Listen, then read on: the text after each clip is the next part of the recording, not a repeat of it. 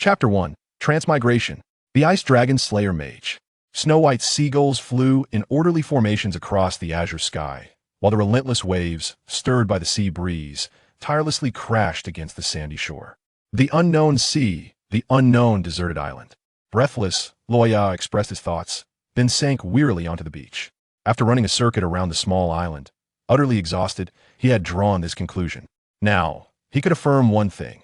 If this was not some legendary prank, then he had truly transmigrated. The half-buried instant noodle cup beneath his feet served as evidence. Luo Ya was originally a lowly office worker, freshly graduated and laboring diligently each day. During the rare May Day holiday, he had prepared bread, instant noodles, and soda, eager to pull an all-nighter with his teammates to grind through dungeons. Just as he had brought his noodles to the computer, his hand had yet to reach for the power button when he lost consciousness. When he regained awareness, he found himself standing on a stretch of golden beach, still clutching the bucket of instant noodles adorned with ham. The refreshing sea breeze that greeted him was a far cry from the stifling air of his cramped rental room, which was a mix of sweat, foot odor, smoke, and the scent of instant noodles. In that moment, Luo Ya was bewildered. The sudden shift had left his mind in a state of paralysis, until the tilting bucket of noodles spilled its scalding water onto his feet, jolting him back to reality. The fear and uncertainty brought on by this unknown situation drove him to run along the island, desperately seeking signs of human life to clarify his circumstances. However, to his dismay, this small island was indeed uninhabited, smaller even than the old residential district where he rented. The horizon was nothing but the boundless blue sea, a true deserted island. Sitting on the scorching sand, Luo Ya shifted uneasily, finding the heat of the sun-baked sand unbearable. He pushed himself up, staggering to the shade of a coconut tree at the edge of the beach. Have I truly transmigrated? Surveying his broken rubber flip-flops, he muttered to himself in a daze, transmigrated without cause or reason. He was oblivious to his surroundings, but according to the conventions of transmigration, this was certainly not his original world.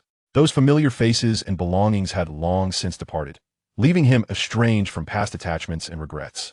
Suddenly, he became animated. Is this some kind of joke?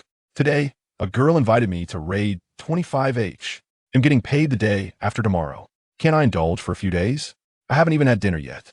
At this point, Luo Ya abruptly shut his mouth, realizing he had indeed not eaten dinner. With that thought, he looked up at the coconuts hanging from the tree, swallowed hard, and a flicker of determination crossed his eyes. I refused to become a starving ghost. Unsure if there were any ferocious beasts lurking in the depths of the island, Luo Ya abandoned his plan to explore. He stripped off his t-shirt, straightened it out, and glanced at the coconut tree. Yes, it would do, but it wasn't long enough. Scanning his surroundings, Luo Ya stealthily removed his pants, leaving only his boxers. This was a method he had gleaned from a variety show where one wraps a strap around the tree and ascends inch by inch using leverage. Hiya! With one flip-flop now discarded, Luo Ya leapt, gripping one end of his pants with one hand while using the other to secure himself against the trunk. What's the next step? Move the strap upward with my hands? Wouldn't that make me fall? Luo Ya pondered, still confused as he clutched his pants.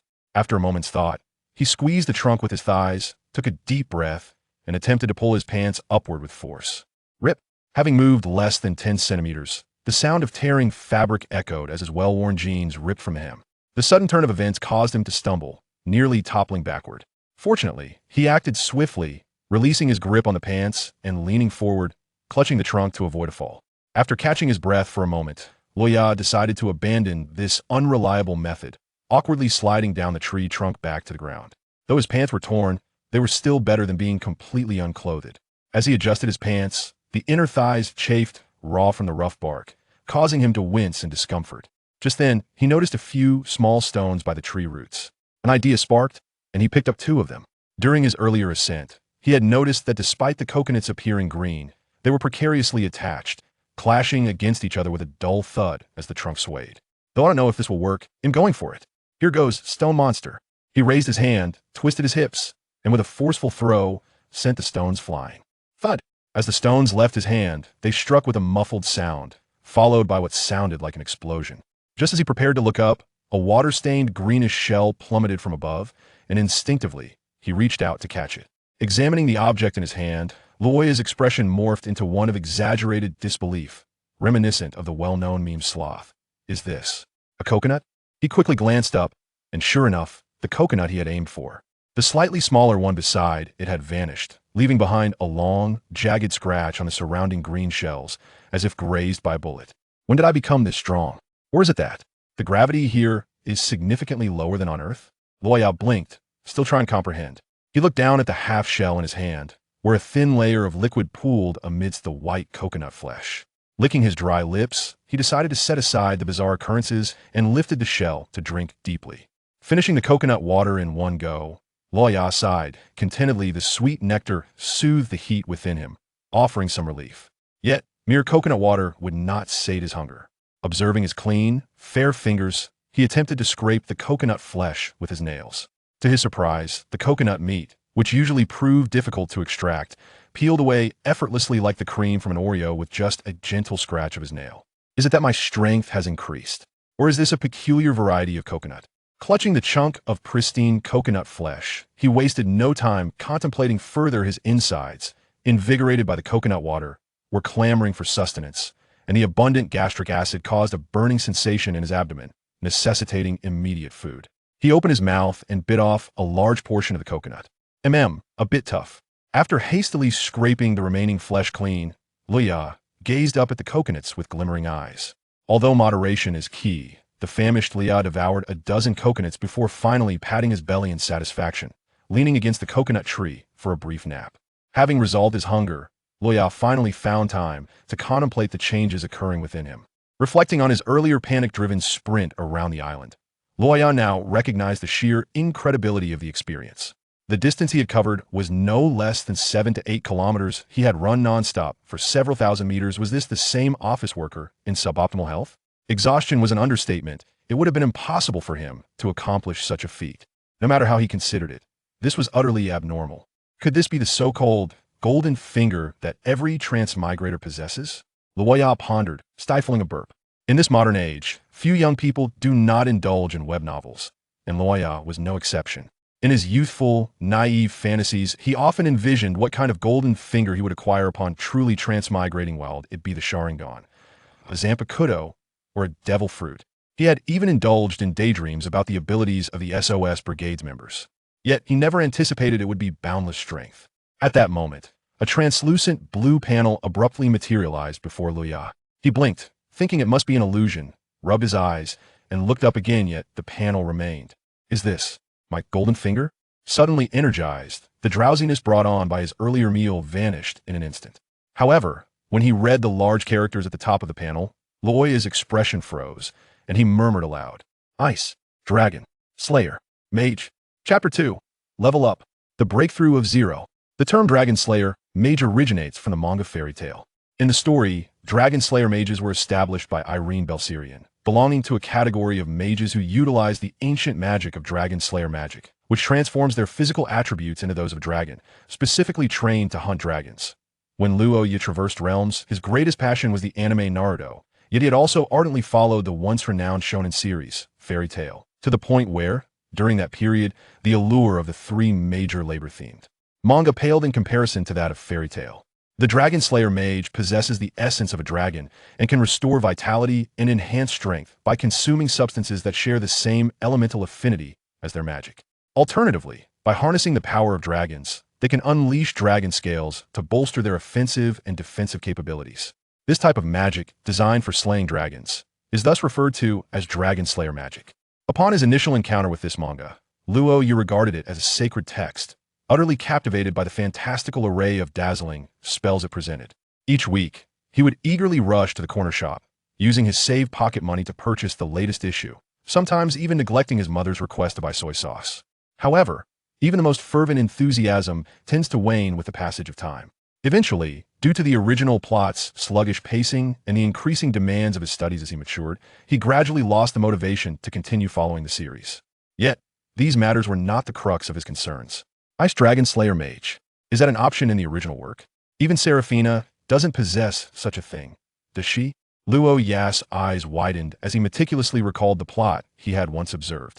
In the original fairy tale, the Ice Dragon Slayer Mage had never made an appearance. It was absent in the first 3 generations, and not a single hint had been dropped.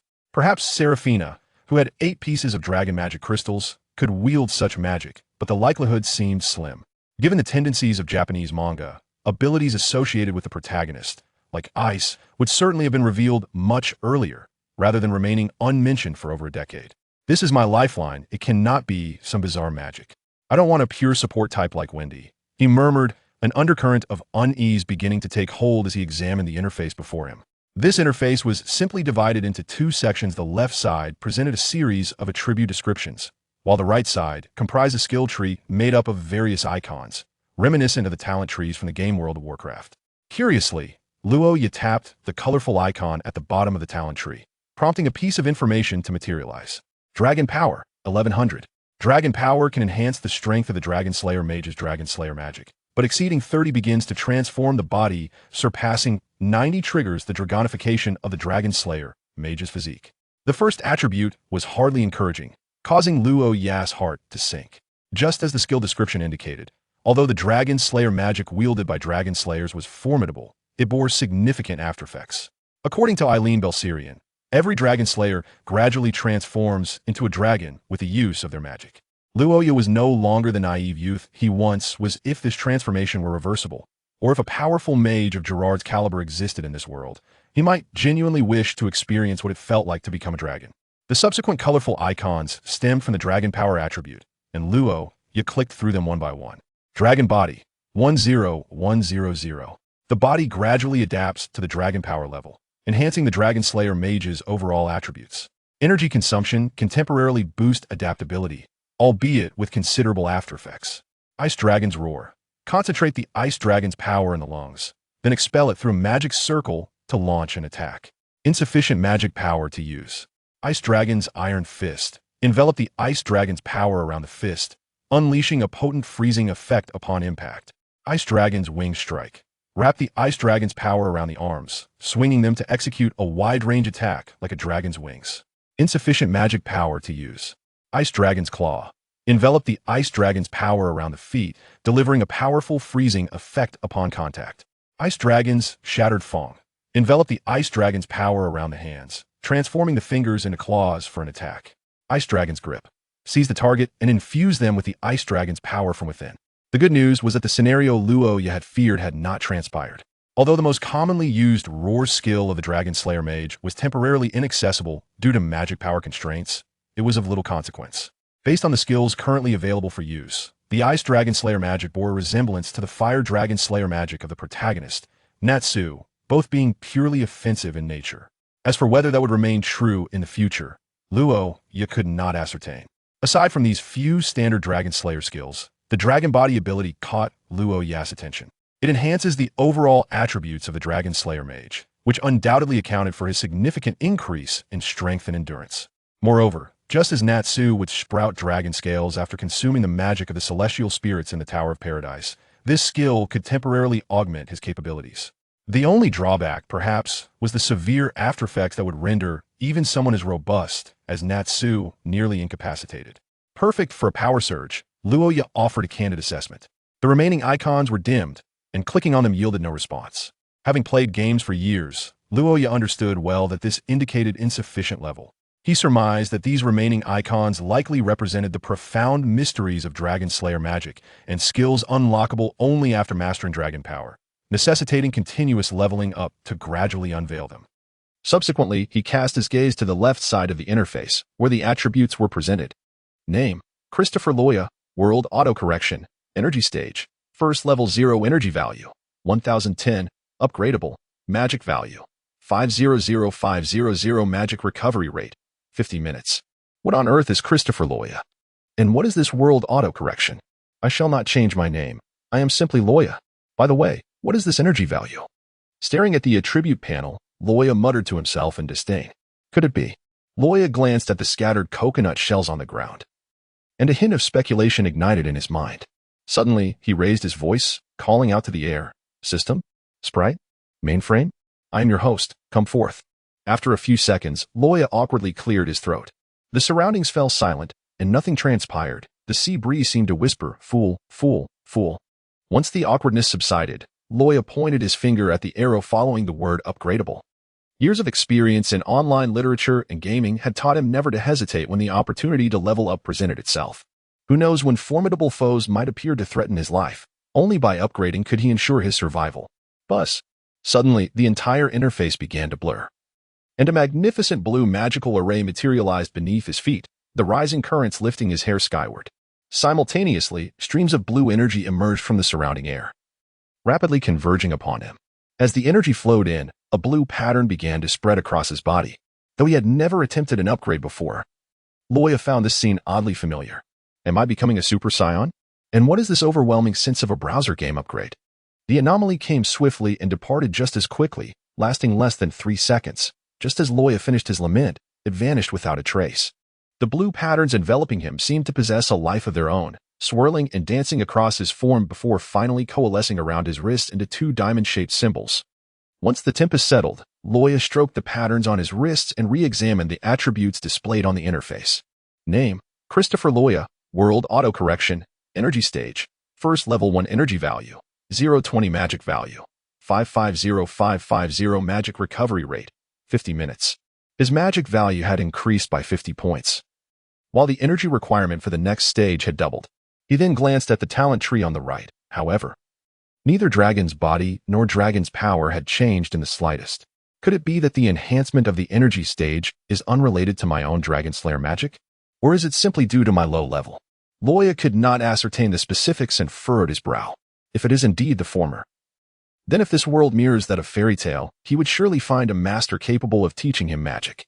Yet if not, would that mean he could not elevate his Dragon Slayer magic at all? However, such concerns were unnecessary at present. Luo Ya had yet to explore the small island beneath him, let alone comprehend the intricacies of this world. Worrying about distant matters was akin to a foolish dreamer. A rumbling growl emanated from his stomach. Luo Ya looked down in surprise. Could it be? I just finished eating and am already hungry. Is the energy required for leveling truly biological energy? Another growl confirmed Luo Ya's suspicion. It seems I must seek sustenance. Yet this time, Luo Ya had no intention of continuing with coconuts, having consumed a dozen. He was not only uncomfortably full but also repulsed by the thought of them. As a dragon slayer, feasting on coconuts would be nothing short of disgraceful. Thus, he resolved to hunt and feast upon meat. Chapter 3. Ascending.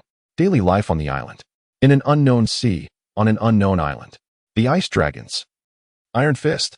A furious roar echoed through the woods, a flash of blue light darted past, followed by the dull sound of impact and the crackling of ice. Luo Ya descended from a height of several meters, landing gracefully with a few light steps before firmly establishing his footing. Excellent. This wild boar will suffice for my sustenance over the next 3 days. He gazed at the wild boar, which had been frozen and shattered into several large pieces, his tone tinged with melancholy. The boar was no small creature. Its 2 exposed tusks were as thick as Luo Ya's arms, lying on the ground like a small mountain. Even one of its fractured hind legs, now scattered on the ground, towered over him. This size could hardly be measured in mere kilograms, but rather in tons. Yet, even with such mass, it was barely sufficient to sustain Luo Ya for 3 days. Upon accepting the identity of a Dragon Slayer Mage, Luo Ya began to explore this small island. Initially, for safety reasons, he targeted a peculiar creature resembling a rabbit but covered in scales. However, weeks later, this giant wild boar, reigning supreme on the island, had made its way onto his menu. To his dismay, Luo Ya discovered that, within just a few weeks, the island seemed to offer nothing but these wild boars for consumption. Aside from the toxic creatures, he had exhausted all other food sources. The unique physiology of a Dragon Slayer Mage necessitated a substantial daily intake of food. In addition, Luo Ya had to focus on augmenting his attributes, which meant he needed to consume copious amounts of food each day. At the initial first-tier level, he could replenish his energy with merely a dozen coconuts. However, starting from the 3rd tier, coconuts no longer provided him with any energy, compelling Luo Ya to alter his diet and hunt aggressively across the island. He realized that the more formidable the creatures he hunted, the greater the energy they provided, enabling him to keep pace with his upgrades. Thus, as he progressed in levels, he transformed his diet, ultimately achieving his first rare accomplishment since his arrival, impoverishing an entire island. As he cleared the surrounding ice, Luo Ya fashioned a stick from ice to skewer the chunks of boar meat. With a powerful lift, he effortlessly hoisted the roasted meat, which was more than 10 times his size. The strength bestowed by his draconic form far exceeded the meager power he had exhibited on the day of his arrival. His brain's instinctive protective mechanisms had initially constrained his strength. However, after weeks of practice, Luo Ya had learned to unlock this restraint and harness his true power. Bearing the skewered meat, Luo Ya swiftly returned to his dwelling, a cave. This cave had once been the den of a 3-meter-tall brown bear, which Luo Ya had usurped after vanquishing its owner. He retrieved a lighter from his pack, shaking it to find only a thin layer of liquid butane remaining, suggesting it would soon be exhausted. He placed the meat skewer outside the cave and ventured inside, soon re-emerging with a bundle of tinder. These convenient fire starters, crafted from dried leaves, were a skill he had acquired thanks to the teachings of Bear Grylls, a solitary figure who had survived alone on an island for weeks, whose videos had imparted vital wilderness survival skills to Luo Ya. Arranging dry twigs, Luo Ya ignited the tinder with his lighter, quickly producing a roaring campfire. Grateful for the magnificent Ice Dragon Slayer magic, he felt no fear of igniting a forest fire that might consume him. Detaching a piece of hind leg meat, he washed it in the nearby stream, skewered it with a sturdy stick, and placed it by the fire to roast. Skillfully, he froze the remaining food, then gazed skyward, lost in thought as he awaited the meat to cook. The experiences of these past weeks had transformed Luo Ya from a cheerful gamer into a reticent island hunter. In the initial 3 days, he had felt anxious, curling up on the beach each night, fearful of missing any passing ships. However, as time progressed, hope and anxiety were gradually enveloped by despair. He had vented his frustrations, roared, and wept, yet none of it changed his circumstances. That energy would be better spent gathering clean leaves for bedding. Regaining his composure, Luo Ya used ice to etch a prominent SOS signal on the beach and at the island's highest point.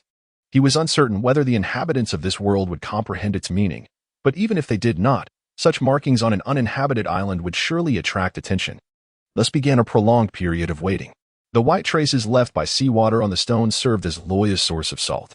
He knew it carried slight toxins and that excessive consumption was harmful, yet without supplementary salt, he lacked the energy to hunt each day. He sprinkled a fine layer of salt on the roasted pork, tearing into it with fervor.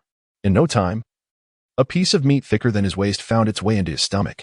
He then retrieved another piece of pork, setting it up to roast anew.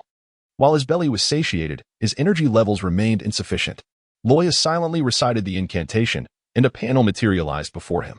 Name: Christopher Luo Ya. World Automatic Correction. Energy Stage. First Order. 10th Layer Energy Value. 85. 100 Magic Value. 1,000. 100 Magic Recovery Rate.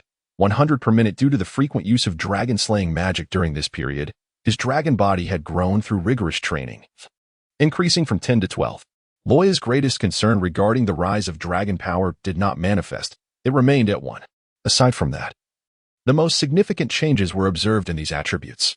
His magic value had reached 1,000, double that of when he first traversed this world. And his magic recovery rate had also doubled. He finally ascended to the First Order, 10th layer. Today, in accordance with the norms of page games, marked the moment of his breakthrough to the second stage. After consuming several large pieces of pork, his energy value finally surged to 100. Luo Ya delicately licked the grease off his fingers, placing them upon the arrow, and chose to enhance. A familiar humming resonated, and the azure magic circle reappeared. Subsequently, streams of blue energy began to manifest, swiftly coursing into his body. However, today as circumstances felt markedly different. The quantity and potency of the blue energy surpassed any previous enhancement. In the blink of an eye, an array of energy swirled around him, enveloping him entirely and forming a luminous blue cocoon. Simultaneously, an inexplicable pressure emanated from within, radiating outward, rendering the surrounding forest eerily silent. As if a mute button had been pressed, no insects dared to chirp. The trees stood still, the water ceased its flow, and even the clouds hung motionless in the sky. Within this tableau of stillness, the only entity in motion was the pulsating cocoon of light. Time felt suspended, as if eons had passed. Yet it also seemed to elapse in mere moments. Suddenly, the surroundings sprang back to life. The sea breeze rustled the leaves, the brook resumed its babbling, and the forest erupted into a cacophony once more. A soft crack echoed. The cocoon, now a deep blue, bore a tiny fissure upon its shell. Crack, crack, crack. The gap widened, and from the outside, a faint azure hue became discernible. Boom. A sudden explosion reverberated as the cocoon shattered, releasing a frigid blast that froze a considerable portion of the forest. Amidst the swirling white mist, a humanoid figure gradually emerged. Luo Ya's original appearance was entirely obscured. He had grown 10 centimeters taller, and his physique had become more robust. Tiny, nail-sized blue dragon scales densely covered his form, a sight that could induce vertigo in those afflicted by trypophobia. Simultaneously, Luo Ya's pupils transformed into golden vertical slits, emanating a chilling, predatory aura that sent shivers down one's spine. Yet, This state did not persist for long. As the energy dissipated, both the dragon scales and sharp claws gradually receded, restoring him to a more human guise. Luo Ya quietly closed his eyes, savoring the surging magical power within him. After a considerable duration, he opened his eyes, exhilarated as he gazed at the diamond pattern upon his hand. At last, he was ready to unleash his full potential. Chapter 4. The World of One Piece. A Blood Oath. Boom. The sound of an explosion resounded once more, prompting Luo Ya to swiftly turn his head towards the beach, where the blast originated. Even from such a distance, he could detect the acrid scent of gunpowder. Has someone finally arrived? Regardless of who it may be, I must escape this place. He had grown weary of the isolation on the deserted island, his thoughts simmering with frustration as he leaped into the air. Crack! At the apex of his jump, Luo Ya began to descend, but beneath his feet, a palm-sized block of ice appeared. With a gentle push, his falling form abruptly halted, and he leapt onto another ice block, repeating this motion as he sped towards the beach, hopping from ice to ice. Vic felt an overwhelming sense of frustration and anger. He was merely a common pirate with a bounty of 35 million, having just arrived in the Grand Line, yet here he was, relentlessly pursued by a rear admiral for 2 entire days and nights. Had he provoked anyone? If it weren't for the specially designed flying fish's propulsion system, which rivaled that of a naval warship, he would have long been captured and shackled. But his good fortune had reached its limit.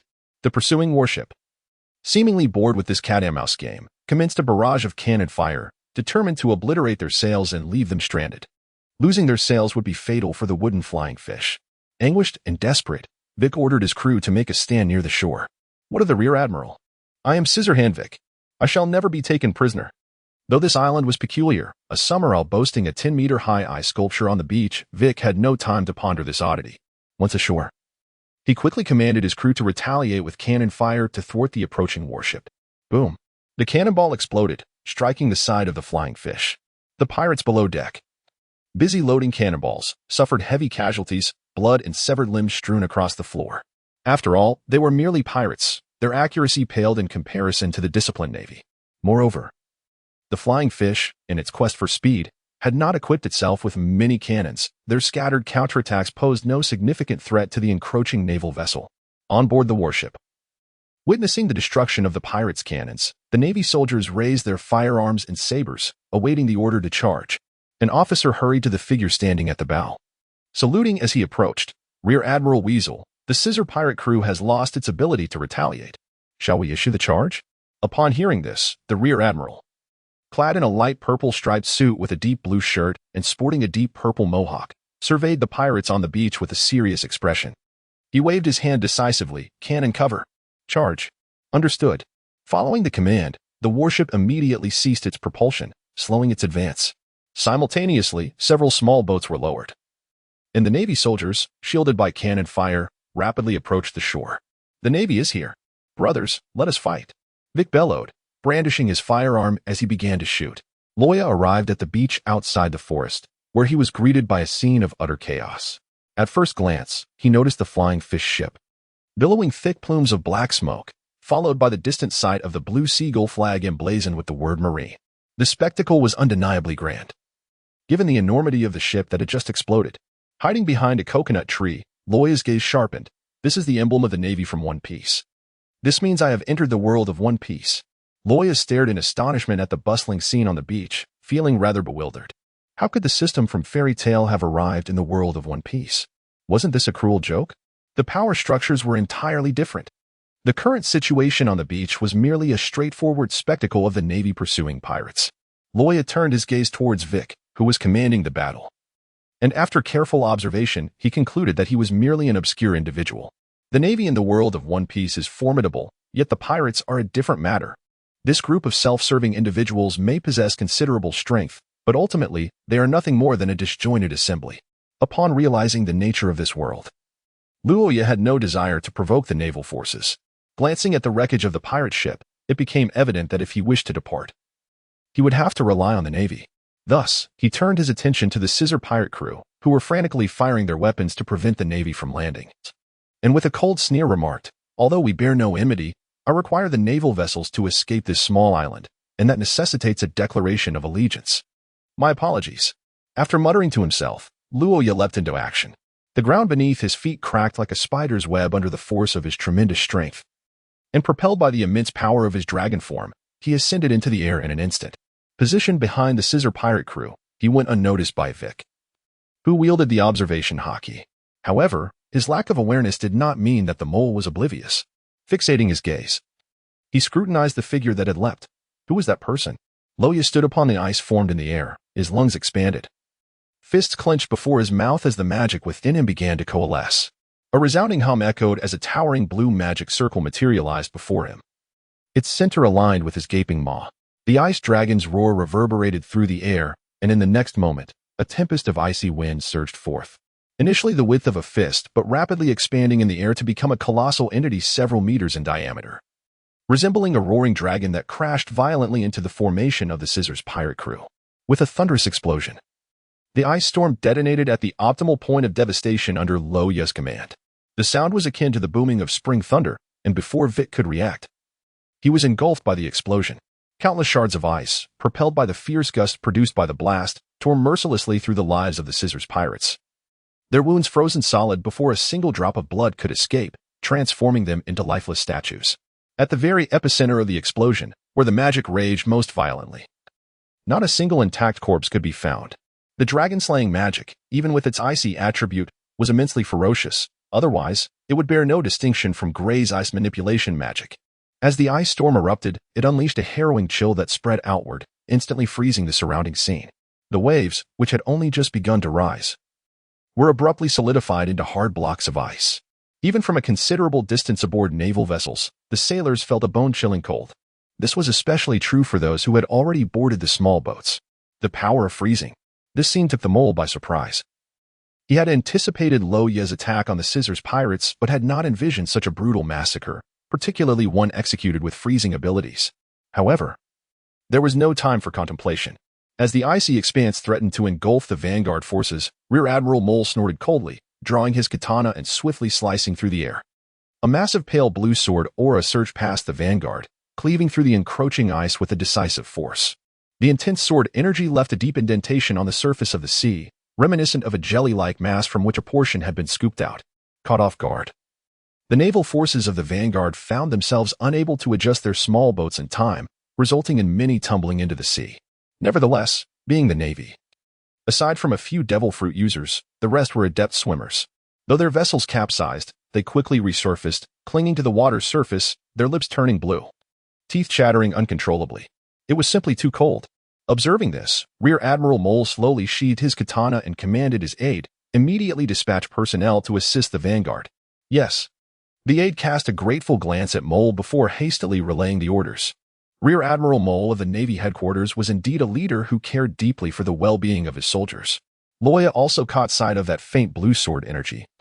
And suddenly, a look of chagrin crossed his face. Alas, I failed to control the power during my first major attack and nearly froze the entire Navy to death.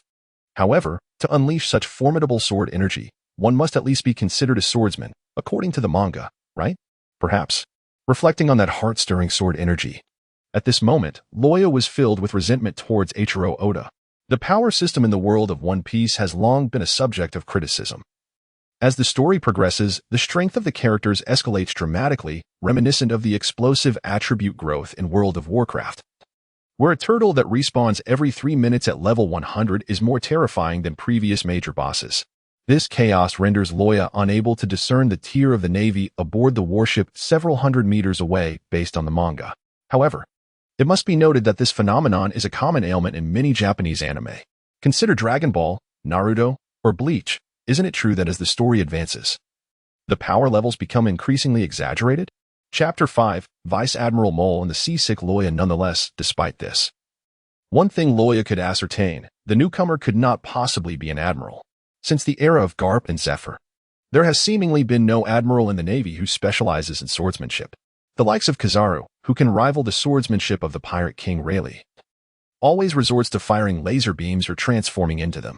If it were those admirals, they would undoubtedly employ their signature attacks. Just consider the world's greatest swordsman Mihawk and several vice admirals who appeared for less than a minute. While sword energy is indeed a powerful ability, it has become quite commonplace overall. At this moment, the battlefield could only be described with the term hell. As scattered around were limbs and chunks of flesh frozen into ice, alongside several pirate heads, preserved and bearing expressions of bewilderment. Luo Ya leaped from the sky, exhaling a breath of icy air. The gust met the moisture in the atmosphere, transforming into countless tiny particles that cascaded down like stars. I have taken a life. Why do I not feel revulsion? Luo Ya pondered this philosophical question, perhaps due to his prolonged existence as a castaway hunter. His perspective on life had undergone an inexplicable transformation. In the distance, Luo Ya stood upon the beach as Admiral Moleskine commanded the warship to approach. Regardless of the motivations behind the massacre of the Scissor Pirates, be it the work of pirates, bounty hunters, or reclusive masters dwelling in solitude, he, as a vice admiral of the Navy, bore the responsibility to investigate. The warship halted 100 meters away, confronted by a thick, solidified layer of ice that rendered it impassable without ice-breaking equipment. Moleskine, uninterested in using sword energy to clear a path for the vessel, leapt onto the shore with a small contingent of sailors. As they drew near, Moleskine finally discerned Luo Ya's youthful visage, which astonished him. The earlier attack had been formidable, rivaling that of the young Admiral Akiji, leading him to believe he was facing an experienced master. To his surprise, he now realized that this individual was likely even younger than Akiji when he first joined the Navy. Admiral Kazan, known as Akiji, enlisted at the tender age of 19 and, by his 30s, had ascended to the rank of admiral, celebrated as a prodigious talent. The youth before him, appearing even younger than Akiji at the outset of his naval career, possessed an extraordinary strength that left Moleskine in awe. Had Luo Ya been aware of Moleskine's thoughts, he would have found it amusing. You think I look younger than Akiji? This is just my baby face. I look youthful among the newcomers. I excel because of my innocent appearance and sweet words. The Ice Dragon's roar, a devastating technique available only after Luo Ya's advancement, undoubtedly exhibited tremendous power. In fact, Akiji's freezing ability upon joining the Navy had paled in comparison. However, the toll it took was considerable. A single use of this technique drained a third of his magical energy. Even if he exerted all his might, he could only employ such an attack thrice. In contrast, Akiji, despite the lesser power of his freezing capabilities, could unleash his attacks a dozen times without difficulty. Reflecting on their later epic battle in the original story that spanned 10 days and nights illuminated this disparity. As they stood face to face, observing Luo Ya's impassive demeanor deep in philosophical thought, Moleskine broke the silence. I thank you for your assistance. I am Vice Admiral Moleskine of the Navy. May I inquire about your esteemed self? Moleskine? Upon hearing this introduction, Luo Ya snapped back to reality, his previously muddled memories now crystallizing. He scrutinized the newcomer, a mohawk hairstyle, comical facial hair, a katana at his side, and a justice cloak draped over his shoulders. Indeed, the unmistakable appearance of Vice Admiral Moleskine. What a good-hearted individual. Luo Ya's eyes brightened. He was principled and unwavering, deeply caring for his subordinates, possessing formidable strength yet lacking the ruthlessness of a kainu. In summary, if Luo Ya sought to leave the deserted island, Moleskine would be the right ally to approach. Even if he did not eliminate the Scissor Pirates as a token of allegiance, he would undoubtedly extend his assistance to the beleaguered Luo Ya. Luo Ya, despite possessing formidable strength, did not exhibit the aloof demeanor of a hunter on the island. His mindset remained that of a reclusive individual. After weeks of solitude, he was overwhelmed with emotion upon seeing another person, tears streaming down his face. Family. At last. Someone has come. Please, take me away from here. I have been stranded on this deserted island for weeks, and I have nearly consumed all the wild boars. The mole, momentarily taken aback, pondered the situation. What just happened? Where did that skilled warrior go? How did he suddenly transform into this pitiful figure? Yet, observing Luo Ya's tattered and filthy attire, along with his bare feet, the mole could only twitch his lips in disbelief, ultimately choosing to trust Luo Ya. As Luo Ya boarded the warship under the watchful gaze of the naval forces, they sensed a profound chill in the air, even from a distance. They regarded him with admiration, paying no heed to his disheveled appearance. In the world of OP, strength is revered above all. Those who possess power command respect wherever they go. Moreover, this world is replete with peculiar yet powerful individuals, and at that moment, they perceived Luo Ya as a uniquely dressed warrior of great might. As he stepped onto the deck of the warship, Luo Ya suddenly grew serious, grasping the railing and staring intently at the sea. The mole, having organized his troops to clear the battlefield, followed Luo Ya onto the ship. Observing Luo Ya's demeanor, the mole inquired, perplexed, Mr. Luo Ya, what is the matter with you? Luo Ya raised his hand and swallowed hard, then forced an unpleasant smile at the mole. Excuse me, Admiral Mole, do you happen to have any medicine for seasickness? The mole replied, you truly are a peculiar individual. He then turned to his aide and commanded, quickly fetch the ship's doctor and prepare a set of clothing. The mole glanced at Luo Ya's ragged attire and issued the orders. Following the mole's directive, an elderly ship's doctor with graying hair arrived promptly. He instructed Luo Ya to lean against the railing in a semi-reclined position, then gently lifted his eyelid to examine him, inquiring, "Your symptoms appear quite severe. And the ship hasn't even begun to move yet. Has this been a lifelong affliction, or is it a recent development?" Luo Ya found himself at a loss for words. Recognizing that his own foolishness was to blame, previously he had been fervently yearning to escape the isolated island. Yet he had overlooked the most significant weakness of the Dragon Slayer Mage, his susceptibility to seasickness. At this moment, his complexion was ashen as he weakly uttered, I consumed a devil fruit, and this is the result. Doctor, am I beyond salvation? A devil fruit? Mused the mole nearby, lowering his head in contemplation. Indeed, aside from the devil fruit, no other explanation could account for Luo Ya's earlier attack. However, what manner of devil fruit could induce such debilitating seasickness? Consuming a devil fruit typically incited the ocean's wrath, rendering one powerless upon contact with seawater, a curse in its own right. Moreover, unlike ordinary fruit users, Luo Ya seemed to possess an additional attribute of seasickness. The mole felt both curious and fortunate at that moment. What a truly unfortunate soul he was. How wise I am for abstaining from devil fruits. In truth, this was the excuse Luo Ya had meticulously crafted. Dragon Slayer magic was not an innate power of this world, and exposing it in public inevitably required justification. The devil fruit served as the perfect pretext. Who could fathom the multitude of peculiar fruit powers that roamed this vast ocean? The notion of no witnesses aptly applied here. Furthermore, Luo Ya was not deceiving anyone. He genuinely transformed after consuming the devil fruit, and he bore no psychological burden in admitting such. Upon hearing Luo Ya's words, the ship's doctor adopted a serious expression. He retrieved a vial of potion from his medical kit and handed it to Luo Ya, then took a piece of alcohol-soaked cotton and gently applied it to Luo Ya's temple. If this ailment is a consequence of the devil fruit, then it is beyond cure. Drink this. It should alleviate your discomfort. I shall provide you with some medicine shortly. Though it may not cure you, it will help you sleep soundly. Thank you, Doctor. Chapter 6. Second-tier attributes, joining the Navy. After ensuring Luo Ya's well-being, Admiral Mole made his way to the command room of the warship, where he produced a din-din mushi connected directly to Sengoku. Marine Headquarters, Marineford. Brew, brew, brew, brew, brew, brew. With a click, Sengoku picked up the receiver of the din-din mushi and inquired, "Is that you, Mole? What brings you to me?" "Well, Admiral Sengoku, I happened upon someone on my return to Marineford from a deserted island." "Found someone?"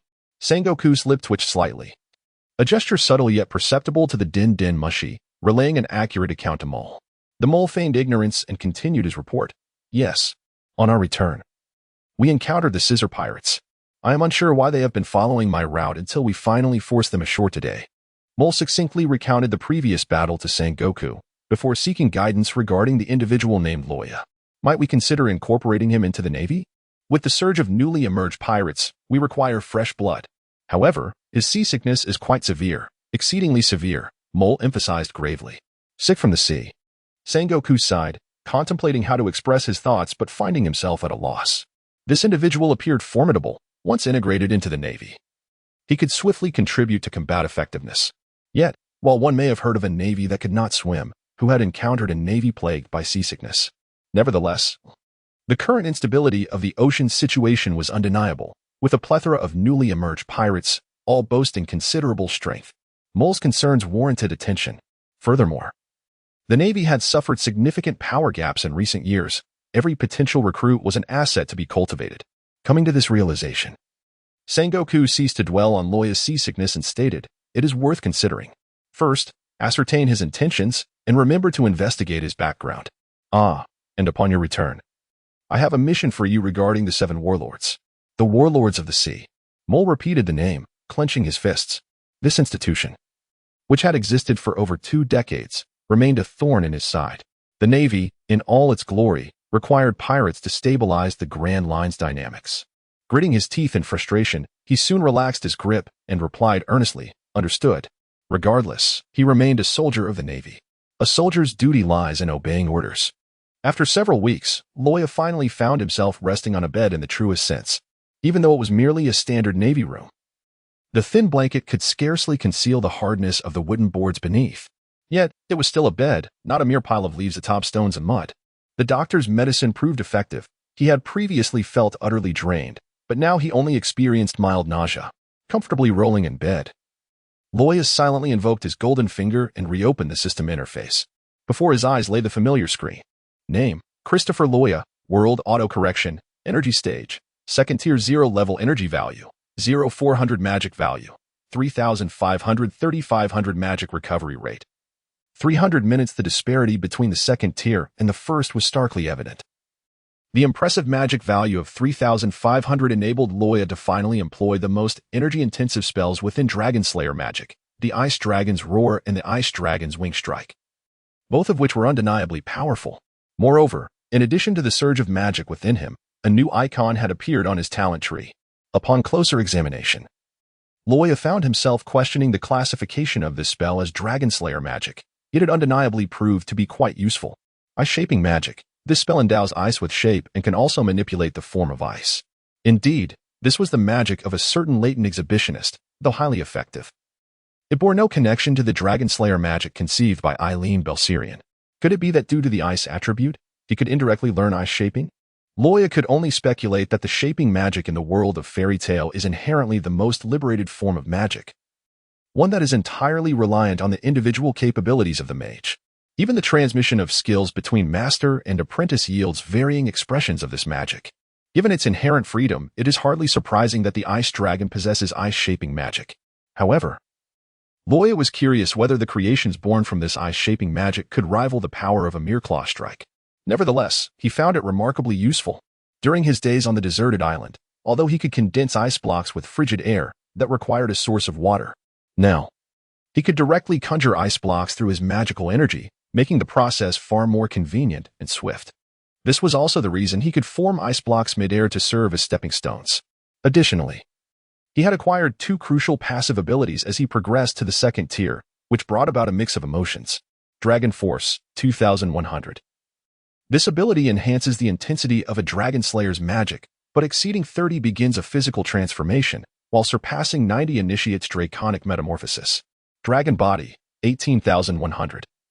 This reflects the body's gradual adaptation to Dragon Force, elevating the overall capabilities of the Dragon Slayer. It can be temporarily augmented by consuming energy, albeit with significant after-effects. Although Dragon Force is the wellspring of the Dragon Slayer's power, its enhancement is not necessarily a boon. Luo Ya could only hope for an awakening mode akin to that in the original narrative, wishing to avoid becoming a dragon himself. In contrast, Dragon Body is beneficial, enhancing the Dragon Slayer's attributes overall. At worst, it might simply exacerbate seasickness, which, while uncomfortable, is not life-threatening. In the original story, a year later, Wendy experienced similar circumstances. Her strength had increased, yet she also began to suffer from seasickness. The more powerful a Dragon Slayer becomes, the less resistant they are to the effects of transportation. As night fell, a series of knocks echoed through the room. Half asleep, Luo Ya opened his eyes and rubbed them. "Come in," he called out. The iron door, despite being well-maintained by the naval soldiers, emitted an unpleasant screech upon being opened. One quality of animated characters is their tendency to maintain the same appearance, often neglecting even a change of clothing. The striking purple mohawk of Admiral Moleskine stood out vividly in the moonlight. Upon entering, he first expressed his apologies for the simplicity of the cabin before addressing the matter at hand. "Mr. Luo Ya, where do you wish to go next? I regret to inform you that our next destination is Marineford, which is off-limits to outsiders. However, we can dock at the nearest island if you require." Marineford. So this places us in the timeline prior to Akaina becoming the fleet admiral? Luo Ya mused, stroking his chin thoughtfully. This world belongs to the realm of One Piece, where the vast seas are teeming with pirates, necessitating the formidable strength of the Navy to keep the rampant pirates at bay. Marineford, of course, is the renowned naval headquarters. Luo Ya discerned the underlying implications in Admiral Moleskine's words. Ostensibly stating that outsiders were prohibited from entering Marineford, he proposed disembarking at another island. Yet, upon a different perspective, it seemed like a subtle invitation to recruit him into the Navy. With this thought, Luo Ya smiled and seized the opportunity. "Ah, I see. Admiral Moleskine, might I inquire if I could join the Navy? You see, I have no particular destination, and being alone with no attachments allows me to dedicate myself wholeheartedly to the work within the Navy." This statement could easily be likened to a line delivered during a job interview post-graduation. Luo Ya's desire to join the Navy is not a whimsical notion, rather, It is a conclusion reached through careful contemplation. In the world of One Piece, what power reigns supreme? Is it the devil fruits? No, it is haki. At present, Luo Ya is uncertain whether a magically enhanced attack can counter the abilities of devil fruit users as effectively as the armament haki.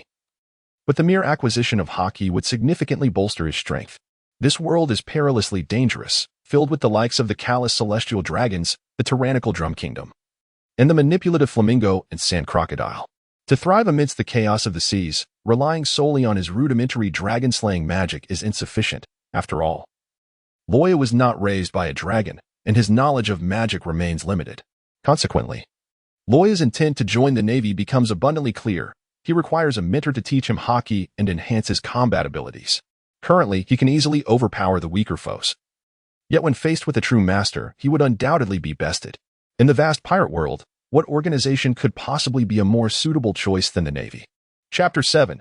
An Impressive Appetite. The Feverish Navy. With mutual intentions and a shared understanding, the two quickly reached an agreement. "Ah, I see," the mole remarked, a smile gracing his eyes, showcasing his satisfaction with Luo Ya's decision, though his tone remained stern. "Joining is certainly possible, but even if you're strong, you must start as a recruit from the very basics. Are you capable of that?" "Absolutely," Luo Ya confidently replied, and starting from the ground up adds an element of challenge. There was an additional thought Luo Ya refrained from voicing. His eagerness to join the Navy was also motivated by the prospect of the recruit camp. Given the previous discussions, it was evident that the time of Akainu's command had not yet arrived, and the legendary figure Zephyr, now a tragic hero, was no longer an option. Who is Zephyr? You may ask. He is a top-tier instructor. Consider the illustrious students he has trained. Each one has made a significant mark upon the seas. Kazan, Sakazuki, and Kazare all commenced their naval journeys as recruits. This is essentially a choice dictated by the grand design of the universe. Do you wish to grow stronger? Then join the recruit camp. The final reason lies in the fact that the much-publicized world conscription has yet to commence, leaving Luo Ya with no other options. Observing the confidence radiating from Luo Ya's expression, the mole nodded with approval, arms crossed over his chest. Excellent. The naval ship is expected to arrive at Marineford the day after tomorrow. At that time, you shall join the recruit camp for training. Now, let us dine. Indeed. The Navy does not indulge in raucous feasts upon the deck like pirates. Instead, they have a designated mess hall.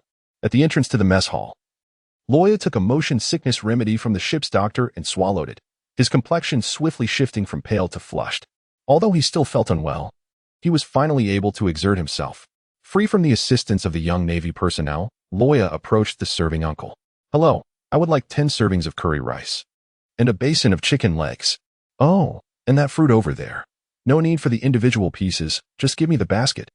Bidding farewell to the astonished uncle, Luo Ya balanced the food in one hand and the chicken legs in the other, biting into the basket of fruit as he hurried to the mole's table. Thud. The heavy metal basin landed with a resounding thump on the table, indicating it was filled to the brim with hearty fare. As he beheld the towering mound of food blocking his view, the mole's eyes involuntarily twitched. "Luo Ya, do you consume this much at every meal?" "Huh?" A chicken leg was tossed into Luo Ya's mouth, and without a trace of chewing, he swallowed it whole in mere seconds. Hearing the mole's inquiry, Luo Ya lifted his head from the basin, bewildered, and replied, "Not really. I'm just not very hungry today, due to the seasickness." Not very hungry. In the time it took to utter those words, Luo Ya had already devoured a significant portion of the curry, leaving a sizable crater in the basin.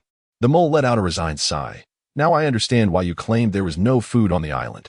Fortunately, they would reach Marineford in a couple of days. Otherwise, given Luo Ya's eating habits, the entire crew would undoubtedly be left starving if they sailed for several more days." Observing Luo Ya's voracious appetite, the other sailors in the mess hall couldn't help but scrutinize their own servings of curry.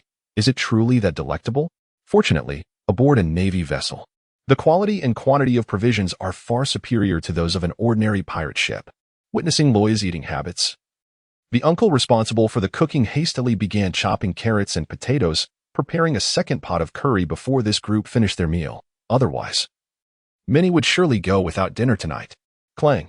As Luo Ya consumed the last morsel, he released the basin, leaning back in his chair with a round belly, letting out a hearty burp, a crystal-clear mist escaping with the exhale. I'm full. It has been ages since I've tasted such delicious curry. Uncle, prepare 5 more large meat bones for me to take." The clatter caused a group of sailors to nearly tumble from their seats. "Are you even human?" While this world boasts a plethora of peculiar races with substantial appetites, such voracity in a single human is indeed a rarity. The mole rubbed his forehead in distress. If Luo Ya were truly to join the Navy, it seemed the recruit camp would need to prepare considerably more food. Otherwise, given Luo Ya's nature, the mole was certain he would undoubtedly steal his comrades' meals. Training would be futile if they couldn't fill their bellies. Clutching the meat bones, Luo Ya bid farewell to the mole as he exited the mess hall. Prior to leaving, the ship's doctor had informed him that he had concocted more motion sickness medication for him to collect that afternoon. The medical quarters were not far from the soldiers' living quarters. It was merely a few steps from the mess hall. As he traversed the corridor, the Navy personnel gaped in astonishment at Luo Ya, who was devouring food with unabashed enthusiasm. With each few steps, a sizable bone, slick and devoid of any meat, was tossed into the sea. "Hello, is anyone there? I'm here to collect my medicine." Standing at the door of the medical room, Luo Ya, still belching, knocked on the cabin door. "Oh, Mr. Luo Ya, please, come in." The ship's doctor's voice emanated from within, prompting Luo Ya to push open the door. The room was spacious, filled with the scent of disinfectant and alcohol. On the left were several white hospital beds, where 2 Navy soldiers, clad in patient attire, shivered beneath their blankets. The ship's doctor sat in a chair opposite, holding a syringe as he drew a milky white liquid from a bottle. On the table before him, Luo Ya observed several neatly arranged brown bottles, which must be the motion sickness medication he would take today. Upon seeing Luo Ya enter, the doctor rose with the syringe in hand, examining the liquid while addressing Luo Ya. "These brown bottles are the ones you need. There are 5 in total. Take them with you, and should you run out or your condition worsen, be sure to inform me promptly." "Thank you, doctor." Luo Ya nodded, retrieving the vials and placing them in his pocket. Turning back, he noticed the doctor lifting the blanket and lowering the trousers of one of the soldiers, exposing his pale posterior. Curiosity piqued, Luo Ya inquired, "By the way, sir, what is the condition of these patients?" The doctor took aim for a few seconds before promptly injecting the soldier's rear, his tone dripping with disdain. "Well, today many of our soldiers caught colds due to falling overboard, and these 2 weaklings have developed high fevers." Luo Ya found the interface quite challenging. The reason the Navy fell into the water was simply due to their inability to control their own strength. Nevertheless, it would be unjust to entirely blame these individuals for their frail constitution. The icy breath emitted by the Ice Dragon Slayer, infused with magical energy, possessed a temperature significantly lower than that of ordinary ice. If a piece of it were placed in a stream, a substantial section of the water would inevitably freeze. Although the frigid current spreading across the sea surface was temporarily obstructed by the sword aura of the mole, the chilling air still managed to permeate most of the Navy aboard the small vessel. Only those who remained unaffected could truly be deemed elite. After a somewhat awkward farewell to the ship's doctor, Luo Ya returned to his quarters. P.S. I noticed a post from a fellow reader in the review section regarding the Tang King. I have been contemplating how to address this issue, given that it is the world of One Piece. In the original work, Natsu would even faint while riding on Simon's back, only feeling secure atop a dragon or held by Happy. This was because he regarded Happy as family rather than merely a mode of transportation. Perhaps we could consider that a dragon slayer's bond with their mount, viewed as family, might counteract such a weakness. Acquiring a steed does indeed seem like a splendid idea. I shall ponder this further. P.S. 2. Additionally, Deshu may find it difficult to respond in the review section recently, as my phone has been linked to another account. Quite unfortunate. I kindly ask fellow readers to assist in establishing a suggestion collection thread in the review section, which I can pin. Nowadays, even obtaining a new SIM card requires identification, which is rather bothersome. P.S. 3. I received a short message on the 9th regarding the contract, and I only saw it yesterday after contacting the editor. I shall head over this afternoon to finalize the contract and send it off, thus officially becoming a signed member. Chapter 8, Marine Fort. Zephyr takes a disciple. Reclining on a humble wooden bed, Luo Ya silently invoked his golden finger and opened his attribute panel. Name: Christopher Luo Ya. Energy stage: 2nd level, 0 energy value, 3400 magic value, 3500 magic recovery rate, 300 per minute. Indeed, upon reaching the 2nd stage, the energy provided by ordinary food was woefully inadequate. Gazing at the prominent 3 in the energy value section, Luo Ya felt a wave of helplessness wash over him. Previously, while in the cafeteria, he had discreetly opened the panel, intending to test whether outsiders could see it, only to be astounded by the one displayed. After satisfying his hunger, Luo Ya opened the panel again, only to despairingly discover that the one had morphed into a 2. Subsequently, after consuming a significant quantity of large meat bones on his way to the medical room, his energy value finally ascended to 3. If the initial level was already so challenging to enhance, what would the future hold? Would he need to consume high-grade ingredients? Yet this is the world of One Piece, not that of a culinary captive. Where could he possibly procure such high-grade ingredients? Closing the panel, Luo Ya rubbed his temples in distress. 2 days later, in the afternoon, Luo Ya, having consumed medication for seasickness, was reclining in the cabin, indulging in a brief slumber, when an unexpected cacophony roused him from his repose. He donned his shoes and, with unsteady steps, ambled towards the door. Just as he was poised to grasp the doorknob, the cabin door was abruptly yanked open. Taken by surprise, Luo Ya stumbled forward, his legs faltering, but was swiftly steadied by a pair of strong hands that grasped his shoulders, helping him regain his balance. Luo Ya looked up and greeted weakly, "Good afternoon, General Mole. Your seasickness seems to be worsening." General Mole regarded Luo Ya's pale complexion with seriousness. In such a state, Luo Ya could hardly stand, let alone engage in combat. "Indeed, I fear I shall need to seek a stationed assignment from now on." Luo Ya forced a strained smile, revealing a rather unpleasant expression. "Those matters are still far off. We shall discuss them later. The Marshal will make arrangements. However, starting today, you can find relief, for we have arrived at Marifold." Upon hearing this, Luo Ya's eyes sparkled with excitement as he gazed towards the mole's rear. Indeed, there it was, the colossal military fortress emerging at the horizon where the sea met the sky. Even from a considerable distance, the prominent character's navy remained distinctly visible on the fortress's facade. This was none other than the naval headquarters, one of the 3 great powers on the Grand Line. At long last, they had finally arrived. Tears streamed down Luo Ya's face. The past few days had been nothing short of torment. The ship's doctor's remedies had become increasingly ineffective, leaving Luo Ya so nauseous that he could scarcely eat. He had contemplated returning to the deserted island more than once, yearning to escape this suffering. Yet, such a desire was an unrealistic luxury, for the mole would never command a return simply because he was seasick. Now, the days of torment were finally drawing to a close. Observing Luo Ya's condition, Rear Admiral Mole's eyes also glistened with emotion. He pulled Luo Ya to the railing, and, pointing towards the magnificent fortress, exclaimed with fervor, "Yes, we have arrived. Take a look. Luo Ya, my dear mole, I am still alive." Nonetheless, it is a fact that Luo Ya has finally found liberation. The warship, amidst a chorus of cheers, came to a steady halt at the port. Luo Ya adamantly refused to be carried off by the Navy on a stretcher. Who knows? That contraption might also be counted as a means of transportation. With each trembling step, he descended the ship's ladder, and the moment his feet touched the ground, he instantly regained his vigor, as if invigorated by a surge of adrenaline. "I, Huan-san, have returned. Ha ha ha ha." Due to Luo Ya's severe illness, the mole permitted him to disembark first, trailing behind him. As Luo Ya unleashed the frigid aura enveloping him, the mole instinctively leaped back onto the deck. Upon his return to the ship, he suddenly realized that he might have made an erroneous choice, for the Navy personnel surrounding Luo Ya were shivering, their faces turning pale and rigid in the biting cold. "Luo Ya!" The mole general's eyes blazed with fury as he bellowed, his form abruptly vanishing from sight, only to reappear before Luo Ya in an instant. Huh? Luo Ya was momentarily bewildered. What was the mole attempting to do? Judging by his posture, it seemed he was poised to deliver a punch. "What is that dark substance in your hand? A manifestation of your prowess?" In a fleeting moment of thought, Luo Ya did not evade, for he could not comprehend the mole's intentions. Therefore, bang! In the next instant, he was sent hurtling backward, penetrating the outer armor of the warship, his head crashing into the cabin. The entire vessel rocked from the impact, waves crashing toward the shore and threatening the Navy station there. Oh, what a lively scene! Not far from the shore, a tall man clad in a white vest and deep blue shirt spoke with an expressionless demeanor, subsequently extending his hands toward the crashing waves. Freezing moment.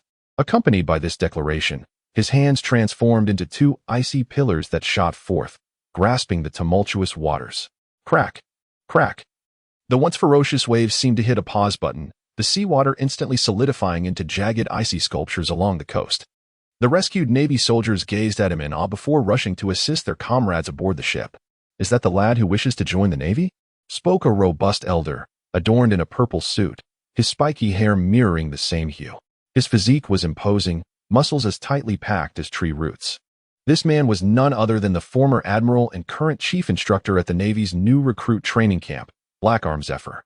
At this early juncture in time, Zephyr had yet to don the colossal mechanical arm known as the Crusher, opting instead for a simple black prosthetic. Kazan, having just retracted his hands, heard the elder's words and languidly removed the eye patch from his forehead. Indeed, I have heard he possesses the ability to freeze, hence my curiosity. But it appears to be nothing extraordinary. Do not let pride cloud your vision, Kazan. Zephyr spoke sternly to his disciple. He is still young, with diligent training. His future potential is limitless. Ah, the teacher has begun his lecture again. Kazan nonchalantly retorted, Yes, Master Zephyr. When Luo Ya awakened once more, the sky had already darkened. He stared blankly at the unfamiliar ceiling above him, and then, with a sudden burst of energy, sprang from his hospital bed. Damn it! How dare you ambush me? I shall engage you in 300 rounds of combat. He exhaled icy crystals, flailing his arms in a wild display. You be quiet. A thunderous voice interrupted Luo Ya. Turning his head, he beheld an elderly man with violet hair seated on the adjacent bed. The old man crossed his arms, his expression one of evident displeasure. Zifa.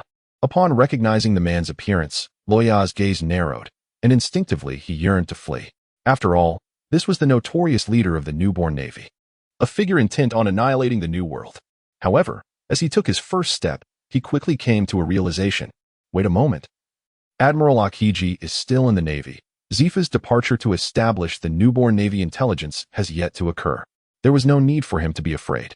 With this thought in mind, Luo Ya forced a smile toward Zifa. May I ask if you are Mr. Zifa? Humph. Zifa let out an impatient huff, responding. You should now refer to me as teacher, Luo Ya. Teacher? Luo Ya tilted his head in confusion. Zifa. Teacher, what is the meaning of this? When did you take me as your disciple? Originally, Luo Ya intended to continue addressing him as Mr. But a fierce glare from Zifa compelled him to change his address in haste. I have not formally accepted you as a disciple, but you have now joined the new recruit camp, and according to regulations, you must address me as teacher. Zifa provided a brief explanation before continuing, of course. If you wish to become my disciple, you must first enhance your physical constitution. That little mole knocked you out with a single punch, indicating you are rather fragile. However, there was one detail Zifa neglected to share with Luo Ya. Few in the new recruit camp were permitted to call him teacher. Those who could were all outstanding recruits, commonly referred to as the elite camp, while ordinary recruits were expected to address him as Admiral Zifa or Instructor Zifa. Chapter 9. First Day of Training, Elite Assessment. The following day, in Marineford, the Navy's new recruit training camp. A ray of morning light danced upon the horizon, revealing half of a crimson orb amidst the clouds. Today marked Luo Ya's first day in the Navy, and he had remarkably risen early, clutching a large bundle of steamed buns, munching as he hurried along. After all, they were free, why not indulge? As he made his way to the training ground, other recruits, bustling by the roadside, couldn't help but steal glances at him. What an insatiable appetite. He must be Luo Ya, right? I heard he was brought back by Admiral Mole. It should be him. Keep it down. Yesterday, he was sent flying by Admiral Mole with a single punch, crashing through the battleship's armor without a scratch. Seems like he is another monster. Indeed, the news of Luo Ya's enlistment in the Navy has spread widely, particularly due to the notable size of the warship undergoing repairs. Initially, many speculated that General Mole had encountered an attack at sea. However, upon further inquiry, the truth emerged, and Luo Ya's name became known. Indifferent to their chatter, Luo Ya, as a transmigrator, still experienced a lingering illusion reminiscent of watching a 3D film. He had come to realize that the current year was 1516 in the Sea Circle calendar, marking the 16th year of the Age of Exploration, just a year before Ace set sail, while Monkey D. Luffy, the destined child, was preparing for his own journey in Windmill Village. Rushing to the training grounds, he found a considerable gathering of new recruits. While munching on the last of his bun, Luo Ya surveyed his fellow comrades. The bearded man, an unfamiliar face. The blonde beauty, likewise unknown.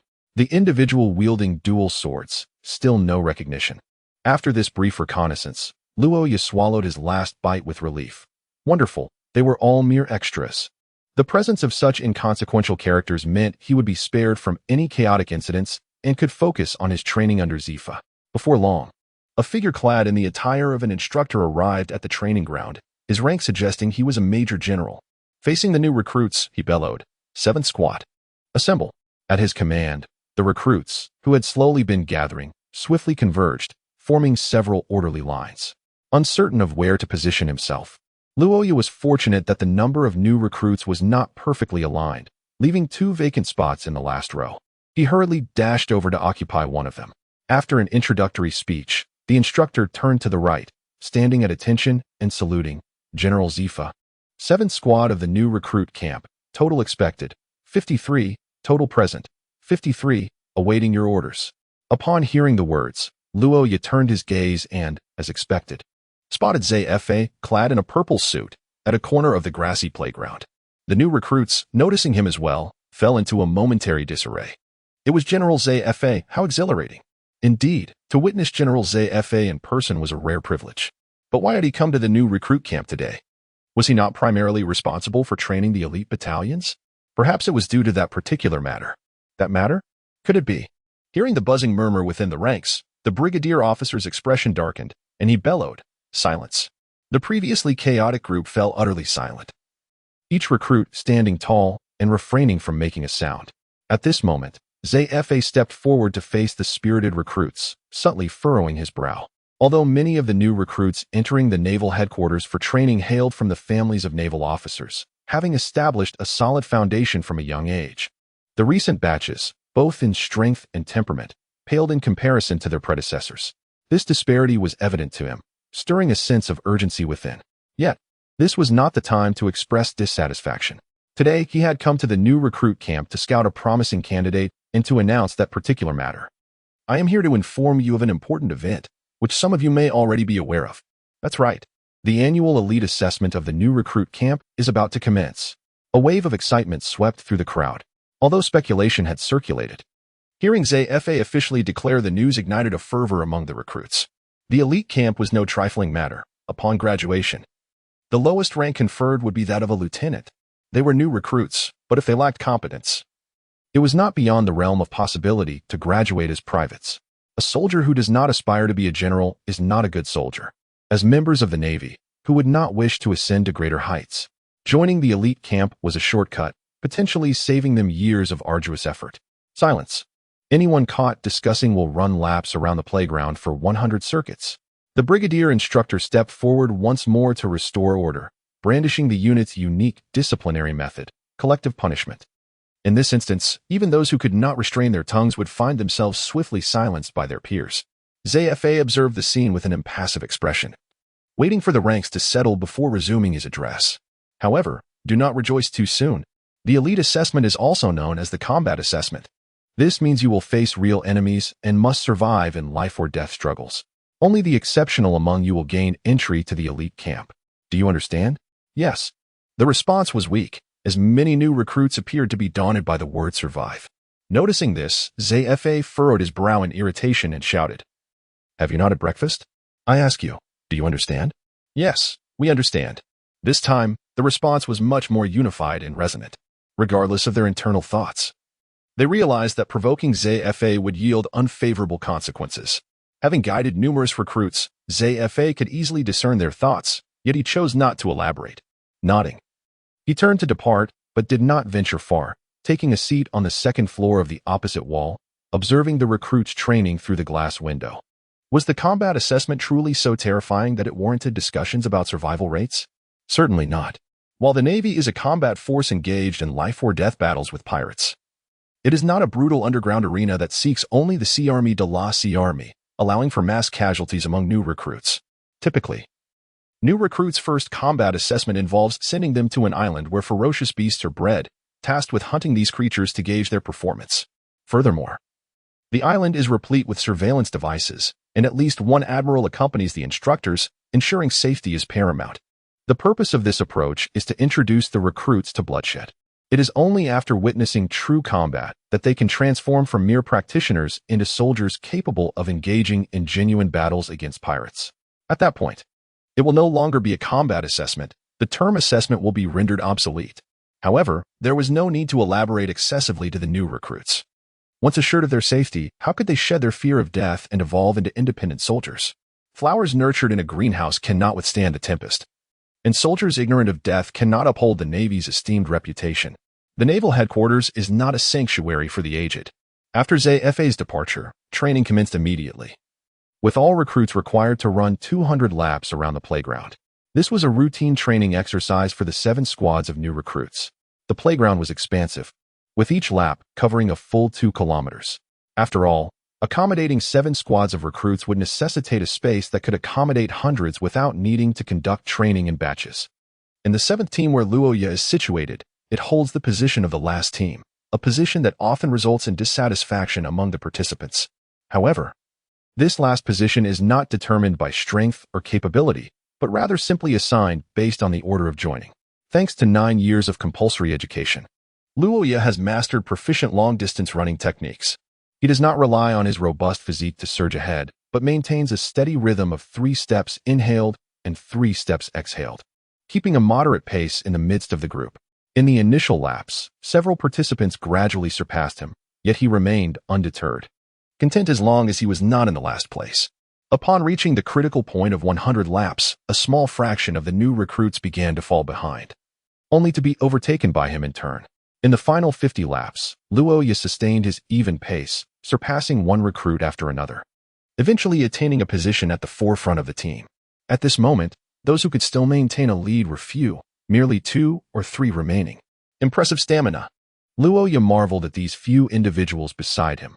After running for so long, their bodies exhibited no superfluous movements apart from their heavy breathing, each step taken with remarkable steadiness. Chapter 10. The Duel. A battle for dignity between the diner and the chef. After completing 200 laps, Luo Ya felt a slight soreness in his calves, which subsided after a brief stretch.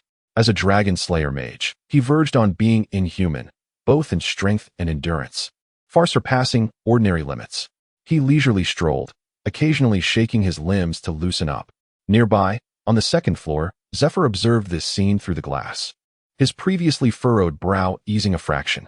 Although he had been knocked unconscious by a punch from the mole, and his defenses were not particularly strong, the endurance displayed was commendable. Perhaps I should arrange additional physical training for him. Otherwise, at this intensity, the training objectives will remain unachieved. With this thought, Zephyr turned his head towards Kazan, who had just arrived. Are you particularly idle these days, wandering around the new recruits' camp? Oh, come now, don't say it like that. Teacher Zephyr.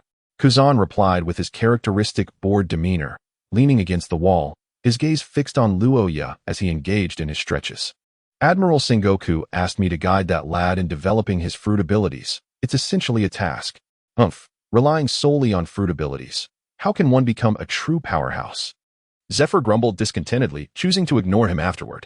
Kazan refrained from vocalizing, ISNT that just like Kizaru? Their relationship was amicable, with Zephyr having once been his mentor. Thus, displaying a lackadaisical attitude was acceptable, but to provoke him on this matter felt excessive. However, speaking of it, according to Mole's accounts, his freezing ability focuses more on temperature rather than range. I wonder how much I can actually teach him, considering it's not an elemental fruit. That is a matter for you to ponder. The animal-type mythical beasts are exceedingly rare, especially a dragon, a creature of legend. While I do not endorse him focusing primarily on developing his fruit abilities, it would be unwise to squander such a promising talent. Yes, I understand. The dragon fruit, Ice Dragon form. This is the fruit ability that Luo Ya has woven for himself. Before arriving at Marineford, Mole had persistently probed into his background and fruit abilities. Although this world lacks rigorous census records and identification systems, being incessantly hounded can become quite cumbersome. Thus, he crafted a tragic childhood narrative of an orphan, laboring aboard a merchant ship, which was ambushed by pirates during its return journey, leading to the ship sinking. He alone drifted to a desolate island amidst the storm, where he found a devil fruit.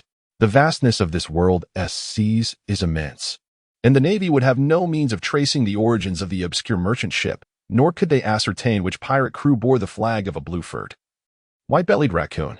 Perhaps this was merely a flag used to conceal their identity. With so many unknowns, this story is virtually flawless. After concluding the run and resting for approximately 5 minutes, the major instructor announced the second training session, squats with a weight plate on his back. Luo Ya's performance continued to earn Zephyr's commendation. Typically, new recruits manage between 50 to 100 squats while carrying a weight disc. Those who fall below 50 are considered at the bottom of the ranks and must commence their journey as private soldiers upon graduation. In Luo Ya's case, it was only the instructor's impatience that prompted him to cease his exertions, as time dictated the transition to the next training segment. During this interval, his fellow recruits diligently counted, and he astonishingly completed a total of 973 squats. His movements were precise, and his pace consistent. Upon finishing, he was merely slightly out of breath, with no other issues to note. After all, Luo Ya's draconic physique had reached level 18, bestowing him with formidable enhancements. Mole, a powerhouse specializing in swordsmanship and martial arts, was knocked unconscious by a single blow from Luo Ya, yet this did not imply Luo Ya's inferiority. The physical training regimen at the recruit camp proved rather effortless for him, and before long, the morning had elapsed. At the instructor's command, they rose from the ground, brushing off the dust from their hands. Mealtime was allotted an hour, followed by continued training in the afternoon. Now, disperse. Time for lunch. Luo Ya's eyes sparkled with anticipation, and he could not help but swallow hard. Having ascended to the second tier as a Dragon Slayer Mage, his appetite had intensified like never before. The modest breakfast of buns had long been digested by mid-morning, and his stomach was already clamoring for sustenance. Despite the growls of hunger, Luo Ya felt no fatigue due to his abundant magical energy, leaving him with an unsettling sense of vigor amidst his hunger. Upon hearing the announcement of mealtime, he exuberantly leaped into the air, swiftly orienting himself towards the cafeteria and darting away with remarkable speed. Following his morning display, the veterans held a favorable impression of this new addition to their ranks. As they prepared to call out for a communal meal, they were taken aback as Luo Ya soared into the sky, leaving them astonished. Luo Ya was indeed a user of a devil fruit. This revelation spread rapidly through the recruit camp. Although countless devil fruits existed across the seas, their scarcity compared to the global population was still significant. While their naval forebears may have been users, the appearance of such a power in the recruit camp was undeniably captivating. Observing Luo Ya's swift departure, Zephyr inquired, "Kazan, are you capable of such movement?" In Luo Ya, Zephyr perceived the potential to command aerial superiority. The previous Golden Lion and the current 1st Division commander of the Whitebeard Pirates, Marco the Phoenix, had caused the Navy considerable strife with their flight abilities. Zephyr was eager to find a solution to this predicament. However, Kazan's response left him disheartened. Short distances are feasible, but long distances are exceedingly challenging and not worth the effort. A direct attack would be more effective. Kazan, a user of the ice fruit, was composed of ice. His attacks involved shards splitting from his body rather than conjuring ice from thin air. If there was liquid present, he could freeze it instantly upon contact. But in the absence of such, he could only watch helplessly. Otherwise, Marco's flight ability would not be deemed insurmountable. A simple jump could facilitate a direct punch. And as an admiral, his speed would certainly surpass Marco's. Unaware of Kazan and Zephyr's exchange, Luo Ya was singularly focused on one objective: food. He dove to the ground, rolling to dissipate the force of his landing, and lunged towards Ms. S in the cafeteria. He quickly surveyed the scene and immediately discerned the day's lunch menu. 20 servings of white rice and stewed meat, and please bring me a pot of meat soup. A pot. Ms. S was momentarily taken aback, then fiercely pressed the ladle against Luo Ya's forehead. "Kid, can you truly consume this much? If you dare waste food, I want to let you off easily." Luo Ya stepped back, raising her head to thoroughly savor the rich gravy clinging to the bottom of her soup spoon. With a smile, she reassured Ms. S, "Rest assured, I shall never squander food. My only concern is that you might not prepare enough for my appetite." "Huh. I have been cooking in Marifold for 3 decades, and no one has ever dared to utter such words." Ms. S cast aside her spoon, replacing it with a pristine one, assuming a posture of challenge as she placed it against her chest. "You must be the reason why General Mole instructed us to prepare an additional 20 servings for each meal. Very well, let us duel. We shall see if my culinary creations can keep pace with your voracious consumption." Luo Ya's anticipation was suddenly piqued, but upon reflection, she resigned herself to relinquishing that delightful prospect. "Perhaps not," she mused. "I have training this afternoon, and being late would incur punishment." At that moment, Ms. S relaxed her tone, recalling that this cafeteria exclusively served the Marineford training camp for recruits and elite trainees. She was more familiar with the rigorous training regimen of the recruits than Luo Ya herself. "Sister S, since he is training this afternoon, your duel could take place in the evening," suggested a nearby chef who was observing the exchange. "Many recruits will be heading home for dinner then, so the crowd will be sparse." Upon hearing this, both parties brightened at the prospect. "Very well, let the duel commence. The time is set for tonight." "Yes, indeed." "Excellent." Chapter 11. The duel begins. The extent of Luo Ya's appetite is likely a mystery even to himself. After all, He can no longer be regarded as merely human. He has transformed into a humanoid dragon. Just imagine the sheer indulgence he experiences at night.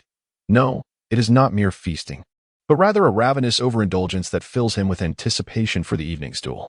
The afternoon training sessions are considerably more intricate than those in the morning, as he must hone his combat skills to face the pirates as part of the Navy.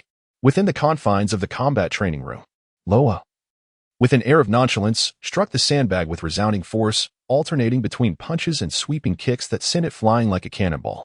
He occasionally indulged in the salivation at the corner of his mouth. Witnessing this scene, the Major General, though discontented with Luo Ya's lackadaisical demeanor, refrained from voicing any objections. At his rank, he had already received certain internal communications. While Luo Ya's performance in close combat appeared rather unrefined, his overall capabilities and fruit-based powers were undeniably formidable. The training in the rookie camp had ceased to yield significant benefits for him. In order to maintain balance among the others, he had not been afforded specialized training. The elite camp, directly overseen by Zephyr, was where he truly belonged, alongside those referred to as monsters, his true peers. Remaining in the rookie camp was merely a pretext for advancement, a formality to pass through practical assessments. At last, the instructor called out the command to disperse. The news of Luo Ya's impending duel with Ms. S from the cafeteria has been leaked by informed sources, stirring excitement among the new recruits at the camp. Amidst their monotonous and rigorous daily training, the prospect of entertainment ignites their spirits, leading a throng to accompany Luo Ya to the cafeteria. Zifa, having concluded his visit to the wartime office to confirm details regarding the new recruit's practical assessment scheduled for next month, happened to pass by the camp on his way home and caught sight of Luo Ya surrounded by a crowd entering the cafeteria. What are these fellows up to now? The cafeteria tables were moved aside by the chefs, leaving only two in the center.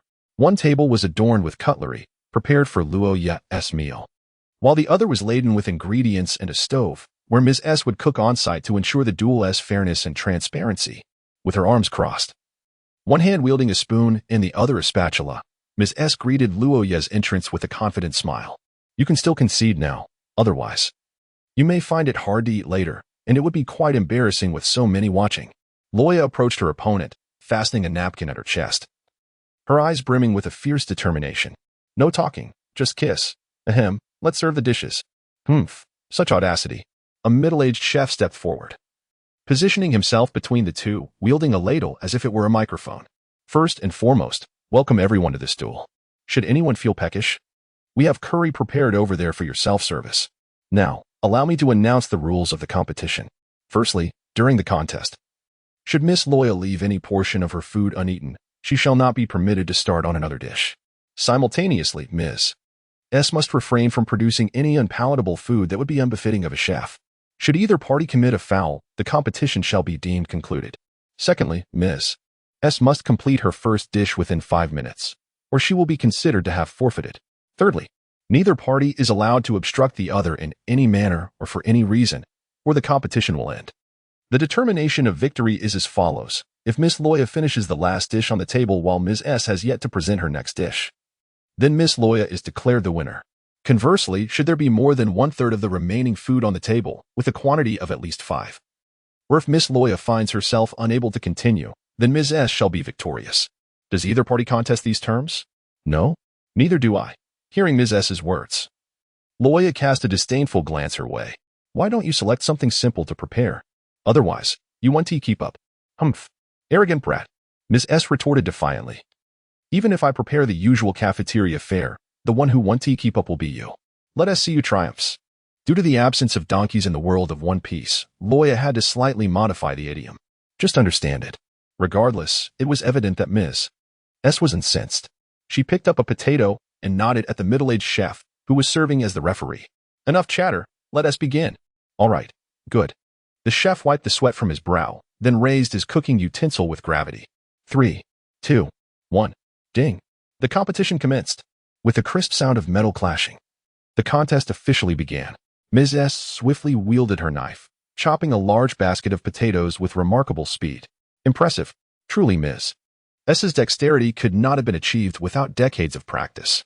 Indeed, and look at those potatoes, all uniformly sized, and she even peeled them. Truly remarkable. Listening to the commentator's remarks, Luo Ya's demeanor shifted to seriousness.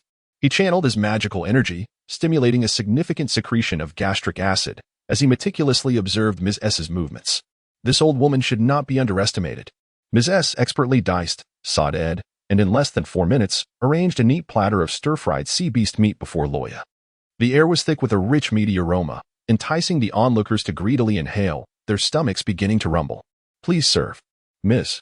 S succinctly stated before turning her attention to the preparation of the next dish. "Oh."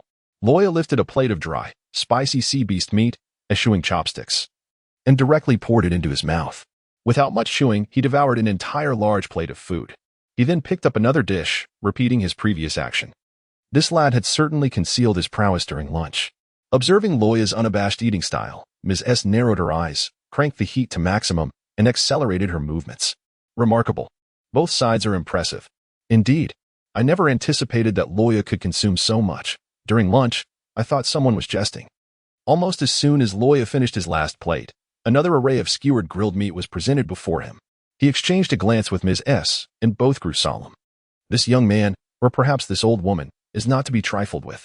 The competition continued to heat up, as the onlooking recruits cheered while indulging in curry, their appetites whetted by Luo Ya's influence. Zephyr stood outside the window, observing the lively scene within. He contemplated rushing in to discipline this unruly bunch but ultimately refrained.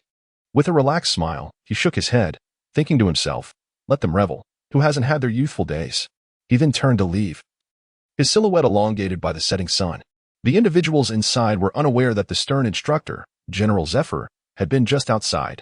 Otherwise, they would have scattered like frightened birds, rather than cheer so fervently for both sides. As time progressed, the competition reached a fever pitch.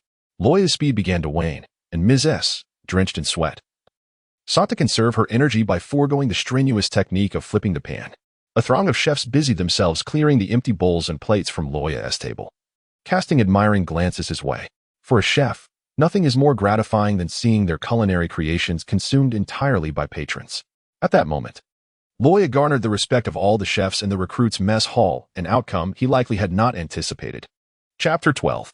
A victory as sweet as the fruit of animal zoans. The night deepened, stars gradually filling the sky. The sea breeze grew cold, causing the patrolling sailors to shrink their necks and tighten their uniforms, yet they continued their serious patrol with guns in hand. Soldiers on duty at the lighthouse, smoking, glanced towards the recruits' camp. "Huh? Is the mess still serving food at this late hour? That wretched little brat." Ms. S, propped on her knees, gasped for breath, while before her, a pot of bubbling, aromatic meat soup simmered enticingly. After a brief respite, she resumed chopping vegetables. For Luo Ya at the table across had nearly finished his last dish. Luo Ya rested one hand on his prominently rounded belly, while the other clutched the edge of his plate, crunching and munching as he devoured his meal. Aha!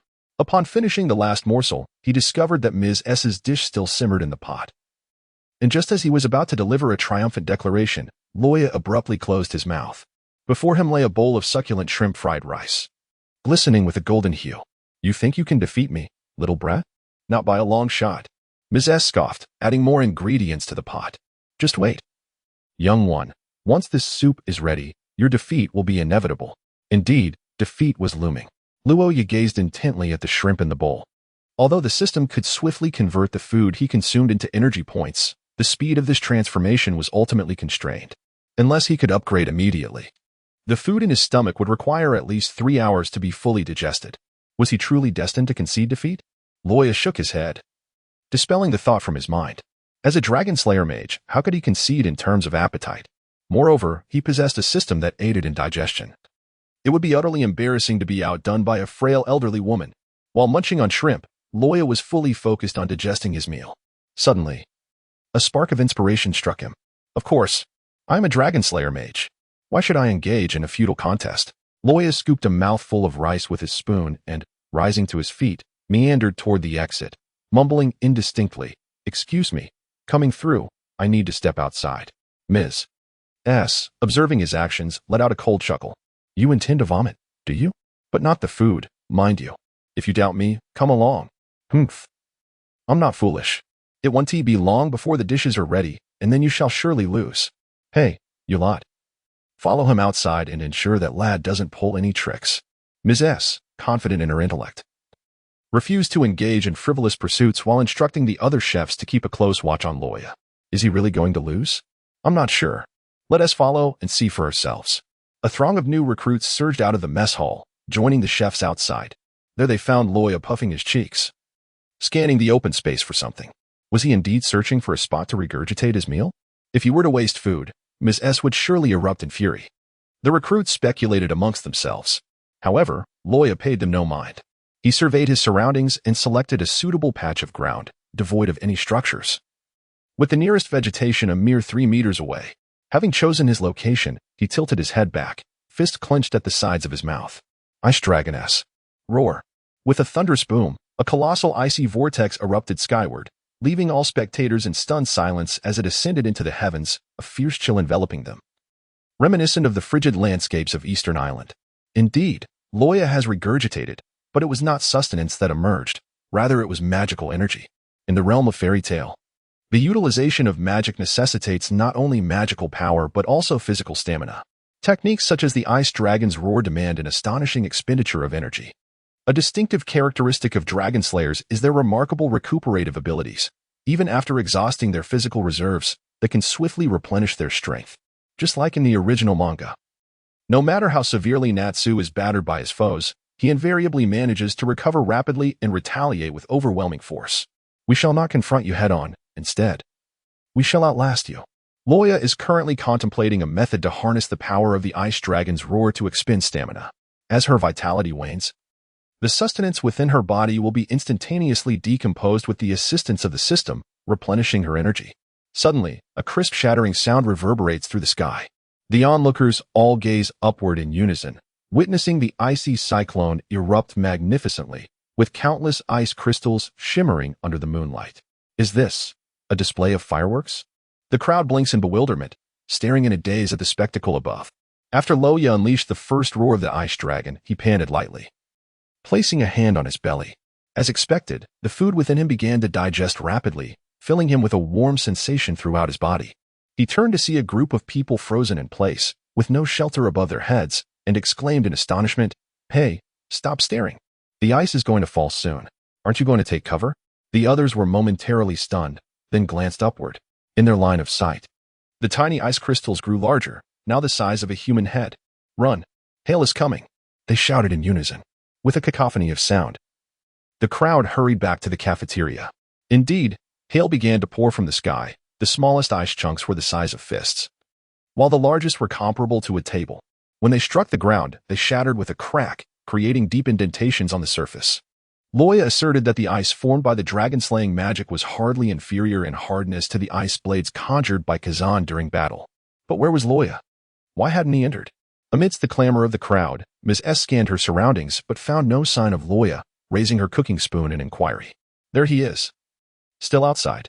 A sharp-eyed recruit pointed out the window, revealing that Luo Ya not only remained outside but showed no intention of seeking shelter. "Damn it! Hurry and save him!" Ms. S shouted in frustration. Although they were engaged in a duel, it did not mean they could stand idly by while the other faced certain doom. As she prepared to rush out, several burly chefs swiftly restrained her. "Look, Luo Ya is about to unleash another attack." Upon hearing this, Ms. S turned to see the blue magical circle reappear at Luo Ya's lips. With a thunderous roar, another ice tornado surged forth, soaring into the sky. This time, Luo Ya calculated his trajectory meticulously, obliterating most of the previous ice blocks and clearing a path to the cafeteria. Having accomplished this, Luo Ya stood tall and flashed a triumphant smile in their direction. He raised his hand slightly, the blue energy coalescing into a crystalline ice umbrella, slowly taking shape in his palm. With the umbrella in hand, Luo Ya gracefully traversed the path carved by the roar of the Ice Dragon, step by step making his way towards the cafeteria. Ice shards, accompanied by a howling wind, cascaded around him, crashing onto the ground with a cacophony. While above him the sky remained serene, with only a few delicate ice flakes drifting down like gentle raindrops upon his umbrella. In that moment, Luo Ya resembled a sovereign strolling through a realm of ice and snow, with no frost daring to challenge him, all bowing in subservience. Was he truly just a recruit? The new soldiers in the camp fell into a hushed silence. Such power, such presence, was scarcely found even among the elite ranks. No. It could be said that the elite ranks possessed none like him at all. Luo Ya strolled back to the cafeteria, carelessly tossing the umbrella behind, allowing it to be battered by the falling ice blocks. "Well then, Ms. S, let the competition continue." Ms. S waved her hand dismissively. "Surely. You must have expended a considerable amount of energy utilizing your fruit abilities just now, and I presume that the food in your stomach has nearly been digested by now. TSK, a Zoan fruit user, is it? Observing Luo Ya's deflated stomach, Ms. S arrived at her conclusion. Well then, thank you for your hospitality. Luo Ya clasped his hands together, smiling as he lowered his head. Chapter 13. Kazan's Test, a nighttime conversation. Oh, we won. Indeed. Luo Ya triumphed. The recruits laughed excitedly, embracing one another. Although Luo Ya had only been there for a day, he had already earned their respect through his performance during the day. This honor belonged to the entire group of recruits at that moment. Who would have thought that the Zoan-type devil fruit could be utilized in such a manner? Yes, Luo Ya is quite clever to have quickly consumed the food this way. As they walked back to the dormitory, small groups of recruits playfully joked with Luo Ya. He did not mind this camaraderie. After all, what kind of pretentiousness could a reclusive office worker maintain in a playful setting? See you tomorrow, Luo Ya. Yes, see you tomorrow. Upon returning to the dormitory, Luo Ya signed in at the gatekeeper's desk and ascended the stairs. He pushed open the door, surveying his simple dorm room. Uncertain of how long he would stay, it was a modest space, furnished with only a bed and a chair. The walls bore the marks of time, worn yet clean. Ah, this is indeed the treatment of a recruit. At least I'm not sharing a room with many others. That is somewhat decent. Fingering the light switch, Luo Ya illuminated the room. Suddenly, a piercing whistle echoed in his ears, a chilling sensation aimed at his neck. Without the time to turn around, Luo Ya swiftly crouched, his left hand extending to conjure a sword of ice, and he retaliated with a thrust. The counterattack was executed with astonishing speed, but just as Luo Ya began to relax, a fierce kick struck his abdomen, causing the ice sword to slip from his grasp, and his body flew against the wall with a thud. Before he could assess the extent of his injuries, Luo Ya's right hand clenched into a fist, striking his left palm, as a murderous intent surged towards him, sending chills across his skin. Ice coffin. With a crack, an overwhelming wave of frigid air gushed from his palm, rapidly forming a large block of ice that encapsulated the assailant, extinguishing the chilling malice. As he witnessed this, Luo Ya finally relaxed, stumbling slightly as he gasped for air while clutching his ribs. How infuriating. Is this the Navy headquarters? Assassins are coming here to kill. He looked up at the icy block and suddenly widened his eyes. It was completely empty inside. Are you looking for me? A deep male voice resonated.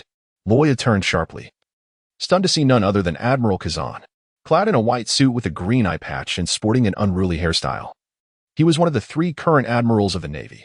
Upon seeing Kazan, Luo Ya's tension dissipated. After all, this admiral, who upheld the philosophy of lazy justice, would not strike unless absolutely necessary. What have I done? Nothing at all. Noticing Luo Ya's relaxed demeanor, Kazan expressed curiosity. Hey, kid, are you this carefree? If I were to ambush you right now, you'd be dead. In response, Luo Ya rolled his eyes, sitting down as he lifted his shirt to inspect his injuries. You're an admiral. Even without an ambush, I'd still be dead. Since it's all the same, why not relax a bit? You little rascal. Kazan was momentarily taken aback, unsure of how to respond, yet he found Luo Ya's carefree attitude somewhat appealing. He pulled a vial of medicine from his pocket and tossed it to Luo Ya. Here, take this. I held back earlier, so with your constitution, you should have only sustained a minor injury. Luo Ya caught the jar and smiled as he shook it. Thank you. After Luo Ya finished taking his medicine, Kazan leaned back in his chair and looked down at him. Hey, aren't you curious about why I ambushed you? I was initially quite curious, but then I remembered that Admiral Zephyr visited the rookie camp this morning, and my curiosity faded. Luo Ya retrieved a bandage to wrap around himself and sat cross-legged on the ground. Oh, share your thoughts. Firstly, Admiral Zephyr is an elite instructor, and matters regarding practical training should be conveyed by our instructors. However, he came here, and many in the rookie camp had never even seen him before. Isn't that rather unusual? If I were to speculate, it must be due to my recent enlistment. Pausing for a moment, Luo Ya noticed Kazan's impassive expression and continued. Moreover, the abilities of my ice dragon form are also ice-based, akin to your ice fruit, Admiral Kazan. Thus, when you appeared, I realized that Admiral Zephyr has high hopes for me and wishes to recruit me into the elite camp, and you are here to assess my capabilities. After all, the practical examination is only a month away, and you need to ascertain my level of combat prowess. Ah, what a splendid deduction, Kazan lazily applauded. However, you overlooked one thing. I'm not just here to test you. You will also learn to develop your fruit abilities under my guidance, as I am the most versed in the art of ice. Hearing this, Luo Ya stared at Kazan in disbelief. Given your disposition, I never expected you to accept such a tedious task. Kid, you really know how to push my buttons, don't you? At this point, Kazan lost interest in continuing the conversation. Since Luo Ya was already aware, there would be ample time for interaction in the future. Very well then. Starting tomorrow. Wait for me in the cafeteria after your evening training. If I am unavailable, I will have someone inform you in advance. Understood. Thank you, Admiral Kazan. As Kazan opened the door, he turned back and said, Don't call me Admiral. You only have one instructor, and that is Admiral Zephyr. I am merely responsible for assisting you in developing your fruit abilities. All right, Admiral Kazan, take care. Kazan furrowed his brow and flicked his finger. Ice time. He then closed the door, leaving Luo Ya frozen in place like a statue. After descending the stairs, a robust figure appeared at the corner. Kazan paused, hands in his pockets, and walked over. Ah, Admiral Zephyr, I will deliver the report to you tomorrow. Why are you still awake? Zephyr crossed his arms and glanced at the dormitory building behind him. If someone were to throw ice blocks onto your roof in the middle of the night, would you be able to sleep? Well, that wouldn't have happened if you had stopped him from having a dull duel with Ms. S, Kazan replied, instantly regretting it as he noticed Zephyr's displeased expression.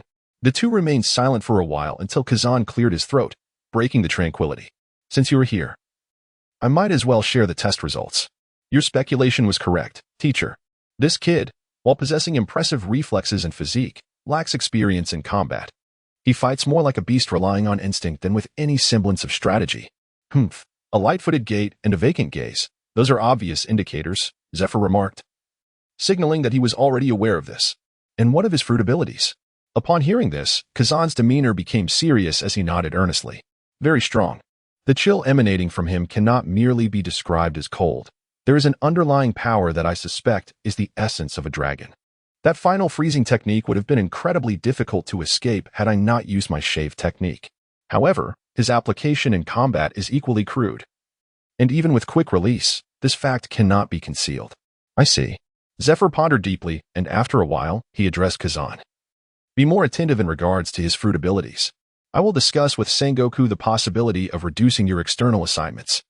I have a feeling that turmoil is on the horizon for these seas, and we need as much high-level combat strength as we can muster before it unfolds. Ah, how wonderful. Should I express my gratitude, Admiral Zephyr? Chapter 14. Punishment and Strategy After a Night of Sleep. Luo Ya's injuries from the previous night had healed significantly. Luo Ya sprang from her bed, flung open the window, and stretched lazily in the warm embrace of the crimson sun. Ah, another splendid day has dawned. Hey, you up there, do you not realize that there are people living below? Water has been dripping all night.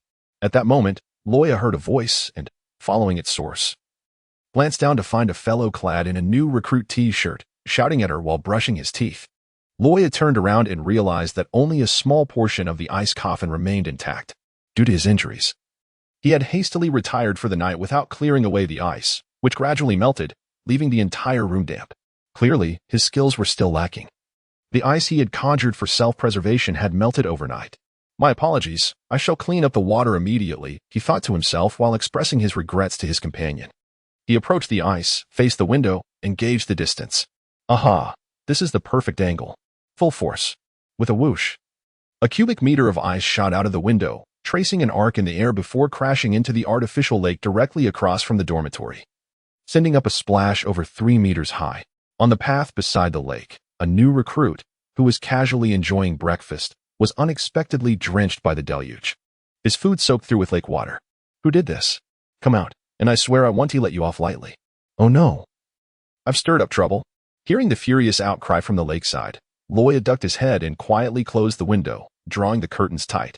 As he made his way to the new recruits' camp, greeting familiar faces along the way, Luo Ya stood in formation as the Major General appeared with an ominous expression. Last night, a hailstorm had struck the vicinity of the recruit camp, damaging several buildings and injuring over 10 patrolling soldiers. It even knocked out the War Nation General's goat. Tell me, who is responsible for this? The recruits from Team 7 hesitated for a moment before gleefully shouting in unison. Report, it was Luo Ya? Excellent, Luo Ya. Step forward. Standing outside the ranks, Luo Ya wore a bewildered expression. What the injuring the patrol I can understand, but how did the goat get knocked out? He had forgotten that. In an attempt to show off, his second Ice Dragon roar had been launched at a diagonal, directly toward the heart of the Malinfodo fortress. The Major General, his face darkened, approached Luo Ya and demanded, Was it you? Sir, Would you believe me if I said this was a misunderstanding? Luo Ya awkwardly explained, his face a mask of embarrassment. The decision regarding Luo Ya's punishment arrived swiftly. After deliberation, the chief instructor of the recruit camp, Zephyr, decided to go easy on him. Given that he had just arrived at Malinfodo and that the War Nation general would not pursue the matter further. Thus, Luo Ya was sentenced to clean the toilets for a month and to transcribe the safety regulations 1,000 times, to be submitted within the day. After all, the intensity of the recruit training had little effect on Luo Ya, and it was better to keep him occupied to prevent further trouble. Otherwise, at this rate, he would have ample headaches in the future. The Major General understood this and dismissed him from training, kicking him off to clean the toilets. Wearing an apron and holding a mop, Luo Ya leaned against the outside of the restroom, letting out a sigh of despair. I've already said it was a misunderstanding. As a major officer entered the restroom and witnessed this scene, he barked, "Don't even think about slacking off. Get back to cleaning." Nearby, the new recruit snickered, purposely stepping into the restroom with muddy shoes, and, upon entering, pretended to speak in a high-pitched voice. "Oh dear, my apologies, Luo Ya, I forgot you just cleaned this area." "Oh, I'm so sorry, I'll finish up right away." Seeing these clearly mischievous individuals, Luo Ya remained silent and subtly used his toes to tap the floor, releasing a chill that quickly froze the damp surface, forming a thin layer of ice. The next moment, ouch. "Hey, don't splash me." "Ah, sorry, sir. I didn't mean to." Hearing the commotion from within the restroom, Luo Ya triumphantly brandished his mop and proceeded to the next level's restroom. Could I perhaps develop a technique to make people slip? I recall that in 300 Idiots, Gray had a move called Ice Carpet or Frozen Ground. Transcribing the safety regulations 1,000 times was the simplest task for Luo Ya. He gathered dozens of pens and neatly arranged rows of notebooks. Using ice manipulation magic, he crafted a device resembling a sieve, positioning each pen according to the spacing of the notebooks. Grasping the foremost pen, he secured it to the contraption, allowing him to write one character at a time, effectively transcribing dozens. With swift strokes, he completed hundreds of characters in just 2 hours. Luo Ya hurried to present the notebook filled with safety regulations to the instructor. The Major General, flipping through the pages in disbelief, exclaimed, "What? You completed this so swiftly?" Recalling the nights he spent laboriously rewriting safety rules during his own training until dawn. "Are you here to mock me?" "Of course. After all, I am a genius." Though the instructor harbored doubts, he could not ascertain the method by which Luo Ya had accomplished the task so rapidly, and, lacking evidence, reluctantly allowed him to pass. "Very well, as per our agreement, if you clean the restroom thoroughly today, you may rest." "Yes, thank you, instructor." After Luo Ya departed, the instructor took the notebook to Zephyr. Upon examining Luo Ya's work, Zephyr was equally astonished. "So fast? How long did it take him?" The instructor sighed, to be precise. 1 hour and 47 minutes. "I am certain he cheated, yet I cannot find any clues." Zephyr nodded while flipping through the pages. Suddenly, he retrieved a previously examined notebook. Flipping through it furiously, and then slammed his fist onto the table, his expression darkening. "Luo Ya, that cunning rascal." Unaware of the unfolding situation, the instructor inquired, "General Zephyr, what has happened?" Taking a deep breath to steady himself, Zephyr pointed to the 2 notebooks, saying, "Take a closer look here and here." Both locations contain a typographical error, and after correction, the curvature of the lines is identical. The Major General was no fool. Upon Zephyr's revelation, he quickly grasped the implication and gritted his teeth, declaring, "That scoundrel dares to cheat. I am going to confront him this instant." Luo Ya was aware of his freezing abilities. As long as he utilized them appropriately, transcribing dozens of volumes would pose no challenge. "No need for that," Zephyr interjected, neatly stacking the notebooks beside him. "You failed to identify the issue in a timely manner, so he has likely destroyed all evidence by now. There probably won't be a single trace of moisture left in that room. If you approach him without evidence, you lack grounds for punishment." At this, a faint smile crept onto Zephyr's lips. That rascal truly is entertaining. In high spirits, Luo Ya savored a meat stick and waved farewell to his fellow recruits. Just as he stepped outside, he spotted the figure of Admiral Kazan. He quickly finished his snack, discarding the bone in a trash bin, and hurried over. "Admiral Kazan, I'm here." Leaning against the wall, Kazan had been napping with his eye patch covering his eyes. Upon hearing the voice, he pushed the patch up and blinked sleepily at Luo Ya. "Ah, you've arrived. Let us be on our way." "Certainly, Admiral Kazan. Where are we headed?" "Do not call me Admiral." Ice Age. Chapter 15. Kazan's subtle thoughts and the elite camp's challenges this took place in the vast square before the Marineford fortress, specifically in a smaller plaza not far from the recruits' training camp. Although it was spacious enough to accommodate 2 recruit camps, typically, new recruits would not venture here except for the elite members, who were regarded as monsters by their peers and trained here daily. Their considerable strength rendered the cramped space a hindrance to their capabilities. Upon arriving at the smaller plaza, Luo Ya noticed several recruits engaged in training, some sparring one-on-one, while others meditated with a katana resting on their knees. Most striking was a towering figure, likely around 4 meters tall, performing squats with a weight even larger than himself. Admiral Kazan, who are they? Luo Ya initially intended to call him teacher, but wisely opted for a different term before Kazan's frost could envelop him. Hearing Luo Ya's inquiry, Kazan paused his actions to explain. Oh, you mean them? They are the members of this elite camp. Elite camp.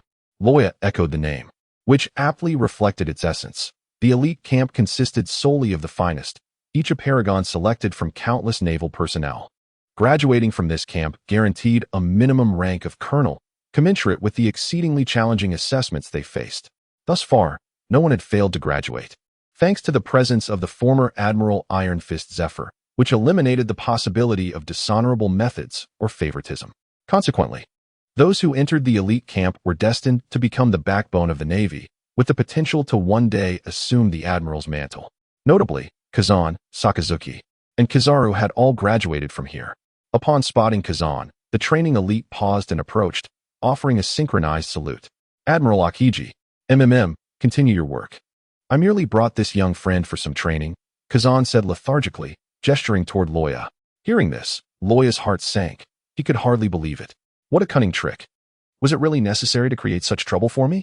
As a Marine Admiral, Kazan held immense prestige. Surely, he need not explain himself to these fledgling recruits. Was it not preferable to maintain an air of aloofness? The trap was glaringly obvious. As anticipated, upon hearing Kazan's words, all eyes turned to Luo Ya, with the muscular giant glaring menacingly at him. Is this the kid? Noticing this, Kazan subtly smiled before quickly concealing it. Ah, yes. Unfortunately, his fruit ability has a vast range, and only here can he truly unleash it. You've even divulged my information to them? Luo Ya fumed, but then, with a grin, he replied, indeed.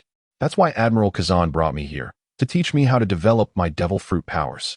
Forgive me for a 24-year-old acting so childishly. After all, I have a youthful face and fear no embarrassment. Since you are unkind, do not blame me for being ruthless. Come, let us engage in mutual harm. You dare to address Admiral Akiji by name. The giant growled, suddenly pausing, only for the group to erupt in a chorus of exclamations. Oh, master. Kazan's eye twitched, feeling as though he had swallowed a fly.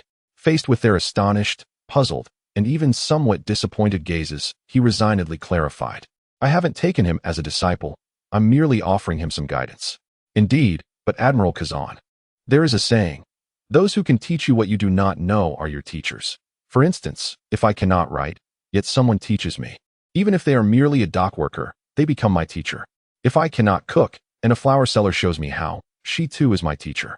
Not just me, but everyone feels this way. Even humanity itself is a student of nature. We learn to create fire, use tools, and build shelters from nature. Thus, it is our teacher. Therefore, Admiral Kazan, if you teach me to harness my fruit ability, you are also my teacher. Right, Admiral Kazan? Luo Ya incessantly referred to his teacher, leaving the group utterly bewildered. Kazan, adjusting the eye patch on his forehead, inquired of Luo Ya, where did you hear that phrase? It must have been from the East Blue. I recall that prior to that, we encountered the floating restaurant, Baratai. The East Blue, you say? I see. Subsequently, one of the 3 admirals of the Navy, Admiral Akiji, voluntarily ventured to the East Blue, stirring up chaos for 3 consecutive months. Upon hearing that Kazan had not opposed this, the towering figure's eyes welled with tears, and he sobbed uncontrollably. Wah, Admiral Akiji, you have taken on a disciple as well. Hey, crying like that at your age is rather unbecoming. Luo Ya silently scoffed.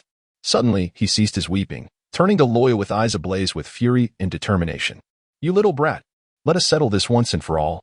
Show me what skills you possess that have compelled Admiral Akiji to take you as his disciple. Witnessing this scene, Akiji felt a wave of relief wash over him.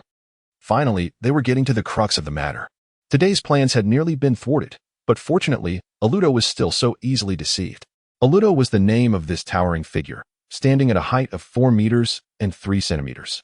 Since his days in the recruit camp, he had idolized the 3 admirals of the Navy who had also emerged from the same training grounds. After Akiji had once saved him, Aludo had been fervently eager to become his apprentice, yet the laid-back Akiji, who despised unnecessary complications, had consistently declined. Today, upon Akiji's unexpected reappearance and the revelation that he had taken on a disciple, Aludo could no longer contain himself and issued a challenge to Luo Ya. Luo Ya gazed at him with a calm demeanor before turning to tug at Kazan's sleeve, casting a sidelong glance that silently inquired, "Is this your true intention?" Kazan responded with a look that conveyed confusion, as if to say, "What do you wish to ask? I don't quite comprehend. Perhaps it's best if you refrain from questioning." At this moment, Luo Ya found himself in a state of vexation. Observing Aludo's expression, it was evident that he was taking this competition very seriously. "Luo Ya, why not give it a try? After all, you will be joining the elite camp in a month. Establishing good relations with your peers would not be a bad idea," Kazan added, leaving Luo Ya with no retort. The weariness of it all. Luo Ya shook his head and acquiesced. "Very well, I shall serve as the judge. The only rule is that there are no rules, as long as no lethal force is employed." Kazan raised his hand to declare, and indeed, there was no one more suitable to assume the role of referee in this place, so naturally, no one would object. What does it mean to say that as long as no lethal force is used, it's acceptable? Are you merely hoping for me to take a beating? Is that it? Luo Ya glared disdainfully with lifeless eyes at Arudo, who was positioning himself like a rampaging bull, nostrils flaring with exertion. "Come on, Luo Ya. I shall make you realize that the weak have no right to stand beside Admiral Akiji. Even if Admiral Akiji takes you as his disciple, you will never earn my acknowledgement." Faced with this situation, Luo Ya shrugged his shoulders. "What can I do? I am just as desperate." Chapter 16. The Master of Iron Blocks. Arudo. Both sides readied themselves. 3, 2, 1. Begin. As Kazan's voice resonated through the air, Arudo propelled himself forward, his massive frame creating a deafening rush as he charged directly at Luo Ya. "Fly away, kid.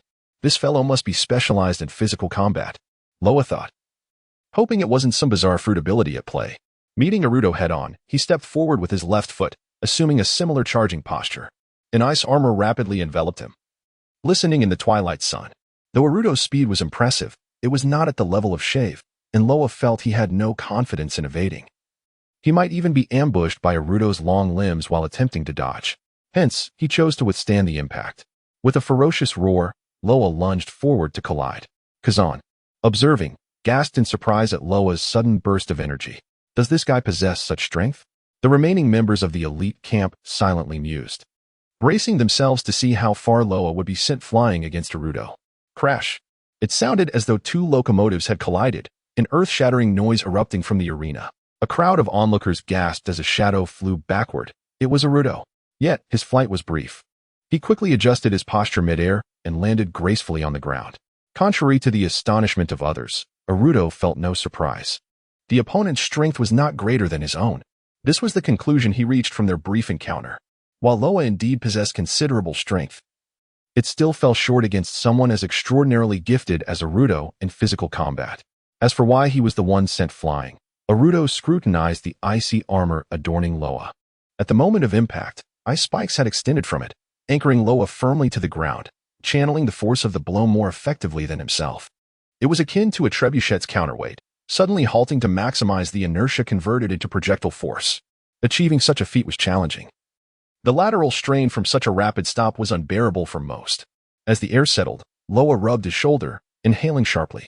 He felt as though he had collided with a steel plate, the recoil striking him solidly, leaving his chest tight. Once he collected himself, he extracted the ice spear that had embedded itself in the ground, the very tool he had used to abruptly halt his movement, and gazed intently at Arudo. This fellow must have utilized the iron block from the Marine 6 styles. Such effectiveness is remarkable. Wielding the sharp ice column, Luo Ya crouched slightly, channeling power through his legs, and thrust the ice spear towards Arudo. The Ice Dragon's roar and Ice Dragon's wing strike required too long to charge, rendering them impractical in this close-quarters battle. Noticing Luo Ya's movement, Arudo's hands darkened with a peculiar energy field, causing Luo Ya to raise an eyebrow. Armament hockey. Clang. The crisp sound of metal striking metal rang out as Arudo shattered the ice column with a punch. Without a glance, Luo Ya released the broken fragment. ducking beneath Arudo's ensuing kick. Simultaneously, his right hand glimmered with deep blue light as he bellowed, "Iron Fist of the Ice Dragon." However, this swift counterattack was met with Arudo's massive palm. Although he was a behemoth, his retaliation was not sluggish. The dark energy around him instilled confidence against any fruit ability. Yet, this time he miscalculated. Luo was not a devil fruit user. Moreover, the Ice Dragon's Iron Fist differed from Natsu's Fire Dragon's Iron Fist. It did not explode upon impact. Rather, it transformed into a drill, penetrating the opponent's body to instigate a freeze from within. The damage was internal, not external. This error in judgment cost Arudo dearly. The biting cold was not thwarted by armament hockey but rather seeped through his bones, spreading gradually, making his blood feel as if it were congealing, rendering his body rigid. Seizing the moment of Arudo's stiffness, Luo leveraged the momentum of his punch, swinging around and delivering a swift kick to Arudo's head. The radiant blue light trailing his foot signifying yet another spell of the Dragon Slayer Mage. Ice Dragon's Claw. Thud. With a single kick, Luo sent Arudo's colossal frame flying. Kazan, watching from a distance, nodded in approval, remarking that was a commendable counterattack, although the technique was rife with flaws and lacked structure. He seized the moment of Arudo's rigidity without hesitation, truly a beastly instinct.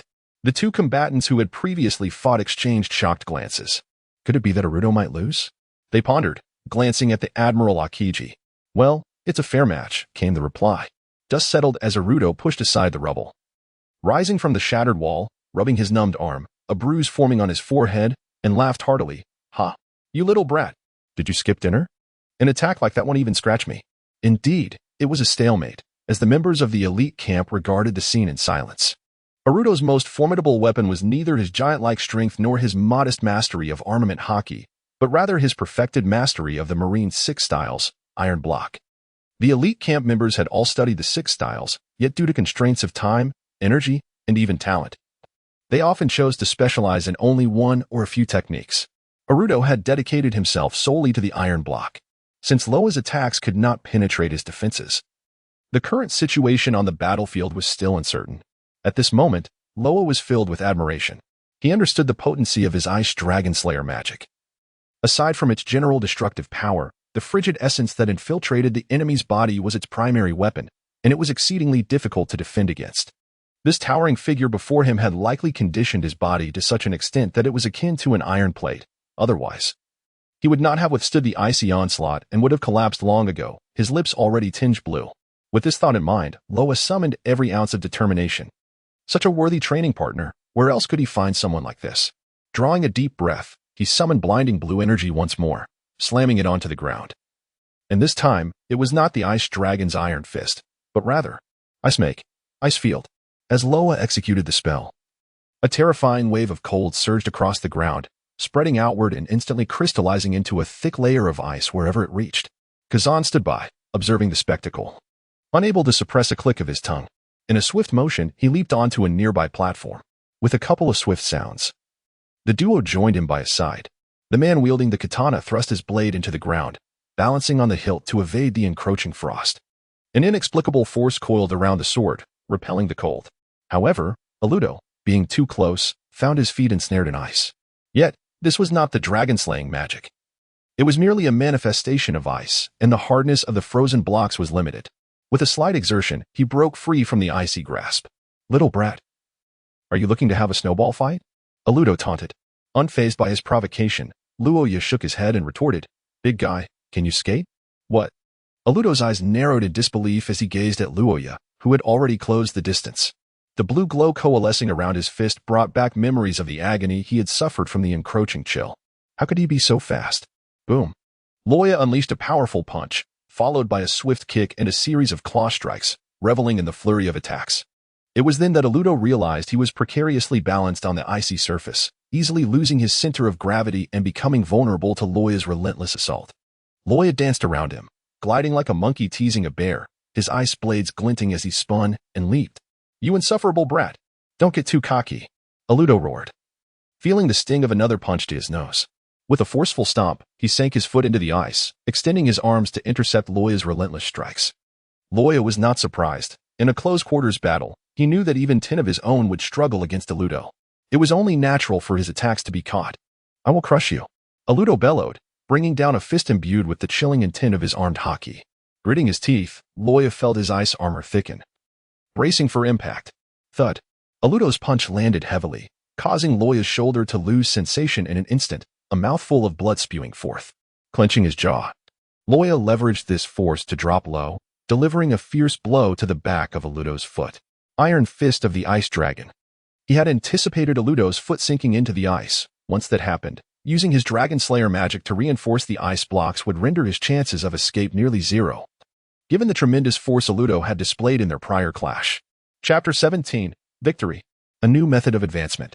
Kazan observed Luo Ya's actions, recalling the technique he had witnessed the previous night, and felt a twinge of sympathy for Luo.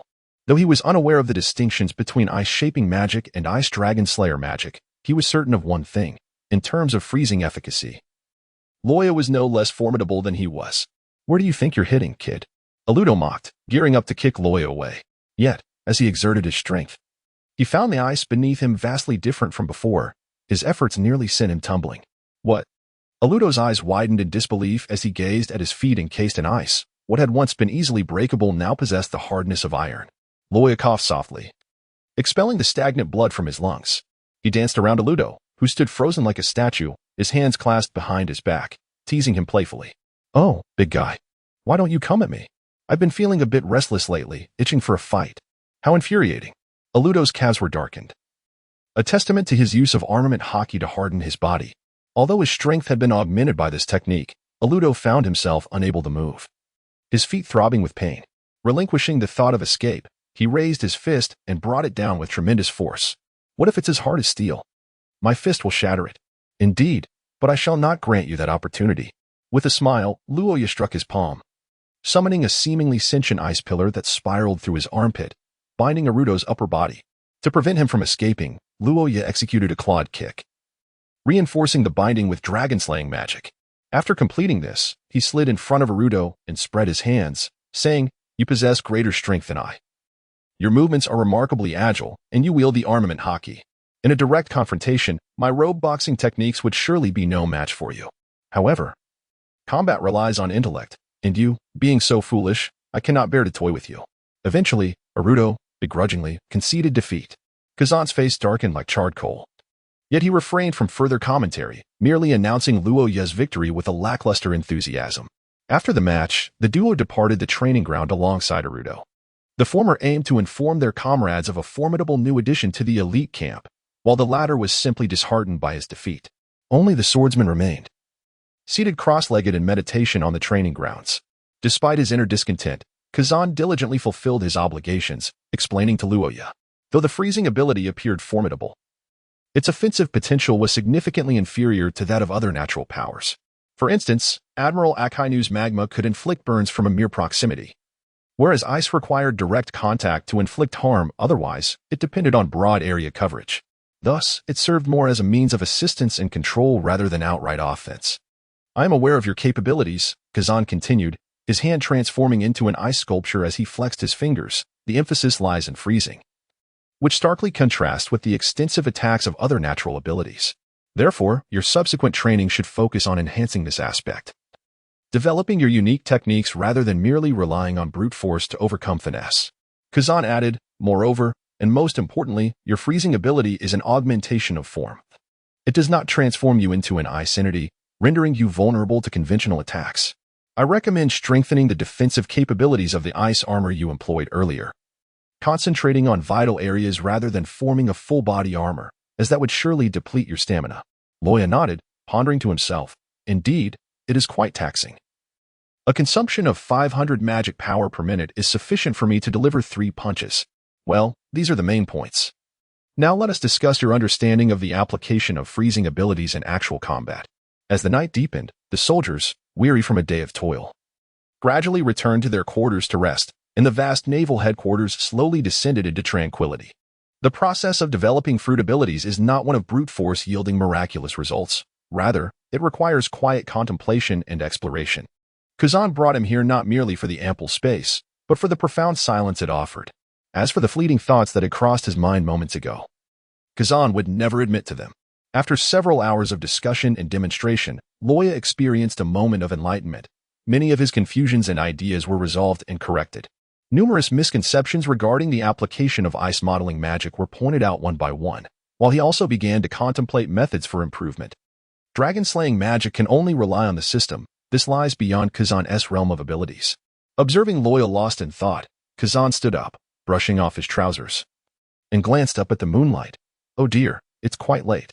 Well then, I shall take my leave. Unless something unexpected occurs, we shall meet here again tomorrow. Luo Ya hastily rose to his feet, bowing respectfully. Yes, please take care, Teacher Kazan. Don't call me teacher. Kazan replied impatiently, waving his hand as he leisurely walked away, hands tucked into his pockets. Watching Kazan depart, Luo Ya finally turned to leave. Indeed, Admiral Kazan was quite suited to the role of Fleet Admiral. At that moment, Luo Ya recalled the discussions among netizens regarding Kazan during his previous life watching anime, where many expressed profound confusion over his character in later plots. Yet, what did that matter? Luo Ya firmly believed that Kazan was undoubtedly a good person. Though he might shy away from trouble, he took his commitment seriously and earnestly guided Luo Ya. Based on his observations of human nature, Luo Ya refused to believe that Kazan had genuinely turned rogue. After tidying up his personal matters, Luo Ya lay down on his bed, soon drifting into slumber, enchanted by the aroma of meat. Ms. S had been quite considerate, knowing he would be hungry soon. She prepared a large bowl of meaty bones left at his door, covered with an insulating lid and a note.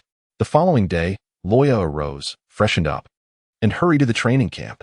After all, it was no joke. The punishment personally handed down by Admiral Zephyr was a month of toilet cleaning. With a mop in one hand and a bucket in the other, Luo Ya hummed a tune while scrubbing the restroom.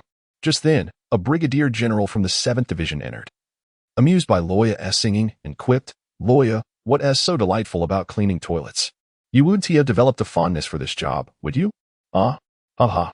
TCH. How can one understand the joy of another?" Luo Ya let out a disdainful scoff, thrusting the mop towards his feet. "Please make way. Be careful not to slip."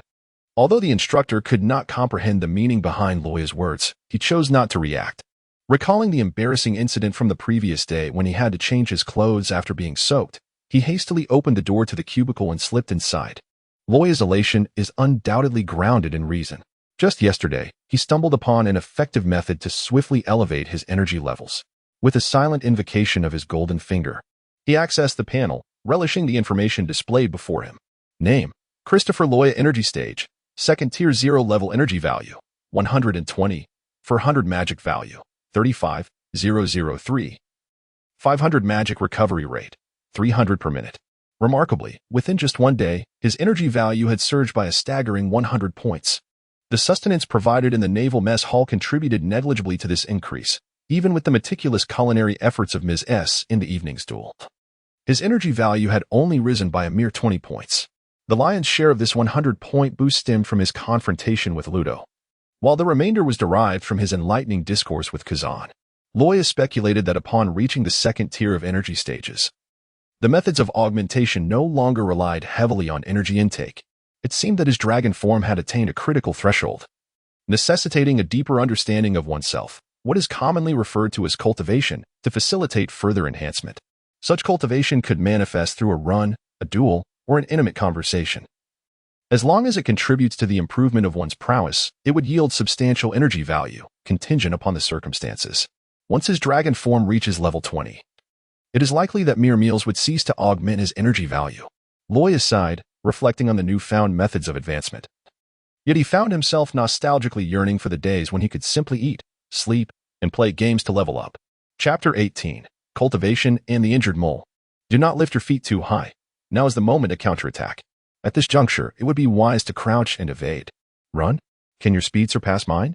Too many unnecessary movements. Execute your technique swiftly. Keep it concise.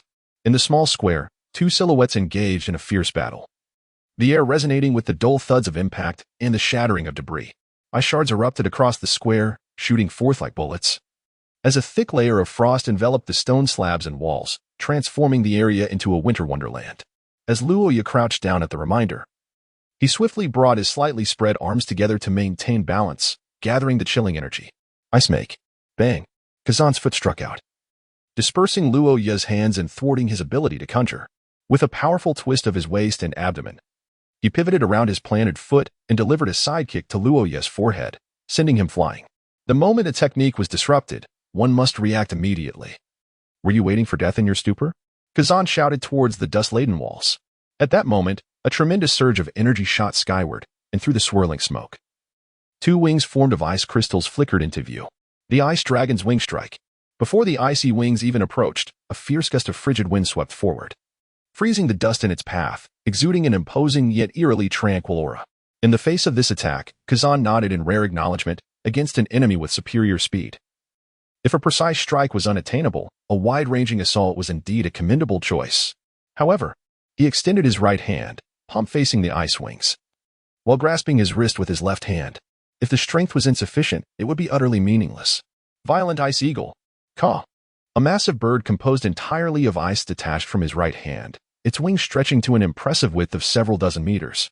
The ice bird emitted a sharp cry as it surged directly towards the icy wings. Boom. The collision was followed by a tremendous explosion, resonating throughout much of Marineford. The cold air surged forth, causing the temperature of Marineford to plummet significantly. Even the nearby Navy personnel could exhale visible vapor. In his office, Sengoku, while organizing documents, flinched as a paper slipped off the table. The goat by the desk, mistaking it for a treat from its master, eagerly seized it. Sengoku's expression shifted dramatically as he reached out. Hey, give that back. It's not a document for destruction. With a cigarette in her mouth, Ms. S peered through the window towards the square, muttering, these two, they truly are a nuisance. At that moment in the square, the tempestuous cold wind gradually dispersed. What had been mere ice on the ground moments ago was now entirely gone. The frozen stone slabs, unable to withstand the pressure from the clash of techniques, shattered explosively under the force of the airflow. Kazan swiftly evaded to create distance, preparing to observe with his observation hockey, when suddenly, a blue figure darted towards him like lightning. Blue patterns appeared on Luo Ya's shoulder and face, identical to those that manifested during his recent upgrade. The diamond-shaped design on his wrist pulsed rhythmically, augmenting Luo Ya's speed further. Is that the incomplete technique this kid mentioned? His speed has increased so dramatically. Yet, without achieving the level of shaving, it bears no significance. Kazan was slightly taken aback but quickly reined in his emotions. He spread his hand wide, casually intercepting the frost-laden kick. Luo Ya was taken aback. This is unscientific. My speed is 3 times faster than before. Can you at least show some respect? Before Luo Ya could fully grasp the situation, Kazan transformed his left hand into a block of ice, the front expanding like a trumpet, and forcefully clamped down on Luo Ya's waist, swiftly enveloping him. This is bad. In the fleeting moment before the ice obscured his vision, Luo Ya's eyes widened, and he swallowed hard. The next instant, Kazan's cold voice reached his ears. What did you call that move you developed? Oh, I remember now. The ice waterfall funeral, right? Creek. Applying what you've learned. That's a phrase you once uttered, yet it's evident you haven't grasped its profound meaning. Kazan draped his coat over his shoulder and addressed Luo Ya, who was gasping for breath on the ground. Moreover, when executed by me, the Iceman, the effect is far superior. Your control is merely superficial, and you cannot match my finesse in the details. Luo Ya now longs to deliver a resounding slap to himself, questioning the necessity of his earlier bravado. As a devoted fan of Naruto, how could he be unaware of Gaara's sand funeral? Thus, he attempted to replicate this technique, creating an ice funeral instead. Just a few days prior, he successfully employed this maneuver, using the terrain to his advantage to catch Kazan off guard, leaving him quite disheveled. Now, however, it seems karma has come calling.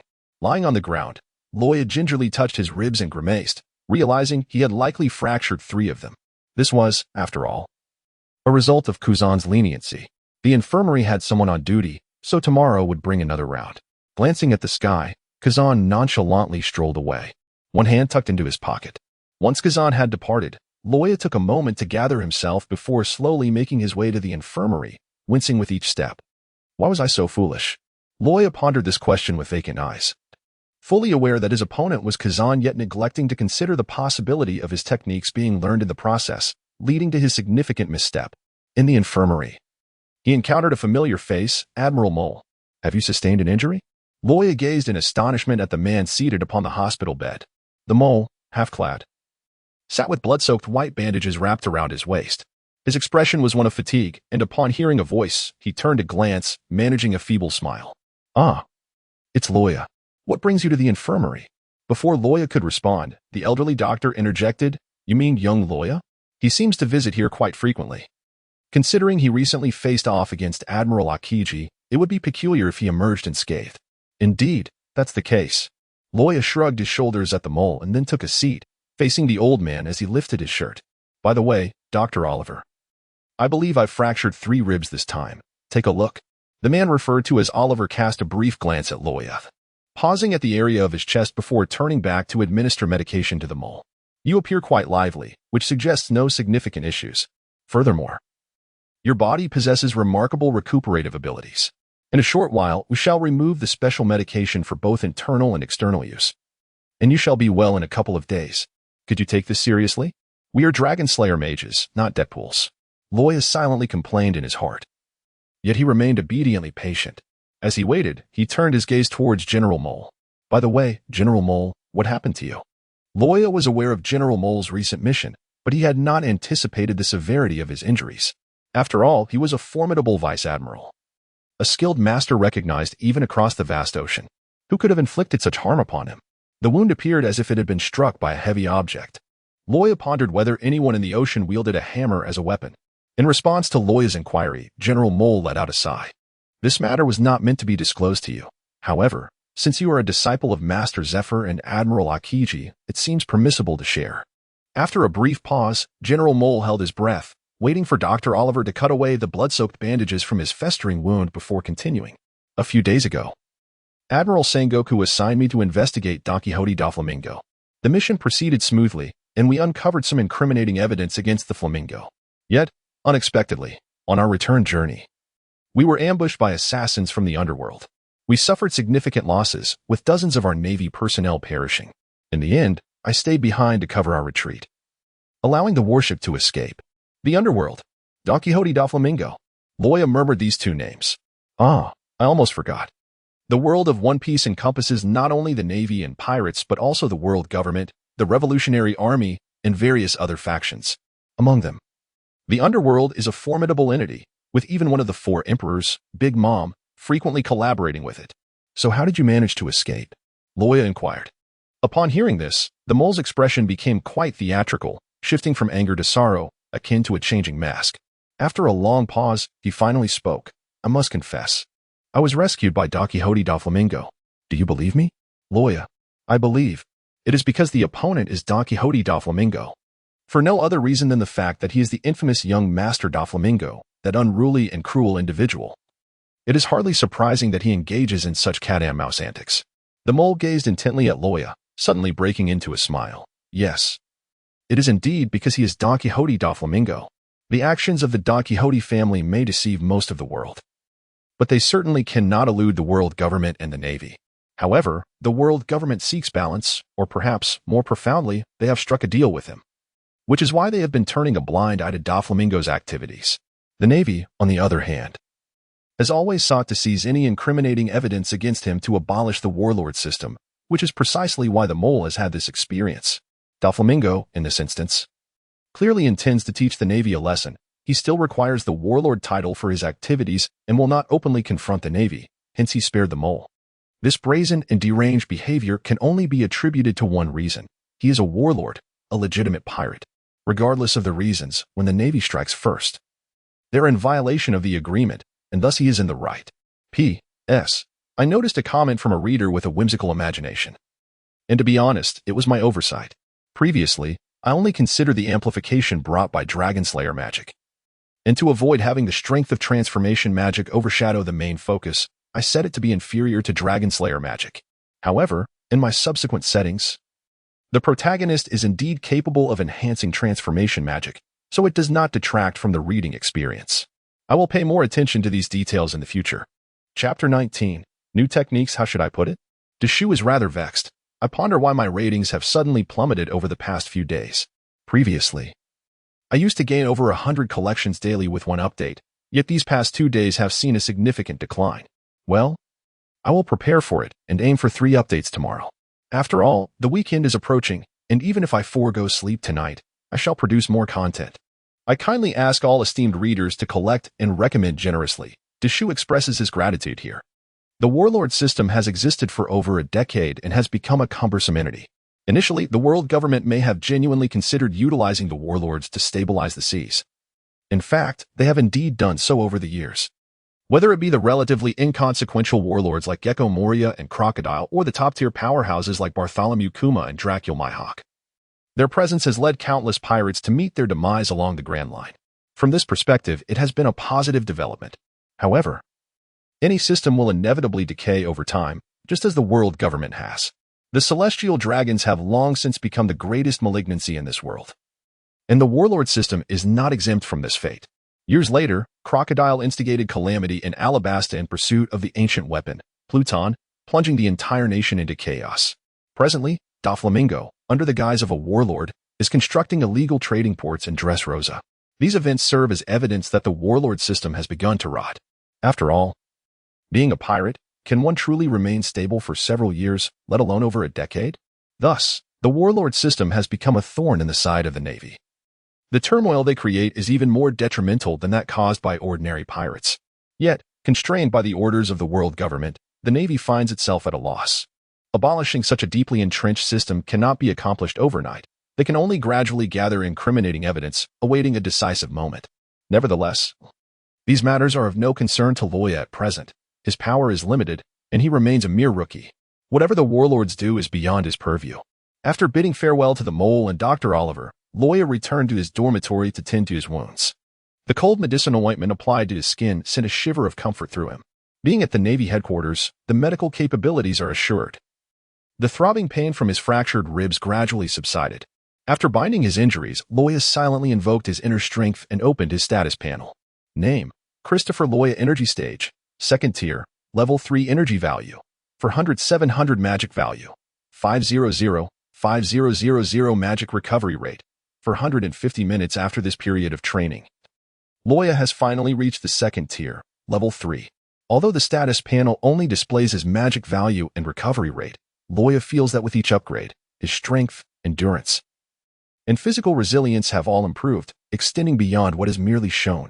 However, the most significant impact during this time has come from the rigorous training he underwent under Kazan's command, gaining invaluable combat experience. On the deserted island, his opponents were mere beasts with an IQ below 25. They were far from the cunning of the fur tribe, and likely even less capable than a kung fu walrus. Fighting them was merely an exercise in familiarizing himself with his own power levels, yielding no substantial gains. Now, however, things are different. Kazan is not Kizaru. His mastery of fruit abilities and hand-to-hand combat is worthy of an admiral's caliber. Under his direct guidance, Luo Ya's strength has surged dramatically. Particularly, his ability to withstand blows rivals that of Arudo. Even if his defenses are lacking, his recovery rate is unmatched by Arudo. Of course, this is quite a lamentable circumstance. Today, he gained a total of 75 energy points, which is quite satisfactory. As his capabilities have progressed, the energy points gained from a spar with Kazan have dwindled to merely 50. Closing the panel, Luo Ya began to stretch and prepare for his next training session. Dragon Slayer magic is a technique that relies on brute strength. As long as his magical level rises, its potency will significantly increase. Conversely, the ice transformation magic, with Kazan's presence, naturally improves rapidly. However, this is not what Luo Ya yearns for. Who among those who watch Japanese anime does not harbor a bit of fervor? Luo Ya aspires towards that visceral, hand-to-hand combat rather than merely exchanging skills from a distance. But due to his current limitations, he cannot yet achieve that level. Thus, Luo Ya resolved to develop a new technique, one that would enhance his close combat abilities. The inspiration for this technique stemmed from the Dragon Slayer Mage in the original fairy tale, who enters a state of explosive power after consuming a substantial amount of magic. Yet, therein lies a dilemma. While this world possesses the overpowered devil fruit abilities, it lacks magic or those capable of wielding it. He desires the horse to run but provides no fodder for it. A clever woman cannot make a meal without rice. Consequently, Luo Ya conceived a peculiar remedy. He indeed possesses magic, and being skilled in transformation magic, why should he seek to draw magic from external sources? After all, his Dragon Slayer magic was not taught to him by a dragon. What if he could succeed? Thus, he embarked on a reckless endeavor. He employed transformation magic within his own body. Although it was excruciating each time, after numerous attempts, he indeed discovered a workable method. Gradually gathering magic in his hands, Luo Ya recalled the sensations from prior battles and forcefully pressed his hand against his abdomen. Magic is intangible and formless. As long as it does not solidify into ice, it can be externally pressed into the body. At the moment the magic entered him, Luo Ya's eyes widened in astonishment. feeling as though his innards were laid bare to the frigid elements, a most exhilarating sensation. However, this feeling swiftly vanished as the unique constitution of the Dragon Slayer Mage detected the external magical intrusion, triggering a series of inexplicable changes within him. He sensed a loosening in his grip, and the magic that had linked to his palm vanished in an instant, causing his body to heat up, his heartbeat to quicken, and the magic to begin to boil within him. Realizing that he had successfully integrated the magic, Luo Ya sprang to his feet, inhaling deeply as he enveloped himself in magic, preparing to test his newfound strength. A hum resonated around him as the magic generated ripples in the air, dispersing outward like water. Ethereal blue magical patterns emerged from within his body, flickering with each breath, bestowing upon him an aura of mystery. Feeling the boiling power within, Luo Ya clenched his fist and struck the air twice. The crisp sound of air being shattered echoed snap, snap. Disheartened, he shook his head in disappointment. While stronger than before, the enhancement was still limited. Although he had gained a significant boost, nearly doubling his speed and strength, he realized that in this state, his physical prowess was still insufficient to rival a commander trained in the Navy's 6 styles, making it premature to consider utilizing this as a conventional combat method. Just as Luo Ya lamented this limitation, he suddenly noticed what appeared to be a crack in the skin on the back of his hand, with dried, dead skin peeling upwards. What is this? Ancient grime. Luo Ya scratched with his nails, but the sensation that surged through his fingers left him momentarily bewildered, prompting a blink of surprise. The hardness. Could it be a nail? No, it couldn't be. A possibility struck him, and an icy needle formed upon his fingertip, which he thrust forcefully against the spot. With a sharp clang, the icy needle broke, revealing a patch of split skin that glimmered with a deep cerulean hue. The surrounding dry, dead skin was shaken away, leaving behind a blue outline the size of a fingernail. From that outline, it appeared to be the scale of some creature. Recalling a scene from the original narrative, Luo Ya withdrew his hand and scrutinized it closely. Could this truly be dragon scale? He vividly remembered the transformation he underwent when crossing from the first to the second tier. Since then, although each subsequent upgrade had been accompanied by significant commotion, with his dragon might disturbing countless lives, he had not experienced such a metamorphosis again, and gradually, he had forgotten. However, upon seeing the dragon scale on his hand once more today, memories of what it truly was flooded back to him. Luo Ya seized a fleeting inspiration, positioning the dragon scale against the light, squinting slightly. Perhaps I could actively enter that semi-dragon state. Chapter 20. 1 month later, ready to depart. I extend my heartfelt gratitude to book friend Shishiyeyu for the generous reward of 500. A special thanks also to book friend iLeaping Cat for their 200. I am truly astonished to have received such rewards. It fills me with a sense of gratitude. Thank you both. This invigorates my resolve to write. Additionally, I appreciate all the book friends for their supportive votes.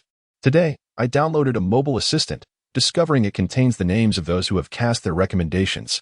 Starting tomorrow, I shall compile a separate list of acknowledgements at the end of each chapter. Together, we shall witness the growth of this book.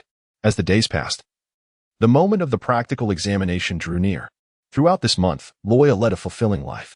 Each morning began with a refreshing wash and breakfast, followed by cleaning the restrooms with a bucket and mop, and playfully teasing the rookie comrades using his freezing abilities, such as encasing urinals in ice and relishing their bewildered expressions as they shielded themselves. At noon, after a shower, he would enjoy lunch while discussing with Ms. S about substantial yet delectable meals, deciding on the menu for the following day. Winning the duel, Ms. S granted him the privilege of choosing the menu. In the afternoon, after cleaning the restrooms and another shower, he would have dinner, exchanging combat techniques and philosophical thoughts with the flamboyant instructor, only to be ejected in anger. It must be noted that none of the instructors at the Navy headquarters rookie camp were mere pretenders. Each possessed remarkable skills. In the evening, he was dragged by Kazan to a small square where they exchanged moves, exploring the application of freezing abilities and conducting research on enhancing human frost resistance. With Luo Ya serving as the test subject, this past month had been quite pleasant for Luo Ya. Tomorrow marked the day of the practical examination, and he must secure a place among the top 3 to gain entry into the elite camp. Kazan leaned against the wall, his forehead mask lowered to obscure his eyes, addressing Luo Ya, who was engrossed in studying his freezing abilities. Upon hearing this, Luo Ya retracted the ice in his hands, paused momentarily, then suddenly flicked his wrist, propelling a conical ice projectile toward Kazan. Kazan slightly tilted his head to evade the attack, preparing to speak, when he abruptly used the shave technique to vacate the spot. Just a second after his departure, a violent explosion erupted, severing a portion of the wall and leaving a 1-meter-wide indentation. Kazan reappeared behind Luo Ya, arms raised. Ah. Are you seeking another beating? Ice ball. With a flourish, 5 ice pillars erupted from his palms, shooting like lightning toward Luo Ya's back. Ice make, great serpent. Luo Ya stood resolute, his hands striking forcefully as a surge of azure energy materialized behind him, precisely obstructing the trajectory of Kazan's impending assault. Kazan, momentarily perplexed by Luo Ya's actions, found it difficult to comprehend how this mere veil of energy could thwart his attack, especially given the absence of solid ice. With a sardonic smirk, he accelerated the speed of his ice pillars, fully aware of Luo Ya's resilience. Even if pierced, he surmised that unless a vital organ was struck, Luo Ya would recover by the following day, for the primary effect of his technique was freezing rather than penetration. However, the situation swiftly metamorphosed. As Kazan's ice pillars made contact with the blue energy, he was astonished to discover that he had lost control over them. An inexplicable force disrupted his icy creations, commandeering them with an eerie sensation that coursed back along the pillars, threatening to reach his physical form and evoking an indescribable sense of peril. In that instant, Kazan made a decisive choice to sever his connection to the ice pillars and retreat. Indeed, in the next moment, the very pillars he had launched now resembled paint strokes, gradually delineating the azure energy behind Luo Ya. A serpentine maw, half the size of a person, crashed down upon the ground, ravaging the hard surface into disarray. Having missed its target, the colossal serpent coiled protectively around Luo Ya, as if imbued with life, flicking its forked tongue towards him, its blue and white eyes reflecting his form with an uncanny intensity. At this moment, Luo Ya slowly turned around, the blue patterns on his body appearing almost tangible, flickering and vanishing with his movements. With a playful grin, Luo Ya gazed at Kazan and said, "So, Kazan-sensei, what do you think? This ability was specially developed to counter you." Luo Ya extended his hand to caress the scales of the serpent, explaining, "This is my ultimate technique, dear teacher. The serpent lacks a physical form. It exists merely as a manifestation of energy. Any tangible natural attack, as long as it does not exceed its threshold of endurance, will be frozen upon contact, transforming into nourishment for its corporeal manifestation. Furthermore, in regard to your ice blocks, I can seize control over them, and even go a step further to usurp control of your very body. It is essential to recognize that the ice dragon is the sovereign of frost power." Ah, how perilous you are, indeed. Kazan raised his eye patch, surveying the icy serpent surrounding Luo Ya, then glanced at the wall, which had been blasted open. "Serpent, ice bomb. Do you truly harbor such disdain for me? Have you deliberately devised techniques to counter my presence? Humans are creatures that require pressure to evolve. In the training camp, devoid of adversaries, I naturally must conjure an imaginary foe, and you, Teacher Kazan, are the prime candidate." "Oh, that sounds quite reasonable." Kazan yawned, then regarded Luo Ya with an expression devoid of emotion. Although his demeanor remained calm and languid, Luo Ya, familiar with his temperament, discerned that Kazan was irked. Have I perhaps gone too far?" Luo Ya pondered, and the next moment, Kazan provided the answer. Indeed, he had overdone it. Even someone with Kazan's temperament would feel anger at being so intimately targeted by a pupil he had personally trained. Thus, his response was an overwhelming barrage of freezing attacks. Aptly named, Ice Age. "Well then, I shall take my leave. Your technique is complete, and passing the assessment should pose no issue. Once you join the elite camp, Zifa-sensei should have reason to teach you the Navy's 6 styles. So, sleep well, Luo Ya-kun." With a casual drape of his coat over his shoulder, Kazan turned his back to Luo Ya, waving goodbye before vanishing into the night, leaving behind a sturdy blue ice sculpture and a small plaza transformed into a winter wonderland. After Kazan's departure, a purple figure appeared in the plaza. Zifa stroked his chin, tapping on the frozen Luo Ya, sensing the internal situation with his observation hockey, and then nodded in reassurance. Still alive. I must say, the ice dragon is quite resilient, enduring such treatment unscathed after all this time."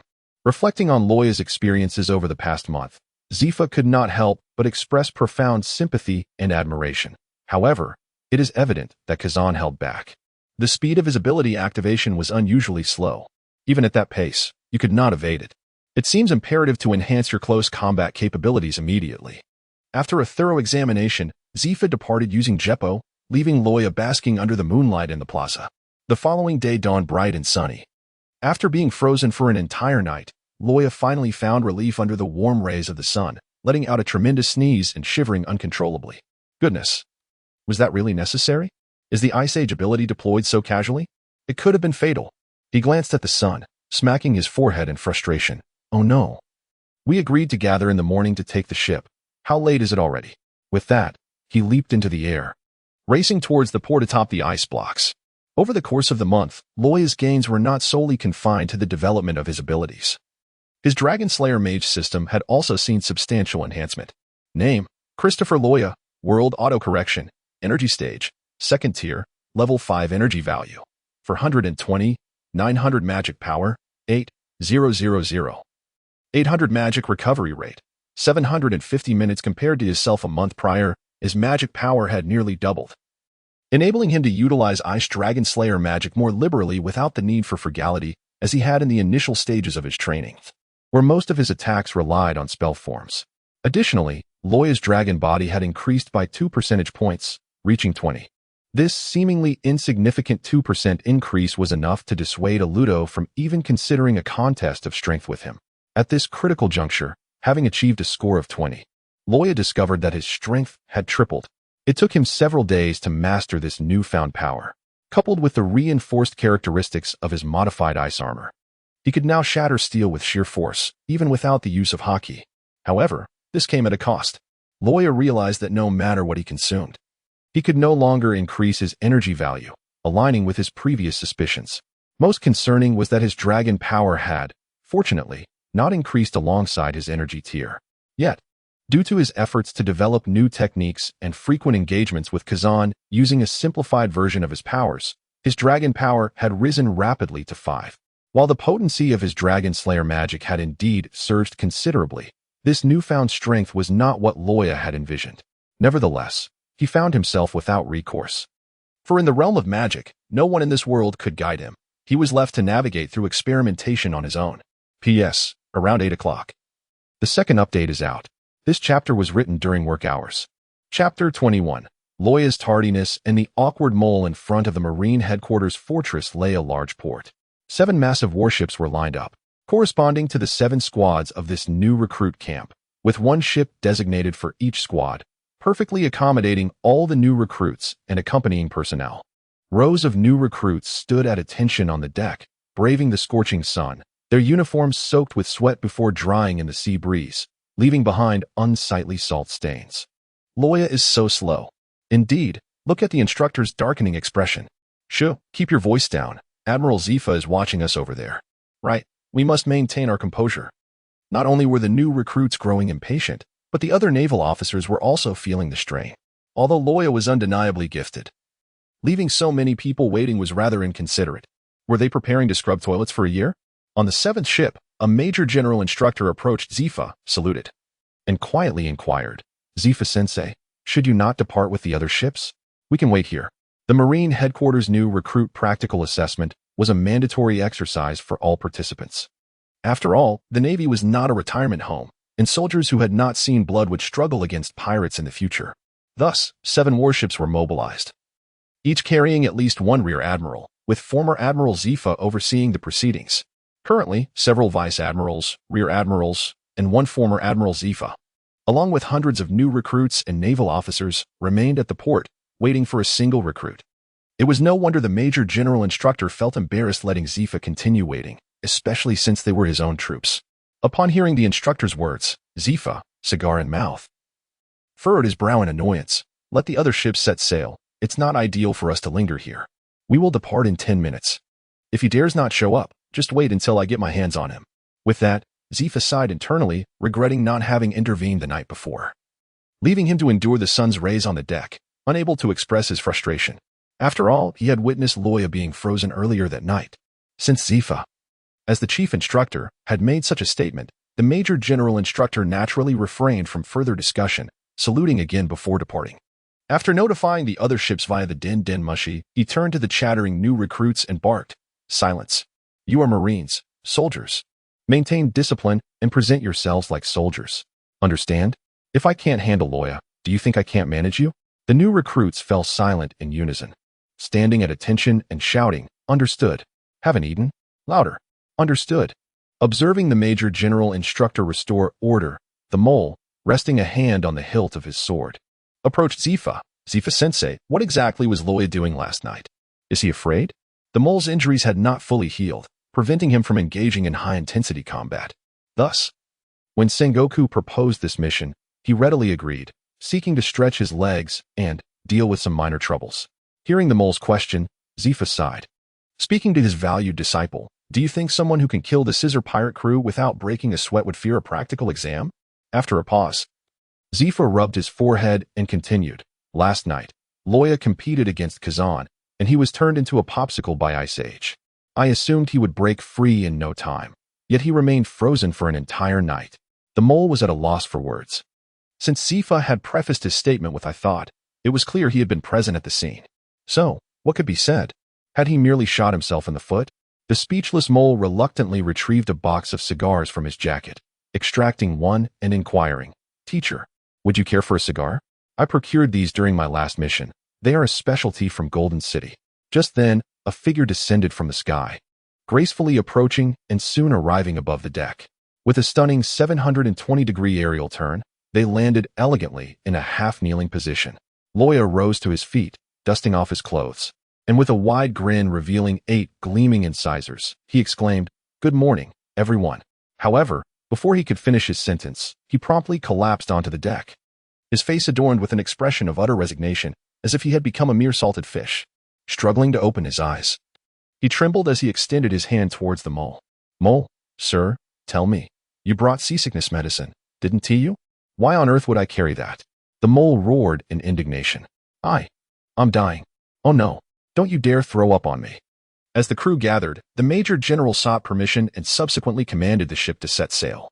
The warship departed from the harbor at full speed, driven by the dual purpose of catching up with the preceding vessel and addressing the plight of the half-dead individual who was retching profusely, producing nothing but acidic bile. It was indeed fortuitous that, due to the practical assessment, the ship's medical staff consisted solely of trauma specialists, utterly unprepared for the issue of seasickness. And who could have anticipated that a naval officer would succumb to seasickness? Were they to stock up on seasickness medication just for fun? Eventually, Zephyr could no longer bear to witness this. Luo Ya, a promising recruit of the headquarters, destined to be a significant force in the Navy, and even earmarked for the elite camp, had succumbed to seasickness. Had it not been for Sengoku's timely reminder, he would have found it hard to believe. Enraged, Zephyr shoved aside the ship's doctor and the recruit assisting Luo Ya, delivering a decisive punch. Clang! Suddenly, the world fell silent. The surrounding recruits swallowed nervously, their hearts racing as they gazed at the considerable bump on Luo Ya's head and the oddly content expression on his face. "Hey, you've been knocked out. Don't wear such a blissful expression." After tossing Luo Ya back into the cabin, tranquility swiftly returned to the warship. The recruits either anxiously scanned their surroundings or nervously polished their weapons, attempting to soothe their inner turmoil. After all, they were merely a group of novices, unlike Luo Ya, who had experienced true bloodshed. Even though they were aware that their destination was an island designated for naval assessments, devoid of ruthless pirates but inhabited by ferocious beasts, the tension and unease still clung to their hearts. The elite assessment was serious yet not entirely classified, much like the college entrance examinations Luo Ya had faced before his transmigration. Although the specifics of the examination remained confidential to the recruits, the subjects were clearly laid out. In this regard, Zephyr felt helpless. Previous recruits had at least possessed a modicum of vigor, yet this batch appeared utterly disheartened, with no standout among them. The only one who seemed competent was Luo Ya, who was neither a legitimate descendant of the Navy nor a conscript but fortuitously rescued from a deserted island by the mole. Thus, he recognized the profound issue of the Navy's power gap. Observing Zephyr's pained expression, the mole understood his mentor's concerns. He hesitated before approaching with a cigar in hand. "Do not fret, teacher. There will always be solutions. Besides, this batch still has Luo Ya, right? The others in the elite camp are decent. It's not all that grim. Here, have a cigar. This one is the finest from the Shambadi archipelago." Zephyr cast a sidelong glance at him. "What exactly are you plotting?" As the saying goes, no one knows a student better than their teacher." The mole's unusual demeanor had piqued Zephyr's suspicion, particularly since the mole, a notoriously prudent figure, was repeatedly offering him cigars today, an oddity indeed. After a prolonged silence, faced with Zephyr's impatient expression, the mole awkwardly scratched the back of his head. Teacher. It's about Luo Ya. He asked me to request you to inform Admiral Sengoku to assign him a shore duty at headquarters, preventing him from going out to sea." Upon finishing, the mole quickly waved his hands. "Of course, the final decision lies with you, teacher. If it's not feasible, it's no big deal, ha ha ha." Zephyr regarded him with a peculiar gaze, internally puzzled by the sudden emergence of this topic. The mole awkwardly chuckled twice, noticing Zephyr's silence, before dejectedly lowering his hands and nodding solemnly. Understood, Teacher Zephyr. I will promptly decline his request. The mole felt a surge of embarrassment, inwardly cursing, "You little brat. How dare you threaten me into such a request? I will settle this with you later." As for why Luo Ya made such a request, it stemmed from a conversation he overheard regarding the arrangements for this batch of elite camp members. Due to their generally inferior capabilities, they would primarily be dispatched to the 4 Seas for training. This was Marineford, on the Grand Line. Even with the Navy's advanced battleships, reaching the 4 Seas would take at least a fortnight. Spending weeks on a ship and then frequently going out to execute missions upon arrival, wasn't that tantamount to courting death? Hence, Luo Ya had urged the mole to shamelessly approach Zephyr. As for why the mole would agree, well, perhaps it was because the injured mole had been spending his days in the office, secretly indulging in provocative magazines. Just as the mole was about to give up and leave, Zephyr slowly spoke. "I will discuss these matters with Sengoku." The mole's heart soared at the sound of this, and he saluted excitedly. "Yes, thank you, teacher." Then, like a gust of wind, he dashed to the cabin to retrieve the photograph from Luo Ya. The journey proceeded without incident as the warship entered the doldrums, anchoring in the bay of a medium-sized island. This was an island never marked on any map, utilized by the Navy as a training ground for new recruits since decades past. Due to its weak magnetic field, aside from the permanent compass, navigational instruments would not point towards this locale, rendering it sufficiently concealed. Moreover, the island was home to numerous formidable native creatures, along with ferocious beasts that the Navy had subsequently introduced, making it an ideal setting for the recruits' trials. While ordinary recruits did not require such assessments, those from the headquarters, destined to become the Navy's elite, could not forego this rite of passage filled with blood and fire. The island was densely vegetated. From the rudimentary port, one could only glimpse vibrant green leaves, while 2 fiery red crabs leisurely traversed the sandy beach, painting a picture of serene tranquility. Yet, from deep within the island, ominous roars occasionally echoed, attesting that the surface calm was but fade. Many recruits swallowed hard, exchanging anxious glances. "Surely, we are not expected to venture onto the island? Seems likely. I've heard from the veterans that this island is teeming with man-eating beasts." Upon hearing this, the surrounding recruits grew increasingly apprehensive. How terrifying. The personnel aboard the surrounding warships stood in orderly rows, awaiting Zephyr's command. He nodded to the mole, signaling for the messenger to begin notifying each ship to prepare for the assessment.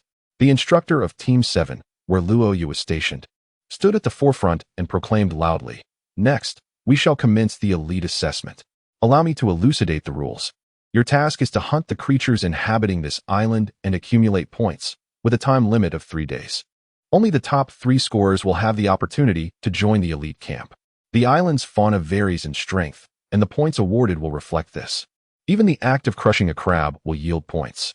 The Major General pointed towards a pile of crabs on the beach, attempting a rare jest.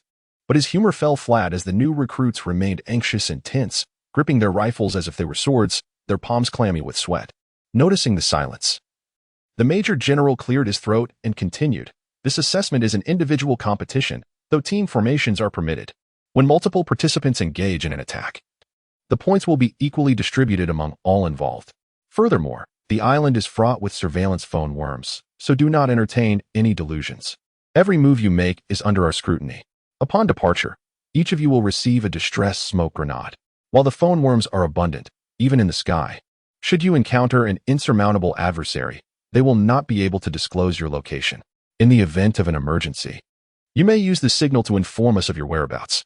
However, remember this: any individual who activates the distress signal will have their score reset to 0. Moreover, the Major General stated gravely, this does not guarantee your safety. Encountering an overwhelmingly powerful beast could result in instant dismemberment. Therefore, I wish you all good fortune." After concluding, the Major General glanced at Zephyr, who nodded in affirmation to continue. He then called out, "Now, come forth to receive your life-saving tokens, you little rascals. All weapons you possess must be surrendered. You may only utilize the standard-issue arms we provide, along with an extra day's rations." The new recruits, some trembling with trepidation and others eager to engage, lined up in an orderly fashion to collect their equipment. Luo Ya contemplated for a moment, then took a dagger and a pouch of gunpowder, deliberately leaving behind a firearm. The naval officer distributing the equipment cast him a surprised glance and inquired, I can comprehend your choice of a dagger, but why opt for gunpowder without a firearm? Most recruits typically choose a gun, as it offers greater assurance when confronted with peril. Luo Ya shrugged and explained, my capabilities have surpassed the need for firearms. Moreover, in the event of injury or inclement weather, gunpowder serves as an excellent means for ignition and disinfection. By the way, good sir, is this bag waterproof? The naval officer nodded in response, smiling as he said, what ambition! Rest assured, the bag crafted from marine beast hide will remain impervious to water as long as you secure the drawstring tightly. Then it is settled. Thank you. Kind sir. Luo Ya waved his hand, preparing the smoke bombs and rations for emergencies, as he departed from the warship. If one were to inquire why he was not afflicted by seasickness, it was because he had been bouncing up and down on the ice blocks, never allowing his feet to touch the deck. Luo Ya, let us embark together. Indeed, with your presence, there shall be no cause for concern.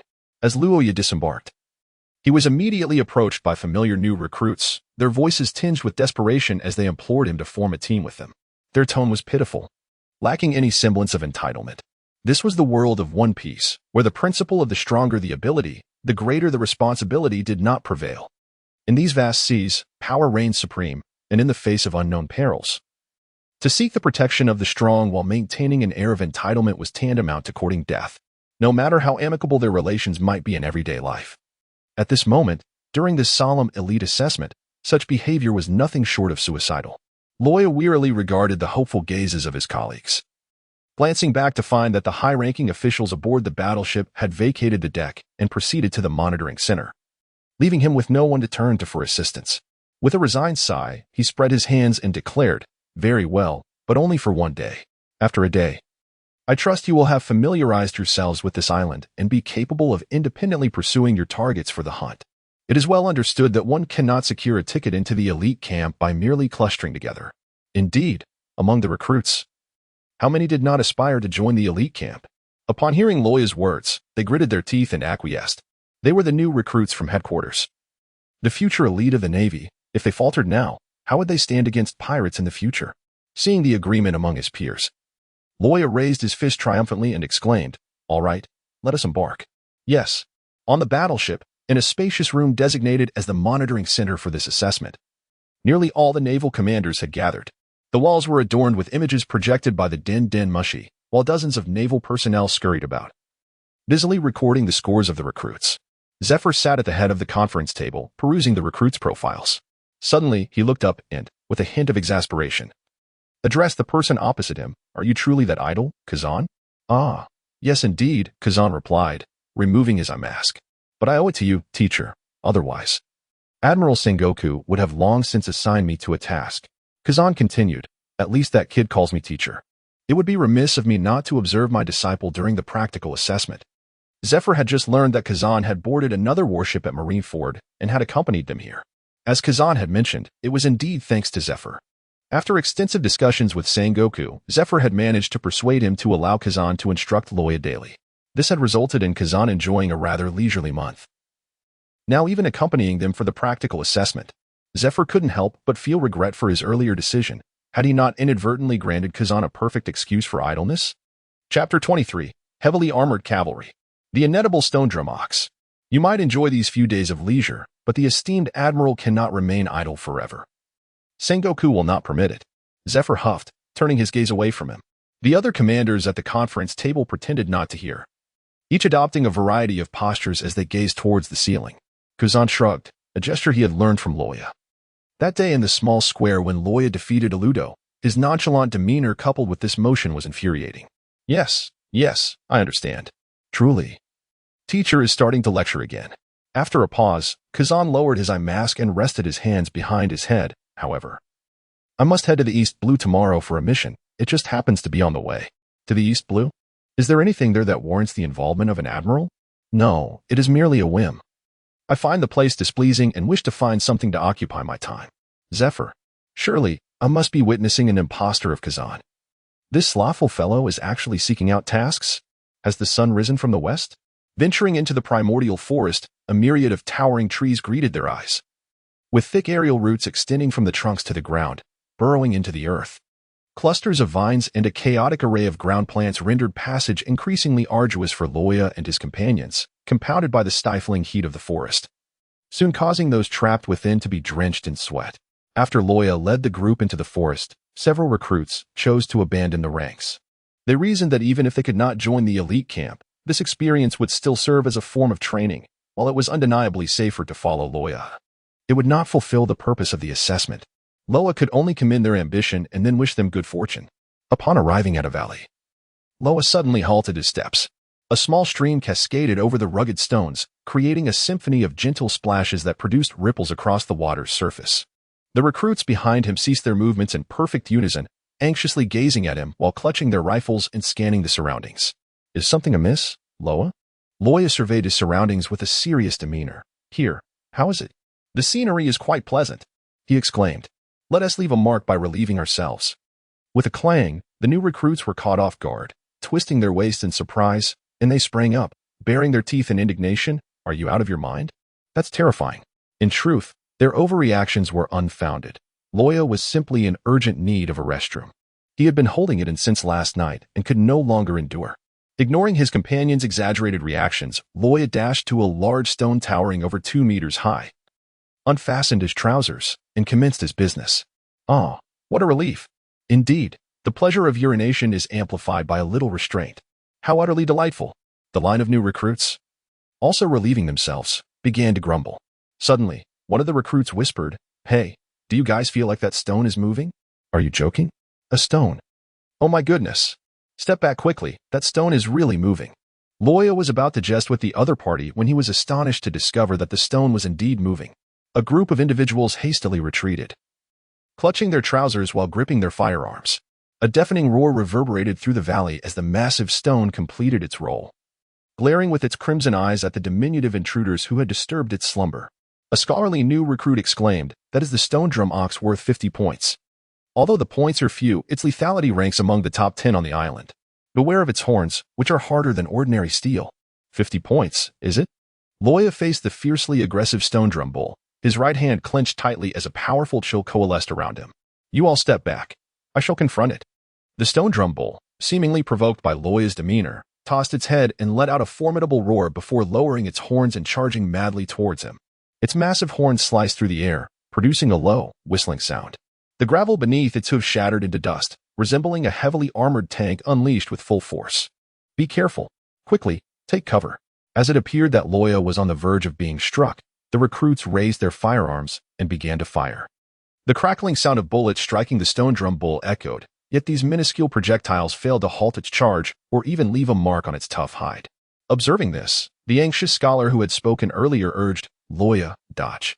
The stone drum bull must stop to turn. It cannot catch you. The stone drum bull, moving with remarkable speed, barreled towards Luo Ya, seemingly envisioning the moment its formidable horns would pierce him. This creature was a force to be reckoned with. Even the island's ruler would think twice before provoking it. Dodge? No, that was unnecessary. A low hum resonated as Luo Ya's magical energy stirred, sending the grass and stones beneath him flying. With an air of nonchalance, he raised his left hand and caressed the oncoming bull's horns. Yes, caressed. The recruits, mere spectators, struggled to articulate Luo Ya's audacious action. It's over. Luo Ya cannot evade. Just as the recruits turned their heads, unable to bear the impending disaster, Luo Ya's voice transcended the chaos, inexplicably reaching their ears. Ice make. Heavy armored cavalry. A sound akin to tearing fabric pierced their surroundings. In the next moment, a heart-wrenching scream erupted, startling them.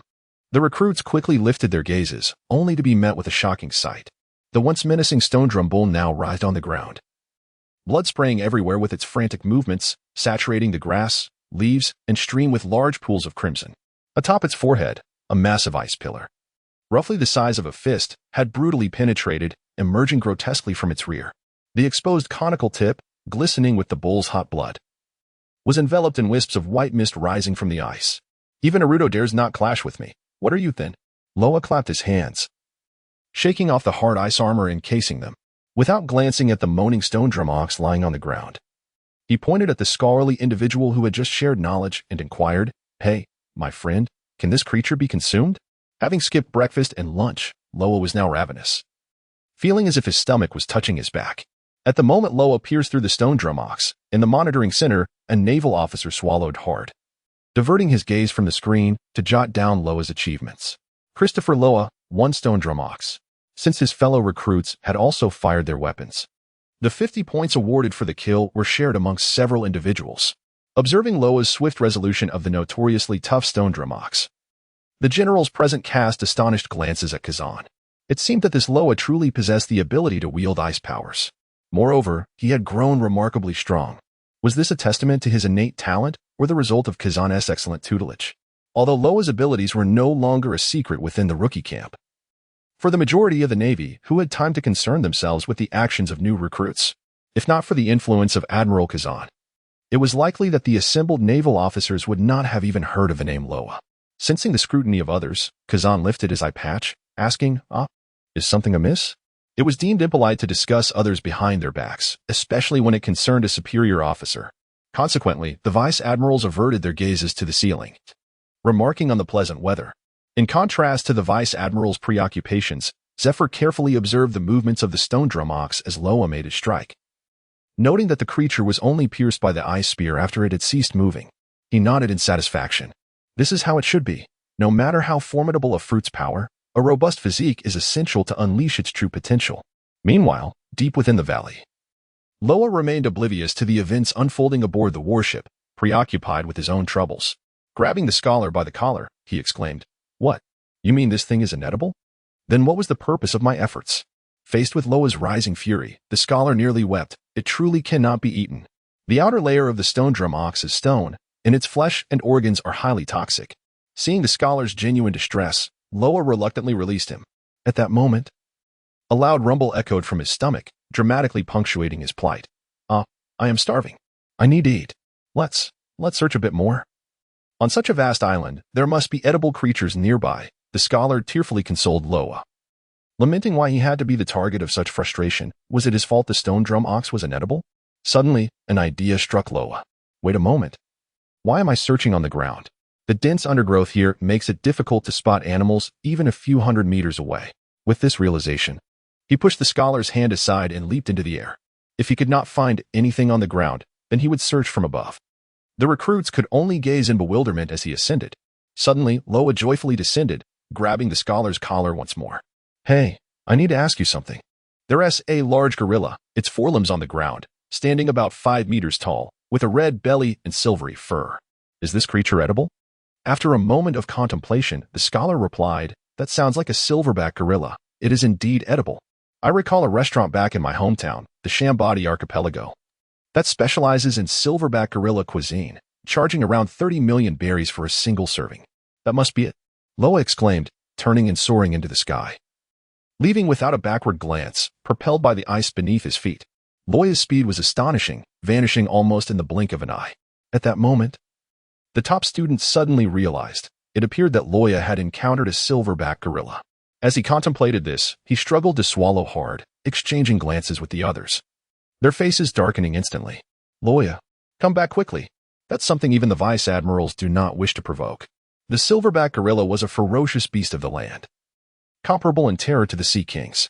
Although it could be considered a source of sustenance, it certainly would not yield to mere slaughter. On the contrary, its strength was formidable, and each successful hunt was worthy of making headlines. Thank you to the friends who have supported this work. Irue, Xiaotsue, Reader 957, Guhuar Jianghu, Sha Yiyu, G6 Su 4, Reader 187, Chiwa A, Xing Xing and Yi, Shuefu Li, ZFD001, Heisei Yang Maoshan, Wanwu Wu Uop, and others for their recommendations. Additionally, in response to a comment in the review section, yes, the Ice Dragon Slayer Mage can indeed consume ice. But being only at the 2nd tier, I have set Loya's current ability to merely swallow ice cubes to restore magical energy, unable to directly consume attribute attacks to enter a frenzied state as depicted in the original work. After all, it would be unreasonable to reveal the climactic scenes within just a few chapters. Chapter 24, The Silverback Gorilla Begins the Carnage. At this moment, Loya could no longer hear their words. Driven by an insatiable hunger, he unleashed his speed to its fullest, approaching the gorilla seated on the hillside, indulging in fruit, a speed that even Zephyr could not help but admire. Inside the naval ship's monitoring room, numerous vice admirals rose anxiously. pounding their fists on the table as they watched Luo Ya's retreating figure and the silverback gorilla, now aware of its adversary, lifting its head. Is it still alive? I remember it living on the island over a decade ago. One vice admiral fixated on the gorilla, recalling a time during his own rookie assessment when he had nearly met his demise at the hands of this beast. Admiral Zephyr, give the order to engage. It's not a foe that Luo Ya can conquer. The anxious mole glanced at Zephyr, who had brought Luo Ya from the isolated island. Their bond was strong, and Luo Ya felt a certain kinship with the first familiar face he encountered after his journey. Zephyr did not respond immediately but focused his gaze on the slumbering Kazan. Moments earlier, he had distinctly observed the corners of Kazan's mouth curve into a slight smile. Though subtle, it had not escaped his notice. Thus, he asked sternly, Kazan, this is not a training exercise. Lives are at stake. Tell me honestly, can Luo Ya handle that beast? Upon hearing Zephyr's words, Kazan realized he could no longer feign sleep. Who knows? He replied lazily, reclining against his chair. Zephyr's eyes blazed with intensity, as if ready to devour him whole. No one was more anxious than he regarding the recent decline of naval recruits. Luo Ya was not merely an ordinary recruit, but a disciple he had personally acknowledged, an essential asset for the Navy's future. Kazan's nonchalant demeanor suggested he was indifferent to Luo Ya's life or death. How can you consider yourself worthy to be his teacher? Zephyr's frustration surged, slamming his fist on the table, his haki unintentionally enveloping his hand, denting the iron surface. His piercing gaze bore into Kazan, his voice laced with barely concealed fury. Kazan, answer my question. The teacher is angry, Kazan said slowly, straightening his posture. Yet immediately resumed a lazy posture, propping his chin on his hand. Meeting Zephyr's fierce gaze head-on, he remarked, there's no need to be so upset, teacher. Look at me. I'm not worried in the slightest. You. Zephyr began, but suddenly a realization struck him. Indeed, Luo Ya was not just his disciple, but also the disciple of this tall man beside him, though he had been reluctant to admit it. Kazan had tacitly accepted this title over the past month. If that were the case, then what gave Kazan the confidence to remain unperturbed? Unless, as this thought crossed his mind, Zephyr seemed to come to an understanding, turning his attention back to the screen. Seeing his expression, Kazan knew Zephyr had grasped the situation. He reclined back into his chair, lowering his eye mask with a light chuckle. It seems you finally realized, teacher. Luo Ya, though unable to maintain a continuous transformation like other Zoan-type users, possesses strength that rivals that of the Vice Admirals once he does transform. If he truly possesses strength comparable to that of a Vice Admiral, then does that not imply he has already attained such power? Hearing Kazan's words, everyone in the room stared in astonishment at the screen. The individual, of modest height, merely 175 centimeters, and possessing a rather slender physique, was actually capable of Vice Admiral-level power? Not to mention haki, he had yet to master the 6 powers of the Navy. As the murmurs of or resonated around him, Kazan felt an inexplicable sense of satisfaction swell within him, a pride surpassing that of a 6-month vacation. After a pause, Kazan continued to explain to Zephyr, eager to boast, especially in front of his mentor. The Zoan-type mythical beast fruits were rarer than those of the Logia type, and the true nature of those who wielded such powers remained shrouded in mystery. Luo Ya's dragon fruit, aside from the limitation of causing dizziness in all modes of transportation, bore another flaw. He could not achieve complete transformation. This was due to the legendary strength of dragons being too formidable for him to control at this stage. To harness such power, he had developed a technique to attain transformation, although it had taken considerable effort to create a short-term transformation technique. The fact that he had grown to this extent in merely a month was indeed remarkable. As he concluded, Kazan's tone turned somewhat wistful. Just a month prior, even standing still, he could obliterate Luo Ya's most powerful roar attack. Yet now, Luo Ya's casually launched ice bomb posed a lethal threat. His close combat prowess had also surged dramatically. Even Kazan found it necessary to exert 30% of his strength to shatter the hardened ice armor enveloping him, regardless of whether it was talent, effort, or fruit development. Luo Ya's rapid enhancement had caught Kazan's attention. If this momentum continued, Luo Ya might very well attain genuine admiral-level strength before reaching the age of 30, Kazan mused. However, this was not the most exhausting realization for Kazan. In the final week, he lamented discovering that his ice fruit, in terms of attributes, was actually countered by Luo Ya. Despite both being ice, it was a superior-inferior relationship.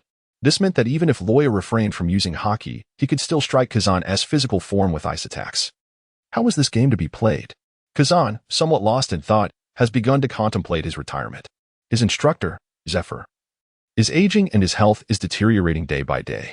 Perhaps it would be a prudent choice for Kazan to succeed him in training new recruits at headquarters. After listening to Kazan, Zephyr fell silent. He had indeed underestimated Luo Ya, although he would steal moments to observe their training whenever he had free time. He was not as acutely aware of Luo Ya's actual combat capabilities as Kazan was. The ranks of Rear Admiral and Branch Admiral within the Navy headquarters represent different tiers of strength, since Kazan confidently referred to headquarters. Even if it were a temporary surge of power, it indicated that Luo Ya truly possessed that level of strength. At that moment, the one most affected was the mole. He gazed absent-mindedly at Luo Ya, who was leaping gracefully through the air, reminiscing about the day Luo Ya joined the Navy and Zephyr's words to him. With a single strike, he annihilated a pirate crew with a bounty of 50 million. I admit his strength is commendable. Yet, he is still just a child, and the road ahead is long. The term child in Zephyr's eyes specifically referred to those whose strength was below the rank of captain. The fact that Zephyr could utter such words indicated that Luo Ya's abilities were then limited to the realm of junior officers. And now, in just 1 month, has he truly grown to this extent, Luo Ya? The mole mused. What an intimidating talent indeed. Food. Luo Ya, swiftly moving through the air, was oblivious to Kazan boasting about him aboard the warship. His mind was singularly fixated on one thought: I must eat. Hundreds of meters apart, the silverback gorilla suddenly raised its head and let out a ferocious roar directed at Luo Ya. With its action, the forest erupted in commotion as countless animals looked on in terror. What has transpired? Why has the king of the island become enraged? Has it sensed my hostility from this distance? Not bad. This is precisely how hunting should be. Thrilling. The pungent scent enveloped Luo Ya as he opened his mouth wide and leaped high into the air. What was that? A mere dog-ass howl? This is what I call a roar. The roar of the ice dragon. Boom. A swirling vortex of ice, over 10 meters in diameter, rapidly formed in the air, howling as it surged toward the silverback gorilla. The piercing cold instantly froze the moisture and particles in the air, transforming them into a flurry of ice shards, all propelled toward the beast. The ferocity of the icy tornado struck the silverback gorilla with a profound sense of peril. It roared and uprooted a 10-meter-tall tree, hurling it toward the tornado. However, this ordinary tree stood no chance against Luo Ya's enhanced prowess. Upon collision with the icy vortex, it disintegrated without a trace, becoming mere fragments of ice that collided with the silverback gorilla, leading to an explosion. Boom.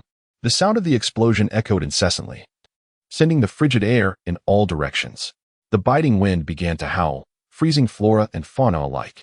The once verdant forest was suddenly transformed into a pristine white ice domain, resembling a green canvas that had been doused with a bucket of white paint from above. Roar. The silverback gorilla let out a blood-curdling scream that resonated across the entire island, being pushed along the ground by the icy tornado, leaving behind a trench several dozen meters long. On this desolate island, the raw and unyielding laws of the jungle reminded Luo Ya that the early bird catches the worm, and the weak perish. Without waiting for the cold winds to dissipate, Luo Ya leaped down from the sky, forming 2 ice blades beneath his feet, utilizing the icy path created by the ice dragon's roar to swiftly approach the epicenter of the explosion. As he drew near, Luo Ya hammered his hands together, spreading his palms to target the massive figure obscured by smoke. Ice make. Ice bombs. Rapid fire. Whoosh. Whoosh. A series of piercing sounds echoed as conical ice projectiles, propelled by fierce winds and ice shards, struck the silverback gorilla like cannonballs, resulting in a cacophony of explosions that reverberated across the isolated island. Even on the opposite side of the island, the tremors in the air could be felt.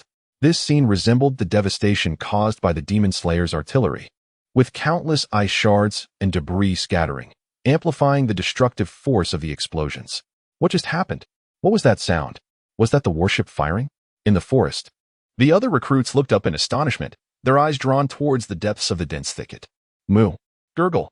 Bah. The forest had turned chaotic, with countless animals fleeing in panic, morphing from a small group into a massive tide of beasts. The battle was taking place in the territory of the island's king, the silverback gorilla, and its terrifying scream had indeed frightened them. Most animals are instinctively afraid of loud noises, a trait ingrained in their very genes. This predicament posed a grave threat to the recruits on the island. Their initial weaknesses meant they might have had a chance against a singular ferocious beast, but against a horde, they would prove no more resilient than a blade of grass by the roadside. Run. The beast tide is upon us. Climb the trees. They won't follow us up there. Clever individuals shouted as they scrambled up trees, clutching the trunks and praying, "Don't let us be knocked down. Don't let us be knocked down." Inside the warship's surveillance room, the naval officers were dumbfounded, beads of cold sweat trickling down their foreheads. Just moments ago, it was merely beasts fleeing the silverback gorilla's territory. How had it escalated into a tide of beasts? Well, we need to get ready, otherwise our poor recruits will suffer grievous losses. The mole admiral stood up, addressing his colleagues, then turned to Zephyr. Zephyr, grinding his teeth in frustration, gazed at the screen where Luo Ya was relentlessly firing ice bombs. The image displayed Luo Ya, swallowing hard while exuding an aura of lethal intent. Sensing the mole's gaze upon him, he sighed and waved his hand dismissively. Go, go. Remember to alert those hiding on the island. Every life saved counts. Understood. The mole and the others saluted before swiftly exiting the cabin to make their way to the island. Fortunately, the assessment had only just begun. Aside from Luo Ya, the others were not far from the coast, minimizing the likelihood of encountering life-threatening danger. Once the commanders departed, Zephyr turned to Kazan with a bemused expression. I admit his growth over this month has been nothing short of terrifying, but did you not teach him how to avoid attracting trouble? Kazan's expression stiffened, and he lowered his eye patch, refusing to meet Zephyr's gaze. 20. Thanks to book friends, including 201, Bookworm 7259, 189, and others for their recommendations and support. Due to restrictions on the mobile assistant, many book friends' IDs are obscured, thus replaced with asterisks. Chapter 25, Rampage. The new form of Luo Ya. I extend my heartfelt gratitude to the esteemed reader Endless Starry Sky for the generous donation of 500. I appreciate the support from reader 201612311247555048 for their 100 donation. A sincere thank you to reader All Things Without Rain Opie for their contribution of 200. I am also grateful to reader Reminiscing the Melancholic for their 500 donation. Thank you all. I shall diligently craft my words and remain steadfast in my commitment to this work. As the commanders aboard the warship prepared to intervene, Luo Ya ceased his assault, not due to exhaustion of his magical energy, but rather because he sensed an impending threat. With a swift motion, he propelled himself across the icy surface, hastily distancing himself from his previous position. Sure enough, in the very moment he departed, a bloodied fist descended with tremendous force, shattering the ice beneath and leaving behind a deep, web-like crater in the ground.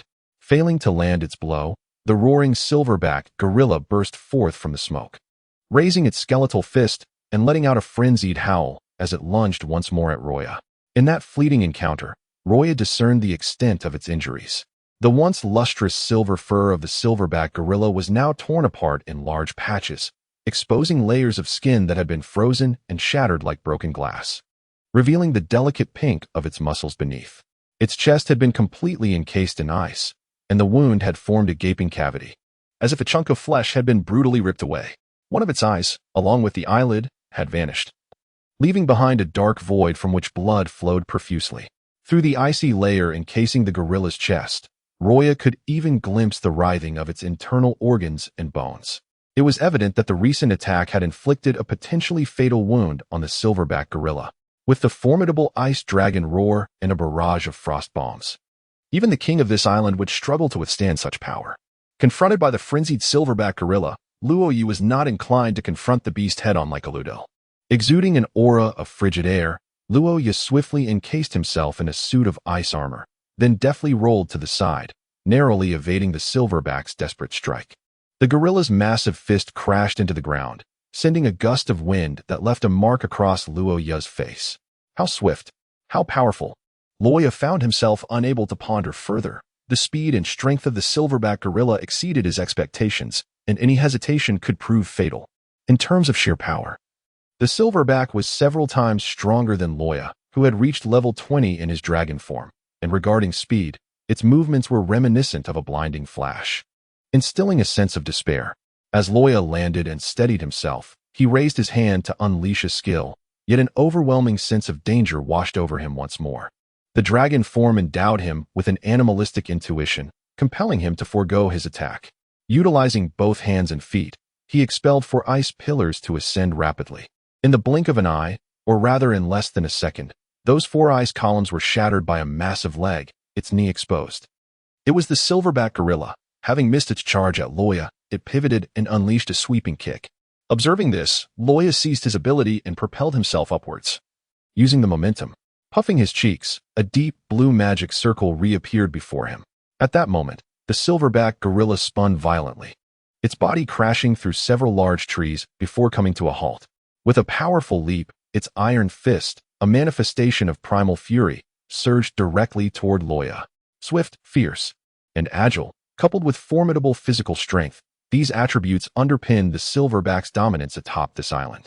The sequence of movements was executed with such seamless fluidity and remarkable speed that it elicited a sensation in Luo Ya akin to facing Kazan. He was certain that the roar of the ice dragon could repel it, yet before that could happen, the silverback's iron fist would likely strike him first. After all, formidable skills always required a moment of charge. On board the warship, Zephyr and Kazan, who had awakened at some point, silently observed the unfolding scene. Luo Ya had found himself cornered. His techniques were insufficient to be executed before the silverback's assault arrived, even if he attempted to consolidate ice blocks to evade the attack. The gorilla's swiftness would render his efforts futile. Zephyr yearned to issue an order for the admiral to prioritize rescuing Luo Ya, but as the chief instructor, such an action was beyond his authority, leaving him to clench his fists in frustration. Kazan maintained his serene demeanor, devoid of any tension. "Come on, my disciple. Showcase the new techniques you've honed over this past month." The reason why the silverback gorilla instilled a sense of trepidation even among admirals was its formidable close combat prowess, fast, powerful, and, with its size advantage, its attacks were more lethal than those of an average admiral. What hidden trump card does Luo Ya possess to turn the tide? There is no escape. This was the conclusion Luo Ya reached in an instant. But what of it? This was the next realization that followed. Confronted by the murderous assault of the silverback gorilla, a faint smile crept across Luo Ya's lips. "I am no longer the person I was a month ago. The one who was knocked unconscious by a single punch."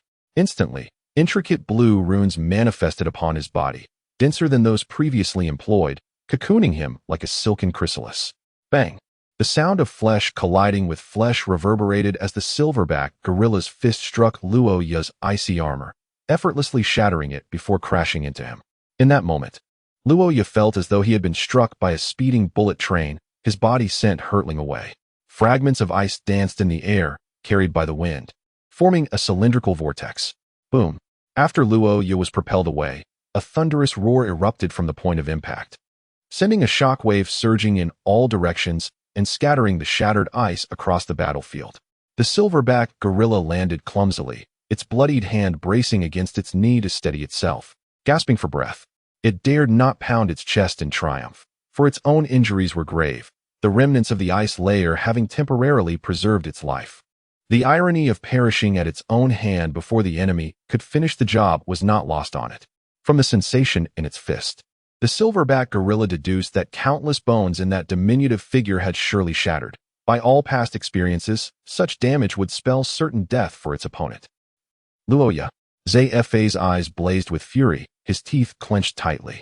He turned to Kuzu, a dangerous and terrifying aura locking onto him. "Is this what you meant by not needing to be anxious?" "Ah, indeed. The Master S blade remains sharp," Kuzu replied, shrugging nonchalantly. Even he felt the threat of imminent danger emanating from Zephy's current state. However, Kuzu was not concerned that Zephy would turn against him. For Luo Ya was still alive.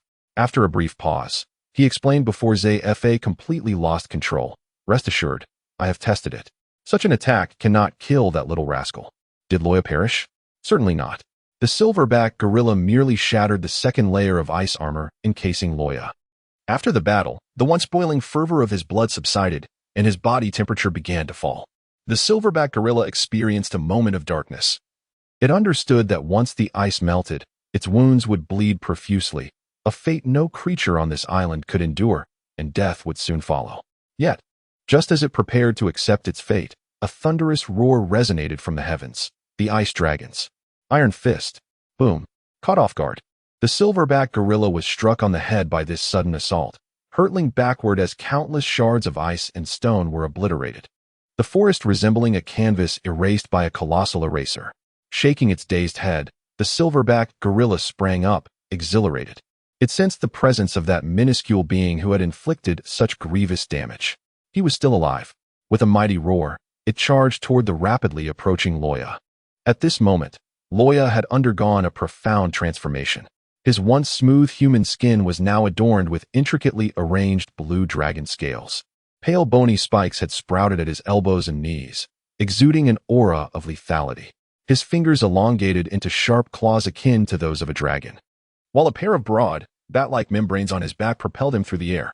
With golden slit-like eyes fixed on the silverback gorilla, Luo Ya stood resolute. His recuperative and defensive abilities were formidable. As long as his vital points remained intact, even a few broken bones would not hinder his combat. Come, who fears whom?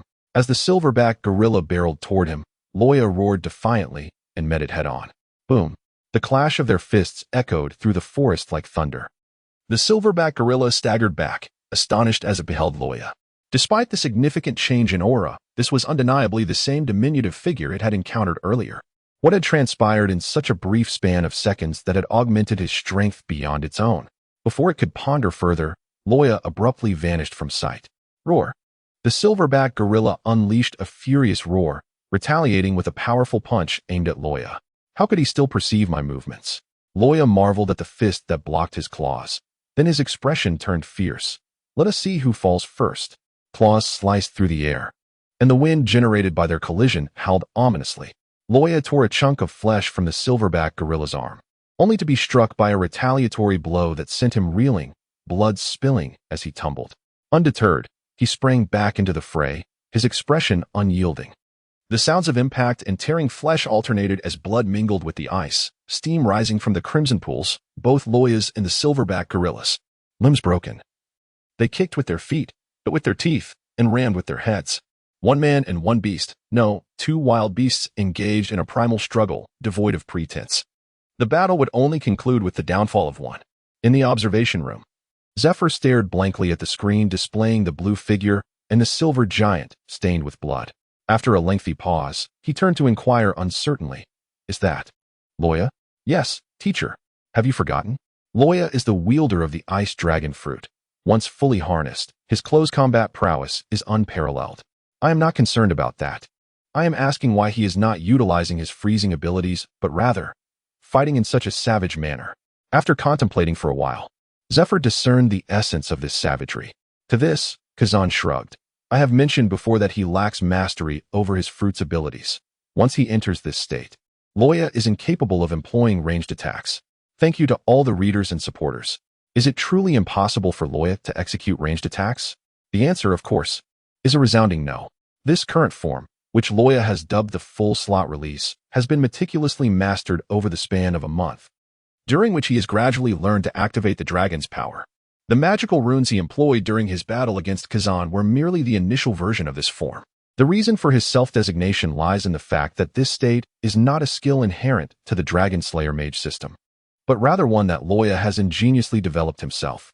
By harnessing ice-shaped magic within his body, he enables a substantial absorption of ice attribute magic power, thereby activating the dragon's power, manifesting dragon scales, and enhancing both offense and defense.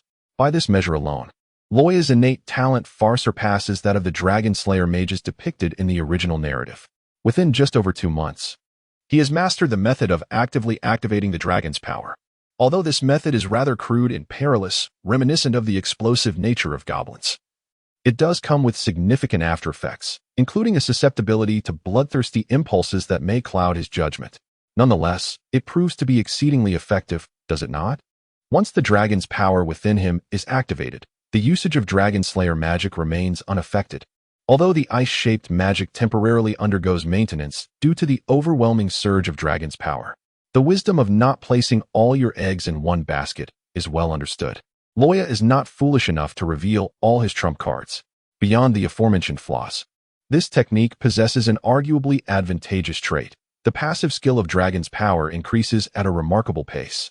Completing this mode required Luo Ya to employ it merely twice. And with just those 2 instances, his dragon's power has permanently increased by 1. Therefore, unless absolutely necessary, Luo Ya would not resort to this maneuver. Yet the results are undeniably significant, with his dragon form surging to an impressive 39. What does this signify? Whereas Luo Ya previously needed to evade and counter the assaults of the silverback gorilla, he can now confront it head-on, engaging in a fierce clash without a hint of trepidation. In fact, his offensive and defensive capabilities surpass those of the silverback gorilla, rendering him a veritable humanoid beast. Ice Dragon's Iron Fist. Ice Dragon's Shattered Fangs. Ice Dragon's Claw. Ice Dragon's Grasp. With relentless punches, kicks, and tearing strikes, Luo Ya launches a ceaseless barrage of attacks, displaying a ferocity that eclipses even the rampaging silverback gorilla. His serpent-like, icy vertical pupils assess the silverback gorilla, emanating a chilling murderous intent intertwined with the majesty of the dragon, causing the entire forest's insects to fall silent. Even the faintest whisper embodies the authority of the dragon. The mighty dragon reigns supreme over all earthly beings. The silverback gorilla has long sensed the aura of authority emanating from Luo Ya, a sensation that pounds against its heart like a sledgehammer, inducing profound discomfort. Yet, this only heightens its excitement. The age-old adage holds true. If one fears nothing, not even death, what then remains to instill fear? The clash between man and beast unfolds in a gruesome, frenzied exchange, the sounds echoing like distant thunder. As time passes, the silverback gorilla's movements gradually slow, and each retaliatory strike grows weaker. No matter how resolute its will, it cannot defy the predetermined rules. It has bled its last drop, and the tolling of the death knell has commenced. Luo Ya sensed its emotions, turned, and leaped back to stand a short distance away. They locked eyes, and in that moment, Luo Ya suddenly regained his composure. He let out a long sigh, meeting the silverback gorilla's gaze, perhaps the only and final plea of its life, with a solemn nod. You are a warrior deserving of respect. May your journey ahead be a noble one. Despite fighting for 2 hours with a grievously wounded body, refusing to retreat even in the face of death. Such valor is truly moving wherever it is witnessed. The silverback gorilla, satisfied, managed to stretch the skin over its lipless mouth, attempting to muster a smile amidst the bloodstains on its face. Then, in silence, it raised its fist and, trembling, took one painstaking step after another towards Luo Ya. Luo Ya summoned an unprecedented surge of magical energy, a chilling aura coalescing around him, illuminating his form with a resplendent blue glow, resembling the very embodiment of Frost's dominion. Exuding an air of formidable authority, the Ice Dragon's Iron Fist. With a resounding crash, the colossal figure collapsed, crashing to the ground and stirring a cloud of dust, while the silverback gorilla finally succumbed, its life extinguished in satisfaction. Gazing at the frozen statue, forever poised in a striking pose, Luo Ya, for reasons unbeknownst to him, suddenly felt a pang of disinterest, as if he had slipped into a sage's reverie. He released his initial transformation, slumping to the ground, and picked up a muddy ice chunk to shove into his mouth. Perhaps it would be best to recover some strength and seek new prey later. Christopher Luo Ya, defeated, one silverback giant gorilla, earning 1,000 points. The naval officer responsible for tallying the scores trembled, awkwardly scribbling Luo Ya's achievement onto his notepad. Zephyr fell into an unexpected silence, staring vacantly at the figure on the screen before he let out a wry smile, addressing Kazan. What do you think, Kazan? After Luo Ya joins the elite camp, what should I teach him? Zephyr sensed Kazan understood his thoughts, having witnessed Luo Ya's rapid growth firsthand. He softly reassured, at the very least, Luo Ya's close combat skills are lacking, and he has yet to master hockey. Throughout his life, Zephyr had mentored countless disciples, including the current 3 admirals of the Navy. In his youth, before the events that had transpired, he would have reveled in the delight of having such a prodigious student as Luo Ya.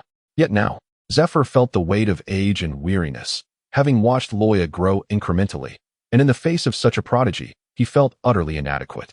Kazan was not the type to offer comfort, and his words did little to alleviate Zephyr's despondency, instead deepening his gloom. Sigh. Look at his performance under your tutelage this past month. I fear my limited wisdom will soon be exhausted. By the way, how old is Luo Ya this year? 25 years old, though he hardly appears so. Yet, it is indeed the case. Upon hearing this, Zephyr let out a significant sigh of relief. Thank goodness, thank goodness.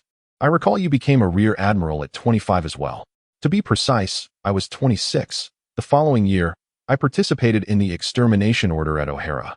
A documented event, Zephyr-sensei. Zephyr. This conversation is futile. After consuming a pile of ice chunks, Luo Ya finally felt his strength gradually returning. Dusting off the dirt from his backside, he moved his sore limbs to the side of the silverback gorilla's carcass. The forest, once a battleground, lay utterly flattened, enveloped in silence. All creatures had fled in terror from the recent conflict, while a few unfortunate ones that failed to escape lay encased in ice. On the frozen plain, lifelike ice sculptures glimmered under the sun's rays, casting colorful reflections. Luo Ya gazed silently at the lifeless form of the silverback gorilla for a protracted duration. This was his inaugural encounter with such a circumstance.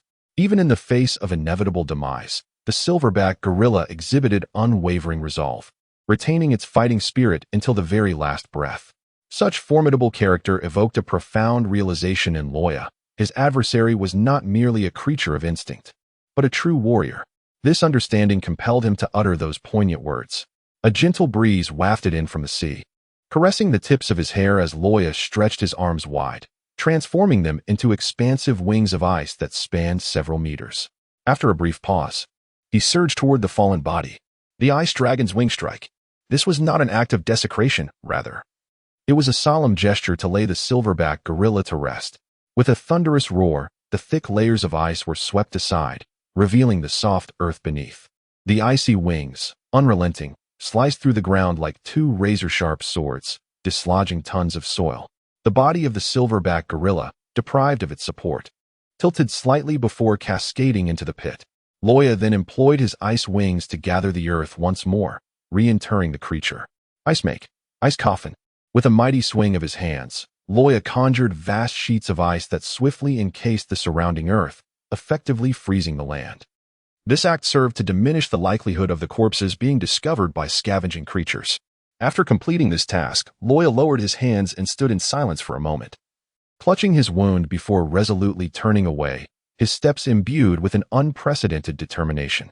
He was not merely laying to rest a formidable adversary, but also burying the frail remnants of his former self. It was evident that he would encounter more such events in the future. The fate of the silverback gorilla served as a poignant reminder, underscoring the stark reality that death had become alarmingly close to his existence. Chapter 27. Trouble Afoot. Zifa's thoughts in the heart of the forest, silence reigned supreme. Looking upward, sunlight filtered through the canopy, casting a shimmering glow akin to twinkling stars in the sky, dazzling yet exquisitely beautiful, emanating an elusive tranquility. How peculiar! When had the island become so eerily quiet? After wandering through the woods for a considerable time, Luo Ya was taken aback to find the once vibrant forest now shrouded in an unsettling stillness. Not a sound emerged from the new recruits engaged in battle. Even the chirping of insects and the calls of birds were conspicuously absent. He understood that his initial transformation would radiate a dragon's might, but surely its reach was not this extensive. At Marineford, it had only encompassed half of the new recruit camp. Only during his ascension had that oppressive force managed to barely envelop half of the naval headquarters. Yet, Luo Ya seemed to have overlooked a crucial truth. Fear is indeed contagious. The explosive chaos that marked the onset of battle, coupled with the ensuing aura of draconic power, had indeed sent the surrounding wildlife into a frenzied flight. The predators lurking at the periphery had initially reveled in the unexpected bounty of prey presented before them. However, after dispatching several creatures, a sense of trepidation began to creep in. For these beasts, the sight of their kin perishing, coupled with the reckless advance of these newcomers, sparked a primal fear. What terrifying entity lay behind them? Was it the island's sovereign? These predators pondered, their initial hesitation gradually morphing into a collective retreat, culminating in a veritable stampede of beasts. If I cannot find sustenance soon, I shall surely perish from hunger. With a furrowed brow, Luo Ya caressed his emaciated belly, surveying the surrounding stones that now resembled coarse grain buns. Just as despair clouded his features, a mole with a mohawk hairstyle materialized before him. Luo Ya's eyes lit up instantly, and he lunged forward. Ah, what a magnificent sausage! Crack! Feeling a sharp pain throb in his head, the mole's countenance darkened as he seized Luo Ya's foot and slammed him to the ground. Who are you calling a sausage? That is my hair. Dare to mock me so brazenly? In the name of justice, prepare to meet your demise, you scoundrel.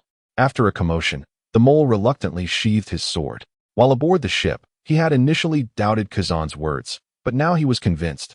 Luo Ya indeed possessed strength rivaling that of a vice-admiral. Even without employing the technique spoken of by Admiral Akiji, Luo Ya's formidable fruit abilities allowed him to hold his ground among the vice-admirals. Sitting on the ground while clutching his stomach, Luo Ya grimaced. TCH, what is your problem? Do you have any idea how famished I am? Yet you come to pick a fight with me. I see now, you wish to starve me into surrender, is that it? Do you truly believe you deserve to accept such justice? Ignoring Roya's outburst, the mole pointed in a direction. That way is the gathering point. Due to special circumstances, the assessment has been temporarily cancelled. You should hurry and assemble. Special circumstances? Luo Ya suddenly let out a powerful sneeze, rubbing his nose as he inquired, what special reason is there? Are there pirates on the island? The mole remained silent. Luo Ya's expression appeared genuine, and the mole finally sensed Zephyr's sentiment. Letting out a deep sigh, the battle you just had with the silverback gorilla frightened away the surrounding creatures, resulting in a surge of beasts. For the safety of the majority, the assessment has been suspended. Luo Ya looked utterly bewildered. Is it truly my fault that such a vast island has been beset by a horde of beasts? Otherwise, what could it be? Upon reaching the beach, several hundred new recruits sat scattered on the ground, their spirits dampened. Some bore bandages around their wounds, leaning on crutches, as the ship's medic tended to their injuries. It's Luo Ya. Luo Ya has returned. A path of ice, laid out like a frosty trail, extended from the forest, and the top student immediately spotted Luo Ya gliding gracefully upon the ice. Good afternoon, everyone. Luo Ya shamelessly greeted those around him, oblivious to the peculiar atmosphere that enveloped the surroundings. Suddenly, he was overwhelmed and pinned to the ground by a surge of furious recruits. You scoundrel! Do you have any idea how close I was to death? Did you bring a cannon with you? Ouch, my backside. Who kicked me? Luo Ya lay bewildered on the ground, blinking his eyes, and then cast a mischievous glance towards the top students. Hey, you all sold me out, didn't you? Although the assessment was forcibly halted due to his actions, the other recruits were presumably unaware of the true reason. The only ones privy to the facts, apart from the various commanders, were the top students who had previously been with him. Thus, he declared, Ice make, clothes rack. With a resounding crackle, he rose from the ground, dusting off his hands, stretching his neck, and cracking his knuckles. Behind him, the recruits were suspended in the air by the icy clothes rack. Swaying in the wind like a macabre display, he approached the top student, draping an arm around their neck, and playfully inquired, So, how do you wish to meet your end? When the search and rescue navy returned, they were met with a peculiar sight. Luo Ya stood at the center, surrounded by groups of shivering recruits huddled together for warmth. In the midst of them, Luo Ya was tossing morsels of scavenged food into his mouth. Behind him loomed a tree sculpted from ice, its branches resembling claws, with several recruits frozen and dangling from its tips. As the wind blew, they clinked together, creating a melodious chime. Luo Ya, without a moment's hesitation, the mole charged forward with a fierce roar. Before Luo Ya could even turn around in response to the sound, the mole appeared behind him and delivered a powerful punch that sent him flying. Using the Navy's 6 forms is just too unfair. Luo Ya rose to his feet, picking up the rations and continuing to chew. The mole twitched the corner of his mouth, then abandoned the idea of further chastising Luo Ya, instead directing personnel to rescue the new recruits stranded in the trees. Through the windows of the warship, Zephyr gazed out, a headache brewing. Kazan, tell me, if we resume the assessments tomorrow, should we exclude him? Oh, are you suggesting we arrange for Luo Ya to pass directly? Aren't you concerned about the new recruits' objections? Kazan, without raising his head, leaned back in his chair, cradling the back of his neck. I find that possibility rather slim. Scanning the beach, Zephyr sighed. The quality of this batch of recruits was truly abysmal. Luo Ya, with mere personal prowess, had managed to subdue more than half of the new recruits without breaking a sweat. Kazan remained silent, turning over to continue his slumber. You decide. After all, the elite camp is solely under your guidance, teacher. Zephyr's gaze flickered, a grin suddenly spreading across his face as he chuckled. Hee, I just had a splendid idea. Once the rescue concluded, the situation was reported to Zephyr. The good news was that no one had perished during the beast tide. All had returned alive. The bad news, however, was that several were severely injured and would be unable to participate in tomorrow's resumed assessments, thus facing elimination. This was unavoidable. After all, it was a medium-sized island. Even with prior patrol personnel present, once the incident occurred, all commanders could not possibly evacuate everyone in a timely manner. Among the unfortunate souls, some had broken legs from being trampled by the beasts, others had been knocked unconscious in the fray, and one unfortunate individual had fallen into a mire, half lifeless from being bitten by creatures lurking within. Nevertheless, Luo Ya insisted he would not bear the blame for this. Standing on the deck, Zephyr looked down upon the neatly arranged new recruits on the beach. In front of the formation stood several vice admirals and their respective instructors, watching them intently. The atmosphere quickly fell silent as Zephyr cleared his throat and declared, I trust you are all aware that due to some unavoidable circumstances, today's assessment has been forcibly halted. However, this does not signify the end of the assessments. Starting tomorrow, you shall continue with the evaluations. The duration remains 3 days, and the rules unchanged. Is that understood? The recruits shouted in unison, filled with vigor. Understood. Excellent. Zephyr nodded in satisfaction. At least there was one redeeming quality. The fighting spirit of this batch of recruits was commendable. Pausing briefly, he continued, simultaneously, after thorough consideration, I am about to announce a decision. Team 7, Christopher Luo Ya. Step forward. Yes, Luo Ya, with a gloomy expression, stepped out of the formation, feeling an inexplicable chill. Why did he have the persistent sensation that disaster loomed? Gratitude is extended to the cherished readers. Yuan Quan, Book Friend 122, Endless Stars, Book Friend 131, Book Friend 142, Book Friend 340, Blackwool Sweater, Shisha Night Rain, Bookworm 7259. Ben, Book Friend 3212, Book Friend 175, Book Friend 162, Joker, Solitary Moon Autumn Rain, Book Friend 129, Book Friend 186, Kong Curse, Fate's Grief, Book Friend 136, Book Friend 160, 210 KKL, Book Friend 128, Lemon, Unable to Type Symbols, Indifferent Bookworm, Book Friend 274, Book Friend 179, Wise Brain, Sichuan 1, Book Friend 187, Book Friend 132, Wingless Angel, Book Friend 194, Whispering Wind Night Rain, Book Friend 163, Book Friend 115, Everything Without Rain OP, Shue Fulii, Book Friend 107, Book Friend 201, Book Friend 127. Let us see if it's true, Book Friend 147, Geodesi. This name is acceptable, a godlike fool. Thank you all for your support. Let us set a modest goal, perhaps to escape the clutches of 404. Additionally, in response to Book Friendy's whimsical comment, how should I put it? The intricate outline for this predicament is scheduled to be resolved between chapters 34 and 37. Since you've commented, allow me to offer a brief spoiler. Luo Ya's initial transformation is achieved by utilizing shape-shifting magic within his body, allowing him to absorb ice attribute mana and thereby activate the power of the dragon, transcending mere variations in magical energy. As you aptly noted, through this self-sustaining method, which reminds me of a certain 17-year-old girl from another world. The total amount of mana remains unchanged. However, during this process, the activated dragon power, Luo Ya's passive skill, serves as the catalyst for transformation. These elements will be elucidated in subsequent chapters, detailing the relationship between Luo Ya and the dragon power, as well as its development and implications, especially given the multitude of somber skill icons awaiting exploration. Moreover, Luo Ya has just transitioned from a mere clerk to a Dragon Slayer Mage, and thus, he must navigate the realm of dragon-slaying magic with caution. The pace will not be excessively rapid. In Chapter 28, Master and Disciple, A Night of Conversation, the tale of Zephyr unfolds.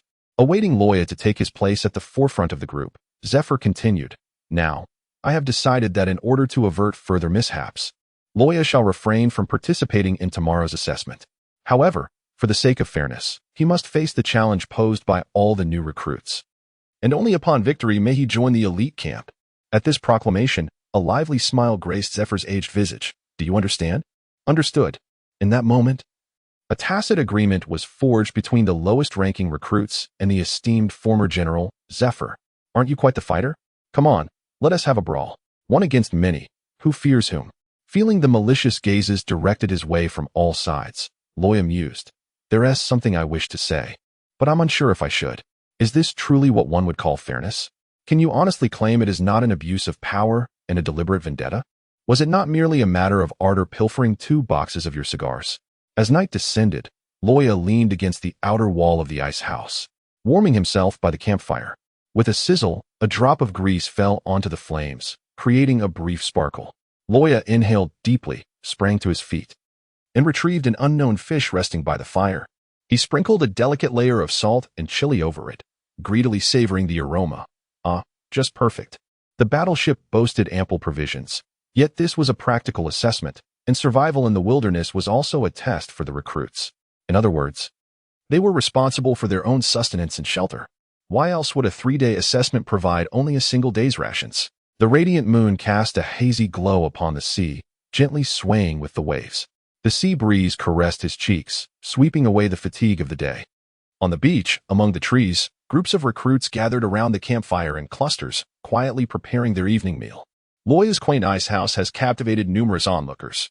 On this desolate island, where the cold winds howl, how delightful it would be to find shelter from the biting chill within such an icy refuge. Yet, recalling the events of the day, a wave of irritation washes over everyone, and no one is inclined to curry favor with him. Luo Ya was also enjoying the tranquility, otherwise. The enormous bear outside, frozen in the cold, would hardly suffice to entertain such a multitude. That was his midnight snack, just as Luo Ya was savoring the grilled fish. A tall figure appeared outside the ice house. Without so much as a greeting, Kazan's hand effortlessly sliced through the ice, as if wielding a heated knife against butter. Removing a substantial portion of the wall, casually discarding the severed ice block into the sea, Kazan regarded Luo Ya, who was behind the wall. His eyes vacant like those of a dead fish. What? Surprised to see me? No. Luo Ya shook his head. I am filled with sorrow. To think you would commence dismantling another's abode without a word.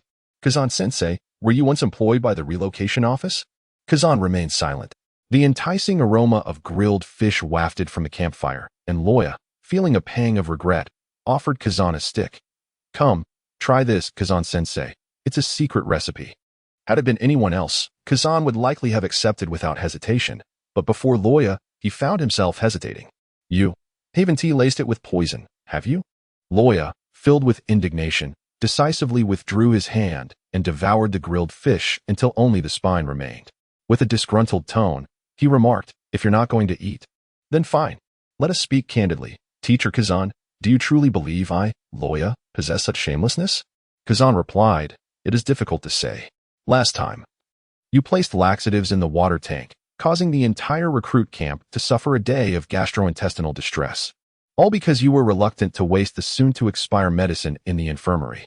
Luo Ya remarked, those who lack conversational skills tend to extinguish dialogue with mere fragments of speech. As he picked at the grilled fish, Luo Ya dislodged a chunk of ice from the icy wall to quench his thirst. So, Teacher Kazan, what brings you to seek my company?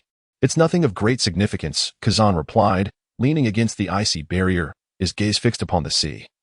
His eyes reflecting a profound and lingering depth. It is only today that I have come to the sudden realization. Teacher Zephyr has indeed aged. Luo Ya's chewing motion gradually slowed as Kazan's words evoked memories within him. Indeed, in this era, Zephyr has aged significantly. According to the original narrative, Zephyr's life is a tragic performance. He idolized heroes in his youth and grew up to become a naval officer, tirelessly combating countless pirates throughout his life. Yet he never took the life of a single enemy, earning him the title of the non-lethal admiral. However, this benevolent figure was still victimized by ruthless pirates, resulting in the brutal murder of his wife and son. This calamity also explains why Zephyr became the new recruit's chief instructor. Disheartened, he chose to remain in the Navy at Sengoku's behest. Yet, over 2 decades later, disaster struck once more when the training ship he commanded was attacked by Edward Weevil, leaving only 2 of the students alive, while he himself lost an arm to the assailant. His beloved students perished before his eyes, and he felt utterly powerless. Luo Ya could only wonder how Zephyr endured such anguish. Perhaps it was driven by hatred. The harsh realities of life transformed this elder, and the Zephyr of today may no longer resemble the man he once was. When his arm was replaced with a prosthetic, he irrevocably embarked on a path of vengeance. He initially formed a pirate guerrilla group to hunt down pirates, breaking his oath of non-lethality. Later, upon learning that Edward Weevil, the very pirate who had slain his students and severed his arm, had joined the 7 warlords during the Navy's new recruitment, Zephyr fell into extremism, or perhaps it was merely a futile act of resistance. He resolutely defected from the Navy, establishing an organization named the Neo Navy in the New World, with the objective of exterminating pirates globally.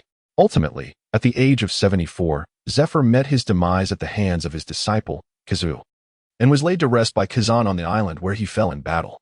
Suddenly, a chill enveloped Luo Ya, akin to a flash of insight akin to that of Conan. The current timeline is the year 1516 of the Haiyuan calendar, and Zephyr met his demise 2 years following the Marineford War. Thus, by tracing back the timeline, it must have been 1522. At that time, Zephyr was 74 years old, which implies that he is currently 68. Notably, Zephyr established the Pirate Hunter Brigade at the age of 70 to combat piracy, which is merely 2 years hence. During these years of significant injury, Zephyr has exhibited no unusual behavior, steadfastly teaching recruits at the barracks. This raises a pivotal question. Why would he undergo such a profound transformation in merely 2 years, and why choose that particular moment to seek vengeance? Is it possible that the development of the Crusher is not yet complete? This could indeed be one contributing factor. However, Luo Ya harbors a bold conjecture.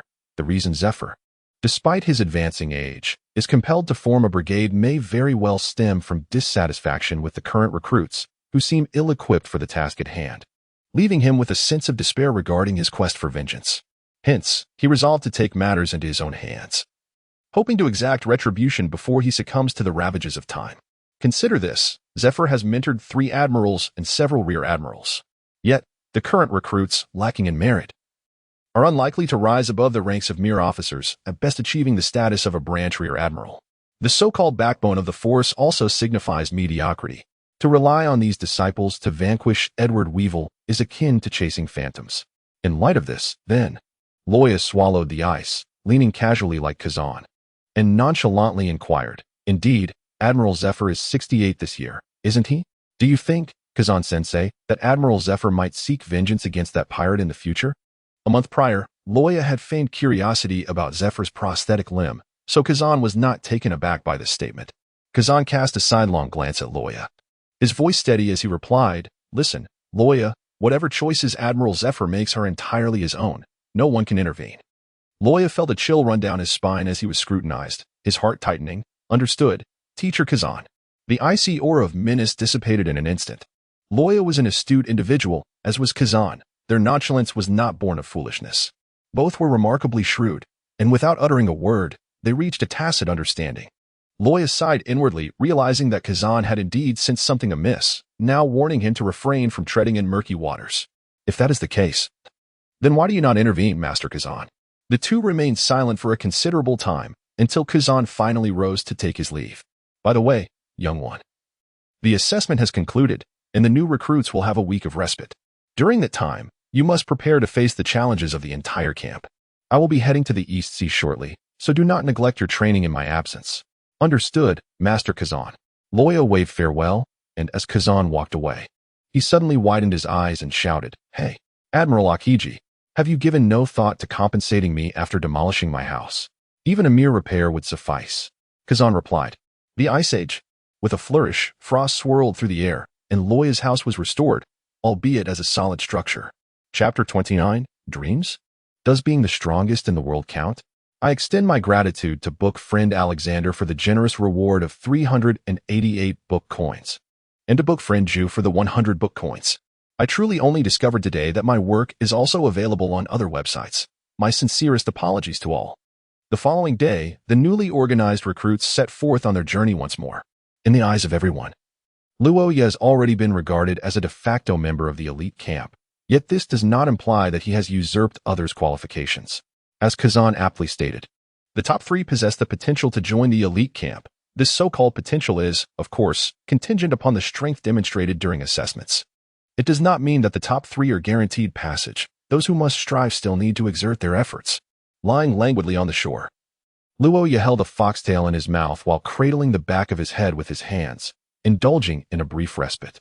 After arranging the supply issues for the new recruits, the mole hesitated for a moment before approaching Luo Ya. Upon hearing the rustling footsteps drawing nearer, Luo Ya opened his eyes. "General Mole, I had someone deliver the photographs to you in a file. Please refrain from disturbing my slumber unless necessary." What a joke. After being inexplicably struck twice yesterday, Luo Ya had no intention of treating the mole with any kindness. The latter, initially somewhat conflicted, became infuriated upon hearing this. With a glare, he retorted, "We had a prior agreement. I would plead your case to Teacher Zephyr in exchange for the photographs." "And what did you provide?" "Only one. Don't think I've forgotten that you initially threatened me with 3. TCH. Why remember so clearly?" Luo Ya murmured in discontent before hastily surrendering as the mole prepared to erupt. All right. I'll hand over the remaining photographs when we return. Honestly, at your age, you still cling to trivialities." The mole replied, "What a shameless remark." After a brief pause, he suddenly plopped down beside Luo Ya. Luo Ya cast a sidelong glance at him, awaiting his initiation of conversation. Once this individual became troubled, his entire aura shifted. The innate characteristics of the dragon's physique enabled Luo Ya to keenly perceive the fluctuations in the mole's energy. For a moment, the coastline was enveloped in silence, with only the sound of waves lapping against the shore. As for the occasional screams emanating from the forest behind them, they were best ignored. Perhaps unable to endure the oppressive silence any longer, the mole finally spoke after a lengthy pause. "Hey, Luo Ya, do you have any dreams?" This question bore an air of poetic introspection, and Luo Ya imagined the scene of the mole's mentor turning away, shaking his head to dispel the peculiar thought.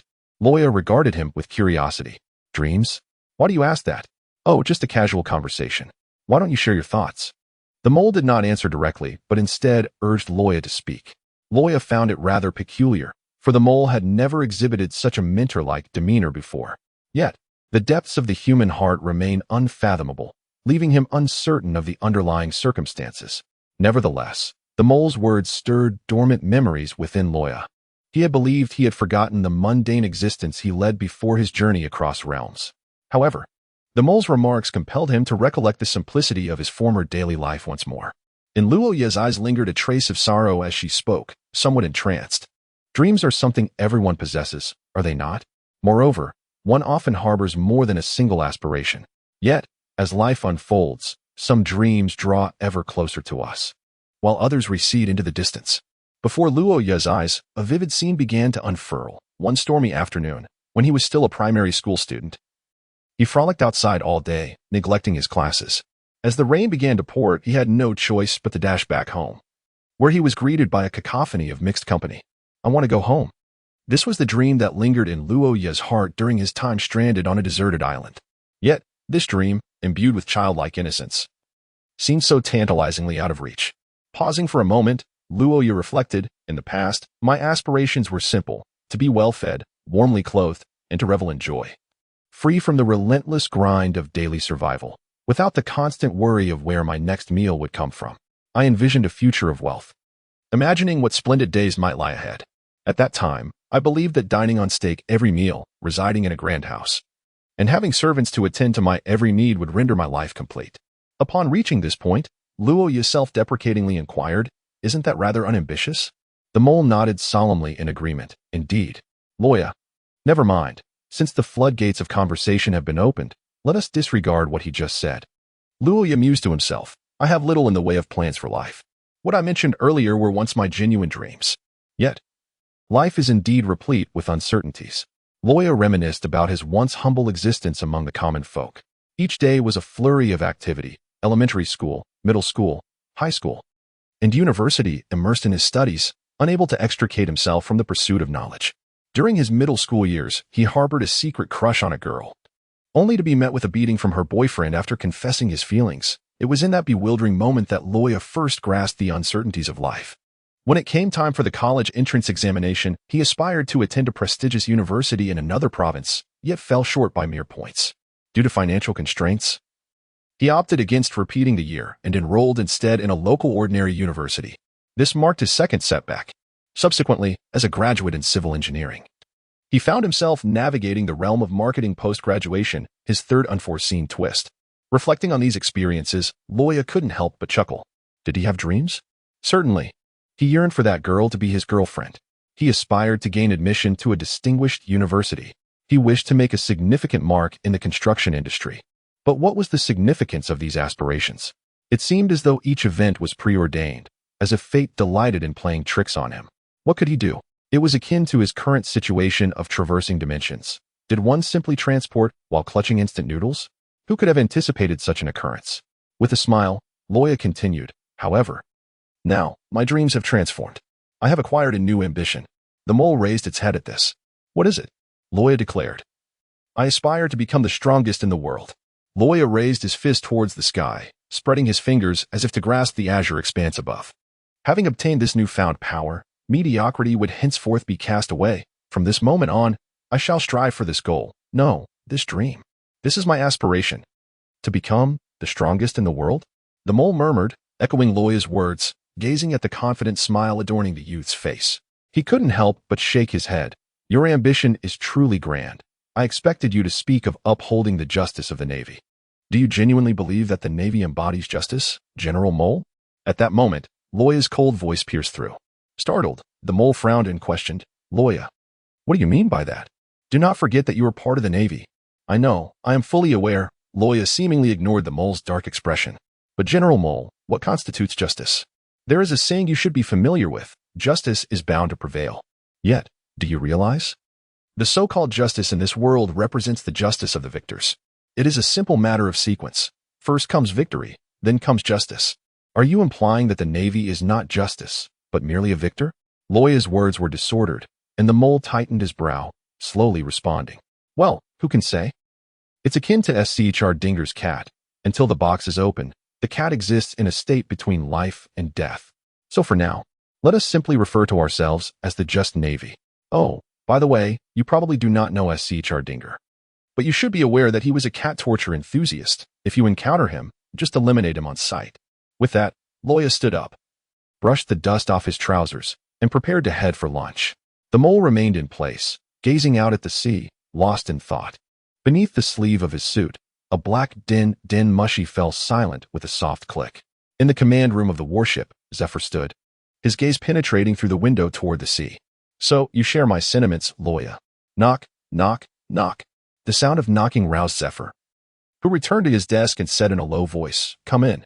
The visitor was Kazan, who had come to bid farewell to Zephyr. If you head southeast from here, you will reach the East Blue, right? Kazan sat opposite Zephyr, casually crossing his legs. By the way, teacher, would you like me to bring back some local specialties? Are you not waiting for Luo Ya to complete his assessment? I must inform you that I have posed quite a challenge for him. No need. I have imparted all that I could teach him. I trust he will manage. From here on, he must forge his own path, and that is not my forte. At this, Kazan opened his eyes and looked at Zephyr. In the days to come, I hope you will take care. Rest assured, I shall groom him to become a Navy admiral who is not inferior to you. Ah, that would be just perfect. Being an admiral truly leaves no time for sleep. It is a relentless endeavor. Chapter end. Thank you to the supportive readers. Bookworm 7259, Reader 194, Wong 159951, All Things No Rain OP, Reader 321, Reader 196, Benefactor of the Brave. Soldier City, Reader 181, Times Night Rain, Reader 176, Remembrance of Sadness, Est Weilingfei, Reader 119, Reader 142, Reader 134, Reader 273, After the Nightfall, Reader 452, Reader 340, Reader 317, Reader 367, Reader 338. By the way, the collection has increased considerably. Why has the recommendation diminished daily? Chapter 30, Announcement of Results.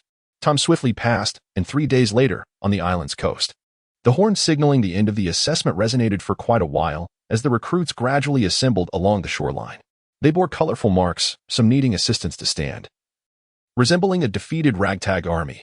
The call to assemble continued to echo, and new recruits emerged from the forest in dribs and drabs.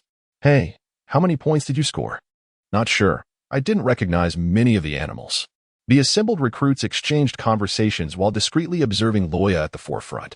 The scene of Luo Ya's battle with the silverback gorilla was discovered the following morning, and the news spread like wildfire. Some recruits, upon learning of it, abandoned their goals to witness the aftermath. The deep gashes spanning hundreds of meters left unsightly scars on the forest. Everything around felt frozen, despite being summer. It exuded a chill akin to the East Blue. Countless animals and insects, unable to escape in time, remained frozen in their last moments, transformed into haunting ice sculptures, a sight both beautiful and terrifying. An icy hell. This was the sole descriptor the recruits could muster. However, that very place soon became the campsite for most recruits, who would return here during meal breaks and rest periods. Whether it was the dragon's might emanating from Luo Ya after his transformation or the lingering aura of the silverback gorilla, the island's creatures dared not approach, leaving behind an eerie silence devoid of even the faintest insect chirp. At night, there was no fear of beastly attacks. Was there a better resting place in the forest? Despite being a practical assessment, the majority of recruits, in this manner, turned it into an outing, which left Zephyr's expression sour for days on end. How terrifying. Are we truly going to fight that guy? Recalling Zephyr's words, the recruits felt as though they had been duped. They had initially relished the thought of confronting Luo Ya, but given his demonstrated prowess, it seemed they would merely be serving as fodder. Perhaps, it will be fine. I heard it's a one-on-one elimination format. We can wear him down. Someone attempted to explain, though even they had doubts. No, I heard it's a collective battle. In a one-on-one scenario. It's likely that Luo Ya would exhaust us before we even tire him out. After all, he was a Zoan-type devil fruit user. The recruit who had spoken earlier fell silent. For in such circumstances, that was indeed a strong possibility. Although Zoan-type fruits were considered the weakest at sea, it was undeniable that in terms of endurance, the other two categories could hardly compete. Moreover, given Luo Ya's performance during training, the title of top physical performer in the recruit camp was not merely a boast. Luo Ya stood at the forefront of the line, languidly contemplating his barbecue. As the assembly call sounded, all soldiers promptly gathered. He dared not defy military orders to pursue his culinary endeavor and could only hope that his earlier footstep had successfully extinguished the flames to prevent charring. The commanders, including the mole, stood before him, casting curious and amiable glances his way. They had witnessed the battleground, marked by claw marks, numerous large craters, toppled trees, and bloodstains on the ice, all testifying to the ferocity of the earlier conflict. Although Luo Ya's antics had caused quite a stir, even leading to a day's suspension of assessments, they could not deny that he had attained a level of strength comparable to theirs. In terms of sheer destructiveness among the attending generals, only the formidable major generals of their own ranks could rival him. Should he manage to maintain such prowess consistently, it would indeed be terrifying. Many major generals pondered this thought, although they had not witnessed Luo Ya's final confrontation with the silverback gorilla. They had gathered enough information to know that Luo Ya's explosive technique could significantly enhance his strength and speed. After all, when he first developed this move, he had not been discreet, and several elite members who regularly trained in the small square had witnessed his gradual success firsthand. Possessing the dragon fruit of the phantom beast species and coupled with his rapid growth, as long as Luo Ya did not meet an untimely demise, surpassing them in the future was a certainty. At the very least, if he could maintain his combat prowess against the silverback gorilla, it would be impossible for any major general to escape unscathed. Given these circumstances, the major generals naturally extended goodwill towards Luo Ya, no longer perceiving him as merely a rookie. In the world of One Piece, strength commands respect everywhere. Before long, a little over half a day had passed. The patrol team carried the last group of assessed recruits out of the forest and delivered them to the medical room. An officer rushed to Zifa's side and saluted, reporting, "Chief Instructor, all personnel have assembled." Zifa nodded, accepting the report from the officer's hand. The first page contained battle statistics. During this assessment, there were 75 serious injuries among recruits, with minor injuries unrecorded. Nearly all had sustained some form of injury, but fortunately, no lives were lost. Zifa glanced through the information without dwelling on it, picking up the second page to scrutinize closely. This page detailed the scoring results, which would provide a clear understanding of the recruits' capabilities. However, the scores elicited a deep sigh from Zifa. He waved his hand, directing, "Once the final scores are compiled, announce them immediately." Understood. The officer took the report and hurried away.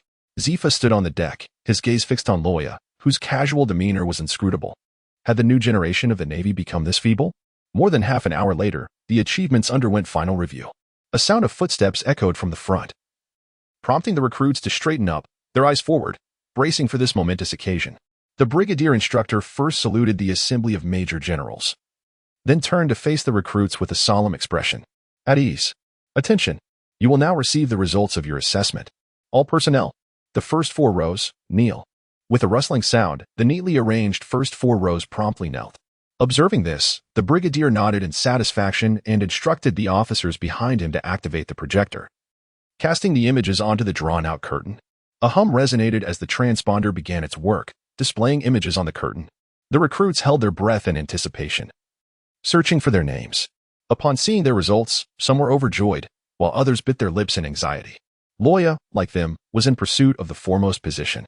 Soon, he spotted his target at the pinnacle. Tony Mill, with a score of 1795, ranked first. Such a score was terrifyingly extraordinary for the majority of recruits. It is worth noting that the stone drum bull, which Luo Ya encountered, could not even be pierced by a firearm and was valued at a mere 50 points. For an ordinary recruit, encountering a stone drum bull would likely result in a hasty retreat, let alone transforming it into personal points. This individual, known as Tony Mill, had achieved such a score by hunting over 30 stone drum bulls within a span of 3 days. Luo Ya had a vague recollection of him. He was the top contender of the 3rd Squad, and prior to joining the Navy, he had been the head of a swordsmanship dojo on a small island. It was said that his town was ravaged by pirates, spurring him to seek vengeance by enlisting in the Navy. He was known for his combative nature and unwillingness to be outdone, having usurped the position of the original leader of the third squad from the very first day, securing his place at the summit thereafter, unassailable by others. Yet, despite these accomplishments, both Luo Ya and Zephyr shared the same sentiment. He was remarkably weak. It is crucial to understand that previous top recruits had been genuine monsters. While Tony was indeed strong among the newcomers, he paled in comparison to his predecessors. Luo Ya had once discreetly inquired with Zifa about the score Kazan achieved during the assessment, and the answer left him astounded, prompting him to continuously marvel at the unparalleled advantages of the Logia-type devil fruit. Chapter 31. Elite New Recruits. I extend my gratitude to the reader who goes by the name Falling in Love with the Deity for their generous support. Speaking of which, what exactly is this reading point? I must be growing old. Not only can I hardly discern my own book, but I am also oblivious to the nature of these rewards. I must indeed be an imposter of an author. Thus, the results of this assessment for all participants have been announced. The voice of the major instructor echoed along the shore. I will now reveal the names of those who have successfully passed the elite assessment. The recruits perked up, holding their breath in anticipation. Even though this matter did not directly concern them, curiosity prevailed, and everyone was eager to gossip about how many individuals would ascend to the elite camp this year. It was rumored that some enterprising souls had even set up a betting pool, clandestinely hiding in the restroom after daily training to place their wagers. Unwitting entrants would find themselves ensnared and rendered unconscious, wrapped in burlap sacks upon their arrival. Luo Ya inquired, "Do you truly believe it is not me?" First place, Tony Mill. Step forward.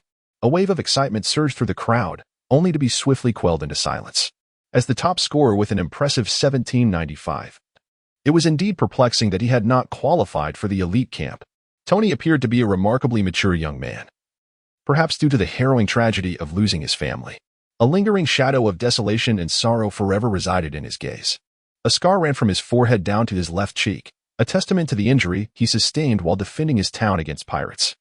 As Tony stepped out from the ranks, he fixed a steady gaze upon Luo Ya, his sword gripped tightly in his hand. First place. Perhaps it was merely because that individual had not participated.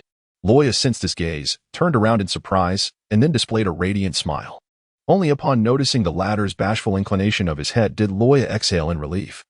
Being a member of the elite camp meant liberation from the numerous constraints imposed by the rookie camp, allowing for challenges to be initiated at any time and place. Tony's competitive nature was well known, and one could easily imagine the daily occurrences within the elite camp.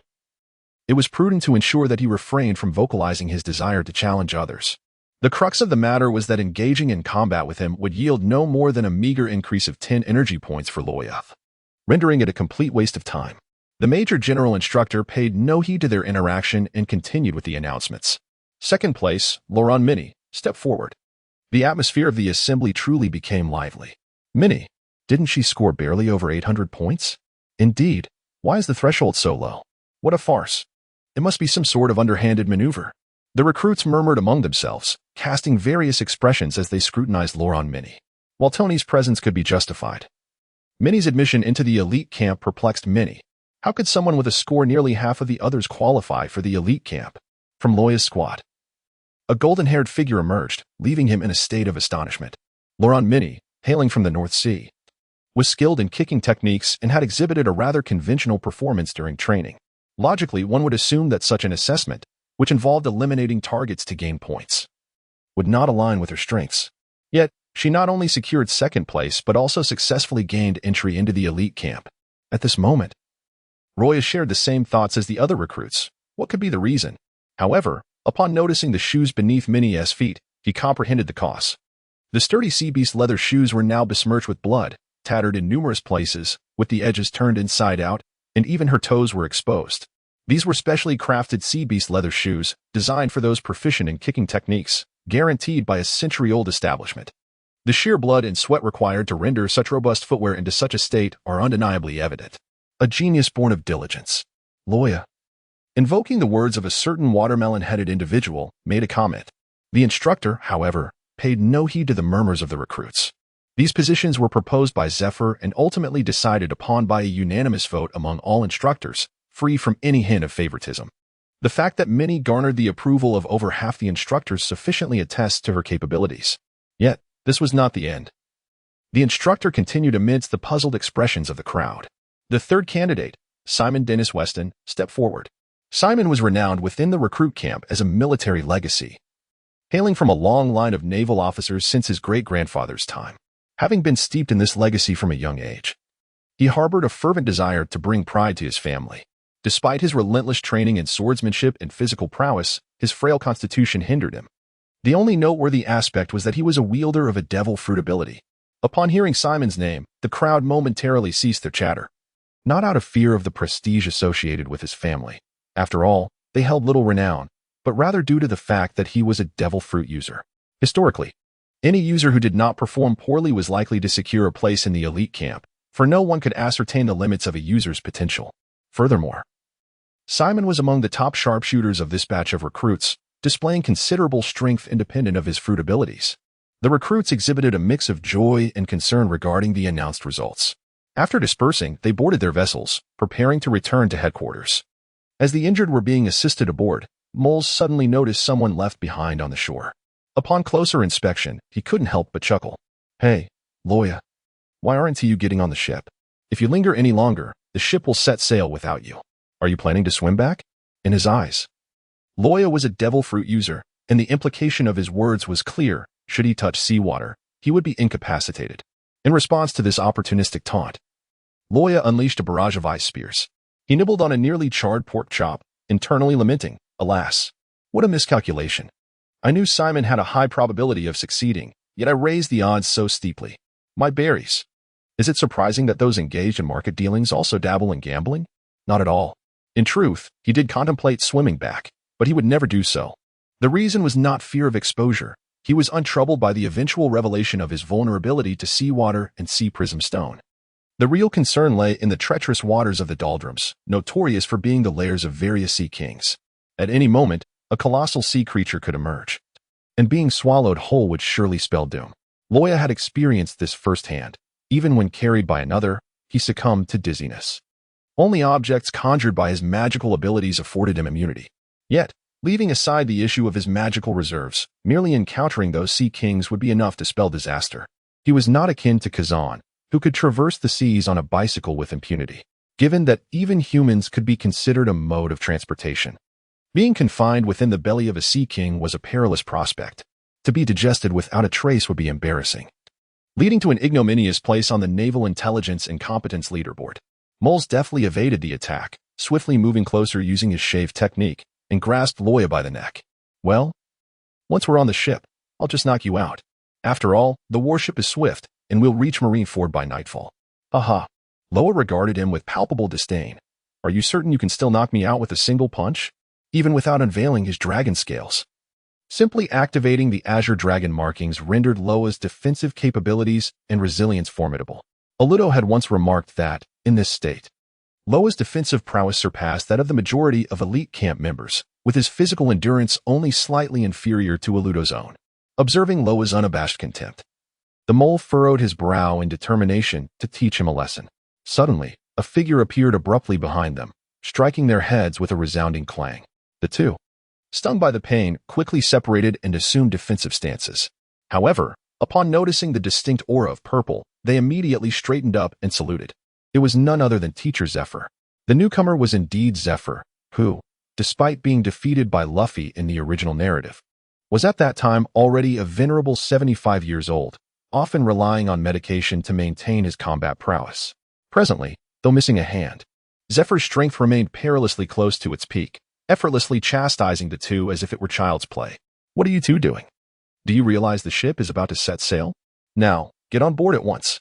Zephyr exuded an ominous aura, his fierce gaze commanding respect without a word of anger. Faced with the wrath of Zephyr, neither wished to incur his ire, and they swiftly made their way onto the warship. With a resounding thud, the moment Luo Ya stepped onto the deck, he collapsed face first onto the ground, his stomach churning violently. Zephyr inhaled deeply, choosing to ignore Luo Ya, and commanded, "Set sail." The lead warship responded to the order, emitting a long, piercing alarm as it slowly departed from the shore, with the subsequent vessels turning their bows in unison, following in orderly formation. A new recruit from another team approached Luo Ya, poking him with his hand, his eyes alight with surprise. "Hey, it's true.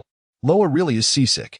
The surrounding recruits perked up and turned to Zephyr with a request. "Instructor Zephyr, could the assessment next week be conducted on the ship?" "Luo Ya, You are doomed. Zephyr, get out of my way. With that, Zephyr lifted Luo Ya off the ground and sent him flying with a punch. Luo Ya crashed against the cabin wall, leaving a distinct imprint on the hard iron surface. A satisfied smile gracing his face as he lost consciousness. A chill ran through the onlookers. Surely, Luo Ya had not awakened some peculiar attribute. Thank you for pausing at the end of the chapter, as I am typing this on a mobile assistant and am unsure of my progress. I will likely provide the second update without fail. Chapter 32, Freezing Time and Space? Back at Marineford, the hour had slipped into the depths of night. In his solitary dormitory, Luo Ya murmured softly to himself while applying medication. None of them are good people. They know I suffer from seasickness yet still strike with such force. After administering the medicine, Luo Ya embraced the roasted pig sent by Ms. S and began to indulge in it, reflecting on and summarizing his recent experiences. Through his battle with the silverback gorilla, Luo Ya uncovered numerous issues. Aside from the unavoidable topic of his close combat skills, he found his usage of magical power to be rather clumsy. He realized that when casting spells, whether gathering energy or manifesting the final form, he struggled to achieve a fluidity of execution. Despite having developed powerful techniques such as the ice coffin, frost bomb, and serpent, these were merely rudimentary applications, or rather, commands issued to the system. For instance, when he emulated Gray's technique of absolute freeze to create the ice coffin, merely holding that thought allowed him to generate ice that was colder and harder than usual. However, the formation of magic occurred without his conscious intervention. Everything unfolded so naturally. The only aspect he could actively control was accelerating the infusion of magical energy, which enhanced the speed and intensity of the spell's manifestation. Everything was accomplished with the system's assistance, and he was even oblivious to how he achieved it. Moreover, once cast, the spell could not be retracted. Akin to playing a video game. Luo Ya pondered, the system clearly looks down upon my existence in this technological era. It is akin to a fool in the realm of magic. However, through that fierce battle, Luo Ya grasped a fleeting sensation. This newfound understanding could liberate him from his current predicament, allowing him to achieve true mastery over his powers. Additionally, there was the technique known as release, which, in essence, served as a remedy following an overwhelming surge of energy. As long as the dragon's power, once awakened by frost, was allowed to settle, this uncontrollable state would be alleviated. These concerns, while he lingered between the naval recruit camp and the elite camp, might not pose significant issues prior to stepping onto the grand stage of the sea. Yet they would be instantly discernible to true warriors. Kuzan once remarked that mastering control over one's strength is invariably simpler than acquiring strength itself. This would be a protracted journey, requiring Luo Ya to engage in repeated contemplation and study. Murmuring his golden finger, Luo Ya accessed the system that bestowed upon him this power. Name: Christopher Luo Ya Energy Stage. Second tier, 5th layer energy value, 900 magic value, 60, 006, 000 magic recovery rate, 550-minute dragon power, 6, 100. This power enhances the potency of the Dragon Slayer's magic, yet exceeding 30 begins to alter the body, while surpassing 90 initiates a transformation into a dragon. Dragon Physique, 22. 100. This indicates the body's gradual adaptation to the dragon's power, enhancing the Dragon Slayer's overall qualities. It can be temporarily augmented through the consumption of energy, albeit with significant after effects. Techniques: Ice Dragon's Roar, Ice Dragon's Iron Fist, Ice Dragon's Wing Strike, Ice Dragon's Claw, Ice Dragon's Shattered Tooth, Ice Dragon's Grasp, Ice Shaping Magic. After 3 days of training and that epic confrontation, the energy value was finally poised for another upgrade. The Dragon Physique surpassed the threshold of 20, officially marking the transition from 2nd to 3rd tier. However, upon seeing the prominent number 6 next to the Dragon Power, Luo Ya's lips twitched slightly. Heaven, grant me a Jelf, so I may still cling to some semblance of hope. Nonetheless, with the Dragon Power reaching 6, Luo Ya could test his previous hypothesis. Setting down the thoroughly gnawed bone, Luo Ya stood with closed eyes, his hands gradually drawing together. A fierce chill emanated uncontrollably, coating the objects in the room with a layer of ice crystals. Suddenly, he opened his eyes wide and whispered, "Coffin of ice." Accompanying his movement, a torrent of magic surged forth from his palms, and the cold air mingling with the moisture in the atmosphere instantly transformed into fine ice particles, rendering the previously invisible flow of magic vividly apparent. Crack! The sound of freezing echoed as a solid block of ice materialized before him in an instant. Luo Ya gazed intently at the ice cube, tapping it with his finger. The crisp sound resonated, and a sprinkle of cumin would undoubtedly enhance its flavor. Luo Ya reluctantly released his grip, realizing that the dragon's power of 6 had not fundamentally altered the ice blocks created by his shaping magic. While their strength had indeed increased, they still remained within the realm of the ordinary. Despite the magic's essence being identical, the power output of shaping magic and dragon-slaying magic was entirely incomparable. It was akin to comparing an ancient hydraulic press with a modern multi-ton hydraulic machine. Both harnessed the same flow of water, yet the former could merely extract oil, while the latter could forge high-strength alloy components. This was a fundamental limitation, unless Luo Ya could independently develop a more potent shaping magic. The ultimate strength he could achieve was already evident. Thus, he was particularly invested in whether the dragon's power could enhance the strength of his shaping magic. After completing his experiment, Luo Ya glanced at the energy value and noted the upward arrow before opting for an upgrade. Regardless of the circumstances, this system was his lifeline. Every increment in strength was crucial for preserving his life. Without the support of this system, he could easily become a mere background character. Buzz. The familiar blue magic array materialized beneath his feet, the rising airflow causing his hair to stand on end, resembling that of a certain universe's mightiest warrior. Should I consider cutting my hair? Luo Ya pondered, feeling a tingling sensation at his scalp as if his roots longed to break free and soar into the heavens. The blue diamond on his wrist began to disintegrate, winding around his body like a serpent. Dense blue energy manifested in the air, swiftly enveloping Luo Ya's form. He could feel the magic within him boiling with each upgrade, an exhilarating sensation that was utterly addictive. Transitioning to the second tier. The commotion of the upgrade was incomparable to that of the first tier. As Luo Ya ascended, an inexplicable aura materialized, casting a palpable pressure even from a distance. At the Navy headquarters, within the fortress's core, Admiral Zephyr and Sengoku were still sifting through the materials left from the assessment. This evaluation would significantly influence the fate of the new recruits, particularly the top 100, requiring careful deliberation from the two senior officials. Let us assign this Shu's Pidman to remain at headquarters, Sengoku remarked, pointing to the list. Zephyr sifted through the documents on the table, nodding in agreement. Indeed, that seems appropriate. Though his assessment score fell beyond the top 20, his swordsmanship is commendable. Seeing Zephyr's lack of dissent, Sengoku marked a check next to the name. He'll start as a private, and we can decide on promotion based on his future achievements. Just then, the familiar oppressive aura enveloped them, causing their movements to halt simultaneously. This sensation was enigmatic and indescribable, instilling a primal fear akin to that of prey confronting a predator. Initially, Sengoku speculated that someone had awakened the Conqueror's Haki. But upon investigation, no one had fainted. Feeling a constriction around his heart, Sengoku inhaled deeply to calm his racing thoughts, then chuckled wryly at Zephyr. I've heard that Luo Ya killed the only silverback gorilla on the island. Without looking up, Zephyr continued to peruse the documents. Indeed, he initially inflicted heavy damage with wide-range attacks, but as you know, the silverback's vitality is formidable. Even with a crushed heart, it can still rampage for 5 minutes. Faced with the enraged silverback, Luo Ya employed a technique he had been developing, defeating it with a single blow. Oh? Sengoku gasped. Didn't you say he was weak in close combat? Yet he managed to slay a silverback. At this, Zephyr raised his gaze, as if recalling a figure from days past. Shaking his head, he pulled out a stack of photographs and handed them to Sengoku. Those present were silenced by me.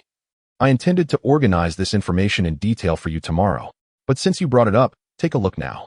Upon seeing Zephyr's serious demeanor, Sengoku felt perplexed. He muttered to himself while accepting the photographs. What power could provoke such tension in you? After all, Sengoku's pupils dilated as he slammed his hand on the table, staring intently at the photographs. That could be the power of a dragon. Leaning his chin on his hand, Zephyr remarked wistfully. Fortunately, such terrifying entities do not exist in reality. Sometimes, I genuinely wonder if Luo Ya is a devil fruit user. This power is too frightening. Sengoku remained silent, meticulously scrutinizing each photograph. They depicted Luo Ya unleashing dragon scales during his battle with the silverback, showcasing menacing claws and bone spurs, exuding a palpable aura of death. His cold, golden vertical pupils revealed no hint of emotion, even when struck, resembling a god observing the mortal realm from on high. Yet, what astonished Sengoku was not merely this display but something else entirely. At the edge of the photographs, a floating stone was outlined in red ink. Following the markings, he observed that numerous items along the battlefield's perimeter had been annotated. Upon comparing it with the next photograph, Sengoku realized that these objects had not shifted even slightly. It was crucial to note that in the previous image, Luo Ya had been thrown back, colliding near that very stone. In the midst of such fervent combat, even if it was not a direct impact, the sheer force of the wind generated could easily have blown away a living being, let alone a small stone. The subsequent revelations were even more astonishing. Regardless of the intensity of their battle, the marked objects appeared to have rooted themselves in place, remaining unchanged until the fight concluded. Sengoku slammed the photographs onto the table, his expression more serious than ever. Zephyr, what do you surmise?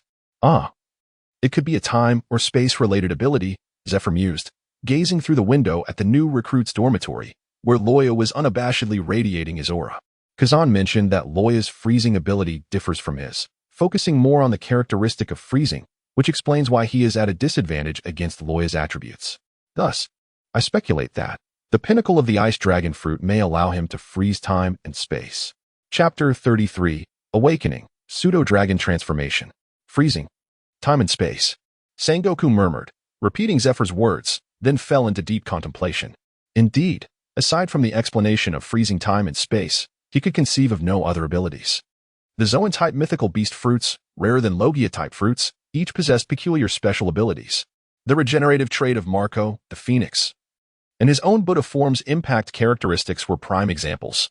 If that were the case, then Luo Ya's Ice Dragon fruit possessing the ability to freeze time and space would not be surprising. But what a terrifying power that would be. If he could freeze even a Yonko-level powerhouse for a mere second, Sengoku would dare to reclaim lost territory in the New World. Forget the 7 warlords of the sea and the most notorious revolutionary army. They could all be cast aside. Should they resist, he could drag Luo Ya and Kizaru into the fray, and in that unguarded second, they could either defeat or severely injure their foes. Sengoku excitedly shared his thoughts with his old friend, then suddenly sighed. However, it seems that Luo Ya, not to mention reaching that level, may not even be aware of his own ability. Indeed, Zephyr picked up the photograph from the table. Otherwise, we would not have captured these images. Given that rascal's cunning nature, such a trump card would undoubtedly be concealed deeply. Moreover, even if he were unperturbed by exposure and could use it at will, he should have directly frozen the silverback gorilla's time and dealt it a fatal blow. Speaking of which, Zephyr reminded Sengoku, however, judging by the circumstances depicted in the photograph, objects frozen in time by the Ice Dragon remain unaffected by external influences. I fear your idea may be unattainable. Quite so. Sengoku sighed, stroking the head of the goat at his feet. Regardless, it is premature to discuss this now. Whether Luo Ya can reach such heights remains uncertain. Before Luo Ya achieves that level, who knows how much trouble he will cause me. Do you have any idea how many anonymous complaints I received about Luo Ya last month? Even from that group of instructors. Hiki. In response to his old friend's grievances, Zephyr recalled Luo Ya's antics from last month, a smile playing at the corners of his mouth as he fell into contemplation. At this moment, Luo Ya remained oblivious to the countless legends he had left on the island. He truly had not noticed the freezing of time. In that fierce battle, lacking the observation haki, he had been distracted by a harmless stone at his feet. How foolish could he be? The silverback gorilla's fist was not to be trifled with. His current dilemma was, what to do if his military uniform tore and he couldn't sew it? He was quite anxious. I forgot. This is my last set of clothes. Just then, after the blue energy surged into Luo Ya's body, the dragon patterns on him began to pulse uncontrollably, the pale blue scales shimmering rhythmically upon his skin. Luo Ya was momentarily taken aback, but quickly regained his composure. Just as he was about to remove his clothing, the dragon scales erupted from his body. Ultimately, it was a step too late. His pants and t-shirt were already torn by the sharp dragon scales, leaving a gaping hole in the back of his shirt and a pair of bat-like wings defiantly unfurling in the air. Distracted by concern for Bailey and his training issues, the somewhat dazed Luo Ya began his upgrade without shedding his garments. As the dragon power surged within him and the scales began to grow, his immediate reaction was a shocked exclamation. What the heck? One cannot fault Luo Ya for his limited vocabulary, when joy, sorrow, excitement, and sadness can all be encapsulated in a single exclamation. Why elaborate further? A significant issue arose. It is essential to understand that military uniforms are emblematic of a military's image, reflecting its martial and political seriousness, and represent the most solemn aspect of military attire. The Navy has traditionally maintained exceedingly strict standards regarding soldiers' attire. No matter how flamboyant the 3 generals' suits may be, a formal occasion invariably requires that distinguished cloak of justice. This underscores the Navy's rigor in uniform regulations. For ordinary soldiers, the Navy stipulates that if a uniform is damaged during non-combat activities, the soldier must run a lap around the fortress bare-chested while clutching the newly issued uniform, all the while shouting "I was wrong," to discourage others from similar infractions. Having been momentarily stunned, Luo Ya's movements were slightly delayed, which foreshadowed the unfortunate events awaiting him the next day. Why must I be so unfortunate? Luo Ya sighed, gathering the torn fabric from the ground and setting it aside. He reopened his status panel to examine his upgraded attributes. Name: Christopher Luo Ya. Energy Stage, 2nd Tier. Level 6 Energy Value, 01000 Magic Value, 9000900 Magic Recovery Rate. 850 minutes. His magic value continued to increase at a steady pace of 1,000 points per level, a pattern that seemed immutable. Luo Ya surmised that unless he transitioned from the 2nd tier to the 3rd, his magic value would not experience explosive growth. After reviewing the status panel, he noted that both the Dragon Body and Dragon Power skills remained unchanged. However, beside the ice-shaping magic icon, an additional symbol had emerged from the Dragon Power section, gently emanating a golden glow that indicated it was available for use. This was a new skill. Luo Ya gazed in astonishment at the newly appeared icon, certain that it had not existed before. It was not merely in a gray state indicating unavailability, it was completely absent. This was a genuine new skill. He hastily clicked on the icon to inspect its attributes. Awakening, Pseudo-Dragon Transformation, upon activation. It harnesses the power of dragons to enter a low-concentration awakened state, temporarily enhancing the compatibility of the dragon body by 1 stage, ceasing prior to the 2nd critical point. The recovery speed of magical energy is increased, and the potency of dragon-slaying magic is amplified, consuming 30 points of magical energy per second. Upon the conclusion of the state, the degree of dragon power awakening is enhanced based on the duration. From this passage, Luo Ya astutely grasped 2 pivotal points. Firstly, he had always believed that his dragon body improved progressively through his training, allowing him to endure increasing amounts of dragon power and enhance its percentage. However, the explanation of this skill proved him mistaken. It was not that his physical constitution had strengthened, enabling him to withstand more dragon power. On the contrary, it was because his body could adapt to greater amounts of dragon power that his physical prowess had improved. The essence of the dragon body lies in its compatibility.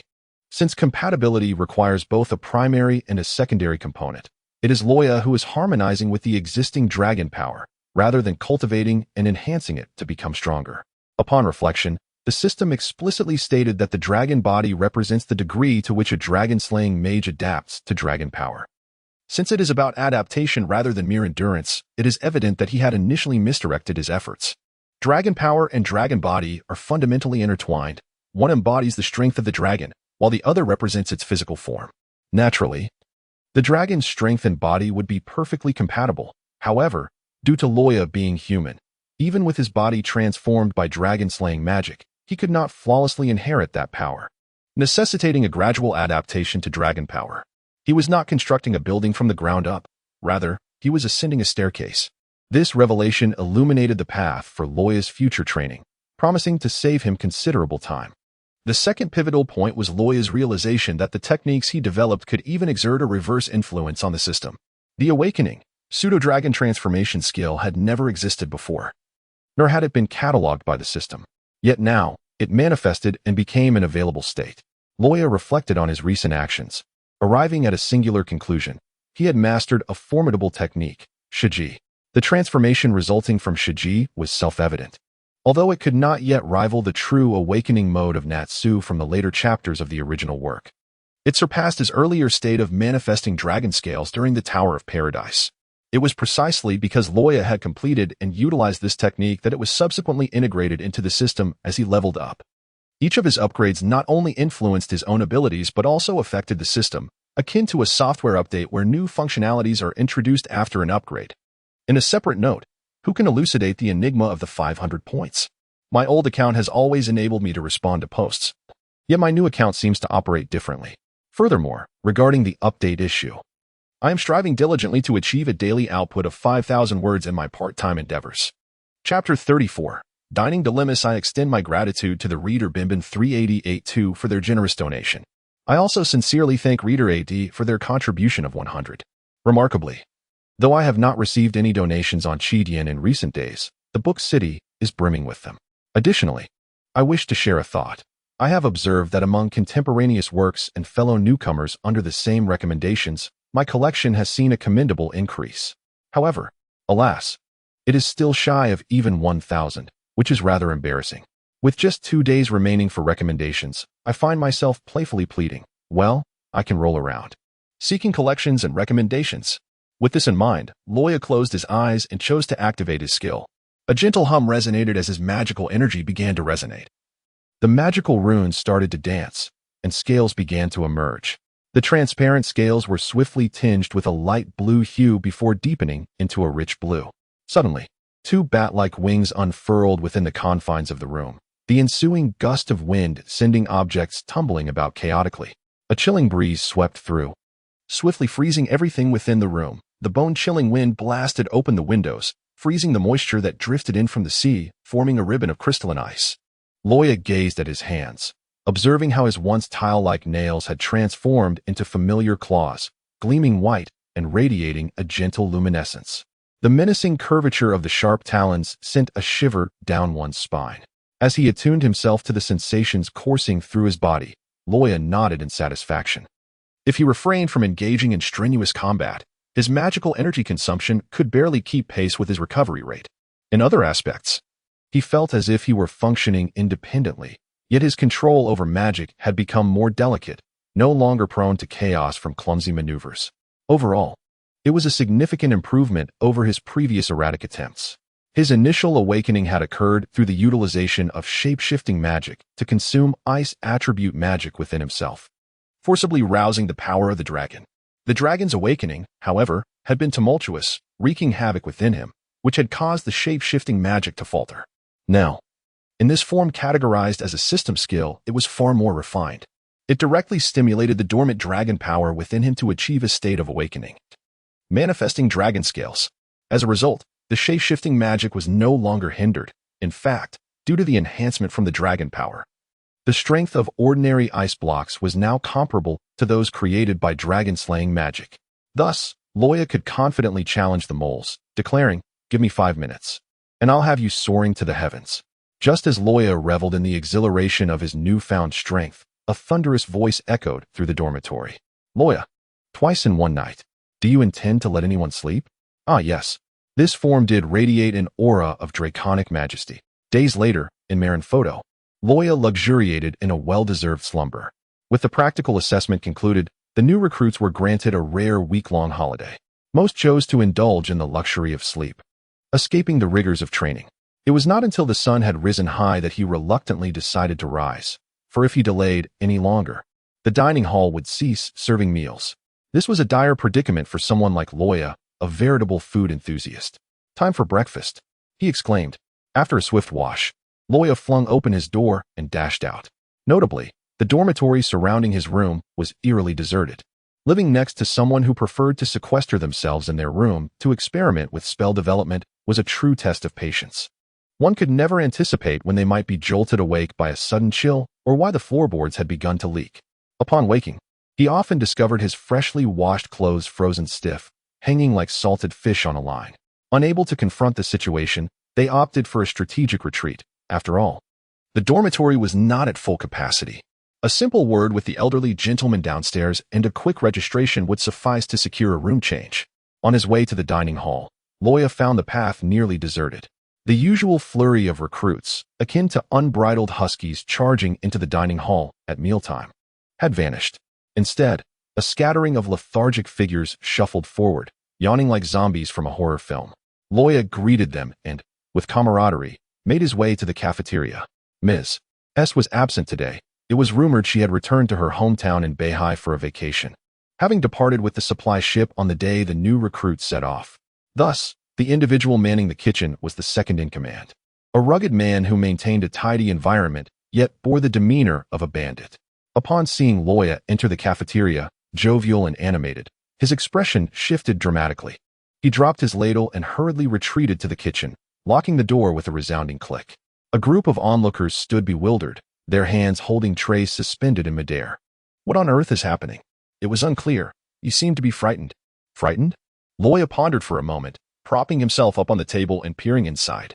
There, Two large barrels of curry bubbled vigorously.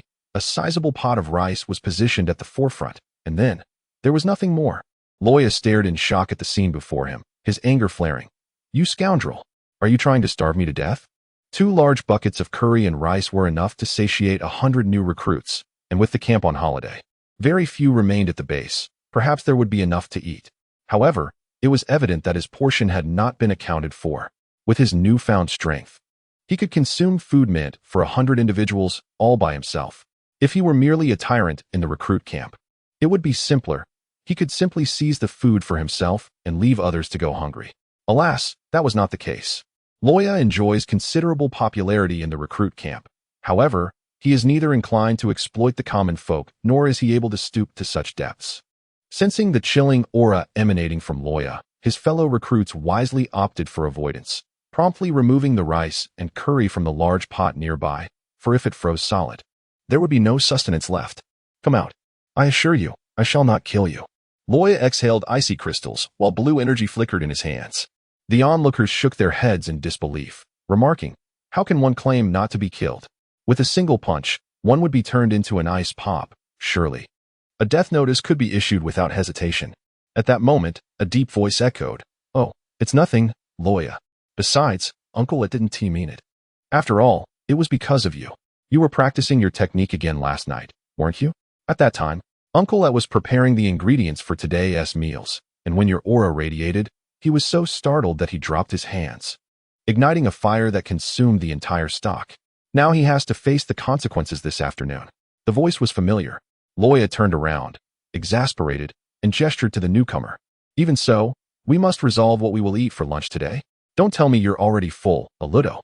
The newcomer was indeed a Ludo, a member of the elite camp, dressed casually in a shirt and floral shorts, his feet clad in wooden sandals, exuding an air of relaxation. In his left hand, he carried a plate scarcely larger than his palm, entirely devoid of food save for a trace of curry sauce clinging to the edges. Setting the plate down for recycling, Aludo sighed, "How could I possibly be full? Our camp's chef is ill today, so I had to venture out in search of food. Though my appetite cannot compare to yours, it is certainly greater than the average." He had intended to take a break, but encountering such a situation was truly unexpected. Standing at 4 meters tall, Aludo resembled a brown bear, renowned for his astonishing capacity for food. Before Luo Ya joined the Navy, Aludo had held the title of glutton. Yet in comparison to Luo Ya, he felt overshadowed, willingly relinquishing his title. Luo Ya, however, was not particularly pleased about it. The two faced each other, releasing synchronized sighs, their heads drooping. At that moment, a fellow recruit sharing curry rice suggested, "Did you forget? Members of the elite camp are allowed to dine at the military mess hall. You should try going there. It's not too late." Luo Ya, taken aback, raised his head to look at Aludo. "Is there such a thing? No. Is this really happening?" Aludo, equally astonished, lifted his gaze. "I had no idea." The new recruit, feeling a pang of embarrassment, thought to himself that it was disheartening to realize that even members of the elite camp were unaware of such matters, while he, a mere supporting character, seemed to know them so well. "This is quite discouraging," he lamented. "I just want some peace." However, under the intimidating gaze of the two notorious ruffians, he chose to concede. After all, it was not worth enduring a beating for a meal, and everyone knew how terrifying a famished Luo Ya could be. The incident during the practical assessment when his rations were stolen served as a testament to that. Indeed, this regulation had been enforced since the previous year. On one hand, it was due to the overwhelming pressure on the new recruits' camp dining hall, which often struggled to keep up with demand, thus necessitating the approval of such a policy. On the other hand, it aimed to encourage communication between the Navy's newcomers and seasoned veterans, thereby strengthening team cohesion. "That's all I know," Luo Ya said as he released his grip on his collar and looked at Aludo. "Shall we go eat? Let us go together." Upon glancing at the book reviews, Luo Ya noticed that readers were somewhat urging for updates. However, rather than that, they were discussing the future development of Luo Ya's character. After reading through the comments, he recalled one from several days prior and hastily reopened the page. Indeed, it seemed his narrative lacked depth, and predictions about future events were rapidly becoming apparent. This is truly. Chapter 35, Carp makes an entrance. A heartfelt thank you to the reader Hype for the generous donation of 500, and to the reader Qian Yusho for the 100 donation. Immense gratitude. The fan ranking is finally nearing 10, marking a historic milestone. After leaving the dining hall, Luo Ya did not rush to take off. If he truly needed to, he could run swiftly enough that a Ludo, the clumsy bear, would struggle to keep up. However, a dilemma arose. Although he was essentially predetermined to be part of the elite camp and felt confident about passing the upcoming assessment, he was not yet an official member. What if the staff at the dining hall did not recognize him? Thus, he fixed his gaze on a Ludo, making the latter quite uneasy. What's wrong? A Ludo stammered. I was just thinking that it's safer to stick with you. If they refuse to serve me, I can count on you to vouch for me. Without waiting for a Ludo's bewildered reaction, Luo Ya clenched his fists, channeling his magical energy. Ice Mage. Ice Wolf. With a howl. Two wolf-like creatures formed from ice materialized before them, each over 2 meters long, shimmering brilliantly in the sunlight, reminiscent of diamonds. A Ludo stared in awe at the lifelike ice wolves, one of which crouched down to scratch its neck with its hind paw before finally asking, "Your eyes can move freely?" That's unscientific. It was known that while nature fruit users could alter elements into various appearances, they could not achieve such fluidity. This is not merely ice. It is a new species that grows ice instead of flesh. Are you seriously discussing science with me, considering the existence of devil fruits? Luo Ya scoffed, then mounted one of the ice wolves. Let us speed up. This is definitely faster than running. While the ice wolves were lifeless, as a Ludo pointed out, their ability to move freely was indeed extraordinary. This limitation of the one-piece world rendered its inhabitants incapable of grasping the concept of magical energy, and Luo Ya was disinclined to explain, attributing it simply to the uniqueness of his fruit. He would often ponder the dynamics of motion and stillness in his shape-shifting magic during idle moments. However, through repeated experimentation, he discovered that creating a static ice bomb was far more efficient for delivering a blow than sending an ice wolf to attack. The primary issue remained unresolved: the strength of his shape-shifting magic. Although his magical power was indeed of the Ice Dragon Slayer variety, it merely rendered his ice slightly harder than ordinary ice, failing to reach the formidable density of dragon-slaying magic that could pierce through a ship's deck when launched from a cannon. Thus, Luo Ya refrained from wasting his magic on futile endeavors during combat. The only dynamic magic that had ever satisfied him was the ice waterfall he conjured during a previous encounter with Kazan, where he controlled seemingly discarded ice from the floor to ensnare Kazan while the latter was momentarily stunned. Yet, as previously mentioned, due to insufficient strength, Kazan easily withstood it. Not to mention his ability to elementalize. Aside from appearing somewhat awkward, it amounted to nothing. Under Luo Ya's urging, a Ludo climbed onto the ice wolf with a mixture of wonder and trepidation. But in the next moment, Luo Ya laughed and tumbled off his mount. The ice wolf, whose length exceeded 2 meters even without its tail, was quite formidable. Luo Ya could even spin atop it. However, he had overlooked a crucial detail. Arudo, the fool, had not paid attention to the fact that he stood a towering 4 meters tall. What does 4 meters signify? For someone with a severe fear of heights, merely looking down could induce vertigo. Wolves are not like horses or cattle. Their evolutionary structure was never intended for riding, making their legs appear quite short when they crouched. When Arudo mounted, the ice wolf rose to its feet, yet Arudo's feet remained firmly planted on the ground. What kind of mount was that? Observing Luo Ya rolling on the ground with laughter, Arudo's expression darkened as the sound of his wooden clogs echoed sharply on the ground. After a moment of restraint, seeing Luo Ya unable to contain himself, Arudo bellowed, "Enough? What's so amusing? Is it my height that's at fault? No, being tall is an advantage. Do you understand anything?"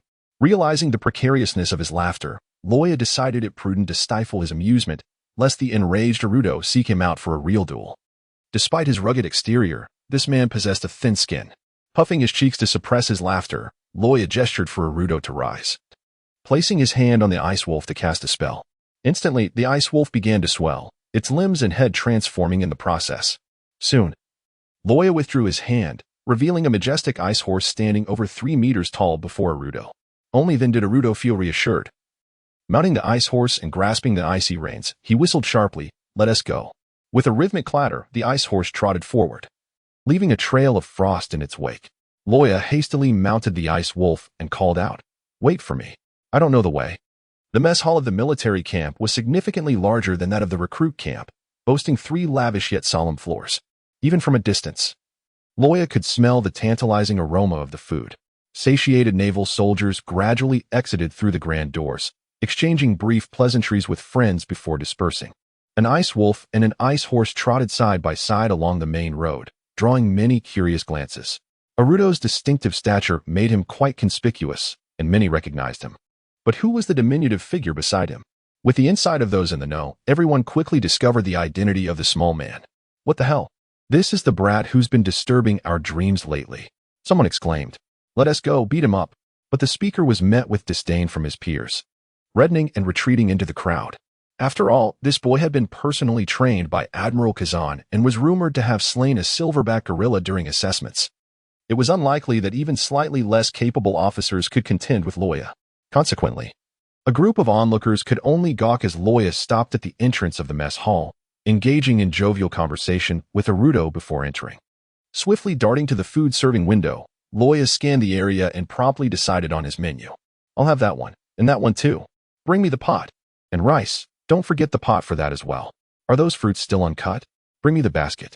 The server, taken aback, suddenly recalled something and exclaimed, You must be Luo Ya.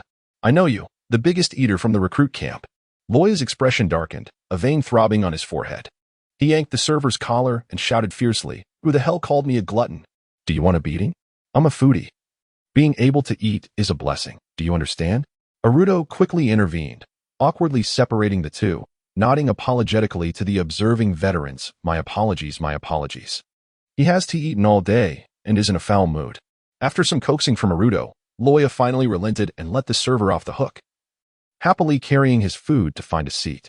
Though embarrassed, Arudo was equally unreserved, departing with a hefty amount of food that rivaled Luo Ya's haul. They left behind a server in stunned silence, along with a counter that appeared as pristine as new. Sitting across from each other at a large table, they each shoveled food into their mouths with gusto. Mid-meal, Luo Ya suddenly slapped Arudo's large hand away, pointing at the large pot nearby. That one is yours. The veterans in the mess hall wiped the sweat from their brows as they watched the two devour their meals. Suddenly, the commotion within the hall ceased. A chorus of excited voices converging into one phrase, Vice Admiral Garp. Chapter 36, Garp wants to take a disciple? Ha ha ha, don't be so serious, go eat. The newcomer was a robust old man, his white hair contrasting with his broad chest and well-muscled physique, which rivaled that of any young man. His dark skin radiated a healthy glow. It was none other than the legendary Navy hero, Iron Fist Garp. Hearing the voice that closely resembled the dubbed version, Luo Ya immediately lifted his head. Monkey D. Garp? There are three aspects of the entire One Piece world that pique Luo Ya's curiosity. First, what cards do the celestial dragons hold to maintain their dominion? Second, how exactly has the geography of this world come to be? Third, just how formidable is the Iron Fist Garp? From the words spoken by Akainu after he killed Ace during the Marineford War, it was evident that Garp possessed the capability to slay Akainu Sakazuki. He even insisted that Sengoku must restrain him, fearing that he might lose control. At such a level of power, who would dare dismiss Garp's words as mere barking of a defeated dog? After all, Akainu is a high-ranking admiral, heralded as the strongest force within the Navy, yet he fears that he might inadvertently kill him. Just how powerful is Garp, then? Thus, Luo Ya is genuinely intrigued by Garp, even more so than his quest to uncover the secrets of the D clan. Lord Garp, as Luo Ya was lost in thought, Aludo stood upright and saluted. Besides the three admirals who had emerged from the same rookie camp, Aludo held a deep admiration for Iron Fist Garp. He is the heroic figure who personally apprehended the pirate king Joel D. Roger, and Aludo has grown up hearing tales of his legendary exploits. While he reveres the three admirals with a sense of longing, his admiration for Garp is tangible and profound. Observing Aludo's palpable excitement, Luo Ya recognized his thoughts. Though he was certain Aludo was unaware that the notorious criminal recognized by the government as the world's most wicked, Dracul Mihawk, is the son of the figure he idolizes. A peculiar smile crept upon Luo Ya's lips as he contemplated whether to drop a hint. At that moment, Garp waved his hand to disperse the crowd and approached the food service window. Marcus, you're the chef today. As per our usual arrangement, I'll have my usual portion. Marcus, the uncle who serves food to Luo Ya and Aludo, looked disheartened upon hearing Garp's request. Well, Lord Garp, you might need to wait a moment. Garp, who has his own residence in Marineford, does not cook for himself, relying on the mess hall for his meals. Why? Garp inquired, perplexed, only to find the counter astonishingly tidy. Stunned, he exclaimed, Hey, Marcus, what do you mean you've closed up already?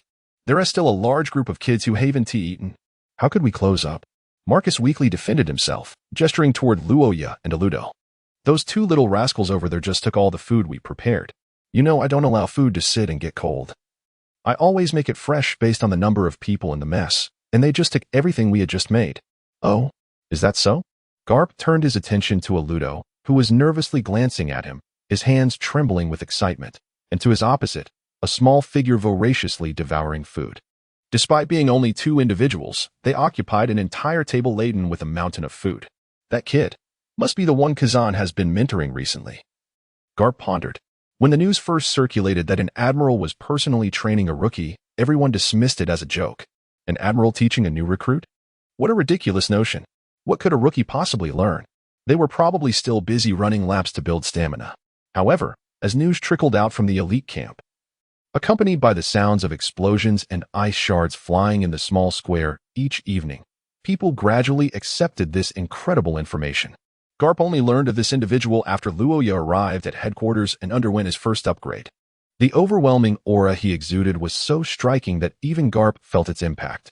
By the way, didn't T. Sengoku mention yesterday that the only silverback gorilla on Trial Island was killed, and that he sent Fire Mountain and Ghost Spider to capture another one? Garp recalled the events from the meeting, during which he had been a bit thirsty after indulging in too many rice crackers and had casually listened to a few snippets. With this in mind, Garp became increasingly curious about what abilities Christopher Luo Ya possesses that have caught the attention of both Zifa and Kazan. Marcus, once it's ready, bring it over to me. Garp called out to Marcus and gradually made his way to Luo Ya's table. Aludo had been fixated on Garp, and upon seeing him approach, he flung his chopsticks, splattering Luo Ya with fried rice. Lord Garp, Luo Ya, in a state of disbelief, casually brushed the rice grains aside before lazily rising to his feet and offering a salute. Admiral Garp, greetings. No matter how curious one may be, nothing is more pressing than a meal. Arudo, clearly not a dedicated gourmand, abandoned his food in the presence of his idol. Luo Ya, aside from harboring disdain, could only conform to local customs. Although this was a cafeteria where saluting superiors was unnecessary, given that the individual before him was the naval hero Monkey D. Garp. Treating him with casual indifference would likely result in disciplinary action within 24 hours, with potential repercussions from the likes of the headquarters rear admirals. Observing Luo Ya's languid demeanor, Garp's gaze deepened, recognizing him as Kazan's disciple, perfectly mirroring his mentor's laid-back attitude. Yet, while he pondered this internally, Garp spoke words of a different tone. What a spirited young lad. Excellent. Being able to eat is a virtue. As he patted Arudo's belly, he awkwardly cleared his throat and shifted the topic. You must be Arudo. Zifa holds you in high regard, last time, in the midst of a reprimand. Both Arudo and Luo Ya stood frozen in bewilderment, watching as Garp suddenly succumbed to slumber, snoring audibly. Luo Ya's mind raced tumultuously. What the? You actually fell asleep. How does one master such an unscientific skill? With a pop, a bubble of mucus burst, and Garp continued speaking as if nothing had occurred, his tone unchanged. Last time, Zifa mentioned that as long as you keep up your speed, graduation is assured. Well, it's just talk, among so many elite trainees. Only a few can utilize hockey before graduation. You, however, are a prodigy. Now that you've applied for graduation, he has no leverage over you. Haha. Though Garp's jest was not insignificant, Rudo felt no sense of relief. He stomped his foot in frustration, shattering his wooden sandal, causing the bones in Luo Ya's bowl to tremble slightly. Offering another salute, Arudo exclaimed, Yes, I understand. Yet Luo Ya couldn't help but wonder, what exactly did he comprehend? Why was he left in such confusion? In a moment of silent exasperation, Luo Ya exchanged glances with Garp, both recognizing the shared sense of helplessness reflected in each other's eyes. This fellow possesses quite the character, Garp mused inwardly, gesturing for Aludo to take a seat. He then turned his penetrating gaze towards Luo Ya, as if attempting to see straight through him. Hey, you must be Luo Ya, he stated. And before Luo Ya could respond, Garp continued, According to Zifa, you are the most gifted recruit among this batch, yet you seem rather unimpressive. With that, he flicked a booger from his pinky. Luo Ya gazed at Garp, who was behaving oddly, with an unruffled demeanor, though he was perplexed by Garp's attempts to belittle him. He considered the latter's eccentric personality, which allowed him to remain remarkably composed. Within the D family, Garp's branch was undoubtedly the most unconventional. Any peculiar antics from him should not come as a surprise. However, remaining silent would be rather impolite. After a brief contemplation, Luo Ya replied, Because I am still a rookie. You know. What does you know mean? Garp was momentarily taken aback, and in a fit of frustration, His finger inadvertently jabbed painfully into his nostril, almost bringing him to tears. After a moment's pause, he decided not to dwell on Luo Ya's choice of words and boldly stated his intention. Well, it doesn't matter. I ask you, young man. Would you like to become my disciple? Chapter 37, The Bewildered Ones, huh? Aruto raised his head in confusion. Did I just hear something? Luo Ya was taken aback by Carp's sudden inquiry. What did I just hear? What? The audience, now alert, exclaimed in unison. What did we just hear? Carp, growing impatient, dug at his ears and retorted, You lot are so noisy. It's merely about accepting a disciple. Why the fuss? His words were delivered with such conviction that Luo Ya almost questioned his own capacity for comprehension. Nevertheless, the audience concurred that while accepting a disciple was indeed not unusual, it was rather peculiar, considering Carp's previous stance. General Carp, you never mentioned wanting to take Kazan as your disciple back when he served under you.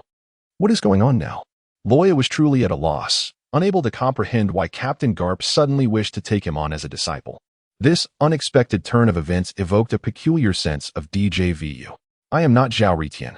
In the world of One Piece, the relationship between disciple and master predominantly exists within the confines of dojos. At sea, the aspiration for freedom reigns supreme. Regardless of one's character, be it virtuous or malevolent, all are in pursuit of liberation. Consequently, individuals in this world, particularly the seafaring men, generally regard the idea of accepting disciples as a nuisance and often decline such responsibilities. Mihawk trained Zoro for 2 years and Rayleigh mentored Luffy for the same duration. Yet, can they be deemed true master and disciple? Certainly not. From the perspective of those at sea, the sentiment is that one may impart knowledge, but that does not constitute a disciple-mentor bond. Kazan, referred to as Luo Ya's teacher, merely acquiesced to this title out of exasperation, as he has never publicly acknowledged Luo Ya as his disciple. Zifa's acceptance of disciples stemmed from habit. Once dubbed the Admiral who does not kill, his personality can be inferred to be far more amiable than Garp's fearsome reputation. This disposition was magnified upon losing his family and assuming the role of the chief instructor at a new recruits camp, leading him to cherish all new soldiers, thus considering the elite recruits as his disciples. And what of Garp? Is it love for all or merely entanglement? Furthermore, regarding Garp's educational outcomes, Luo Ya is reluctant to offer praise. He raised a son who became the leader of the Marines, and 2 grandsons who turned to piracy, one becoming the captain of the Whitebeard's 2nd Division, albeit meeting his demise years later, and the other destined to be the future pirate king. Are you now taking me as your disciple to cultivate talent for pirates or to oppose the world government? In light of all this, Luo Ya resolutely chose to decline. I am sorry, Admiral Garp, but I cannot be your disciple. At that moment, Aludo, filled with emotion, lifted Luo Ya off the ground. Luo Ya, poised to retaliate with a punch, was taken aback to find Aludo in tears. How envious. No, how infuriating. You actually rejected Admiral Garp. Do you even realize who he is? Luo Ya, in a state of exasperation, forcefully extricated himself and stood atop a stool to adjust his collar. Before he could utter a word, he was met with Garp's incredulous voice. You actually refused. Boy, tell me why, or you will face dire consequences today. Garp's initial intention was to irritate Zephyr. After all, it was common knowledge that Zephyr had tacitly acknowledged this disciple. Garp relished the thought of Zephyr's potential outrage upon discovering his interference. As comrades for decades, they never held back when it came to teasing one another. Garp had even devised several schemes to vex his friend, yet he never anticipated that Luo Ya would outright decline him. This unexpected turn of events left Garp feeling embarrassed, as he was usually the one in a light-hearted mood while Sengoku was the one who would get flustered. Suddenly, Garp knocked his own head, concocting an excuse for himself. Luo Ya, you must be unaware. After all, you were merely an ordinary person before. Allow me to introduce myself. I am Marine Headquarters Vice Admiral Monkey D. Garp. Before Garp could finish his boastful declaration, Luo Ya interrupted with a look of disdain. The naval hero who personally apprehended the pirate king Joel D. Roger, the renowned Iron Fist Vice Admiral, the infamous demon of the Marines, Monkey D. Garp. His illustrious name is well known, even to someone like me, who was once a mere errand boy. As Garp stood there, momentarily stunned, Luo Ya shook his head and sighed. Choosing a master is akin to a disciple choosing a mentor. Vice Admiral Garp, may I pose a rather disrespectful question? What skills do you possess? What skills do I possess? Garp pondered, then burst into laughter. Ha ha. Are you concerned that I might not be able to teach you, Luo Ya? Ha ha ha ha, that's preposterous. I possess a multitude of skills. I am proficient in all 6 marine styles. and I have never feared anyone when it comes to armament hockey." Carp chuckled with pride, oblivious to Loa's growing contempt, until Loa directly interrupted him. "Then may I inquire, what does Teacher Zephyr know?" "He certainly." Carp hesitated, realizing that Zephyr likely possessed the same skills. Yet, he was not one to easily concede, retorting, "Even if he knows, he is weaker than I am. Naturally, one must seek a master who is stronger." Luo Ya continued to shake his head. "I will truthfully convey the remarks about Zephyr-sensei being weaker than you to him. Furthermore, I must correct you on one point. Disciples choose their teachers, or rather, seek a mentor in order to become stronger. The strength of the master does not equate to their teaching ability. As you rightly said, one should seek a stronger mentor. This is because a more formidable teacher inherently possesses methods to enhance their own strength. However, have you considered whether these methods truly suit the disciple? Not necessarily." Pausing for a moment to allow Carp some time for reflection, Luo Ya continued, "Therefore, selecting a teacher cannot solely depend on their strength but must be based on their teaching capability. Otherwise, why would I not seek out the universally acknowledged strongest man in the world, Whitebeard? Thus, the teacher I desire does not need to possess overwhelming strength. They simply need to enable me to grow stronger. In my understanding, the finest teacher in this world is indeed Zephyr-sensei. In terms of strength, he was once an admiral, not significantly weaker than you. In terms of teaching, the current 3 admirals and several vice-admirals, such as Smoker and Fire Fist Ace, were all trained by him, and his teaching prowess is beyond dispute. In summary, I must respectfully decline your offer to become your disciple." Carp sensed the frustration that Kazan had experienced a month prior. This young man certainly possessed a silver tongue. He was no match for him at all. It seemed that all these years, the old man had lived in vain, without a single notable disciple to show for it. Haruto's gaze traversed time. Recalling the day he first met Luo Ya, the scene felt eerily familiar, as if he could not comprehend it at all. Finally, Luo Ya delivered a devastating blow to Carp. Leaning close to Carp's ear, he whispered softly, hand covering his mouth, "Moreover, Carp, your only son is a member of the Marine's Silent Corps. I dare not commend your teaching abilities." Carp felt as though something had shattered within him, irretrievable. Thus, the farcical endeavor of Carp taking on a disciple concluded with him suffering the most profound emotional injury in history. Distraught, Carp scarcely had the presence of mind to inquire how Luo Ya had come upon that secret, and he chose to return home in a state of desolation. Along the way, he could be heard muttering to himself, "Why? Why?" In truth, Luo Ya had exploited Carp's brash nature, presenting an example that could not withstand scrutiny. If it were truly possible to take Whitebeard as a mentor, Luo Ya would have done so long ago. After all, he was the strongest man in the world. A monster capable of defeating Akaina even in a near-death state. With his guidance, who would care about Zephyr? However, fortunately for the monkey family, they were all alike. As long as it did not concern family or comrades, their intelligence would plummet. After bidding farewell to Carp, Luo Ya finally felt at ease to indulge in culinary delights. However, the gazes of the surrounding Marines turned peculiar. If they had previously viewed him as a mischievous younger peer, now they regarded him as a formidable adversary. For he had spoken so convincingly that they found themselves at a loss for words. Even Carp had been thoroughly hoodwinked. In the future, he would never dare engage in conversation with Luo Ya again. After finishing his meal, Luo Ya chose to disregard Haruto, considering himself fortunate to grant himself a day of leisure. He too had been misled by Luo Ya, not just Carp. After parting ways, Haruto wandered alone, feeling disheartened. Luo Ya reclined upon the broad back of the ice wolf, returning to his dormitory to prepare for an afternoon nap. Training requires a balance of tension and relaxation. One must allow oneself to unwind when the moment calls for it. Chapter 38. The battle begins. 1 week later, at the Marine base in Marineford, the golden dawn rippled through the clouds, lifting the shroud of night. Today, Luo Ya rose early, currently meditating by the artificial lake near the dormitory building. Today marked the day of his assessment, where he would face an onslaught from hundreds of fellow recruits. He needed to adjust himself to greet the challenge with the finest spirit, lest he falter unexpectedly. Given that his opponents were his comrades from the training camp, Luo Ya dared not deploy his devastating techniques such as Ice Bomb or Ice Dragon Roar to clear the field outright.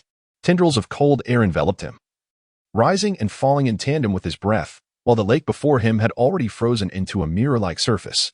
Ice Make, Thousand Forest Strike. Suddenly, a sharp ice spike erupted from the lake's surface, piercing through the abdomen of a carp, which flailed desperately for a moment before its eyes dulled. Plop!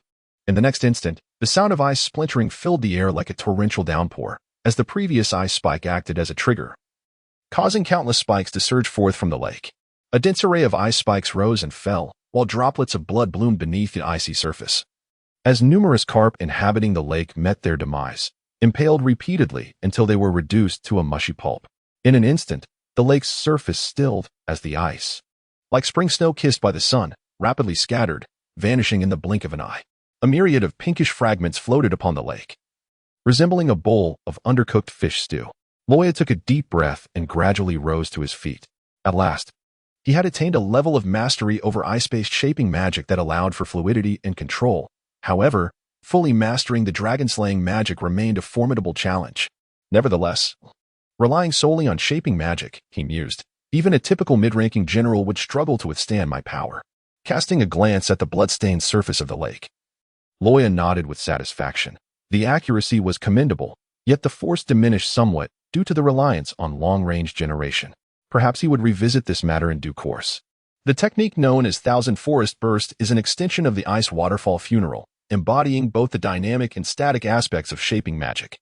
While its area of effect does not rival that of the Ice Bomb, its formidable attacking power and armor-piercing capability of the Ice Spear would surely demonstrate to any adversary the true meaning of 1,000 cuts. Luo Ya picked up the coat from the ground and whistled sharply. An ice wolf materialized from the air, first revealing its forequarters, followed by its midsection, and finally its tail. Until it landed, its entire form distinctly visible. Vaulting onto the back of the ice wolf, Luo Ya galloped towards the assessment grounds. In comparison to the branch recruits, the main unit's new soldiers not only faced a more rigorous training regimen but also placed a greater emphasis on real combat experience. In addition to the annual elite assessment, regular skirmishes were an integral part of the training. These combat drills typically occurred once a month or quarterly, and Luo Ya's enlistment in the Navy coincided perfectly with the conclusion of the last assessment. Consequently, with the elite assessment scheduled for the following month, the combat training for that month was naturally cancelled. Thus, this was Luo Ya's inaugural visit to the site. The small square for combat against a Ludo seemed diminutive compared to this venue, which was expansive enough to accommodate 20,000 individuals, one of the Navy's most crucial training locations. Today, the assessment grounds were abuzz with activity, unlike the usual pairwise skirmishes or the maximum 10-person team battles, which were conducted in smaller squads. There had never been a precedent for gathering the entire battalion for training at once.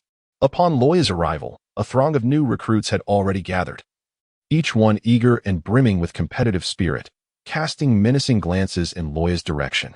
Among them, the members of Team 7 were the most proactive, assisting in the lifting of weapons, preparing medical supplies, and, following the instructor's directives, counting heads and organizing the new recruits into orderly lines to receive their weapons. Luo Ya's eyes twitched with irritation, a strong desire to deliver a kick to each of them welling up within him. However, he refrained from acting on his impulse.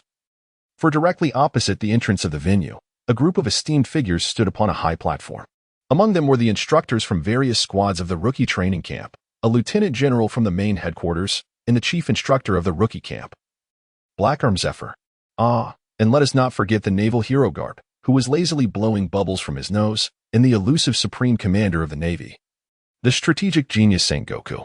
Luo Ya lightly tapped his face and turned to a passing recruit, inquiring, "Why are Admiral Karp and Fleet Admiral Sengoku here?"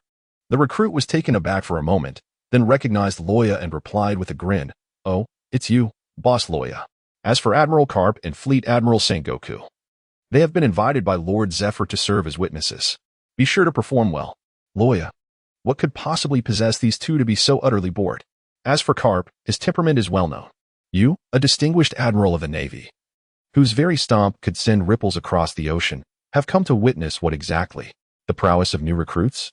Luo Ya remained unaware that, due to prior events during the practical assessments, Sengoku's attention towards him surpassed his expectations. Otherwise, why would he exhibit interest in witnessing a battle among recruits, even if it was an unprecedented scenario of 1 against hundreds? Sensing Luo Ya's gaze, Sengoku narrowed his eyes as he focused through the crowd. Zifa. When did this lad grow stronger? Although the world of pirates lacked a systematic approach to training, it did possess the formidable ability known as Haki. Among these, observation Haki could not only be employed in combat to lock onto foes and predict their moves, but also to gauge an individual's overall strength. It was through this very ability that Sengoku discerned Luo Ya's power had surpassed that of the previous week. Hearing Sengoku's remarks, Zifa enveloped Luo Ya in his own observation Haki. hesitating momentarily before responding, "Indeed. I sense a more profound chill emanating from him than before. It appears today shall witness a remarkable battle." Oblivious to the scrutiny of the two, Luo only felt an unsettling chill enveloping him. With a wary glance around, he settled into a spot against the wall. Time swiftly transitioned from the early morning to midday. The weather was splendid, with a clear sky resembling a piece of jade, the boundless blue stretching across the horizon. A few seagulls soared carefree above the fortress, occasionally alighting on the naval flagpole to rest. The instructors from various teams reported the headcounts to Zifa. Once all were accounted for, Zifa exchanged a solemn glance with Sengoku and spoke in a deep voice, "Silence." As Zifa's commanding presence enveloped the area, the recruits, who had been quietly conversing, promptly fell silent and stood at attention. Observing this, Zifa nodded in satisfaction and continued, "You are all aware of the combat assessments. I shall not reiterate. However, today's evaluation differs from the past. This time, it shall not be you who choose your targets for challenge, but rather an individual who will challenge all of you." During the practical examination, Luo Ya incited a beast tide, resulting in countless misfortunes for the new recruits. This day had long been anticipated, and upon hearing Zephyr's formal announcement, they erupted with exuberant cheers. Observing the recruits below, whose excitement resembled that of a gorilla celebrating a successful mating, Sengoku clicked his tongue, remarking to himself how unpopular this young man must be in the rookie camp. As the clamor subsided, Zephyr continued, "The assessment is about to commence. Although participation is not mandatory for everyone, I urge you to summon your utmost strength and deliver a spectacular display of combat." With that, Zephyr nodded to the rear admiral beside him before rousing the slumbering Garp and guiding him to a designated seat. The rear admiral saluted and stepped forward. "Christopher Luo Ya, proceed immediately to the center of the arena." Luo Ya lifted his head, slowly advancing forward under the eager gaze of the surrounding crowd. Along the way, a few ruffian soldiers attempted to assert their dominance by blocking his path. However, they were swiftly sent flying from the throng, crashing into the wall and losing consciousness. The remaining onlookers, trembling with fear, parted to give Luo Ya a clear passage. Upon reaching the center of the arena, Luo Ya did not wait for the instructor to speak. He enveloped himself in icy armor. Unlike previous occasions, this time the ice armor appeared even more menacing, with sharp icy spires protruding from its surface, silently roaring at the new recruits. "Come forth and engage in a fierce battle. I assure you, I shall not slay you." This was the ice armor model 2-17, nicknamed the Tentacle Monster. It was a technique Luo Ya had devised to enhance his control over shape-shifting magic, an amalgamation of offense and defense. In the future, once he mastered the observation haki, its power would only amplify.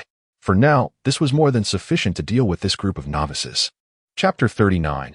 Is the elite camp considered? I extend my gratitude to the reader Feng Guo Wu Hen for their generous donation of 100. My thanks also to the reader Qin Yuan Wei Liao for their contribution of 100. Thank you both. Do you know why I did not express my gratitude for recommendations yesterday? It was neither due to disdain from my old acquaintances, nor because of the opinions of my readers, and certainly not because of the difficulties in accessing my mobile assistant.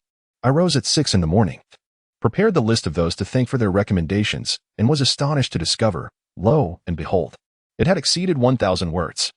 The support from my readers was truly overwhelming, leaving me in awe. Once I finish this week's busy schedule, I shall deliver an abundant update. Additionally, I continue to seek collections and recommendations. It seems I might have made it onto the recommendation list this week. As for Friday, I recall indulging a bit too much that evening and, believe it or not, I completely forgot about it. I assure you, I shall not slay you. Luo Ya exuded an intimidating aura, his wild and mischievous smile captivating yet alarming. In the face of what could only be described as an overt threat, several recruits swallowed hard and instinctively retreated. Are you jesting? Could you not allow us the courtesy of a fair fight? This month, we have scarcely enjoyed a peaceful night's rest, all disrupted by your incessant noise. Does your conscience not ache? Amidst the restless crowd, a tall figure emerged. Ha ha. This is quite amusing. Come, let us see if you can truly defeat me, Luo Ya. The voice was strikingly familiar, causing Luo Ya to widen his eyes in astonishment. Aludo, what brings you here? The figure was none other than Aludo, a member of the elite camp, renowned for his formidable strength. Today, Aludo's appearance differed from the usual. He was impeccably dressed and donned 2 solid iron gauntlets. Thick iron chains, as robust as his arms, spiraled from the gauntlets, entwining around him. Like Luo Ya, Aludo placed his faith in his fists, eschewing the use of weapons. Thus, he sought assistance from logistics to forge the gauntlets. Luo Ya was aware of this undertaking, having accompanied Aludo to logistics on the day they were completed. However, why was Aludo here? Are you not a member of the elite camp?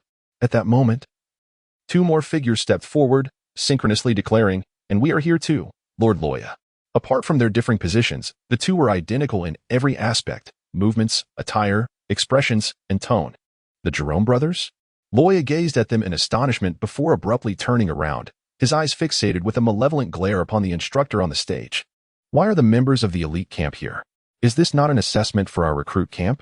Without the need for further conjecture, Luo Ya instinctively understood. The only individual capable of mobilizing the elite camp to this venue was none other than Zephyr. Thus, while his inquiry seemed directed at the Major General, it was, in truth, a question aimed at Zephyr lurking in the shadows. Upon hearing this, Zephyr merely raised an eyebrow, feigning ignorance as if to say he could not comprehend the words spoken. In the face of Luo Ya's hostile gaze, the Major General, with a stiff resolve, endeavored to clarify. This assessment is intended for the entirety of the recruit camp. The elite camp is indeed a part of our institution and hence possesses the right to partake. Such a shameless proclamation. Luo Ya gazed in astonishment at Zephyr. Although the elite camp was indeed a branch under the new recruit camp, its funding and facilities had long since been independent, having been under Zephyr's direct control for many years, impervious even to the intervention of the fleet admiral. The endeavor of recruiting disciples, aside from the tuition-collecting dojos, was something Zephyr was loath to invest significant energy in. The elite-centric teaching model of the elite camp aligned more closely with his preferences. However, due to the absence of a second influential figure to take over the new recruit camp, not even a rear admiral, Zephyr had been managing the elite camp through his role as the chief instructor of the new recruit camp. In reality, within the Navy, the two had long been tacitly recognized as distinct entities. As for the combat training for recruits, the members of the elite camp could also be classified as recruits. None of them held any military rank within the Navy, so why did they never participate? Consequently, Zephyr had engaged in a wordplay with him. Since you are subjected to the assessments of the new recruit camp, it naturally includes the elite camp as well. However, I have spared you some dignity by not summoning them alongside you. After hearing the explanation from the Rear Admiral instructor, Luo Ya gained a deeper understanding of the audacity of these seasoned veterans. Nevertheless, a peculiar smile soon surfaced on his face. Did you think that sending Aludo and Jerome against me would pose a threat? Perhaps a week ago, that might have been the case, but now, you underestimate me, Teacher Zephyr. Oh, what's the big deal? You are no slouch either. I hope you'll show me some leniency later. The oblivious Aludo approached, teasing Luo Ya. He merely desired a good spar with Luo Ya, without wanting to or being able to comprehend the intricacies of the situation. Thus, Luo Ya rewarded him with an ice spear. Now, everyone prepare. The practical assessment is about to commence.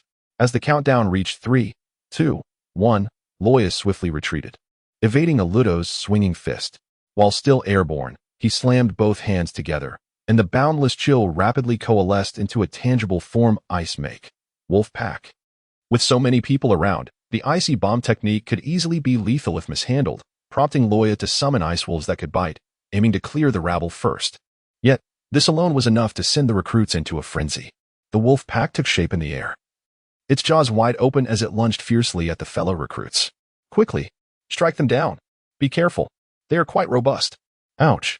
My backside. You scoundrel, perish. The recruits shouted, raising their weapons to strike at the ice wolves. Fortunately, the assessment venue was spacious enough, or else the hundreds of recruits would have had no room to maneuver, let alone counterattack. Where are you looking? Suddenly, a voice brimming with combat intent resounded from behind Luo Ya.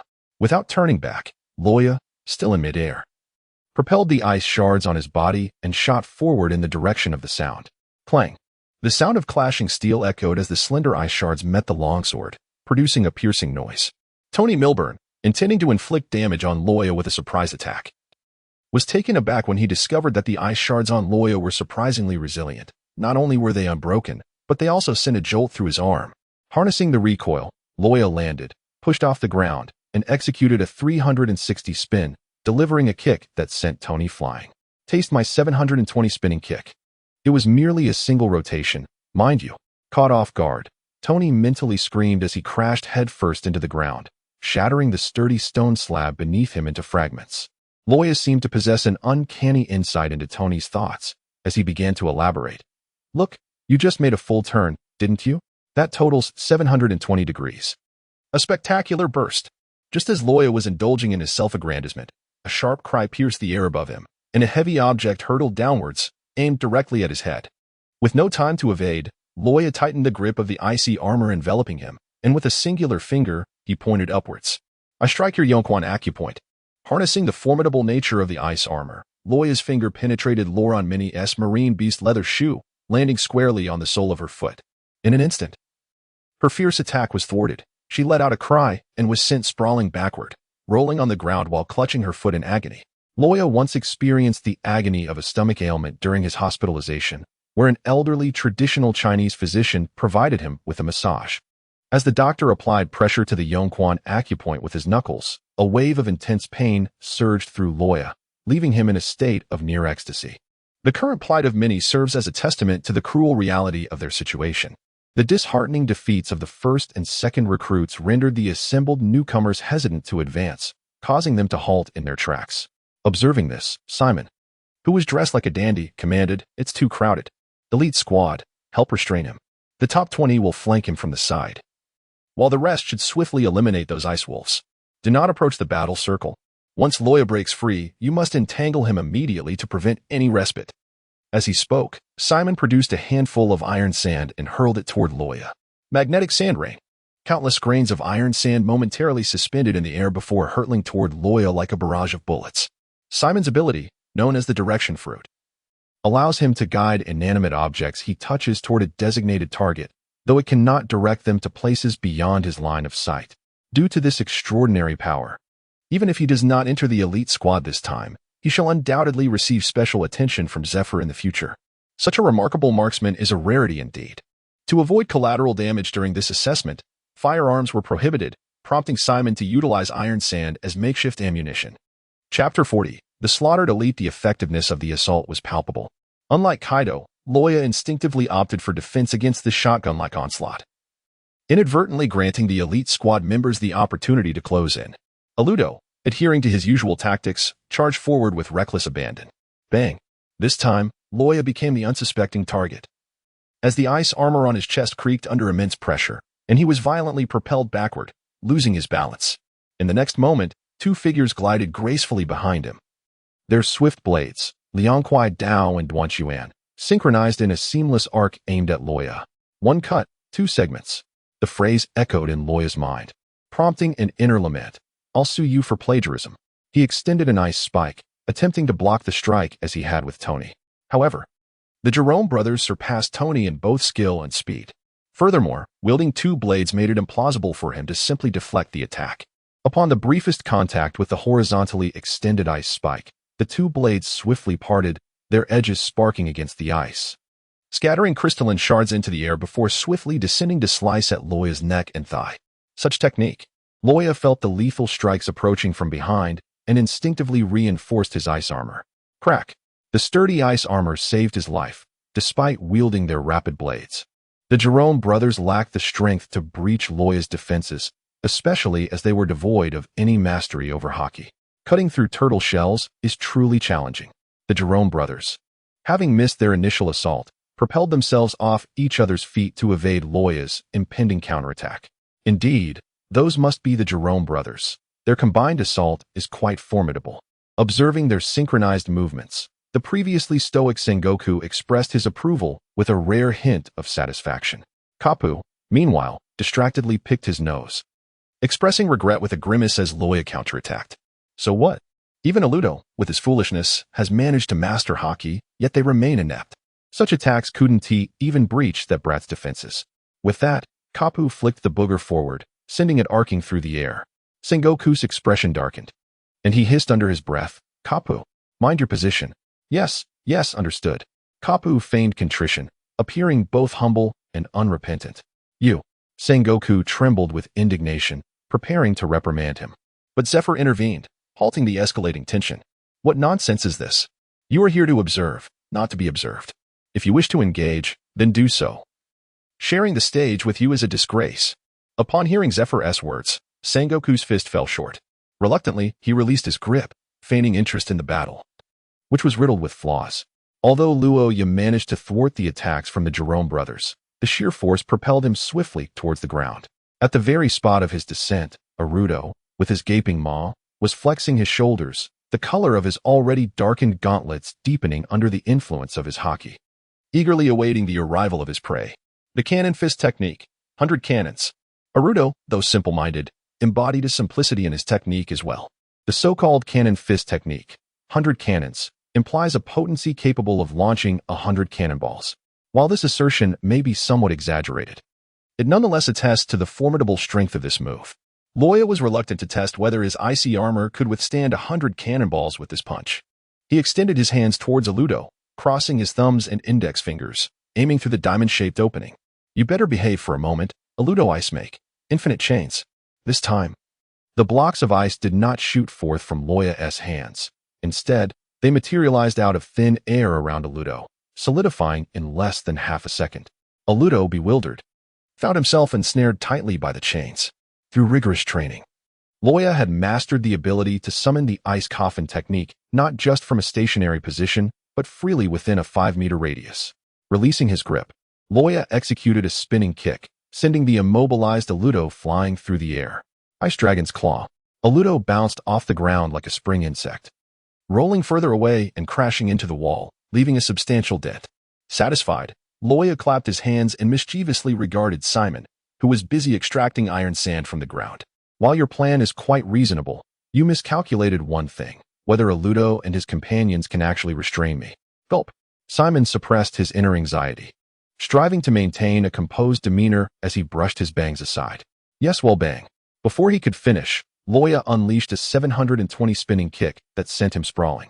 However, this time, the attack did not fully succeed, as two figures appeared in swift succession beside Simon, grasping his belt and countering the force, dissipating the intense shockwave. Jerome. The newcomers were indeed the Jerome brothers. It must be said, whenever these two collaborated, they executed their plans with remarkable precision. Just like now. Aside from the slight pain from the kick Simon received, the more significant damage was completely averted. Jerome, perish, Luo Ya. We shall defeat you. The brothers articulated their threat word by word, their synchronization astonishing, even matching their tones seamlessly. It was as if they were one voice. Following their declaration, the Jerome brothers employed their technique, shave, and charged at Luo Ya with renewed vigor. In terms of both offense and defense, Luo Ya vastly outclassed the two. Yet thanks to the rapid mobility afforded by shave and moonwalk, along with their exceptional swordsmanship, they managed to engage him directly. Nearby, Simon shook his groggy head and hurried to pull Tony off the ground, urging the new recruits to distract Luo Ya while pinching Tony's pressure point. Damn it. If this continues, we will lose. Wake up. The intensity of the Dragon Slayer magic only increased, posing a lethal threat to the recruits. Hence, Luo Ya refrained from employing wide-area attacks. However, this concern allowed the astute Jerome brothers to seize the moment. As Luo Ya evaded a surprise attack from a recruit, they once again utilized their combined technique. Aiming for his neck, the whistling sound near his ears sent shivers down Luo Ya's spine. What a shameless tactic. Luo Ya felt a surge of shock. But he also admired their skill. This attack was a sneak attack, and Luo Ya had no time to block with ice. However, he would not simply resign to fate. Clang. With a crisp sound, the Jerome brothers widened their eyes in disbelief, staring at their weapons. Their blades had become lodged at Luo Ya's shoulder, just an inch away from his neck, unable to advance any further. Through the sensation in their hands, they realized they had not struck anything. It was Luo Ya's sheer strength that halted them. The mere tilt of his head and shrug of his shoulder could unleash such terrifying power. Maintaining his posture, Luo Ya glanced at the two blades so close at hand. I've heard that a swordsman will never relinquish his sword unless he falls in battle. He grinned wickedly, allowing a chilling aura to seep along the blades, visible frost swiftly covering their surfaces. The brothers exchanged glances, gritting their teeth as they pulled with all their might. Yet they did not budge an inch. Jerome, let go of my neck. Luo Ya stepped forward and patted the two, now frozen in place, praising, well done. A swordsman who abandons his sword is unworthy of the title. He then reinforced his Ice Dragon's iron fist technique, supporting a groggy Tony. Simon happened to witness this scene and instantly wore a mournful expression. This is it. How are we going to fight now? The three primary combatants, the stout legs from the elite camp, had all been eliminated in mere minutes. One was bouncing around like a spring insect, struggling to return to the battlefield, while the other two had turned into ice sculptures. Though they were outnumbered, Luo Ya had yet to unleash wide-area attacks.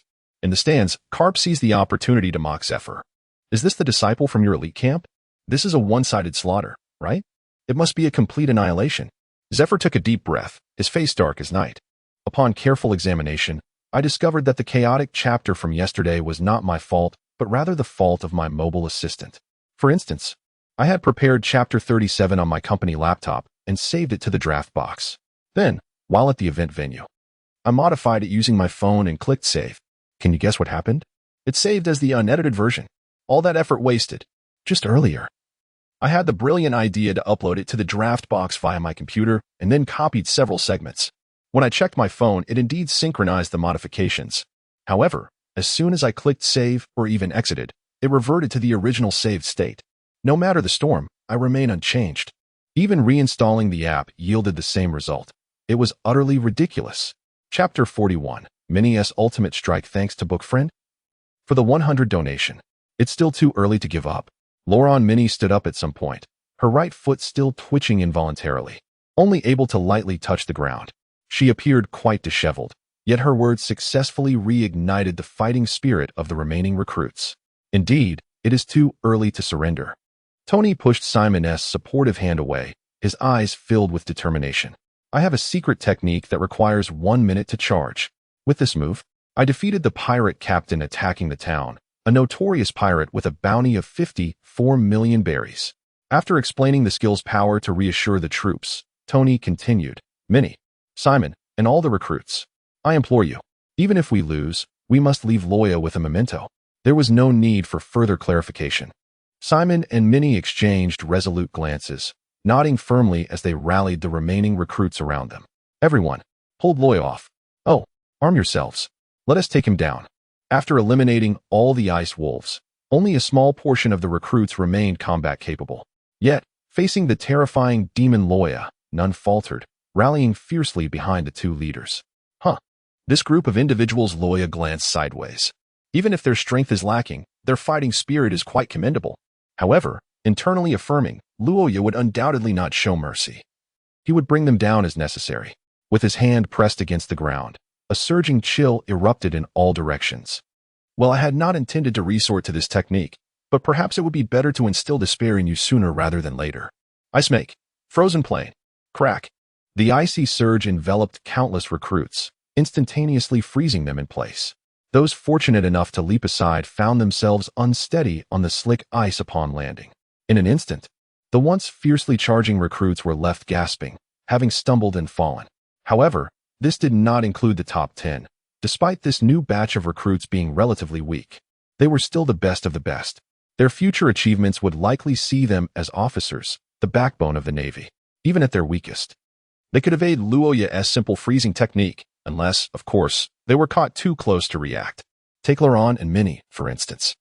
She despaired as she realized her feet could not lift. This was not Luo Ya's ice skill from a month prior. The speed of freezing and the hardness of the ice were incomparable to that earlier stage. Watch out, Minnie. Suddenly, Simon shouted, picking up a curved knife from the ground and hurling it. Whoosh. The long sword sliced through the air, emitting a piercing shriek, aimed directly at Luo Ya, who was preparing to strike Minnie with a fist. The knife shot forth with the speed of lightning, causing Luo Ya's expression to shift to one of seriousness. The devil fruit truly defied reason. A recruit, ranked far beyond the 100th in physical prowess, could throw with such velocity? If Simon's earlier scattering of iron sand was akin to standard ammunition, this curved knife was akin to Khazar's laser, its speed utterly unfathomable. When velocity reaches a certain threshold, a standard iron-forged curved knife is hardly less lethal than a supreme great sword. Moreover, it was evident that Simon had calculated his throw precisely, intercepting Luo Ya's advance. Even the slightest deviation could expose a flaw, allowing Luo Ya to capitalize. In an instant, it reached Luo Ya's front. Truly a remarkable marksmanship. With a sigh, Luo Ya reluctantly abandoned his attack, turning instead to unleash a multitude of ice spears, toppling the recruits who had approached to launch a sneak attack. Seizing the moment while Luo Ya dealt with the lesser threats, Simon rushed to Minnie's side, his raised fist enveloped in a dark hue. Armament hockey, Minnie exclaimed in astonishment, quickly covering her mouth. Yet her eyes sparkled with curiosity, gazing at Simon as if they could speak. Simon shook his head. No, this is not the time for that. Merely relying on them would not delay for even a minute. We must advance. Crash. The sound of shattering from behind startled Luo Ya, and he turned to see a shoe barreling through the smoke towards him. A shoe? Simon had run out of things to throw. No, it was Minnie. Luo Ya was poised to make a playful remark when she caught sight of Minnie emerging from the billowing smoke. How did she manage to escape? Though Luo Ya was perplexed, his movements remained swift as he extended his hand to intercept Minnie's sudden assault. Unbeknownst to him, this was precisely the scenario Minnie had hoped for. With one foot ensnared, Minnie executed a mid-air roll, utilizing the strength of her core to deliver a powerful kick with her free leg. She gathered momentum, accelerated, and channeled all her energy. The dark brown sea beast leather shoes exuded a searing heat, tendrils of flame entwining around them, leaving a dazzling trail of crimson light in the air. The mountains echoed with an explosive sound boom. The noise resonated like a cannon's detonation, sending clouds of dust spiraling into the air, enveloping Luo Ya within its embrace. Had she succeeded? The recruits gazed eagerly towards the center of the arena, where Minnie appeared to them as a goddess of war, radiating a golden aura. Yet, in the following moment, all eyes turned to the alteration on Minnie's face. A scream erupted once more as Minnie collapsed, writhing on the ground, clutching her cramping right leg. Amidst the haze, Luo Ya's voice floated softly. "Strike my handsome visage again, and I shall target your Yongquan point." What? Even as she lay on the ground, her tendons twisted and sending waves of excruciating pain coursing through her, Minnie did not divert her gaze. That last strike had been the most potent assault she had unleashed in years, and she believed leaving a mark on Luo Ya was certainly within reach. However, upon hearing Luo Ya's calm tone, Minnie's eyes widened in disbelief as she stared into the billowing dust. Suddenly, a massive ice wing emerged from the mist. With a single sweep, the turbulent winds dispersed the smoke, revealing Luo Ya unscathed. To be precise, Luo Ya was uninjured. It was evident that the ice armor on the right side of Luo Ya's face had shattered, with countless ice crystals cascading down, a first in this battle where his armor had finally been breached. The warring states gazed down at the fallen Loran Minnie, a satisfied smile gracing his lips. "Not bad, truly not bad. Zephyr, this cohort is not as feeble as you claimed."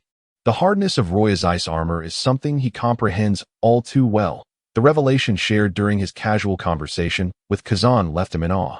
It is a defense more formidable than steel, requiring threefold strength even for him to shatter it. Now, with Roya's power having ascended once more, one can only speculate to what extent the defense of this ice armor has been enhanced. The thought of it evokes a sense of pity for the new recruits. At this moment, Minnie astonishingly shattered Roya's defensive ice armor solely through her kicking technique, a testament to her formidable strength. Although Sengoku expressed satisfaction, Zephyr remained deeply troubled. "But do you realize how old Minnie is this year?" 31. She is in her prime before turning 40. In just a few years. How much further do you think she can grow? Surely, you must understand. Well, at worst, we can find her a devil fruit to consume, Carp nonchalantly remarked, munching on a rice cracker, oblivious to Zephyr's increasingly grim demeanor. As expected, in the next moment, Zephyr erupted, grabbing Carp by the collar and spitting out his words. "What do you know? The devil fruit is a creation of demons. True strength comes from within. Relying on the consumption of devil fruits to gain power leads to a life of mediocrity." Sengoku and Carp found it difficult to interject on this topic, merely shrugging. Carp then pulled a donut from his pocket. "Don't be angry. Here, have a donut." Chapter 42. The Failed Secret Art. Thanks to the generous donation of 100 from the reader Fan. Thank you. Ding. Congratulations to Dashi L for achieving 10 fans. Upon witnessing Minnie declare GG within mere seconds of her entrance, Simon was left dumbfounded. Seriously, must it be over this quickly? What was the point of me saving you? Luo Ya kicked Minnie aside and, clenching his fists, approached Simon. "So, will you choose to faint, or shall I render you unconscious?" "Faint? Do you think I am foolish? However, I refuse to meet my end so easily." Simon's gaze sharpened as he swiftly retrieved an object from his pocket. Still wishing to resist?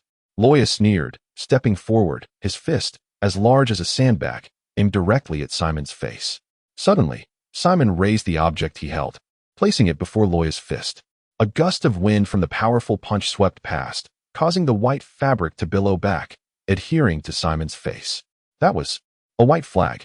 Luo Ya halted his attack, mouth agape, staring in disbelief at Simon, who had curled up defensively. "I have never encountered such a shameless individual." "Hey, Fleet Admiral Sengoku, Vice Admiral Karp, and Instructor Zifa are all watching. Do you have no sense of shame left? No, as long as you do not strike me. Simon replied briskly, not even lifting his head. In the distance, Sengoku and Karp exchanged bewildered glances, then turned their attention to Zifa.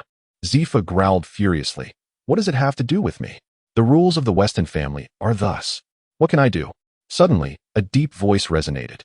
Everyone turned to see Tony Mill, still in a stance ready to draw his sword, slowly raising his head, his pale blue eyes now a vivid crimson, locking onto Luo Ya.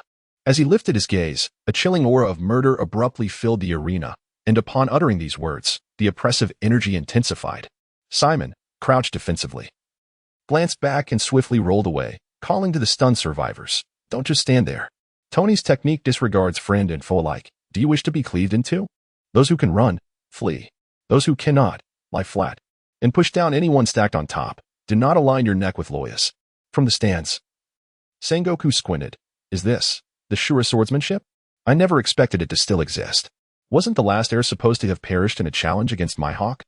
Sengoku had once sparred with an heir of the Shura swordsmanship in his youth, having suffered a significant defeat, thus leaving a lasting impression of the style. Zifa nodded. Then explained to the bewildered Karp, the Shura swordsmanship, unlike the ultimate slashing techniques of ordinary swordsmen, is a style born solely for the purpose of killing. Until now, it has remained the trump card of the world's foremost assassins. Although the assassin codenamed Shura did indeed die, he left his swordsmanship upon the sea before his demise. And Tony is one of the heirs. This is also why his hometown was assaulted by pirates for this power.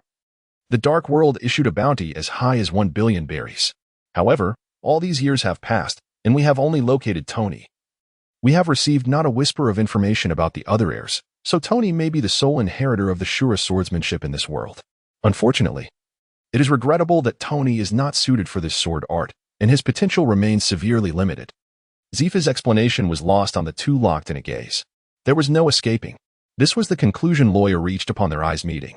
In the world of OP, the swordsmanship possesses a mystical power, allowing swordsmen to unleash slashes that can cut through air, infuse their strikes with haki, and even, as seen now, lock onto targets with sword energy, creating an inescapable sensation. Luo Ya did not comprehend the underlying principles at play, yet he was acutely aware that Tony's forthcoming assault would inflict mortal harm upon him. This was something even the formidable silverback gorilla had failed to achieve. A relentless alarm rang in his mind, and the primal instincts bestowed by the dragon body urged him frantically to evade. How intriguing. They are merely a bunch of supporting characters, yet they wield such power. Minnie, Aruto, and even this Tony. Luo Ya silently lamented. At that moment, sensing Luo Ya's trepidation, Tony made his move. Shura's secret art, Thousand Corpses Pagoda. Silent and stealthy, Tony's sword glided effortlessly through the air, swiftly returning to its sheath as if it had never been drawn at all. A crimson line emerged in the atmosphere, only to vanish in an instant. Danger.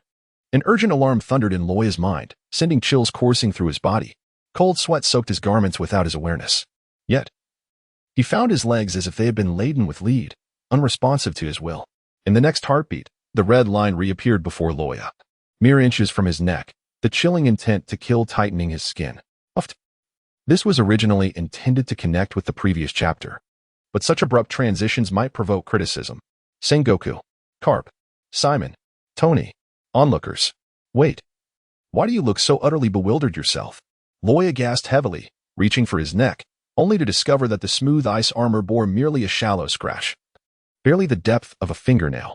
Not only was there no fatal wound, but the armor had not even been penetrated. How curious, he thought, that he sustained no harm at all. Startled by the furious shouts of his companions, Tony was momentarily taken aback, but quickly regained his composure. Sheepishly apologizing to everyone with an expression filled with embarrassment. I'm so sorry, I forgot that I still can't cut through steel. Buddha, with a sense of helplessness, turned to Zephyr and inquired, Zephyr, what on earth is happening here? Even he felt a tremor of fear from Tony's earlier display of power, pondering the exceptional skills of the #1 assassin in the Dark World. Yet, what was the outcome? Not only did he fail to kill Luo Ya, he did not even manage to inflict a wound. At that moment, Zephyr, with a weary sigh, covered his face.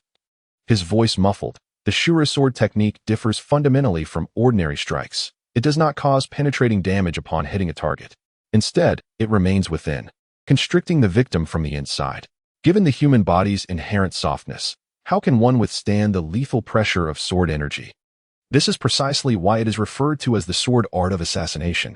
However, due to this nature, it cannot directly breach the target's defenses and relies on the swordsman's own strength to overcome them.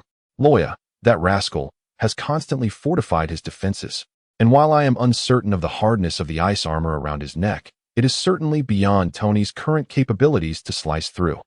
If Luo Ya had heard Zephyr's words, he would surely have exclaimed, "What a delightfully absurd situation." Kazan had instructed him from day one to concentrate his defenses on critical areas rather than spreading them thin. He had always adhered to this advice, and after several upgrades, his ice armor not only appeared less cumbersome and did not hinder his movements, but its defensive power had also significantly increased.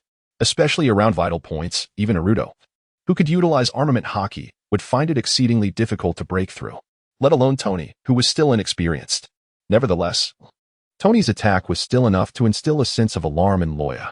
The technique requiring a minute of charging was indeed extraordinary, and the Shura sword technique rightfully earned its reputation as the ultimate move of an assassin. Unfortunately, he had encountered Luo Ya, who always activated his shield before engaging in battle. "What? Is that so?" Carp exclaimed, picking his nose. "So, if that kid didn't have that layer of ice, he would have already sustained a wound, right?" While this statement was accurate, Zephyr had no interest in debating with Carp. He exchanged glances with Buddha, deciding to withhold information about Luo Ya's condition. It was not a matter of mistrusting Carp. It was merely due to his unpredictable nature. After a brief pause, Zephyr continued, however. Zoan-type devil fruit users possess inherently strong regenerative abilities, especially those who have consumed the legendary dragon fruit, one of the most formidable among mythical Zoan types. Once, during a confrontation with Kazan, Luo Ya had his lung punctured, and before Kazan could summon a doctor, he had already staunched the bleeding on the spot. After a day of rest, he was able to engage in low-intensity training. Therefore, even if Tony had managed to inflict a wound on his neck, with a body as resilient as that of a dragon, Luo Ya would not perish. At most, he would recover within a month or two. Is that really possible? Carp was astonished, glancing down at Luo Ya. Is the mythical Zoan really that outrageous? Indeed, it defies logic, Zephyr replied with a wry smile. Luo Ya's vitality is among the most robust I have ever witnessed. To defeat him in a single strike, one must directly destroy a vital area. Otherwise, there are no viable methods. Unbeknownst to Zephyr, Luo Ya's extraordinary regenerative abilities were, in truth, a boon from the system he had acquired. However, the precise mechanics behind it remained a mystery to Luo Ya. Reflecting on the original story, he noted that the Dragon Slayer Mage did not possess the monstrous strength and recovery capabilities that he currently wielded. Magical energy is not something that can be quantified, and mastering magic requires prolonged study, with no categorization of energy stages. The only reasonable explanation for these discrepancies likely lies within the system itself. After the initial excitement of his transmigration wore off, Luo Ya spent his leisure time delving into the workings of the system, ever vigilant of the numerous inconsistencies that had arisen. He harbored a premonition that, as a transmigrator, his greatest adversary could very well be the blessings bestowed upon him. Chapter 43. Elite Camp. Thanks to the book friends for their generous rewards. Below the stage, Tony felt a wave of darkness wash over him, his legs unsteady as he hastily propped himself up with his sword to avoid collapsing. In a complete swordsmanship school, techniques classified as ultimate moves are typically the most powerful skills, demanding exceptional mastery of swordsmanship and a resilient physique as their foundation. Tony's character was fundamentally at odds with the tenets of the Shura sword technique, making the execution of such ultimate moves exceedingly challenging. As a result, Tony had grossly misjudged the hardness of Luo Ya's ice armor. He not only failed to leave a mark but had not even breached its defenses. Struggling against the imminent risk of collapsing, he barely managed to execute the incomplete technique, 1,000 corpses pile, yet he could not even leave a memento for Luo Ya. With a wry smile, he lifted his head to gaze at Luo Ya, his breath shallow. "You, truly are formidable. I hope to receive your guidance in the future." "No, I decline," Luo Ya replied, rushing forward to deliver a punch that knocked Tony unconscious. He then draped his arm around the prostrate Tony, casually remarking, "A dangerous fellow like you should spar more with Naruto. He is tough and can handle a beating." As Naruto, who was desperately wriggling in a futile struggle, overheard this, he shouted angrily, "Luo Ya, you scoundrel. Let go of me. I want to duel with you for 300 rounds. Ha! Let us see if you can break free first. Someone who gets defeated by me every time has no right to say that." With a distinctly French disdain etched on his face, Luo Ya turned to regard the motionless recruits. So, who else seeks a beating? The recruits exchanged helpless glances with their comrades, discarding their weapons in surrender. At that moment, silence enveloped them. No one knew what to say. Luo Ya had always been formidable, a fact well understood by all. Especially during the practical assessments when he decisively felled the silverback gorilla, solidifying his reputation within the ranks of the recruits. They had never harbored the illusion of truly defeating him. Yet, they had not anticipated that even if the entire battalion united against him, they would fail to leave so much as a scratch upon Luo Ya's person. Remarkably, he had shown restraint, refraining from unleashing widespread assaults. The mere presence of those dozens of ice wolves had already sent hundreds into disarray, should they engage Luo Ya directly. Had they not witnessed how effortlessly he had dispatched the three elites with a single glance? The recruits' throats felt parched. The disparity in strength was insurmountable. Observing this, Zephyr rose from his seat. I hereby declare that in this assessment, Christopher Luo Ya emerges victorious. It was utterly insufficient to be deemed a warm-up. As Luo Ya ambled towards the dining hall, a note of nostalgia tinged his voice. Neither Ludo nor the Jerome brothers could pose him any significant challenge now. They hailed from the elite battalion, renowned as a gathering place for monsters. Luo Ya couldn't help but feel a twinge of frustration. Kazan had gone on a mission and would not return for several months. With no rivals in the elite camp, where was he to seek opponents for his advancement during this time? Should he return to the recruit camp to provoke the instructors? Or perhaps check if General Mole was still indulging in his forbidden literature? That would surely enhance his energy levels swiftly, albeit with a hint of recklessness. Zephyr would undoubtedly punish him, for Luo Ya, having passed the assessment, had become his disciple. Luo Ya's disgrace would reflect poorly on him. Pondering this, Luo Ya opened the system panel. Name: Christopher Luo Ya. Energy stage. Second tier, 6th layer energy value. 3, 401, 000 magic value. 900, 090, 000 magic recovery speed. 850 minutes as his energy stage increased. The energy he gained from training and battles diminished. The recent fierce battle had only yielded a mere 50 points of energy, with a full 20 points contributed by the Jerome brothers and Ludo. Most of the defeated recruits had not contributed at all. A mere 340? At this rate, when would he ever reach the 3rd tier? With a sigh, he closed the panel. With his mastery of shape-shifting magic, Luo Ya found no better means of enhancing his strength in the short term aside from the upgrade system. The Ice Wolf, representing movement, and the Cold Armor, embodying stillness, had become second nature to him through today's combat. However, the likelihood of self-improvement seemed slim. In terms of dragon-slaying magic, although he had developed the transformation technique known as awakening, pseudo-dragonization, it had not significantly impacted his overall mastery of dragon-slaying magic. It was akin to a swordsman whose physical prowess had improved. While his strikes were swifter and more powerful, it did not equate to an enhancement of his swordsmanship.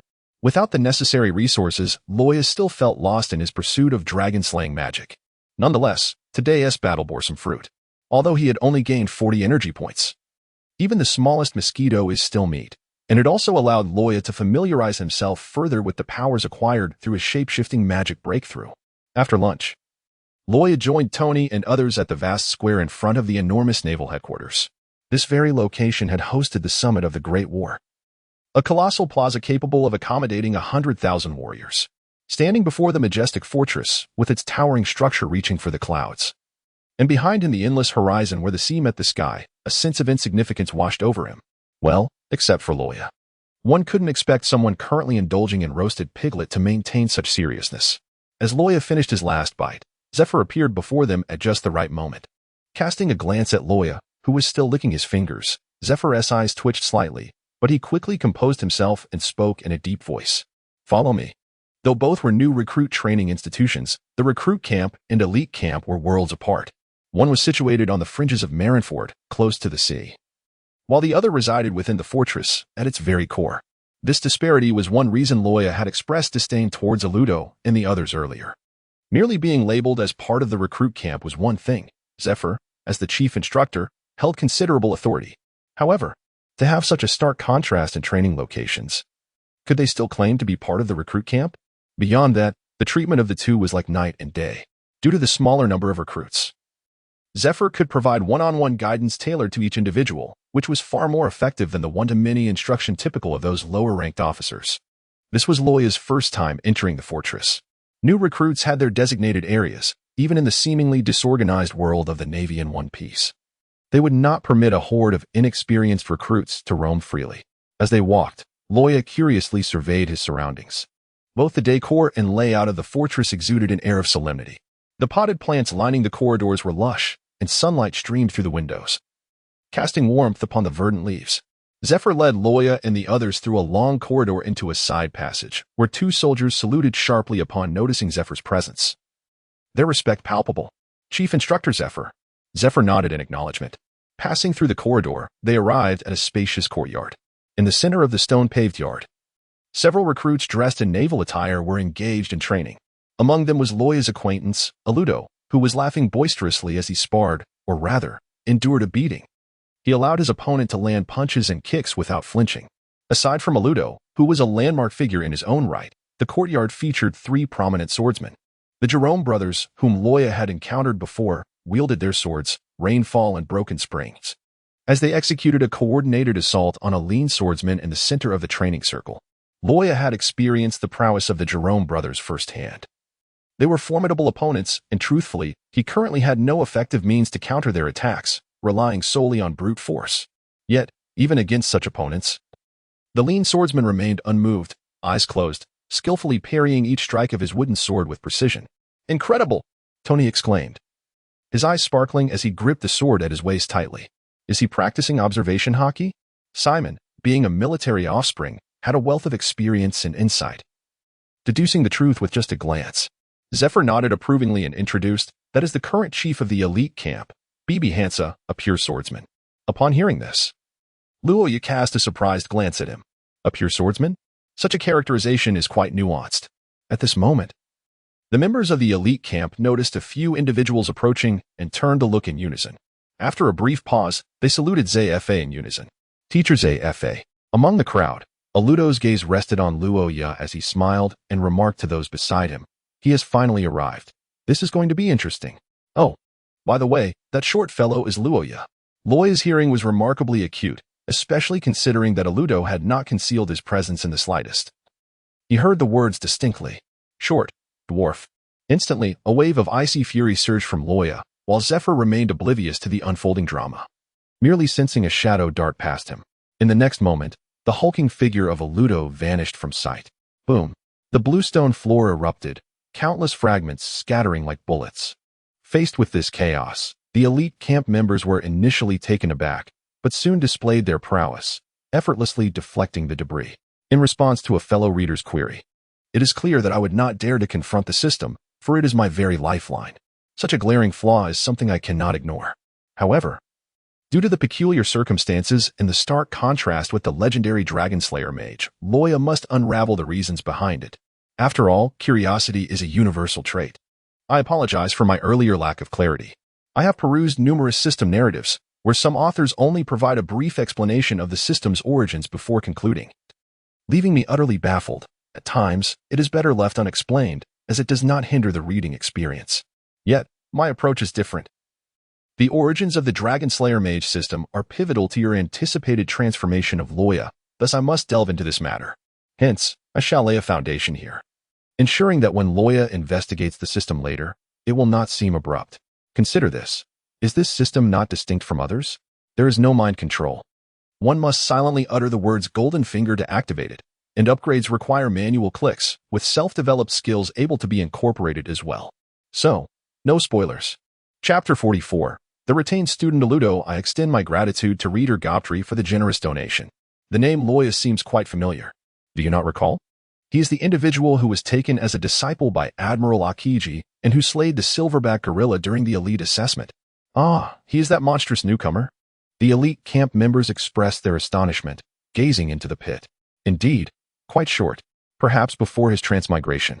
Luo Ya's height of 175 centimeters would not have prompted anyone to call him a dwarf, yet in the world of One Piece, such stature is rather awkward. Not to mention the likes of Whitebeard, Moria, or Bartholomew Kuma. Even the Empress Hancock is nearly 2 meters tall. Ludo's reference to Luo Ya as short was not a jest. With his intellect, he could hardly execute such sophisticated mockery. Rather, it was a mere statement of fact, one that stings deeply, and injures himself as well. Ludo lay at the bottom of the pit, gasping from pain. Luo Ya pinned Ludo down with his foot while wielding a pair of icy tweezers, plucking at Ludo's abundant chest hair. So you call me short. You have quite the nerve. Tough words, huh? Ludo struggled vehemently, but his strength paled in comparison to Luo Ya's, his face reddening from frustration. Those around him were at a loss for words, turning their heads to Zephyr. Zephyr, chewing on something, waved his hand dismissively. I saw nothing. He turned away, ignoring Ludo's muffled groans, and introduced himself to Tony and the others. From this day forth, you may address me as Teacher Zephyr. This is where you shall reside henceforth. Although you may choose to move here if you wish. From the moment you step foot here, I hope you will no longer consider yourselves mere recruits, but rather sailors. True soldiers. Our elite camp, in addition to regular training, will engage in genuine combat missions. Unlike your training battles and practical assessments, there will be no one to protect you, no retreat. It will be life or death battles against pirates. Do you understand? Unbeknownst to Zephyr, he had inadvertently summoned an imposing aura, and his words, imbued with a sense of iron resolve, would surely terrify those of wavering conviction. Tony and the others felt a surge of tension, yet it did not translate to fear. From the day they joined the Navy, they were aware of the burden of being labeled the worst recruits. Who would willingly endure such humiliation? Joining the elite camp today was the best response to their efforts. Exchanging glances, the three straightened their spines and shouted in unison. Understood.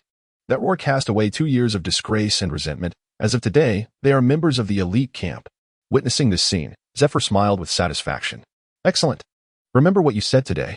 He then softened his tone, beginning to explain the differences between the elite camp and the recruit camp. When discussing the graduation assessment, Zephyr paused, suddenly appearing beside Luo Ya and Ludo, grabbing one by each arm and hurling them out of the pit, unleashing a flurry of punches. Enough. I am about to discuss the graduation assessment, so listen closely, especially you, Ludo. Yes. The bruised duo maintained a proper posture, nodding respectfully. The graduation assessment for the elite camp is starkly different from that of the recruit camp. The latter merely requires passing tests in the arena, and those who meet the standards and various abilities can declare graduation and be assigned roles based on the higher-ups' decisions. Conversely, members of the elite camp face a more arduous path to graduation, with their assessment divided into 3 components. Failure in any one of them means no graduation. The first step is a physical fitness test, primarily assessing speed, strength, endurance, and other fundamental attributes, which must meet a certain threshold to progress to the next stage. The second step involves a practical combat test, where a random bounty from the Navy's wanted posters is selected as the target, allowing for either capture or elimination. Although this eliminates the vast majority of dangerous foes, the remaining targets still present fluctuating levels of difficulty. The third step, the most crucial, exclusively belongs to the elite camp and is termed the prison deathmatch.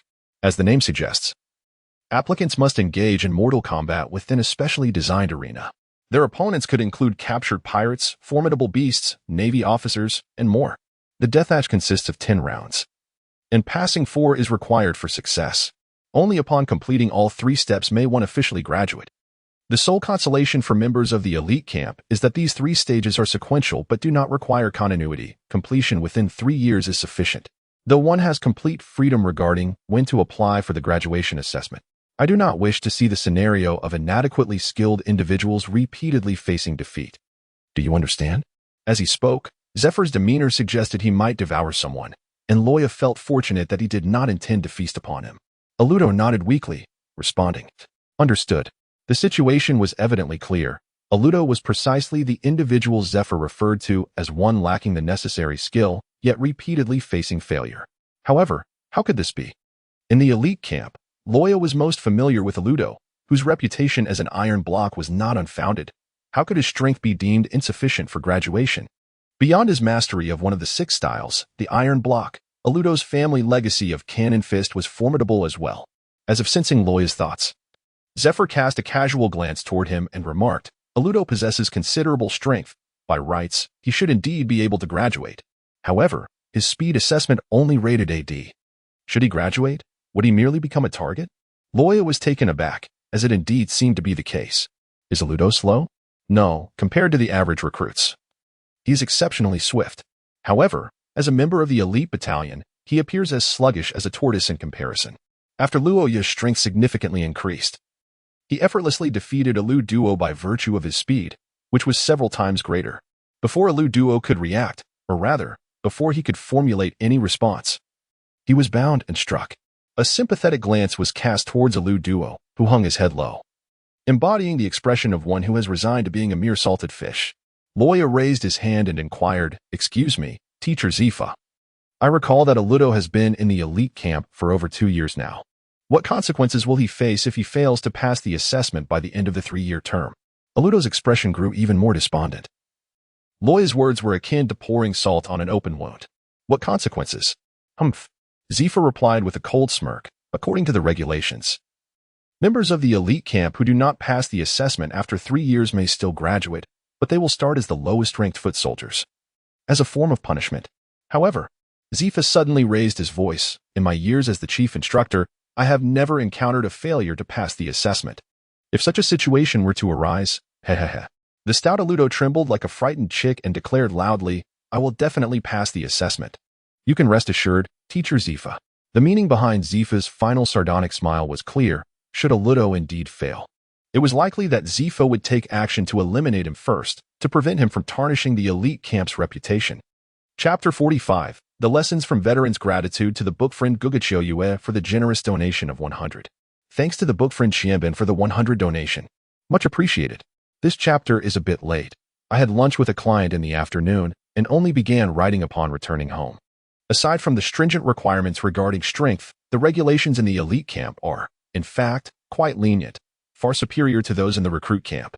First and foremost, there is no obligation to rise early for daily training. The atmosphere is incredibly relaxed. Members may choose to train or to enjoy leisure activities at their discretion, and Zifa does not impose any restrictions. However, periodically, Zifa gathers all members for assessments to evaluate their cultivation progress during this period, while the rest of the time is left to each member's own arrangements. Moreover, the necessities of the elite camp members are well taken care of. They need only focus on their training.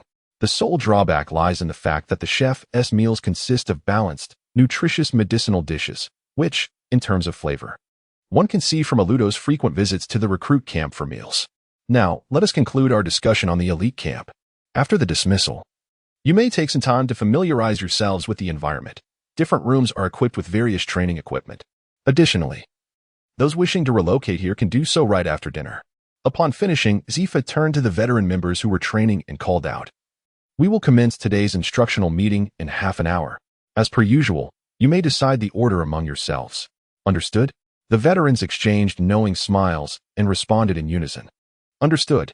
Zifa acknowledged with a nod, discreetly glancing at Tony and the others before turning to leave the courtyard. "Clever as ice. Ahem." The astute Luo Ya momentarily paused, then swiftly realized the implications. He elbowed a Ludo beside him, who appeared quite exasperated, and asked, "Hey, what do you think? Where do you reckon those guys behind me will rank? Is it possible to maintain a middle position?" At the mention of this topic, the troubled Ludo perked up immediately. "I think it's a bit unlikely. That fellow named Tony Mill is quite capable, but we have about 5 or 6 proficient swordsmen here. He holds no advantage. Logically, he should end up at the bottom, just as I did. Is it really wise to expose yourself like that?" Luo Ya, with a gaze as lifeless as that of a deceased fish, expressed his disdain and subsequently chose to ignore him. He turned his attention elsewhere, only to find that aside from Simon, who had some inkling regarding the elite camp, Tony and Minnie were utterly bewildered. "Hey, newcomer." Indeed, almost as soon as Zephyr set foot outside the courtyard, a voice abruptly called out to him before his other foot even touched the ground. Luo Ya and Ludo exchanged sly smiles as they turned their gaze towards the source of the voice. The speaker was a seasoned veteran of the elite corps, whose standard-issue recruit jacket somehow exuded the aura of a snug leather jacket, truly a remarkable individual. Adorning his head was the emblem of a rebellious gang, the pompadour hairstyle, giving him the appearance of a delinquent rather than a sailor, exuding an air of superiority. Ludo quietly explained to Luo Ya, "His name is Mindinufik. I've heard he was once the leader of a small gang in the East Sea. His prowess ranks in the mid-tier among the elite corps, but his temper is unparalleled." Luo Ya let out a sound of anticipation, preparing to witness the unfolding drama. The hostility in the opponent's eyes was unmistakable. Tony, being the top contender, stepped forward unhesitatingly. "May I inquire what you wish to impart, sir?" "Oh, a cultured individual," Mingda exclaimed dramatically, tilting his head to glance at Tony. "You are newcomers, and as your senior, I believe it is my duty to enlighten you on certain protocols that Teacher Zephyr would not disclose. For instance, you ought to humbly position yourselves at the end of the line, Do you understand? Upon hearing the condescending tone from the other party, the expressions of the three immediately soured. Laurent and Minnie, known for their fiery tempers, were ready to retaliate, but Simon restrained Minnie with whispered words, causing her to stand there, seething quietly.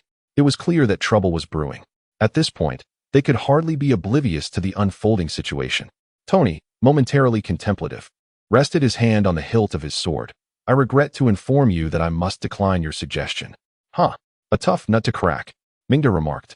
He was just a young recruit fresh from the boot camp and had never been under Zephyr's guidance.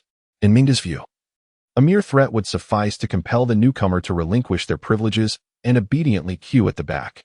Yes, the privileges of newcomers.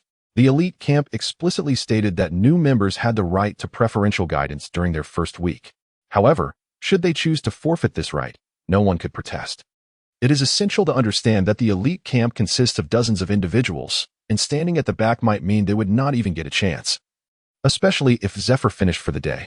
Thus, during the first week of a new recruit's arrival, the veterans would often employ such tactics to remind the newcomers of their place, an approach tacitly approved by Zephyr. It was not that Zephyr neglected the newcomers, but rather that this method effectively heightened the competitiveness within the elite camp. Without competition, there would be no progress. Only those who have endured humiliation shed their arrogance and learned through hardship could solidify their position in the elite camp. The elite camp did not accommodate comfort. The ivory tower was non-existent here. They were to become the backbone of the Navy, engaging in combat against pirates on the front lines. Logically, this should be the case. But Mingda was taken aback when the opponent decisively rejected his words, feeling his pride wounded. Mingda's tone turned cold. It seems you are not inclined to queue at the back. Tony's expression remained unwavering, his gaze fixed upon Mingda. His left hand, which had rested on the hilt, withdrew slightly, while his right hand remained poised. I have long admired the prowess of the elite camp.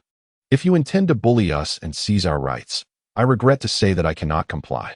Speak plainly, Luo Ya exclaimed in frustration, casting an ice spear into the air. With a sharp whoosh, the ice spear flew between Mingda and Tony, creating a piercing sound before embedding itself into the ground with a resounding thud. They exchanged glances, both clearly aware of the tension rising between them. Tony, adjusting his mindset, spoke in a deep voice. You merely wish to assert your dominance over us, correct? If you desire priority, prove your worth by defeating me first. Mingda appeared taken aback, his demeanor shifting completely. The other members of the elite camp regarded Luo Ya with astonished expressions. This power truly lived up to the rumors. Through the ice spear, the veterans silently elevated their perception of Luo Ya's threat level. After all, just a month ago, Luo Ya's victory over Aludo had shocked everyone, and subsequent news had only reinforced Luo Ya's formidable strength. Even amidst the monstrous competition of the elite camp, Luo Ya stood out as a genuine anomaly. Rest assured, although I am also a newcomer, I have no desire to engage with you. Your opponent is that individual, Luo Ya said, brushing off the ice shards from his hands while explaining to Mingda. Mingda instinctively felt the urge to retort with harsh words, but recalling Luo Ya's achievements made his legs tremble, leaving him too intimidated to act. Instead, he aimed his weapon at Tony. I may not be a match for that monster, but what about you? Humiliated and mocked by Luo Ya, Mingda resembled a volcano on the verge of eruption, an overwhelming fury surging within him. With a clang, a 2-meter-long spiked club was thrown down beside him. Mingda turned to the veteran who gestured to him, saying, Thanks, Qilong. He then grasped the club, hoisting it onto his shoulder, disdainfully gazing at the poised Tony. Come, let me see just how capable you are. Chapter 46. Tony's Unfortunate Fate. Avi then. I must apologize. Tony replied without hesitation, fully aware of his own capabilities. Even though he had previously been the dojo master, it did not grant him the liberty to underestimate a new recruit from the elite camp. With a powerful push, Tony swiftly closed the distance to Mingda, who stood carelessly. The unguarded stance ignited Tony's fury as he gripped the hilt of his sword tightly, intoning, How dare you be so careless? In a flash, Tony vanished from his original position, leaving only a luminous arc in his wake, slicing through the air in front of Mingda's chest. In the next instant, Tony reappeared before Mingda, maintaining his forward momentum as the blade was slowly sheathed. One sword style, arc light. This speed, Luo Ya observed in astonishment as Tony struck a pose. The previous moment had given him the impression that Tony had utilized a technique akin to shave. But he quickly shook his head. No, it is not mere speed. Is it a unique acceleration technique and footwork? Quite impressive, but He has grown too complacent. Luo Ya let out a sigh. You claim you're fine, yet why the display? Sensing the sharpness of the blade, Tony believed his attack had succeeded. He rose, turning his back to Mind, but before he could utter a syllable, a piercing sound cut through the air as a spiked club came hurtling towards him. What? Boom. The assault was so sudden that Tony had only time to raise his sword sheath to shield his shoulder. His body had yet to adjust when the blow struck, sending him flying. What just happened? Minnie and Simon exchanged looks of shock. Had Tony not just landed a blow on his opponent? Why was the counterattack so swift? Gasping, Tony spat out a mouthful of blood, his hands pressed against the muddy ground, his once clean face now smeared with dirt. He felt as though he had been rammed by a stone bull, an unimaginable force smashing into his shoulder, shattering his scapula in an instant. Had it not been for his sword sheath, he would likely be gravely injured or worse. Simultaneously, he was shaken to his core. Could an ordinary member of the elite camp possess such strength? Mind, dragging the spiked club back into position against his shoulder, retorted, I know you are the top of this rookie camp, hailed as a monster by countless newcomers. But do not forget, here, in this elite camp, we were all once monsters.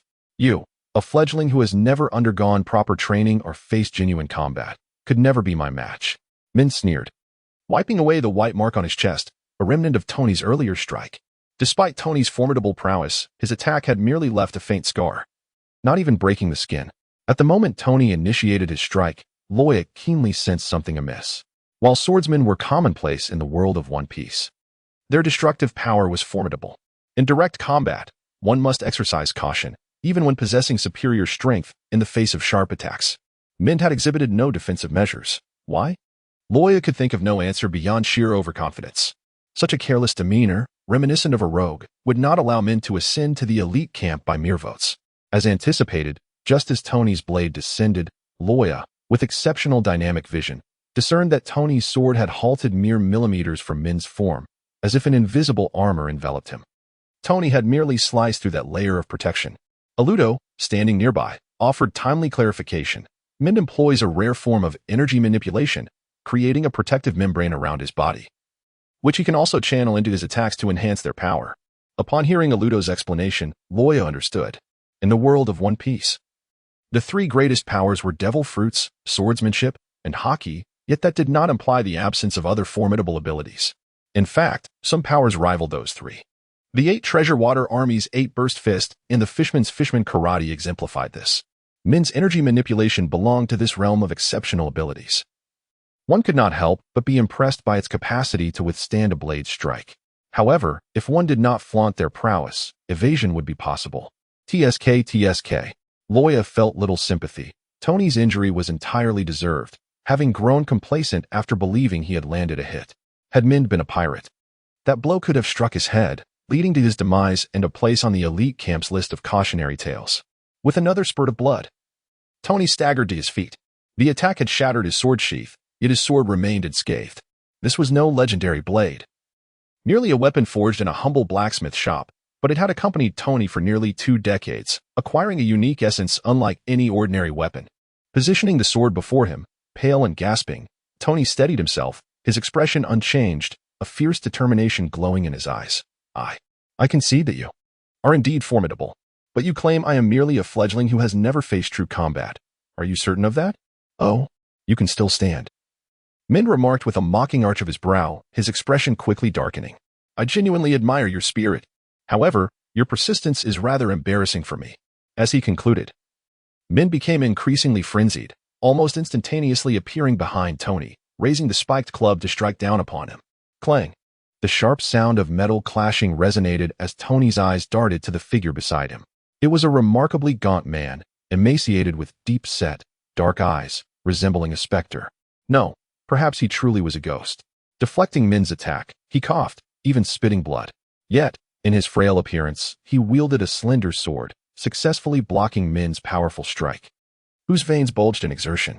Despite Mind's force, the slender sword did not budge an inch. Observing the scene, Mind sneered, What is this? Our esteemed Hansa. You dare to aid this newcomer? This is not the Hansa I know. BB Hansa coughed lightly, responding nonchalantly, Well, as fellow swordsman, I cannot bear to watch him be crippled by you. Besides, are you not concerned about Zifa-sensei learning of this and punishing you? Zifa's formidable reputation held considerable weight within the elite camp. Upon invoking this revered figure, Min scoffed and sheathed his weapon. How could I dare? I shall grant you this favor and spare the lad. There will be ample opportunities to deal with him later. Cough, cough. Thank you. Aludo prepared to resume his role as narrator, but Luo Ya gestured for him to halt. I am aware of his identity, Bibi Hansa, the current leader of the elite camp. Said to have officially stepped into the realm of sword mastery a few months ago. Indeed, that is accurate. Aludo scratched his head, inquiring, what do you mean by currently, Luo Ya? He has always been the leader of the elite camp. Engaging with an astute individual is a matter of ease, while conversing with a fool can be an arduous task. Luo Ya sighed and said, Fool, do you truly believe he can still hold the position of chief? Aludo blinked in confusion, pausing for 2 seconds before smiting his palm in realization, exclaiming, Oh, indeed, your prowess is so formidable. You must be preparing to challenge Hansa. However, he continued, Luo Ya, do you genuinely think you can defeat Hansa? He has already slain numerous notorious pirates with bounties exceeding 100 million. In an instant, Aludo found himself ensnared in a web of uncertainty once more. Luo Ya, the distance to the end of the sea is as far as you can roll away from me. Chapter 47, Chief of the Elite Camp. Indeed. You have returned once more, my dear supporter, Alexander Liangshi, with your generous donation of 100. Truth be told, I do appreciate the frequent contributions from my loyal readers. Though I may speak lightly, I remain vigilant in the presence of this elite camp chief, Hansa. Just moments ago, he thwarted Min's attack, his speed evoking a sense of facing Kazan. Of course, this impression is partly due to Kazan never revealing his true strength. Nonetheless, this alone attests to Hansa's remarkable prowess in the shave technique. Furthermore, according to Aludo's explanation, Min's Wolf Fang Club was likely enveloped in an invisible aura during his strike, rendering it more formidable than the blow that previously sent Tony flying. Hansa, wielding his sword with a single hand, managed to defend against it effortlessly, indicating that his strength is undoubtedly formidable. With swiftness and power, and as the chief of the elite camp, his mastery of domineering techniques is likely exceptional, particularly as a swordsman, a profession renowned for its striking capabilities. This information alone warrants Luo Ya's utmost respect. Upon witnessing Hansa's intervention, Mind realized his amusement was drawing to an end. After speaking, he lessened his grip, withdrawing the Wolf Fang Club from Hansa's sword. Taking a few steps back, he suddenly turned, casting a lofty gaze towards the bloodied corner of Tony's mouth. Now, you understand what you must do, do you not? Ah. Yet even if you remain unwilling, given your current injuries, Instructor Zephyr would never permit you to stay here. Off you go to the infirmary, you worthless fool. Haha. Frustration surged within Loran and Minnie as they gritted their teeth, their eyes ablaze with fury directed at Mind. However, they understood the distinction between recklessness and courage. Charging forward now would not only fail to avenge Tony, but likely land them in the infirmary themselves. They could only glare at him, their beautiful gazes clouded with indignation. Simon glanced at Minnie, sighing in resignation, and offered words of comfort. It's all right, it's all right. We are simply too weak compared to them at this moment. Have faith in yourself. There are still many days ahead. We will surely reclaim our honor. With that, he approached Tony, supporting him with his shoulder. Come on, Minnie. I know the way to the infirmary. As a second-generation military child raised in Marineford, Simon was well acquainted with the fortress's layout. Ah, Mind, has it ended so soon? This batch of recruits is rather pathetic, isn't it? The speaker was the individual who had earlier tossed the Wolf Fang Club to Mind, now approaching with a smirk, appearing to relish the spectacle unfolding. Upon hearing Keelong's words, Mind was taken aback. Shut your mouth, Keelong, he hissed, his features contorted with inner resentment. Do you not sense it? That fellow over there is watching us. Mind dared not turn around. Keelong had unwittingly played a dangerous hand. This phrase about the new recruits undoubtedly included that creature over there. Just moments ago, that ice spear had sliced through the air like lightning between the two of them. Mind had no doubt that even with Aludo's formidable defense, coupled with his own energy manipulation, he would be pierced by that spear. In that instant, Mind recalled his first experience in a real combat mission, the proximity to death igniting his adrenaline, his heart racing so rapidly that he nearly gasped for breath. Well, what's so impressive? It's just a matter of having slain a silverback gorilla. No matter how strong, it remains nothing more than a mindless beast. With a bit of strategy, one can easily take it down. You truly are regressing, Keelong said nonchalantly, turning away with a look of disdain, just as he locked eyes with Luo Ya. Moreover, Do you genuinely believe that these newcomers could possibly defeat me? What a jest. Luo Ya was taken aback for a moment. Then a sneer of disdain crept upon his face. Ah, truly a masterful demise. Due to Zifa's discovery of Luo Ya's suspected power derived from the ice dragon that could freeze time, he had issued a gag order to all who were aware. Consequently, the footage of Luo Ya's battle against the silverback ape during the practical assessment never circulated. Moreover, Keelan had been away on a mission until today, completely uninformed about Luo Ya, only hearing tales of his formidable strength. This led to the seasoned soldier in the elite camp misjudging Luo Ya's abilities. He assumed Luo Ya had merely used cunning traps to defeat the silverback ape, believing his own strength to be superior. Such titles as the strongest rookie or the disciple of Admiral Akiji were merely inflated claims. In light of this, Keelan felt emboldened to challenge Luo Ya. Defeating this so-called strongest rookie would elevate his prestige within the elite camp, granting him more guidance from Zifa, and perhaps, one day, even the chance to challenge Hansa. Thus, witnessing the unabashed disdain on Luo Ya's face, Keelan erupted. Hey, what are you staring at? Do you want a beating? Naruto remained silent, as did Hansa, while the Jerome brothers shared fruit gummies, preparing to watch the spectacle. Among all in the elite camp, Naruto and the Jerome brothers understood Luo Ya best. Having witnessed his unparalleled might during his playful battles earlier that morning, Keelan was indeed strong, even more so than Minga. Otherwise, he wouldn't have thanked Keelan just moments ago. Yet, to engage in combat with this monster, Hansa refrained from mediating, as it was an accepted norm for veterans to challenge rookies. However, when the target of such challenges was stronger than the challenger, the outcome could be quite predictable. Upon hearing Keelan's provocation, Luo Ya dusted off his pants, assisted Naruto in standing up, his legs slightly numb from kneeling too long. However, Naruto, shaking slightly, lamented, Luo Ya, could you please remove your hand? Upon hearing Naruto's words, Luo Ya responded, my apologies. I forgot. He lifted his hand, revealing an ice imprint on Naruto's clothing, a chilling aura dispersing with the air currents, evoking a sense of coldness even at a distance. This was a new ability Luo Ya had developed after mastering shapeshifting magic, at times. His ice armor had not reached perfection against swift adversaries, leaving him vulnerable to attacks. Thus, he intended to create a permanently sustained ice armor. Even if its effectiveness was diminished, as long as it could endure the initial wave of an ambush. The challenge lay in the process of habituation rather than mere development. Thus, forgetting that his hand was still covered in ice, Luo Ya inadvertently pressed it against Naruto, catching him off guard. Ignoring Naruto's resentful gaze, Luo Ya looked at Keelan with amusement. Are you certain you wish to fight me? I assure you, it will be quite embarrassing. Trust me. Keelan felt insulted. Who was he? A member of the elite camp. For a rookie to be so audacious was simply outrageous. With a cold smirk, Keelan charged forward, throwing a punch at Luo Ya. He aimed to demonstrate that in the elite camp, dragons must coil and tigers must lie low. In truth, it had become customary for veterans to challenge rookies. Each new recruit in this camp had once been the cream of the crop in the novice camp, proud and ambitious. Such pride could be beneficial, driving them to persevere through challenges. However, if they maintained an arrogant demeanor in the heat of battle, considering themselves invincible, they would meet a swift demise.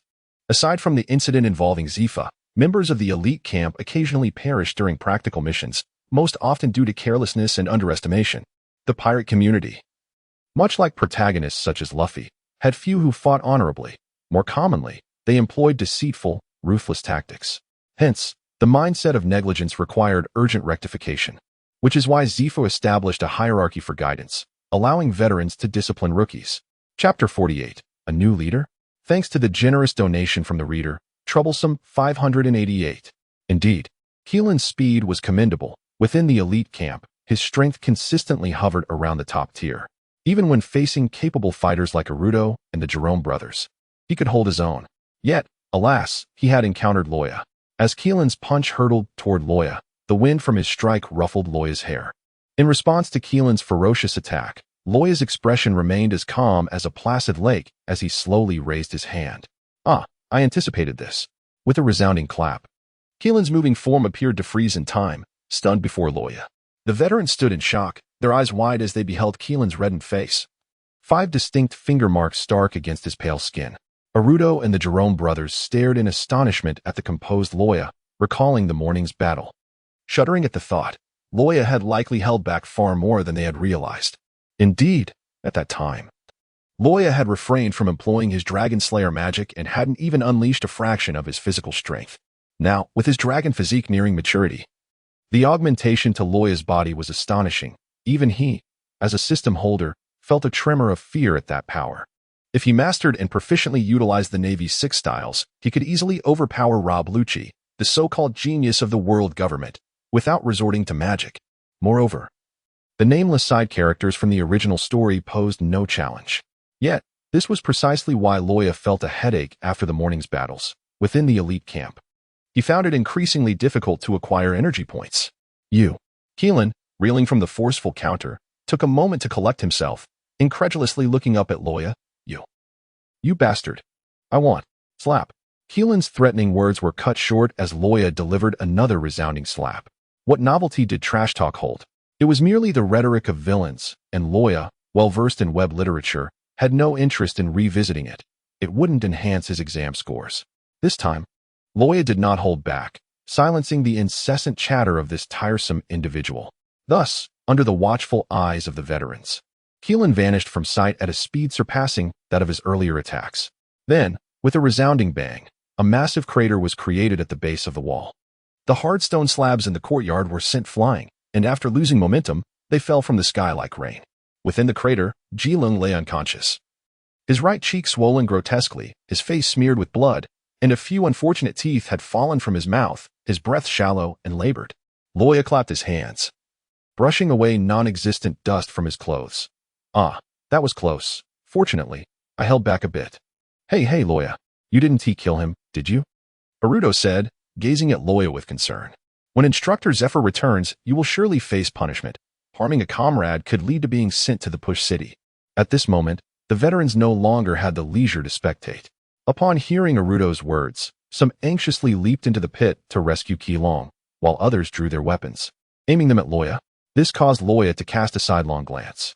From Naruto's tone, he could discern that both Keelong and Mingda had undoubtedly committed numerous wrongdoings and were regarded unfavorably among the elite camp. Yet, even in the face of their potentially grave situation, the remaining veterans displayed no hint of schadenfreude. On the contrary, the animosity in their gazes was unmistakable. Luo Ya suddenly recalled a phrase he encountered online: weaklings always seek warmth in numbers.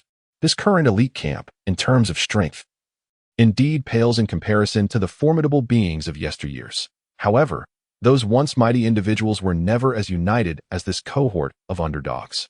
At this moment, Luo Ya found himself unable to discern what is truly better or worse.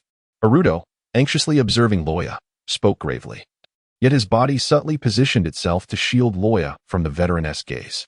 From a distance, it appeared as though Naruto was prepared to thwart Luo Ya's escape, poised to intervene at any moment. Yet from Luo Ya's perspective, it served as a protective barrier against the veteran, facilitating his departure. This thought warmed Luo Ya's heart, prompting him to pat Naruto's thigh in a gesture of comfort, assuring him, "Fear not. Have you forgotten that I merely gave him 2 slaps?" The first was to test his resilience, and the second was delivered precisely at the limits of his tolerance. He is certainly not dead, trust me. Naruto shook his head, unwilling to budge an inch, anxiously conveying his concern through anxious expressions. Conversing with the astute is effortless, while engaging with the dim-witted proves to be a laborious task. Luo Ya sighed inwardly, yet the impatience that once consumed him had dissipated. Suddenly, the elite camp's chief, Hansa, approached with a swift motion, startling Aludo to the brink of striking him. Hansa cleared his throat softly and reassured Aludo, "Fear not. Kylan has merely fainted. His injuries are severe, yet his life is not in peril." "Oh, is that so?" Aludo replied, awkwardly scratching the back of his head. He had initially feared that Kylan had been slain by Luo Ya and, in a moment of panic, contemplated aiding Luo Ya's escape. Now, upon learning that Kylan was safe, a wave of guilt for considering betrayal washed over him, leaving him feeling foolish, akin to a hefty child with a silly grin. That is a relief. Everyone is alive, and thus, the meal will be all the more delightful. What a fool I am. Luo Ya did not look at him and whispered. When Zephyr returned, he was astonished to find that many people had disappeared from the courtyard. 3 new recruits were missing, as were the notorious duo from the elite camp. This left him somewhat bewildered. However, he had encountered such situations before. Perhaps they had simply returned home. After a brief moment to collect his thoughts, He asked in a deep voice, "So, do you believe order has been restored?" "The first one, follow me." With that, Zephyr strode into the loft without a backward glance. Meanwhile, Luo Ya, who was savoring a meat bone brought from the kitchen by a Ludo, quickly finished off the remaining morsels, wiped the grease from his mouth, and stood up. "Then, I shall go first. I trust no one has any objections?" The veterans remained silent, their gazes fixed on the gaunt figure seated in the corridor, Bibi Hansa. Historically, the Order of Guidance had always been led by Shoes. This was beyond dispute. Yet today, the circumstances left them uncertain, sensing the scrutiny from those around him. Hansa opened his eyes, an inexplicable surge of combat spirit welling up within him, though he quickly subdued it. He glanced at Luo Ya, who was tilting his head expectantly for a response, and calmly nodded, "Please." The veterans collectively gasped. Could it be that even Hansa lacked confidence in defeating that individual? Otherwise, given Hansa's traditionally ruthless and combative nature, he would never relinquish this position so readily. In the elite camp, the hierarchy of strength was not overtly displayed as a simple ranking. It was an implicit order established over generations, determining the sequence of entry during Zephyr's individual training sessions. Hansa's utterance of "please" signified his relinquishment of the elite camp's top position. From this day forth, Luo Ya would ascend as the new leader of the elite camp. Luo Ya was somewhat taken aback, astonished by Hansa's decisiveness. From Hansa, Luo Ya detected a foul stench, reeking of blood, indicative of his unsavory character. Nevertheless, Luo Ya, while not arrogant, was imbued with confidence. He nodded in gratitude towards Hansa and turned to ascend the staircase to the loft. Chapter 49. The Guidance of Zephyr. I extend my heartfelt thanks to the friend who generously rewarded me with 100 for the rune. Alas, my mobile assistant has been malfunctioning, and your donation remained unacknowledged until I perused the fan rankings today. My sincerest apologies. Luo Ya had long desired to acquire the training methods for the Navy's 6th form and hockey. However, due to the disparity in rank and status, Zephyr and Kazan had no justification to impart such knowledge to him. Now, the moment of utmost significance had finally arrived. Zephyr entered the attic without pausing, directly making his way to the location of the bookshelves. He grasped the central partition and pulled it to the sides, causing the shelves to slowly retreat, revealing a bright room before Luo Ya's eyes. "Come in, and remember to close the door properly," Zephyr instructed before stepping inside. It resembled a secret lair of a villain. Luo Ya marveled as he followed Zephyr inside, turning to pull the door shut. Before he could take a closer look, a fierce gust of wind struck his head. Bang! Zephyr's attack was as familiar as ever, a signature move that Luo Ya could not withstand. To make matters worse, it was a sneak attack, giving Zephyr the advantage of surprise. Thus, Luo Ya was sent crashing against the wall with a resounding thud. Pulling himself away with effort and feeling the lump on his head, Luo Ya exclaimed, "You bastard! Why are you hitting me?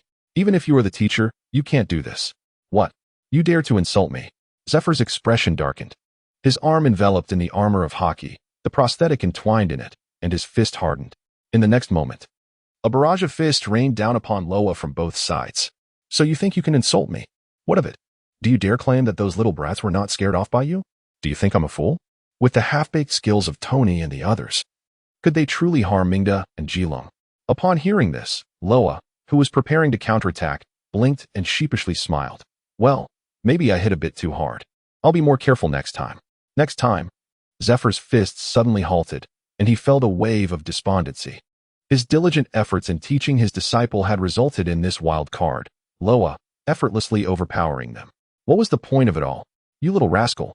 With a resigned wave of his hand, Zephyr retracted his hockey and took out a cigar to place between his lips. Luo Ya rummaged through his pocket, effortlessly flicking his lighter with the flamboyance he had honed while trying to impress girls at the bar. He created a graceful arc in the air, igniting the lighter and bringing it to Zephyr's mouth. Zephyr stared in shock. Then an unnamed fury surged within him, and he unleashed a tirade of curses. "With this free time, you could be enhancing your training. Can you eat with such lighter skills?" The small training room was crafted from fine iron, with only a disguised door resembling a bookshelf and an emergency exit on the opposite wall.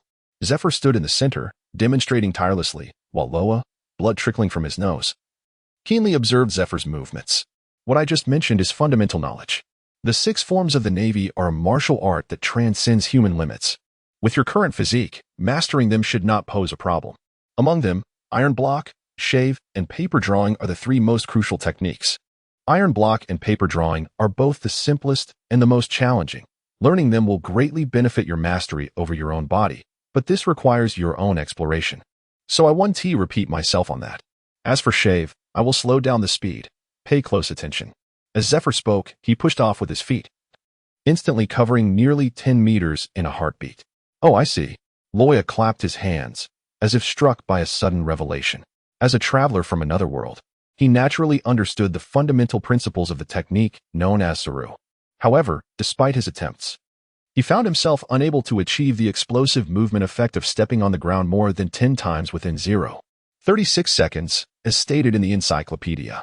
Now, he comprehended that this skill was not merely about exerting force, rather, it hinged significantly on the body's coordination.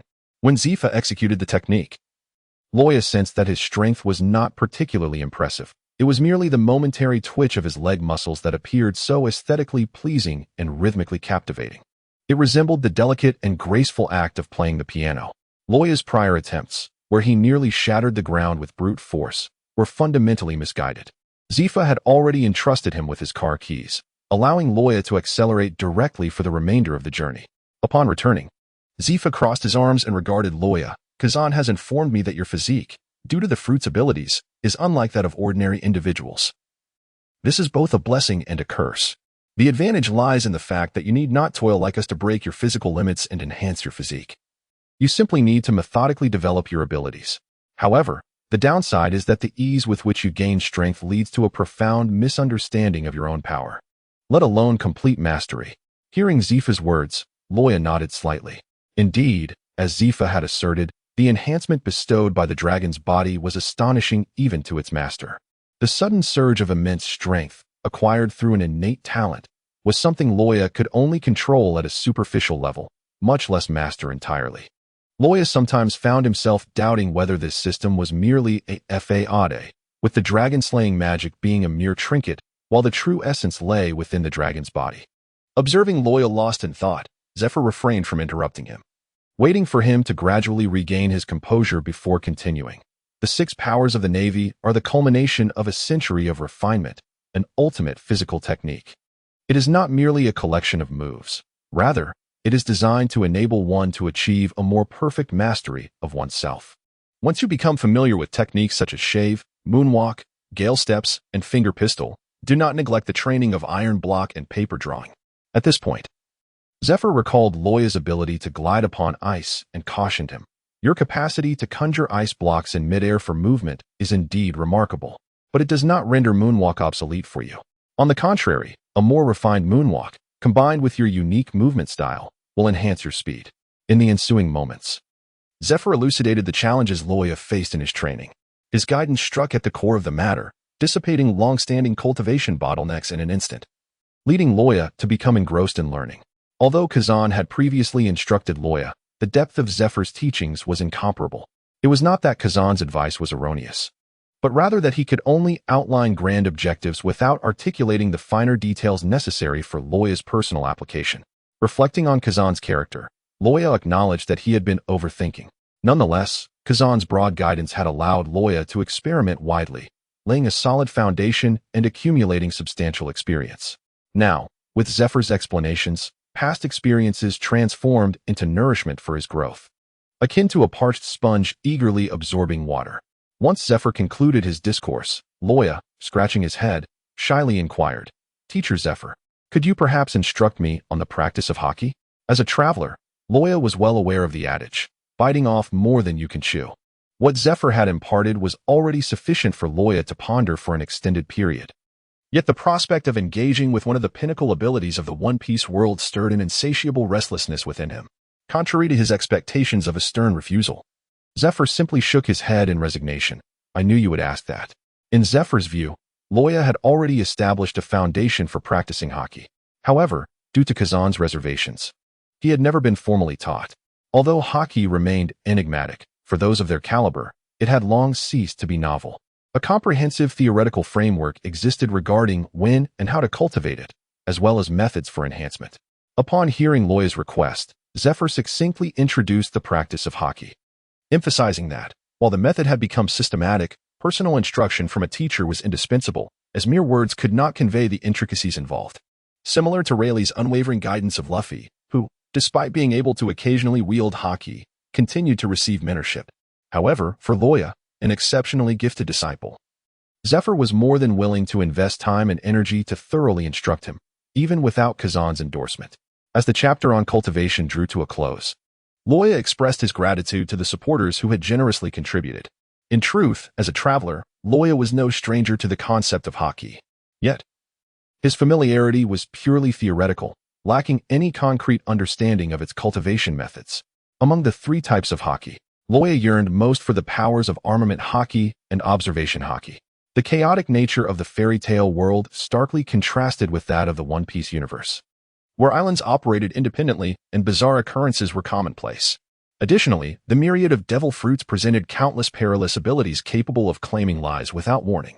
The Dragon Slayer Mage system had indeed provided Luo Ya with immense assistance, transforming him from a powerless clerk into a budding force within the world of One Piece.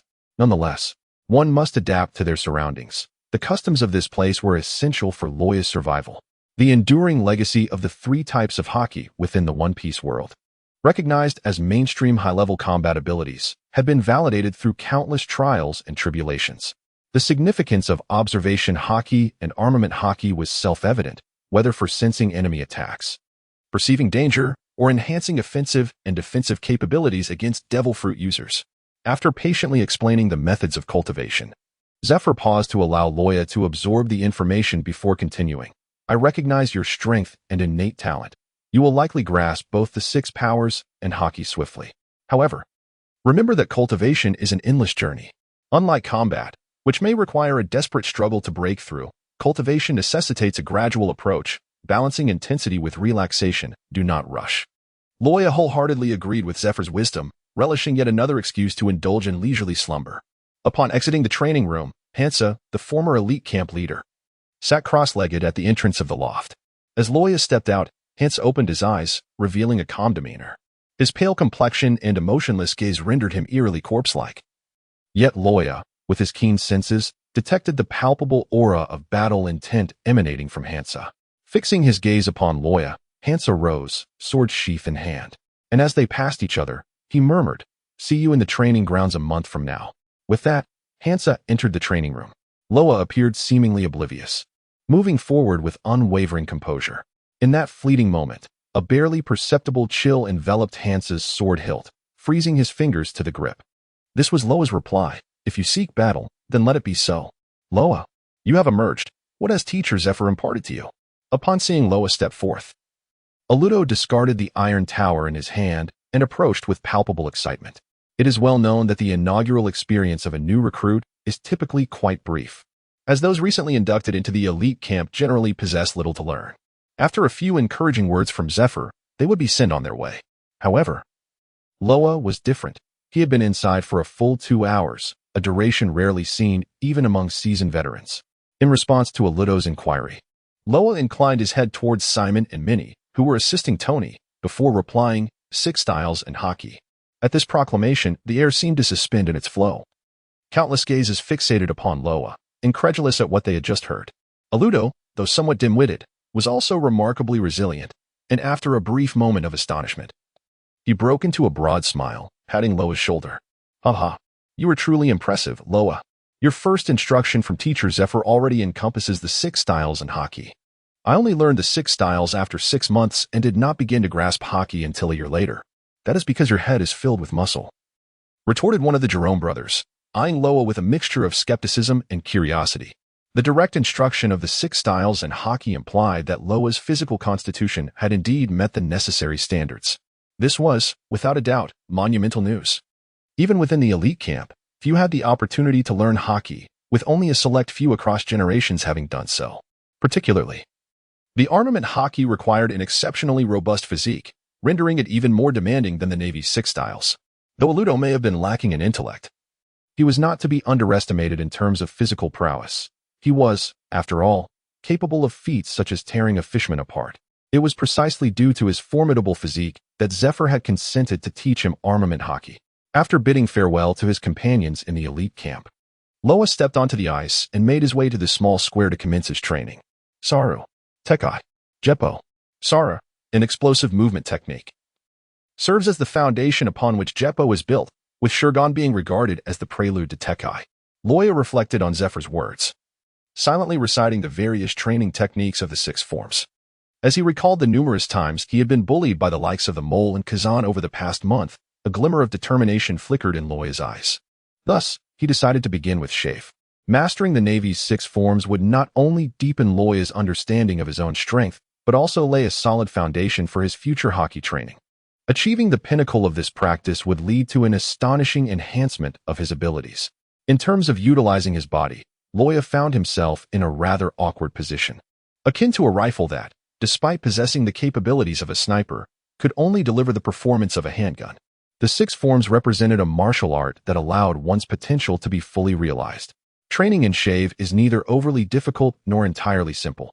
Aside from the stringent physical requirement of surpassing human limits, the most crucial aspect is the coordination of the body, which is undoubtedly the most challenging element.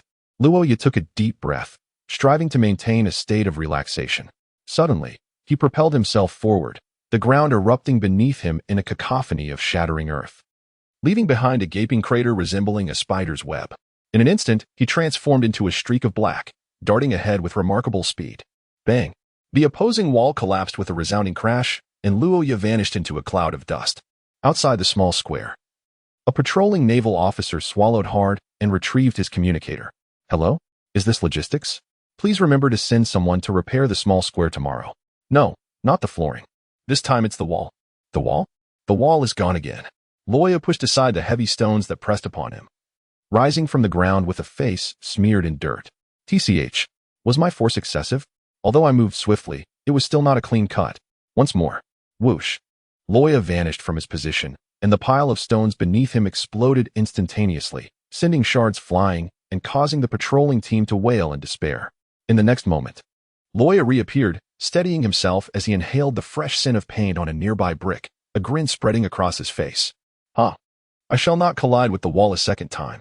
The path of cultivation is a protracted journey. Luo Ya is no Zhao Ritian, harboring no delusions of achieving success on the first attempt or mastering it within 3 days.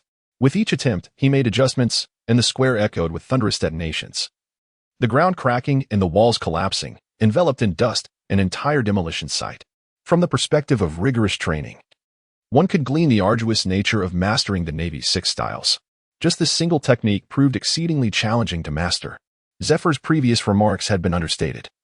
The six styles demand an extraordinary level of physical strength, power, speed, stamina, and muscle coordination, all of which are indispensable. As night fell, Luo Ya finally ceased his movements, collapsing in a starfish position amidst the debris, sweat streaming down his body. It had been a long time since he felt such utter exhaustion. Now, even when performing squats in the recruit camp, he could last from breakfast until dinner while carrying the heaviest weights. Yet, practicing the six styles had pushed him to his limits in just a few hours. What a delightful sensation! Gazing up at the myriad stars above, Luo Ya smiled contentedly. Chapter 51. Luo Ya, creator of legends days past, and before long, a month had slipped by.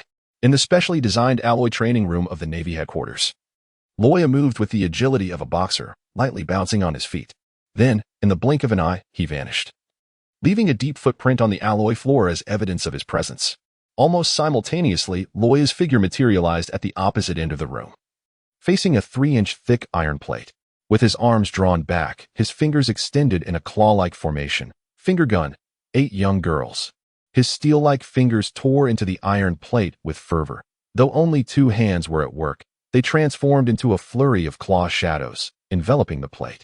The unseen assault struck the iron plate, discernible only by the explosive sounds in the air and the agonizing distortions of the metal.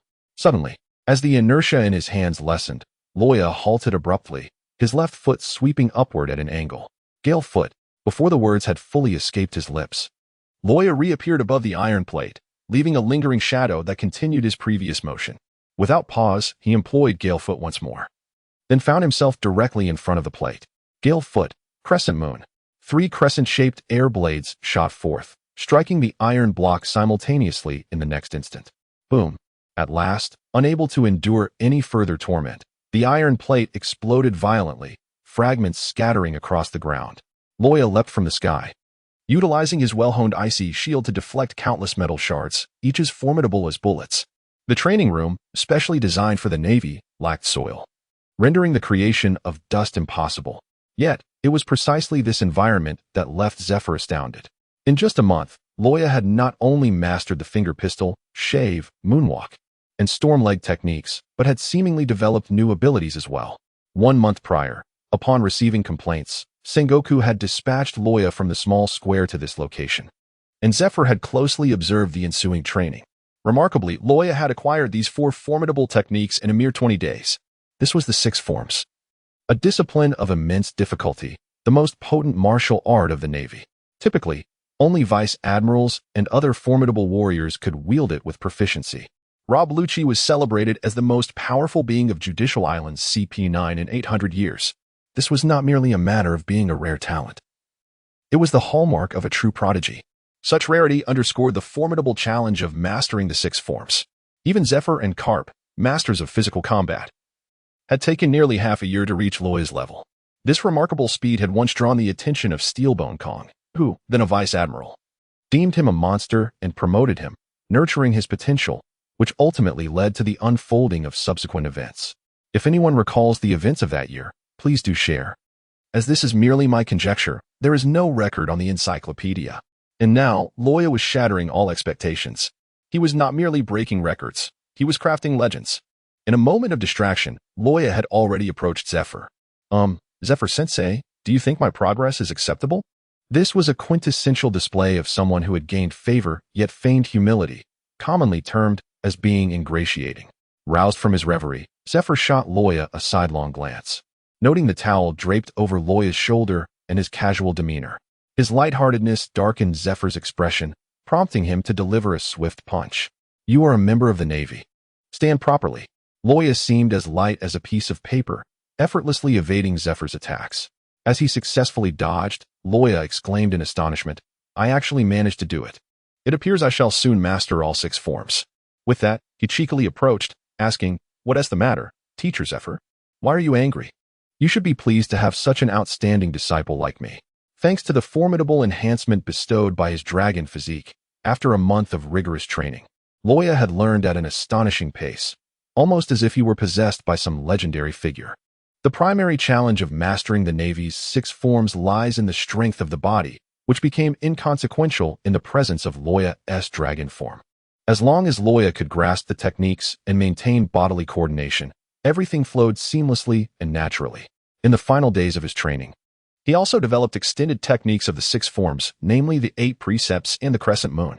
While practicing the finger pistol, Luo Ya discovered that it was somewhat inadequate against wide-area attacks.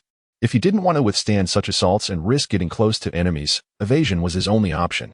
Ultimately, this limitation stemmed from the inherent nature of the finger pistol itself. As the name suggests, the finger pistol allows the fingertips to possess bullet-like striking power. And with deep mastery, piercing steel becomes trivial. However, the length of a human arm is finite. Thus, the finger pistol is not a true firearm. Consequently, he devised the versatile 8 precepts, which not only boasted its own rigidity but also unleashed formidable wind pressure from its claw-like shadows, a force not to be underestimated. Although it was weaker than the vacuum slashes produced by his gale kick, it remained terrifyingly powerful, even against extensive attacks. He could shred the enemy's barrage with countless air blades, compensating for the finger pistol shortcomings. Aside from the finger pistol, the gale kick exhibited significant flaws. Similar to the moonwalk, it is an extension of the shave, but with differing emphases. One notable issue is that when executing the gale kick, the focus of force is shifted to the legs, rendering him immobile for that brief moment. If faced with an adept user of observation hockey, no matter how swiftly he had moved prior, halting to launch an attack would grant his opponent ample time to prepare. This, perhaps, elucidates why both Zephyr and Carp are renowned for their titles. One as the Black Arm, the other as the Iron Fist. They maintain mobility with their feet while utilizing their hands for attacks. Nevertheless, the Gale Kick's power and low energy consumption are indeed remarkable, positioning it among the most formidable techniques within the 6 forms, making it difficult to forego. To remedy this flaw, Luo Ya pondered for an hour before finally devising a solution. Since the issue did not lie in the Gale Kick's power, he sought to make his attacks less predictable, relying on his resilient physique, no longer merely human. He need not fear muscle strain. Luo Ya forcibly integrated the Gale kick into his shave, disregarding the usual easing of force and not retracting his movements. Enduring the side effects that would typically tear the muscles of an ordinary user, he began to execute Gale kicks mid-speed movements. Now, he could achieve 3 consecutive kicks without compromising his combat effectiveness. Thus, he named this technique the Crescent Moon. The meaning was trivial, merely a pleasing sound. While he could replicate Crocodile's crescent moon-shaped sand dune technique, it was too easily evaded. Of course, this does not imply that the other techniques lack weaknesses or do not require enhancement. Rather, Luo Ya's extensive familiarity with the finger pistol and shave provided him ample experience for their development. Although the previous punch only utilized 4 layers of force, Zephyr was not akin to Kazan. He was a pure martial arts master. His 4 layers of force could have easily knocked Luo Ya down in the past, yet now, Luo Ya had managed to evade it with the agility of paper. In light of this situation, Zephyr sighed deeply, covering his face. I truly wonder how much longer I can teach you. Observing such excellence in his disciple, Luo Ya quipped, Teacher Zephyr, are you feeling down? That's quite all right. My current strength no longer requires validation. Perhaps you could cancel next month's practical mission for me? Luo Ya articulated his intentions, only to be met with Zephyr's enigmatic smile. Cancellation is an impossibility. Such is the rule of the elite camp, with no exceptions. As he spoke, Zephyr comfortingly patted Luo Ya on the shoulder. Due to a month of intense training, particularly through the 6 forms that delve into human potential, Luo Ya's body, which had ceased growing for many years, had gained considerable height. Now, he stood only a head shorter than Zephyr, making it convenient for Zephyr to pat him without the need to angle his hand downward as before. You should simply prepare for seasickness remedies. Rest assured, I will arrange for the swiftest warship available. In Luo Ya's eyes, Zephyr's smile appeared as fierce as that of a malevolent spirit. As the master and disciple exited the training room, they engaged in light-hearted banter, enjoying a jovial atmosphere. At that moment, Zephyr's gaze drifted towards the thriving town in the distance, and he suddenly halted. That place was a large town where the families of the Marines resided in Marineford. Although Luo Ya had never been there, he was somewhat familiar with it through Jerome, who, being fond of sweets and adept at moonwalking, would occasionally sneak into town to return with an abundance of cookies, cakes, and candies to share with everyone. He knew the locations of confectionery shops and patisseries quite well. Zephyr's expression remained calm, yet a trace of unmasked sorrow glimmered in his eyes. Perhaps he was reminiscing about his family. Luo Ya pondered this thought. However, he soon broke into a vibrant smile. Oh, teacher, do you wish to have some candy? I still have the fruit gummies that Jerome bought. Would you like me to give you some? From Zifa's vantage point, the most eye-catching sight was the enormous pink edifice. 3 stories high, painted to resemble fruit candies. Chapter 52, The Soon-to-be Perished Hansa. I extend my gratitude to the reader Never Say Die for the generous donation of 999. Thanks to reader Sui Ran for the 100 donation. Appreciation to reader by Xia Fuan for the 100 donation. And thanks to reader Tamin Tongyu for the 100 donation.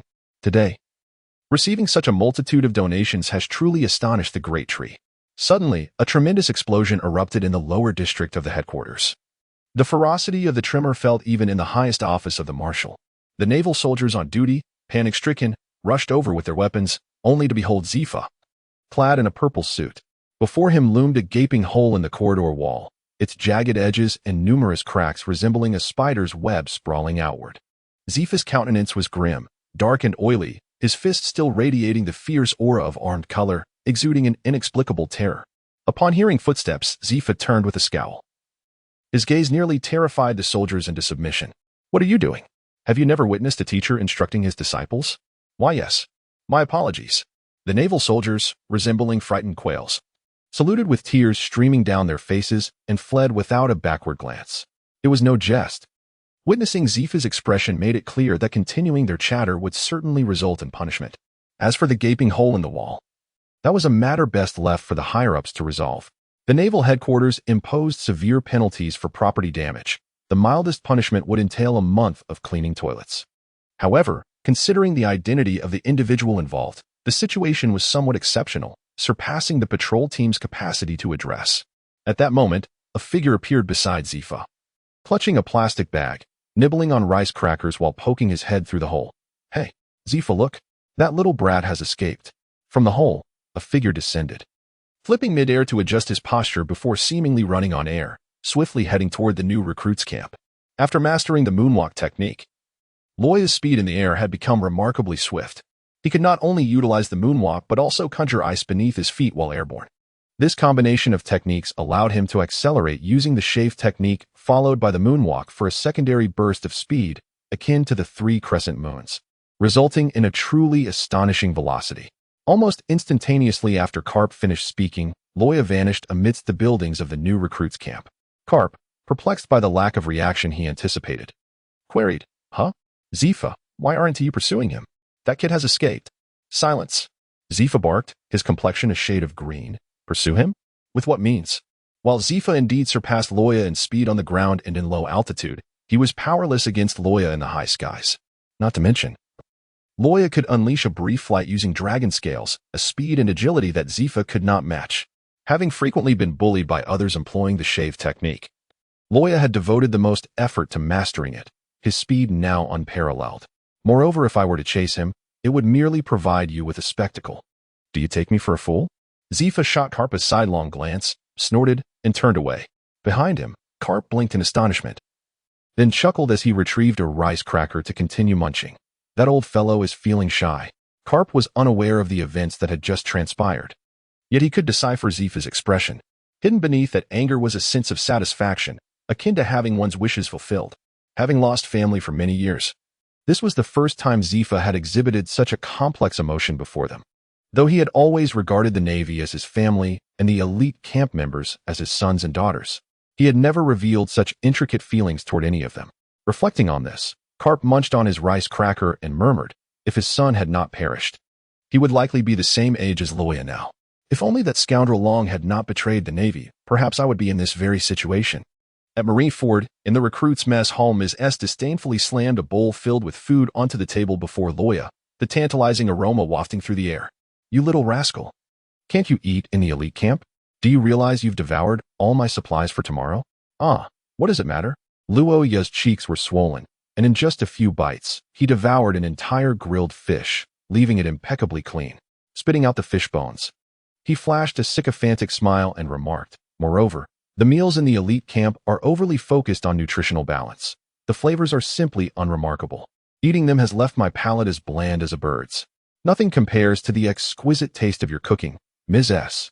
Upon hearing this, Ms. S's expression turned dark, her eyes narrowing as she moved her lips without uttering a sound. After a resigned sigh, she turned and retreated into the kitchen to continue her preparations. "Finish your meal and be quick about leaving. How unfortunate to have you as a guest," she muttered. "Indeed." Luo Ya raised his hand to respond, hastening his speech. Just then, the communicator in his pocket began to ring. The sound echoed, bloop bloop bloop, bloop bloop bloop. This was the device Zephyr had insisted he carry, as Luo Ya often needed to contact him regarding training matters. While one could typically find Luo Ya in the cafeteria, the time spent in back-and-forth communication would be a waste. Wiping his hands clean on the tablecloth, Luo Ya retrieved the communicator from his pocket. Click. "Hello, is this Luo Ya?" The pale yellow communicator instantly turned ghostly white, its large eyes skillfully mimicking the weary yet determined gaze of the other party. Upon hearing that voice, Luo Ya was taken aback, then broke into a wide grin. "Bibi Hansa, I thought you had forgotten our duel." Cough, cough, cough, cough, cough. A series of coughs resonated from the other end, and Luo Ya even heard the sound of blood being coughed up.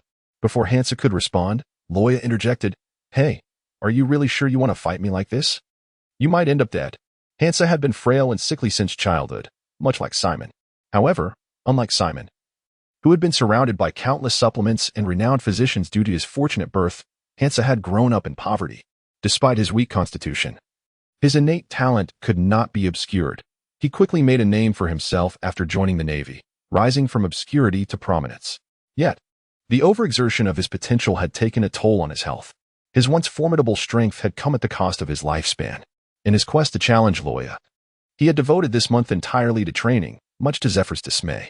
As an outsider, Luo Ya felt unqualified to judge Hansa's decisions. He did not bear the blood feud like Tony, nor did he strive for validation amidst ridicule like Minnie, nor did he fight for family honor like Simon. He merely sought to grow stronger, to leave a vivid mark on his fleeting life. Indeed, it was fleeting, for Hansa's days were already numbered. Last year, Zephyr had sought out the Navy's finest doctor to examine Hansa. The physician had stated that if Hansa ceased his training and refrained from fighting, he might live until the age of 40. While Zephyr lamented this fate, he attempted to arrange a lesser position for Hansa at headquarters, which was met with refusal. Now, it seemed he had only a few years left to live. In response to Luo Ya's concerns, Hansa chuckled, "It's all right. I refuse to die in agony on a sickbed. If I can perish in battle, it would be the greatest honor for me." Ugh, what a troublesome fellow. Luo Ya furrowed her brow but chose not to elaborate further. Then, "I shall await you at the arena tomorrow afternoon at 2 o'clock. With that, Hansa ended the call, and the pale yellow hue once again enveloped the telephone bug, which swiftly succumbed to slumber with a soft thud. Luo Ya silently gazed at the telephone bug, retrieving a decorative piece of lettuce from the basket to rouse it. "Come, eat. It has been 3 days since I last fed you." Observing the telephone bug nibbling delicately at the lettuce, Luo Ya fell into deep contemplation. Chapter 53. Challenge the entire camp. In just a month, Luo Ya had mastered 4 of the 6 techniques, a fact that was no secret within the elite camp. This news even stirred a wave of interest at the Navy headquarters, prompting Kazan to make inquiries. Statistically, acquiring the Navy's 6 techniques had not rendered Luo Ya significantly stronger. His physical strength remained unchanged, and he still grappled with the intricacies of the Dragon Slayer magic. However, with the mastery of these techniques, he had finally addressed his weaknesses, making his combat style more well-rounded. From this perspective, Luo Ya's combat prowess in real battles had at least doubled compared to before, rendering him far more formidable and significantly increasing the level of danger he posed. In the world of One Piece, aside from the peculiarities of the ocean's devil fruits, the elements by which battles are evaluated can be distilled into 4: speed, strength, defense, and technique. Previously, Luo Ya had only the advantages of strength and defense, with his formidable magical abilities likening him to a cannon. Not even the elite camp, nor the vice admirals, dared to engage him in a skill contest, as it would indeed be akin to what Luo Ya described, a tempest sweeping across the land, with alternating roars and icy wings. A few hours were sufficient to obliterate an entire town. Yet, back then, the vice admirals could still rely on their superior speed and combat experience to defeat Luo Ya in close combat.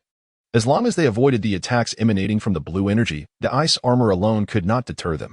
Now, however, even the likes of the Weasel must concede that Luo Ya, having acquired the Navy's 6 techniques, surpasses most vice admirals in strength, albeit lacking in experience. This is precisely what makes Luo Ya so formidable now. His abilities are exceedingly versatile. In terms of shape-shifting magic, Luo Ya was already capable of standing on equal footing, unafraid to confront a vice admiral directly. As for close combat, while he may still be honing the development and application of the 6 techniques, he was no longer the passive turtle he once was. With his immense strength and ice armor, he could assert dominance over those below the rank of vice admiral. Once he becomes fully proficient and acquires the Conqueror's Haki, he would hold sway even among the vice admirals in the headquarters. Furthermore, there are those unique abilities rumored to stem from deep within his memories, inherited from dragons. A single roar of the Ice Dragon would compel even Zephyr to refrain from a direct confrontation. But that is not all. Let us not forget Luo Ya's awakening pseudo-dragon transformation. When unleashed, he can hold his ground against Zephyr for a considerable time. Well, let us not dwell on the specifics of how long that time might be. A man can hardly admit to brevity. With such immense and comprehensive capabilities, Luo Ya's renown within the Navy soared, attracting friendly gazes from soldiers wherever he went. Some even spread rumors proclaiming that Luo Ya would be the next admiral of the Navy. As for the wagers behind those rumors, there is no need to delve into details. Regardless, Luo Ya has reaped considerable rewards. Yet, despite the formidable Luo Ya before him, Hansa remained undeterred in his fighting spirit. Luo Ya discerned that his opponent was not merely putting on a brave face or seeking to preserve his pride. Rather, he was driven by a pure desire to vanquish Luo Ya. Is this what they refer to as a pure swordsman? This thought prompted Luo Ya to recall a particular incident from the original tale. In the narrative, even after spending several years as a pirate hunter at sea, Zoro, fully aware of the impending defeat, or even death, still raised his sword against the world's mightiest swordsman, Dracul Mihawk. To be frank, Luo Ya, who was born in an era of peace, found it somewhat challenging to comprehend the mindset of such swordsmen. Concepts like meticulous planning and self-awareness seemed utterly foreign to them. Their minds were solely preoccupied with training, combat, and the pursuit of strength. This was exemplified in the present moment as Hansa resolutely chose to challenge Luo Ya. Zifa refrained from dissuading him, understanding that no words of his could sway Hansa's unwavering resolve. He had merely mentioned, almost in passing, his hope that Luo Ya would bring the confrontation to a swift conclusion. After all, the longer the battle dragged on, the more Hansa's body would be susceptible to collapse. In response, Luo Ya had stated, "If victory can only be achieved through a strategy of delay, I would be deeply disappointed in myself." The following day, in the cafeteria of the naval headquarters, Luo Ya was engrossed in his meal, surrounded by members of the elite camp who had silently gathered around him, their expressions devoid of emotion as they stared. It wasn't until Luo Ya finished eating that Luo awkwardly spoke up.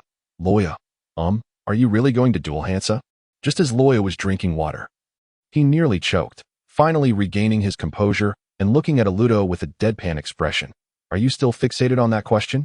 "But, Luo wanted to say more, but Simon, his face flushed, stepped forward to pull him away from the crowd, realizing that pushing Luo to represent them was a mistake.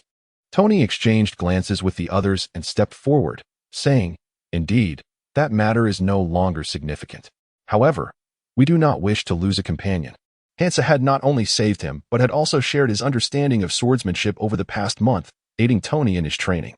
Zifa, not being a swordsman, could only point out issues without delving deeper into the intricacies of swordsmanship.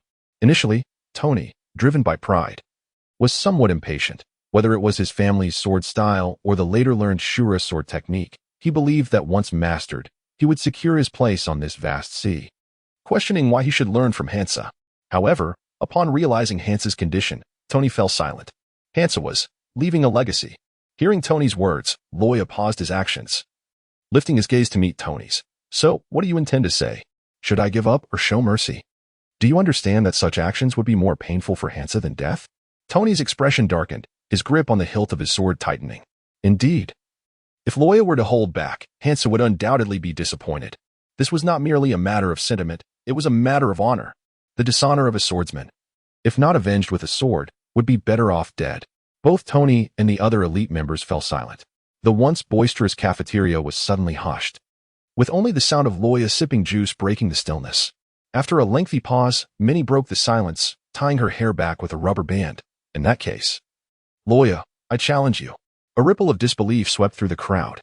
What was she thinking? Luo Ya was a genuine monster. Although she had been tirelessly training in the 6 styles for the past month without engaging in combat, memories of his terrifying strength during their previous encounters lingered. Had Minnie forgotten? "Hey Minnie, what are you planning?" Tony asked in a low voice, reaching out to grasp her arm, but to his surprise, she did not budge. Through the contact, Tony felt Minnie trembling, her muscles rigid as if made of wood, her breathing labored. Was she afraid? He pondered, and suddenly Minnie looked at him, nodding seriously. What did that mean? Tony was utterly bewildered. At that moment, Simon's voice emerged from the back of the crowd, flipping his bangs back. "Is that so? Then, I will challenge you to Luo Ya." Tony was now truly perplexed. Compared to Minnie, Simon was even more restrained by Luo Ya. Although his fruit ability could indeed penetrate Luo Ya's ice armor with a full-force strike, his frail physique rendered him incapable of executing a follow-up attack. So, what gave him the audacity to challenge Luo Ya? At this moment, Luo Ya, seated with a smile, let out a hearty laugh. "How amusing, truly amusing. Well then, stop the chatter. Come at me together. You actually agreed, and you want us all to join in. Aren't you afraid of not having the strength to duel Hansa later?" Wait, Tony suddenly realized that this was indeed an opportune moment to weaken Luo Ya's strength.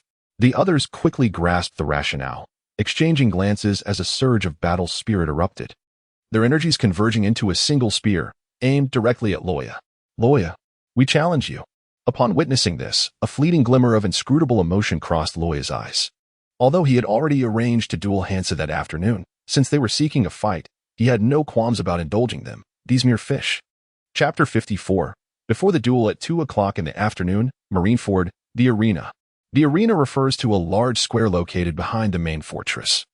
Distinct from the underground arenas, the Marine headquarters, being populous, has several squares, some purely for training, others for gatherings, and one specifically designated for competitions.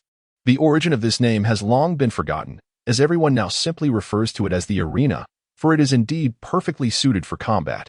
It is spacious and sparsely populated. To the east lies a town several miles away, and there are no surrounding buildings, isolating it from the main structures of the headquarters. With such excellent natural conditions, it has naturally become the Marines' prime location for sparring, allowing for lively battles without the concern of harming innocent bystanders. At this moment, a lean figure sat cross-legged in the center of the arena, a long sword resting across his legs, rising and falling with his breath. To the left of Hansa, in the spectator seats, stood several figures, including the officiating officer, as well as former Admiral Zifa, the Weasel, and several other vice admirals, along with the marine hero, Iron Fist Carp. In the past 2 years, the world of One Piece has been relatively calm. The 4 emperors are untouchable, the 7 warlords unapproachable. And the new pirates are not as overwhelmingly powerful as during Luffy's early days. Many matters could be handled by the branches, leaving everyone with ample leisure time. Upon hearing that Luo Ya was to duel the elite camp's BB Hansa today, Weasel invited familiar commanders to witness the event and even requested a referee. His intentions were clear. He wanted Luo Ya to showcase himself more prominently among the higher echelons of the Marines, laying a solid foundation for his future. The compatibility of their temperaments fostered a good relationship between them, as Luo Ya felt a sense of kinship with the first person he encountered in this world. Thus, the two maintained a positive rapport. Given the opportunity to let Luo Ya shine, Weasel would seize it, even if it weren't for friendship. Mutual assistance as Zifa's disciples was only fitting. As the clock struck 2, Hansa, who had been meditating, inexplicably opened his eyes and gazed toward the fortress. The moment Hansa lifted his head, Carp and Zifa sensed Luo Ya's approach. Both were taken aback, with Carp asking, "Hey, Zifa, isn't Hansa's observation hockey range limited?" Zifa nodded. "Like when you were pursuing Roger back in the day, it must be a kind of intuition between opponents." Carp scratched his head. Shrugging, "It shouldn't be that exaggerated." A shadow swiftly darted through the air, reaching the center of the arena in the blink of an eye, landing silently as if carried by a gentle breeze. It was unexpected that this elite camp would host a prodigy who had honed their skills to such an extraordinary level. Surely, this must be the most remarkable individual of all the past sessions. It appears to be so, Squirrel. Is he not Loa? The speaker was a man with a bushy beard, smoking a cigar, and from the insignia on his cloak, it was evident that he was a major general. Specifically Major General Huishan from headquarters. Upon hearing this, Squirrel, arms crossed and brow furrowed, whispered, "It is indeed him. But what is the matter with his injuries? We had agreed on a duel today. Why is he not recuperating in peace?" Major General Huishan raised an eyebrow, carefully observing. Indeed. Loa's condition in the arena was far from optimal. His once pristine recruit uniform was now soiled with dirt, bearing marks from a sharp blade. Through the tears in his garment, one could clearly discern deep gashes from fingernails, stained with blood. As the days of rigorous training passed, Luo Ya's cherubic visage gradually shed its excess fat, emerging with a more robust and upright demeanor. However, the abrasions on his cheeks and the corners of his mouth rendered him quite disheveled. His left ring finger was unnaturally bent, a clear indication of a fracture. Upon witnessing Luo Ya's unfortunate state, Zephyr inquired in a grave tone, "Luo Ya, who assailed you?" At that moment, Zephyr's countenance was shrouded in shadows, his gaze unfocused. And his muscular arms trembled involuntarily, a manifestation of his seething rage. To him, Luo Ya's prowess was such that, barring the elite camp, even a standard vice admiral would find it challenging to contend with him. Aside from an ambush, could it be that an admiral had intervened? Loa, the disciple he cherishes most, was not one to be easily harmed. An attack? Although the bleeding from the sword marks on his chest had ceased, with every word he spoke, a wave of excruciating pain surged through him, nearly causing him to falter. Raising a hand to deter Zephyr from approaching too closely, Loa took several deep breaths, straightened his posture, and asserted, "No one has assaulted me. It was merely a minor injury sustained while I was challenging your elite camp. Teacher, there is no need for concern." Challenging? The elite camp? Zephyr momentarily froze, his eyes widening in disbelief. "You mean all of them?" "Of course. Otherwise. In a one-on-one scenario, do you truly believe anyone could inflict harm upon me?"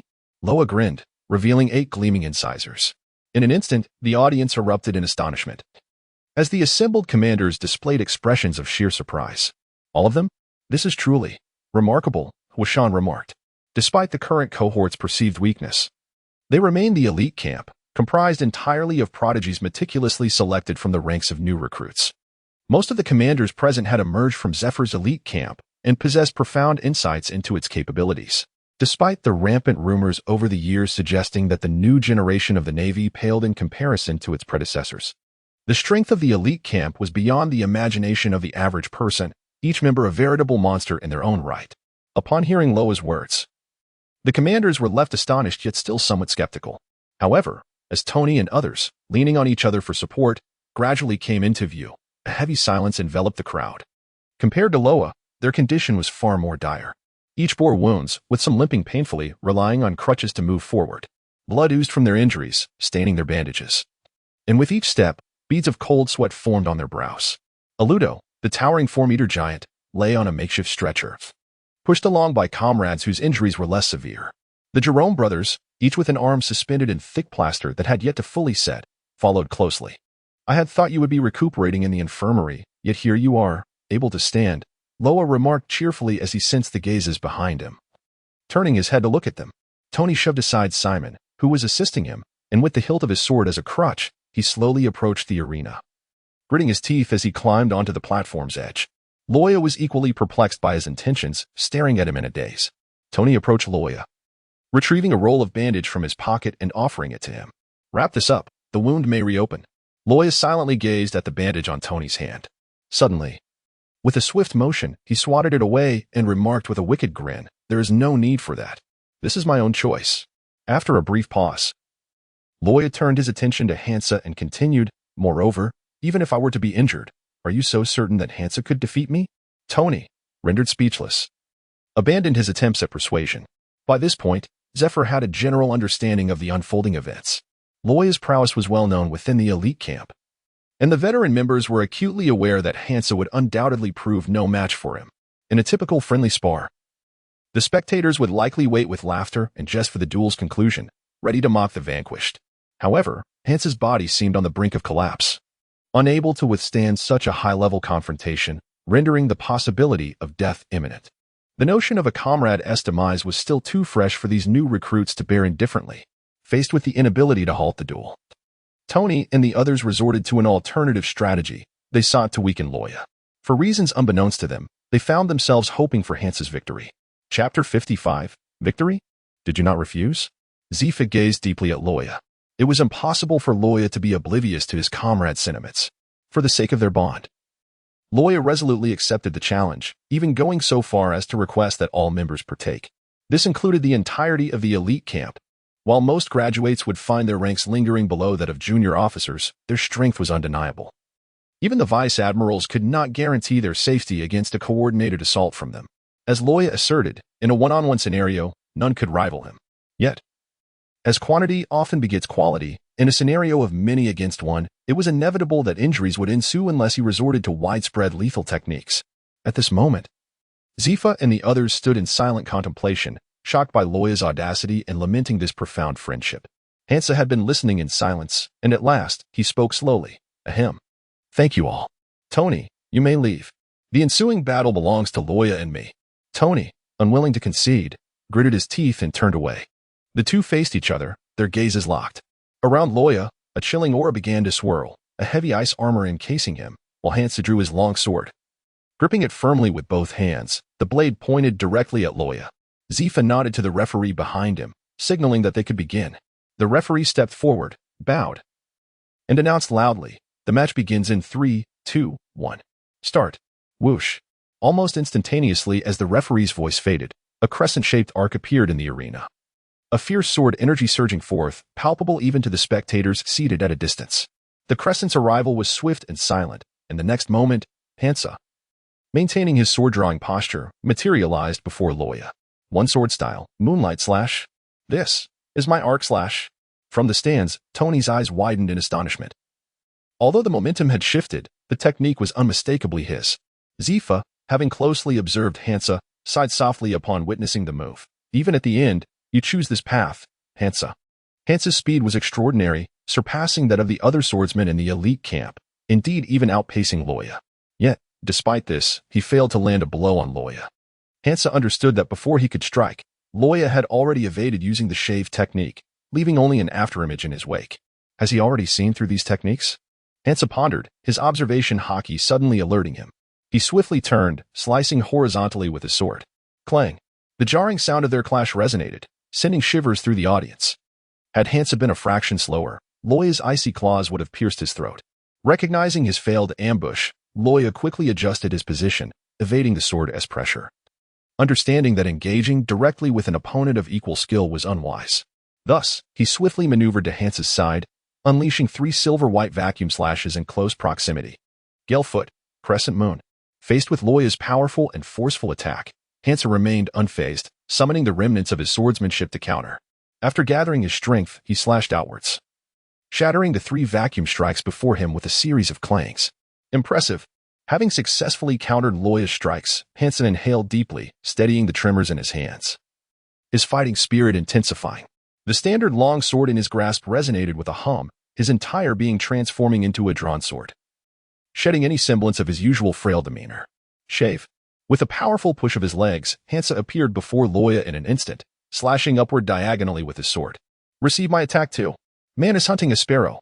As he swung his sword, a terrifying sword pressure locked onto Luo Ya, the incoming blade sharp intent slicing through Luo Ya's ice armor, inflicting a painful sting upon his face. Just how does the Mantis hunt the sparrow? Locking on, pouncing, and tearing apart. With serrated forelimbs, it rends feathers and flesh, slicing the windpipe, capturing its prey. Luo Ya now embodies the essence of a hunted finch, once again experiencing the agonizing sensation of being ensnared by the oppressive force of a blade, reminiscent of Tony's ultimate technique. Hansa's assault exudes an inescapable dread.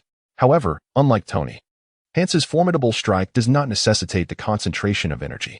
In the face of such a terrifying onslaught, Luo Ya remains composed, unwavering, with azure energy coiling around his fingers. As the diamond-shaped magical runes dance across his form, the ice dragon shattered fangs. With a sharp hiss, a chilling brilliance erupted, leaving Hansa astonished as his slash was thwarted. The air became saturated with a multitude of razor-sharp sword energies, etching deep gashes into the ground. Yet, there was no time for contemplation. The overwhelming force coursed through the blade and struck him, causing Hansa's chest to constrict and blood to trickle from the corner of his mouth. Truly, a terrifying power indeed. Employing the shaving technique once more, Hansa swiftly countered, his sword slicing through the air, as a blade of energy took form, resembling a curved scimitar, hurtling towards Luo Ya above. Crack! Luo Ya shattered the sword energy with a backhanded punch, a soft azure energy swirling around his fist. He raised his hand to his lips, blowing away the frost that clung to it. Your abilities are indeed commendable. Strength, speed, swordsmanship, and the observation haki are all of the highest caliber. Yet, alas, this is merely the extent of it. As he spoke, Luo Ya turned his gaze towards Tony and the others below, a light chuckle escaping his lips. Surely, you do not believe that my true power is confined to what you have witnessed? The crowd bit their lips in frustration, their eyes fixed on Luo Ya with unwavering intensity. Deep down, they were all too aware that they were merely seeking solace for their troubled minds, though their battle was but a fleeting exchange of blows. The overwhelming sense of invincibility had already taken root in their hearts. While sparring with me, I would advise against being distracted, Hansa remarked, his tone devoid of emotion, his pallid complexion and vacant gaze sending shivers down the spine. Well, feel free to indulge in a bit of play. With a smile, Luo Ya lunged forward, engaging in a fierce battle with Hansa. In the stands, Zfa shook his head in regret. Hansa was a quintessential swordsman, driven by an unparalleled fervor to challenge the formidable. His motivations were not rooted in titles, prestige, or rank, but purely in the pursuit of personal strength. This singular dedication allowed Hansa to wield his sword with an intensity that surpassed others. However, fate was unkind, for his physical condition was severely lacking. Each attempt to unlock his potential brought him perilously close to death. In the face of a physical prodigy like Luo Ya, Hansa was at a distinct disadvantage. Luo Ya was far superior to Hansa. If this continued, it seemed inevitable that Hansa would soon succumb. Huishan, smoking a cigar, remarked with palpable regret. Beside him, the flying squirrel nodded in agreement, stating, indeed. Yet, Hansa has long embraced a death wish. When an individual no longer fears death, the power they can unleash is undeniably formidable. The outcome of this battle remains too early to determine. In the brief span of several breaths, Luo Ya and Hansa clashed over 100 times. Luo Ya refrained from employing his magic to maintain distance, out of respect for Hansa's choices. Pure swordsmen are a rarity, and a glorious death in battle is their true destiny. He could never forgive himself if he were to defeat Hansa through mere spells. However, it was coming to an end. With each exchange, the disparity in their physical capabilities became increasingly apparent, and Hansa's counterattacks grew weaker and weaker. Luo Ya showed no mercy, denying Hansa even a moment to catch his breath. He weaved and maneuvered around him, evading the blade while unleashing a torrent of attacks that left Hansa struggling to defend himself. Although there was a disparity in their speeds, it did not translate into a decisive advantage. Hansa found himself unable to escape Luo Ya's relentless pursuit. After yet another clash of wills, Luo Ya suddenly unleashed his strength, retracting his claws into a fist to deflect Hance's longsword. However, in doing so, his shoulder was also grazed, blood streaming forth. A fracture appeared in the hard ice armor encasing his shoulder, scattering tiny shards across the ground. It was no surprise that the swordmaster could breach his icy defenses. Having grasped the essence of cutting through iron, a master swordsman could cleave even solid metal. Luo Ya's ice armor, while harder than ordinary iron, was no match for Hance's extraordinary skill. Yet, this injury bore significance. With Hance's defenses wide open, blue energy coiled around Luo Ya's fist. The biting cold instantly freezing the moisture in the air, encasing him in a shroud of frost. The iron fist of the ice dragon. Thud. A dull thump resounded as Hanse, taken by surprise, spat out a mouthful of blood-red ice crystals, his body sent hurtling away. The arena's perimeter wall shattered upon impact. Debris soaring into the sky before cascading back down. Was it over? The spectators turned their gaze towards the cloud of dust swirling around the shattered edge, their expressions revealing little astonishment. The prowess of Luo Ya is indisputable. His dossier has long circulated among the upper echelons of the Navy. Although it predominantly contains records of his misdeeds, there is scarcely any doubt regarding his formidable power. Chapter 56. The Defeat of Hanse. At this moment, Zephyr suddenly spoke up, proclaiming, "It is not over yet." The crowd gasped in astonishment, turning their gazes toward Hanse's position. Indeed, no sooner had Zephyr spoken than, from the billowing smoke, several curved blade-like streams of sword energy surged forth, dispersing the haze and sweeping toward Luo Ya with overwhelming force. The trajectory of the sword energy clearly accounted for every possible avenue of escape available to Luo Ya. Yet, why should he evade? Hanse, do you truly believe you can match me in this clash of skills? Luo Ya's lips curled into a smirk as he forcefully brought his hands together in front of his chest. Ice Make, Tyrant's halberd, with a crisp sound of freezing. A colossal halberd, measuring several dozen meters in length, materialized beside him in an instant. The sheer magnitude of the weapon rendered Luo Ya, despite his towering height of 2 meters due to his training in the 6 forms, seemingly diminutive in comparison. With great effort, he clutched the base of the halberd and swung it with the might of a pillar that could support the heavens, bringing it crashing down upon Hanse. As it descended, countless sword energies collided with the halberd, shattering upon contact. The immense size, coupled with the hardness and weight of the weapon, created a formidable aura. When the halberd struck the ground, it resonated like an earthquake, producing a deafening thunderous sound. Nearby, several panes of glass in the fortress, close to the arena, shattered under the forceful vibrations. Zifa, seated in the stands, held his forehead, sighing in exasperation at the chaos erupting within the fortress. Could you not employ a quieter technique? The weasel crept closer to Zifa, suggesting, "Teacher, Luo Ya's ice bombs are even louder. Rather than fretting over this, it would be more pragmatic to consider the aftermath." Zifa shot him a sidelong glance, his expression dark as if he had unleashed his armed color hockey. Yet lost, unperturbed. Luo Ya was too preoccupied to assess the results of his assault. He abruptly yanked the halberd from the ground and swept it through the air. For others, even the vice-admirals, wielding such a massive ice pillar for an attack would be a daunting task, even if they managed to lift it. Their speed would be considerably sluggish, allowing for easy evasion. However, Luo Ya was distinct from them due to his immense strength. Although his energy level had only advanced 1 tier over the course of a month, his dragon body had reached a formidable 29. Just one more point would elevate him to the 3rd stage. Recall the elite assessment, where a dragon body rating of 39 granted Luo Ya enough power to stand toe-to-toe with the silverback gorilla, though he had not yet ascended to the 3rd stage. The remarkable augmentation from his 29 rating rendered his strength nearly unparalleled. With such extraordinary power, wielding the colossal ice halberd was an effortless endeavor, akin to a thunderous charge. This compelled Hanse to abandon his offensive and leap into the air to evade the halberd. A mere collision with the weapon could result in severe injury, if not death. As Hanse soared into the air, he drew attention, and Luo Ya took note of his movement. With his left hand gripping the halberd, he raised it beside him, while his right hand opened palm up towards Hanse in midair. Ice Make, ice bombs, rapid fire, whoosh, whoosh, whoosh. A barrage of diamond-shaped ice bombs shot forth, sealing off Hanse's escape route. "You bastard!" Zifa and the weasel exclaimed in fury. Realizing the predicament, Hanse narrowed his eyes and executed a horizontal slash with his sword. One sword style, Bray Wave. Buzz. A wave of blue sword energy, stretching several dozen meters, surged forth with Hanse's movement, resembling a waterfall cascading from the heavens, effectively halting the advance of the ice bombs. Tony sensed a shift, his eyes reddening as he witnessed Hanse unleash his technique once more. With a single stroke, The ground fractured. Both the ice bombs and the halberd were severed, leaving a deep chasm in the earth, shattering the sturdy stone slabs beneath. Ah, now that's more like it. Luo Ya grinned at Hance's terrifying display of power. Discarding the ice pillar, he vanished and reappeared directly before Hanse. However, a flaw had been exposed. With his hands stretched back in a claw-like fashion, a manic smile spread across Luo Ya's face. Finger gun. 8 Furies. In the next moment, an infinite array of claw-like shadows materialized, causing the air to erupt with explosive sounds, the clang of steel reverberating intermittently.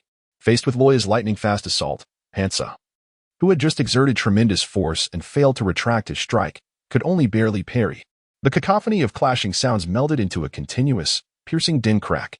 The sound of steel fracturing echoed, and Hanse's expression darkened as he sighed. Is the gap this fast? With the breaking of his long sword, he was engulfed by the shadows of Luo Ya's claws. Hanse-san. Tony and the others shouted anxiously, watching Luo Ya's onslaught, yearning to intervene. Yet the razor-sharp winds surrounding Luo Ya made it impossible for them to approach, let alone disrupt his attack. Zifa remained focused, sensing Hanse's aura. In an instant, he materialized before Luo Ya, black hockey enveloping his arms, grasping Luo Ya's wrist with both hands. Luo Ya was well acquainted with this technique, having painstakingly developed it piece by piece. Once unleashed, it could not be halted until inertia was lost. Only a direct confrontation could withstand its force. Grasping Luo Ya's hands, Zephyr exclaimed indignantly. You should have employed this technique from the outset. You were well aware of Hanse's physical condition. Relieved that his attack had been interrupted, Luo Ya let out a sigh and, with a wry smile, replied, Come now, teacher Zephyr, let us speak reasonably. If Hanse had not revealed a flaw, it would have been a miracle for this technique to strike him. Zephyr was momentarily taken aback, left muttering in silence. Indeed, aside from his swordsmanship, Hanse's most formidable skill lay within the 6th technique, shave. As a swordsman, mobility was always of paramount importance, and Hanse had painstakingly honed his speed. Standing at the pinnacle among his peers, Luo Ya's maximum speed is no slower than Hanse's, yet he remains unable to capture him. However, now is not the time to dwell on such matters. Zephyr swiftly thrusts forward, casting Luo Ya aside, then turns to employ Moonstep, catching the descending Hanse. He checks his nose. Thankfully, he is still alive. But upon observing the deep, bone-revealing claw marks on Hanse's body, he instinctively gasps in empathy. Doctor, hurry, someone needs saving. As evening descends, in a bedroom of the elite camp, Luo Ya sits cross-legged on his bed, dissipating the icy aura around his hands. He extends an ice thread to open the door, casting an impatient glance at Tony, who has been lingering outside for over half an hour. Spit it out if you have something to say, or let me sleep. Tony gazes at him in shock, pondering, I've never encountered such audacity. What gives you the right to say that? However, he quickly regains his composure, hesitating for a moment before stepping inside. Hanse's behavior today has been quite unusual. And while Tony has his suspicions, he cannot ascertain the truth. He approached Zephyr for answers, but Zephyr advised him to wait until Hanse awakens to inquire himself, subsequently ushering him out. Yet, the unease lingered in his heart, rendering him restless throughout the night. Thus, Tony seeks out Luo Ya, hoping for clarity. Before he can utter a word, Luo Ya interjects, There are some matters you ought not to inquire about, for even if you do, I cannot enlighten you. The affairs of your swordsman circle are truly beyond my comprehension. Pausing and seeing the disappointment in Tony's eyes, Luo Ya continues, rather than fixating on such things. You should focus on how to enhance your own strength. In today's battle with Hanse, which of his moves could you withstand at your current level? In this vast ocean, strength reigns supreme. Without it, worry is futile. After Luo Ya's words, Tony bites his lip in frustration, his nails digging deep into his palm until they draw blood. Indeed, he realizes he is ultimately too weak. Neither Luo Ya nor Hanse is an opponent he can contend with. Excluding these two, he remains at the tail end of the elite camp, and some truths are simply inescapable. Standing in silence for a moment, Tony nods at Luo Ya, signaling gratitude. Thank you. Then, I shall take my leave. With that, he turns to depart, closing the door behind him. Yet, a drop of blood falls upon the threshold, prompting Luo Ya to glance sideways. Chapter 57, The Practical Mission begins. Gratitude to the book friend Luffy's brother for the generous 500 reward. Thanks to the book friend, making myself infuriated is the best strategy. What a splendid name for the 100 reward. Luo Ya truly does not comprehend the purpose of Hanse? No. He is certainly aware. In fact, Tony is also cognizant, albeit unclear of the reasons behind it. Regarding this matter, Luo Ya remains in the dark. As he just mentioned, As an outsider, a swordsman, a pure swordsman, what he contemplates is beyond his understanding. Luo Ya was perplexed by Hance's inexplicable fondness for Tony, choosing to impart his swordsmanship to him before his demise. He even risked being caught by Luo Ya to demonstrate his understanding of the techniques to Tony. Could it be that Hanse harbored an affection akin to that of Long Yang? Was he enamored with Tony? Reflecting on the disparity in their strengths, Luo Ya suddenly felt a tinge of sympathy for Tony, a frail yet resilient figure. Of course, these were mere conjectures. The true circumstances, aside from Hanse, were likely known only to Zephyr. But what did it matter? I shall diligently focus on leveling up and discern the true nature of this system. With that thought, Luo Ya silently invoked his golden finger, opening the panel to examine his current attributes. Name: Christopher Luo Ya, Energy Stage, 2nd Tier, 8th Level Energy Value, 1, 351. 200 Magic Value, 1, 000, 010, Magic Recovery Rate, 950 Minute Dragon Power, 9, Dragon Body, 29. A conscientious writer, not skimping on words, today. Through his battle with Hanse, Luo Ya's energy value increased by 30 points, which was a commendable gain, considering that defeating the entire elite camp had only yielded him 50 points. Luo Ya discovered that the increase in energy value was not as straightforward as he had envisioned. He was already aware that gaining strength through mentorship would yield energy value. Moreover, engaging in combat, regardless of victory or defeat, would also provide a boost to his ability values. However, reality is not akin to a game. The experience points awarded for defeating a target are predetermined. On the contrary, this data is anything but fixed and exhibits considerable fluctuations. For instance, a month ago, after defeating Tony in a battle where he faced hundreds, Luo Ya only received a token amount of energy value. Yet today, upon vanquishing Tony once more, Luo Ya was astonished to find that his energy value had risen to 5 points. If one were to ponder the differences in Tony compared to a month prior, the only discernible change would be the enhancement of his strength. With Hanse, the master swordsman, as his mentor, coupled with ample logistical support, the Tony of a month later was no longer the swordsmanship dojo master who relied solely on his profound techniques. His fundamental physical attributes and swordsmanship skills had seen remarkable growth. Conversely, after defeating Ludo, Luo Ya was dismayed to receive a mere 3 points of energy value. A stark contrast to the 30-plus points he had garnered during their initial encounter. Although Ludo's strength had not escalated to the extent of Tony's, it had certainly improved, surpassing Tony by a significant margin. Why then did the energy value continue to dwindle? This perplexity weighed heavily on Luo Ya's mind, and he fervently wished for an adorable system sprite to provide him with answers. In addition, the enhancement of his dragon power had exceeded Luo Ya's expectations, skyrocketing from 6 to an astonishing 9, almost unfathomable. Throughout this month, he had immersed himself in the study of the Marine 6 styles, hardly employing either dragon-slaying magic or transformation magic. This left Luo Ya in a quandary. How could his dragon power increase so rapidly when he hadn't even utilized transformation magic? The 6 styles, aside from the stringent physical demands they imposed, posed the greatest challenge in terms of bodily control. Once one achieves a certain level of control over their body and understands the fundamental training methods and key points of the 6 styles, the learning process accelerates significantly. However, this very aspect serves as a treacherous reef that thwarts countless aspiring practitioners. Not to mention the techniques requiring comprehensive body mastery. Even the seemingly simple leg technique, known as Saru, remains elusive to those lacking adequate bodily control. In the original narrative, during the battle at Judicial Island, Luffy, merely grasping the principles, was able to perform Saru without a mentor. Luo Ya could only conclude that he was indeed cheating. To borrow a phrase from the Straw Hat crew, because I am a rubber man. Utilizing the inherent elasticity of rubber, along with the enhancements provided by his second gear, Luffy effortlessly learned and began employing Saru. What else could one attribute this to but sheer advantage?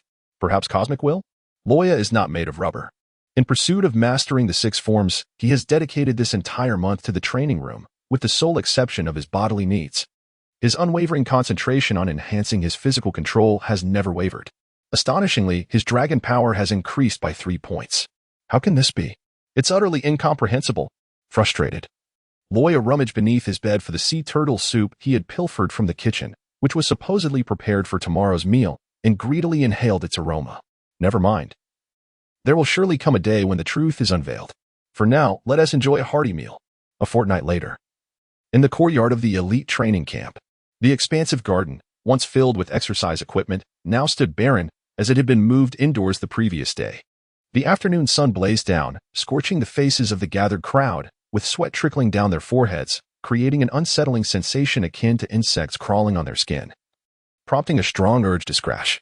Yet, no one dared to do so, all stood solemnly in formation. At the forefront, on the steps of the loft, Zephyr was announcing the candidates for the upcoming combat mission. In the elite camp, combat missions are not freely assigned but rather determined by Zephyr and the stationed admiral. After careful consideration, while the experience gained from such missions can facilitate rapid growth, this approach is not suitable for everyone. Hence, it cannot be left to the whims of the elite members. Take Hansa, who remains unconscious in the medical bay. He no longer requires combat missions for his training. Instead of wasting time, it would be wiser for him to meditate deeply, for a moment of enlightenment may lead him to understand certain intricacies, causing his strength to soar dramatically. Of course, this is also related to Hansa's inability to further unlock his potential. The others, however, are not as fortunate. In Zephyr's eyes, all present are novices in need of substantial combat experience to enhance their skills, including Luo Ya. Listen up, Zephyr declared. The candidates for this combat mission have been determined. First, Luo Ya. Step forward. Yes, I'm coming. Luo Ya stepped forward reluctantly, emerging from the ranks, her expression sorrowful as if she were about to make a noble sacrifice at any moment. Indeed, it seemed she could not escape this calamity. Luo Ya lamented. If we are to embark on a mission, such prolonged life aboard a ship could truly lead to dire consequences. Observing Luo Ya's expression, Zephyr's lips twitched momentarily before he composed himself and continued to bellow. Standing at the forefront of the group, Luo Ya could distinctly see beads of sweat cascading down Zephyr's forehead with each utterance. Second, Aludo. Third, Minder. Fourth, Tony. After Tony stepped forward, Zephyr tucked away the form under his arm, casting his gaze over the peculiar quartet of disciples before him. The arrangement of the four was quite intriguing. Luo Ya, as the first to step forward, occupied the far left position. Towering at 2 meters, his tall physique exuded a robust presence, devoid of any frailness, and the loss of his youthful visage rendered him strikingly masculine, making him the most conventional among them. Next was Aludo, a veritable giant, whose imposing stature completely overshadowed the Jerome brothers behind him, serving as an effective sunshade. Following him, Minder stood slightly shorter than Tony, at around 180 centimeters. His height bore a somewhat unruly air, with the new recruit uniform clinging tightly to his frame, revealing a nonconformist silhouette reminiscent of a skeletal structure. The pompadour atop his head faced the sun, functioning as a makeshift visor. To the far right stood Tony, who, while not particularly tall, possessed a sturdier musculature than Luo Ya, thereby appearing quite solid, coupled with a menacing scar that traversed from his forehead to his left cheek. He could easily be mistaken for a gang leader in a black suit. Fortunately, in the world of pirates, appearances were often overlooked with the exception of the Empress. From today onwards, you shall set sail for a practical mission lasting 3 months. Luo Ya will be your team leader. If there are any objections, now is the time to voice them. Upon hearing Zephyr's proclamation, the three grimaced, uniformly exclaiming, "None." Any dissent would surely be met with Luo Ya's notoriously petty demeanor, leading them to fear retribution. Zephyr-sensei, your intentions are rather dubious. Chapter 58, The Wave-Cutting Ship. Wishing all students taking the college entrance examination, may you strike true and achieve victory. The practical missions of the elite camp are generally categorized into 3 types. The first type is a mandatory assessment required for graduation, allowing the application for 3 naval vessels along with the requisite soldiers to set sail, led by the participants who assume the role of captain, tasked with exterminating or capturing designated targets. This presents the highest difficulty and tests an individual's overall capabilities. Beyond the graduation assessment, the remaining 2 categories of practical missions are significantly less arduous. One type involves Zephyr personally leading the expedition, ensuring maximum safety. However, due to an incident a few years prior, Zephyr has not taken the helm for quite some time. The other type, which Luo Ya currently faces, involves assembling a team of several to a maximum of 10 elite camp members to embark on a practical mission at sea. Though termed a practical mission, for the sake of member safety, the number of accompanying vessels is similarly limited to 3, with a maximum of 1 vice admiral among the personnel. Furthermore, such missions entail several ships trailing behind, departing at staggered intervals akin to the patrol officers and accompanying commanders during elite assessments. Although the average strength of the selected members is commendable, Luo Ya refrained from mentioning his own capabilities aboard the ship. Additionally, Tony is a genuine novice, both in personal strength and command, rendering him a rookie in battle scenarios. Thus, in the event of danger at sea, True combat prowess would rest solely with the Ludo and Minder. Given these considerations, Zephyr contemplated dispatching Vice Admiral Squirrel or Fire Mountain to accompany them. However, Luo Ya rejected this proposal. Just like during the elite assessment, when lives are guaranteed, can one truly unleash their full potential? The Navy is not a retirement home or an ivory tower. Without the courage to fight to the death, how could one aspire to become a cornerstone of the Navy in the future? They might as well withdraw from the Navy now and return home to marry. Despite lingering concerns, Zephyr ultimately acquiesced to Luo Ya's reasoning. After their dispersal, Zephyr informed Luo Ya that the new wave-cutting ship he had applied for from the scientific division had successfully completed its trial voyage and instructed him to retrieve it.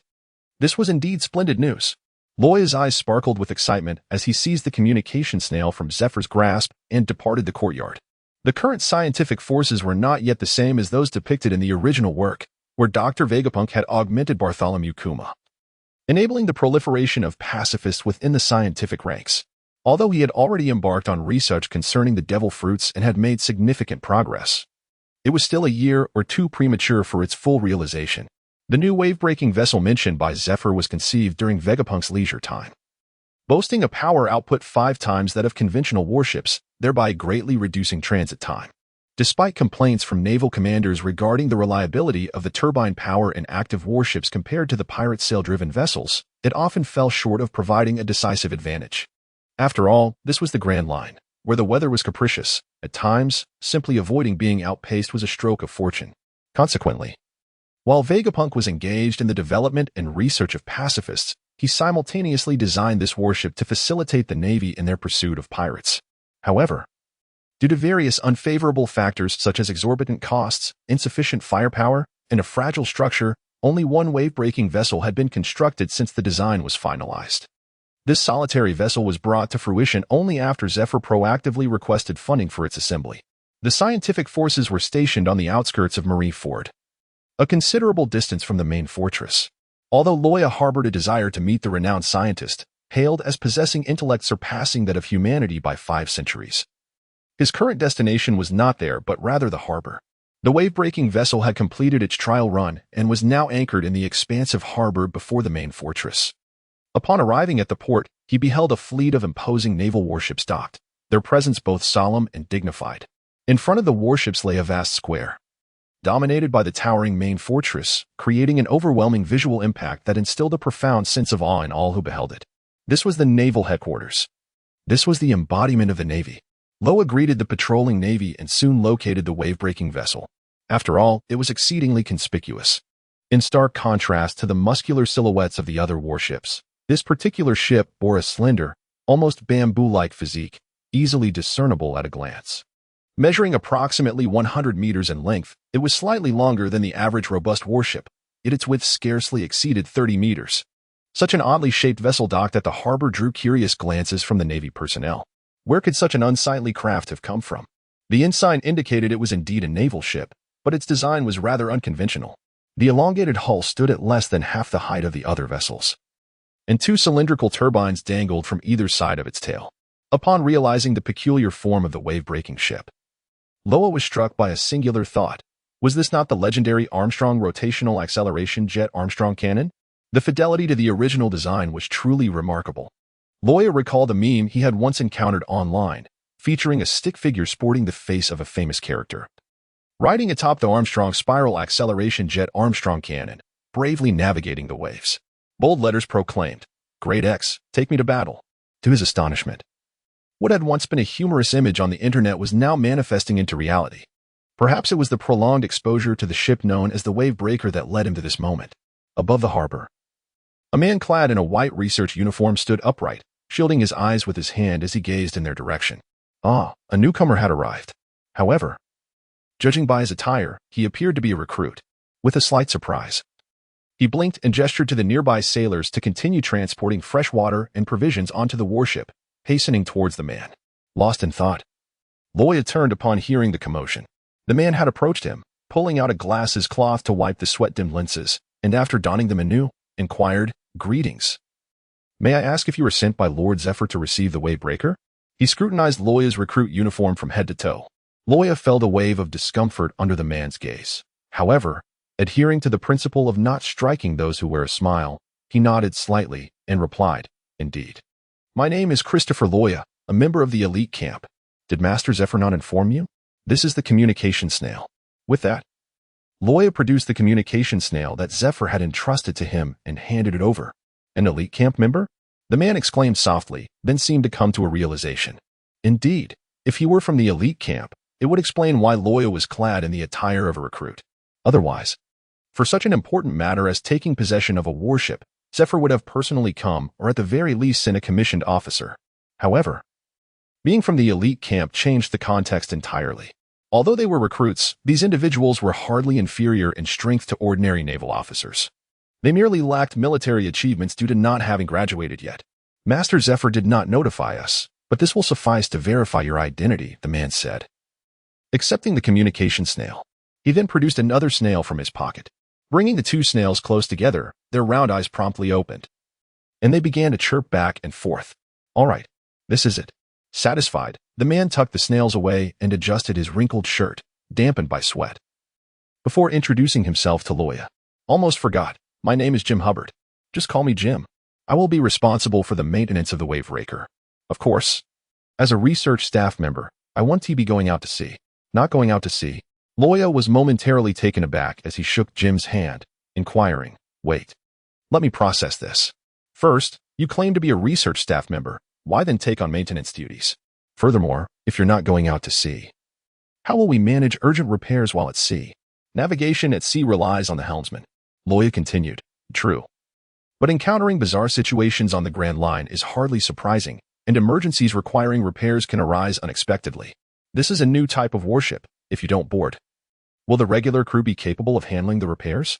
Thanks to book friend Luamu-sama for the generous donation of 500. Thanks to book friend Inan for the 100 donation. Thanks to book friend Lazy for the 100 donation. Chapter 59, Special Mission. Thanks to book friend Xianyu for the 100 donation. Thanks to book friend Superstar for the 100 donation. The college entrance examination has officially begun. I wish all partners, may all your answers be correct. Seemingly prepared for this inquiry, Jim smiled knowingly after Luo Ya finished speaking and clarified, "Well, slow down. Let me explain one thing at a time." He approached the Wavebreaker, gently caressing its freshly painted surface. Although the Wavebreaker was designed by Dr. Vegapunk, he has been focused on pacifism for the past few years, and the entire scientific division has naturally followed suit. The subsequent modifications and finalization of the Wavebreaker have been my responsibility. To me, it is like my child, and I have invested immense energy into it. However, it is precisely because of this that when I completed the assembly of this warship and prepared to return to my work, I found myself unable to keep pace with the scientific division's progress. Otherwise, I wouldn't have been reassigned here for maintenance, which is rather amusing. At this point, Jim's expression revealed no sorrow. While following Master Vegapunk is the honor of my life, I still cannot let go of the warship.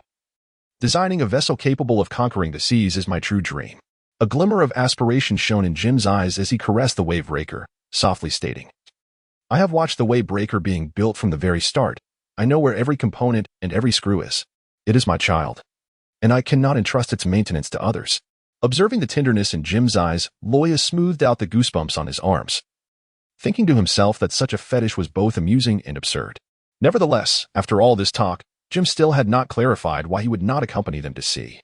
Luo Ya pressed on, "So, why can't you go out with us? Experiencing the Wavebreaker navigating through the waves would surely provide a better understanding of its capabilities. Moreover, we are all rugged individuals. Fighting is no issue for us. Maintenance and repairs of the warship can truly be perplexing." Upon hearing Luo Ya's self-deprecating remarks, Jim chuckled heartily. "Indeed, entrusting it to you rough-and-tumble types does give me pause. However, it is unavoidable." Jim scratched the back of his head somewhat bashfully. "Actually, well, I get seasick. Luo Ya, in truth, I too am susceptible to seasickness." Jim gazed at Luo Ya in astonishment, suddenly filled with excitement as he stepped forward and opened his arms wide. "Comrade, kin." The two men had seemingly encountered kindred spirits, embracing each other with tears of joy welling in their eyes. The surrounding sailors instinctively recoiled, seeking to avoid being harmed by the overwhelming energy of their camaraderie. A scientist who dreams of crafting a vessel capable of conquering the seas and a man aspiring to become the mightiest naval officer had, on this day, finally found their alliance. Why should the Navy be immune to seasickness? It is a perfectly normal condition, after all. The two immediately felt a deep connection. "Ah, But it was as if they were on the verge of swearing brotherhood in a most dramatic fashion. After the initial excitement subsided, Jim grasped Luo Ya's hand and pointed towards the ship, saying, "Brother Luo Ya, I entrust this warship to your diligent care from now on." Luo Ya similarly grasped Jim's hand and patted his chest, reassuringly stating, "Rest assured, my dear brother Jim, even if I suffer from severe seasickness, it shall only result in my vomiting overboard." In the Navy headquarters fortress, within the marshal's office, Sengoku scrutinized the list presented by Zephyr, glancing over it repeatedly with a hint of exasperation. "Hey, Zephyr, are you truly intent on pursuing this course of action?" he inquired. Zephyr, seated to his left, took out a cigar and inhaled deeply before responding, "Of course. Just as that young lad mentioned, without pressure, there can be no progress. This objective is well within their capacity to endure. However, that is a notorious pirate with a bounty of 200 million. If Luo Ya were not seasick, it might be manageable, but in his current state, should he encounter that individual, he would likely be dispatched in an instant." The speaker was Rear Admiral Mongoose, who expressed his concerns. Typically, the targets for the elite battalion's operational missions are assigned to members at the station of the Rear Admiral, based on various candidates and intelligence from the sea, allowing them to choose from a list of tasks. However, due to Luo Ya's unique circumstances, this operational task bypassed that procedure and was directly designated by Zephyr himself. Mongoose found it hard to believe that Zephyr would ruthlessly send his cherished disciples to their demise. Nevertheless, despite his disbelief, Mongoose felt a sense of unease regarding this mission's target. This was no mere scuffle with a small-time pirate, even in the New World. The opponent was a figure of considerable repute. "Teacher Zephyr, perhaps you should reconsider," Mongoose urged.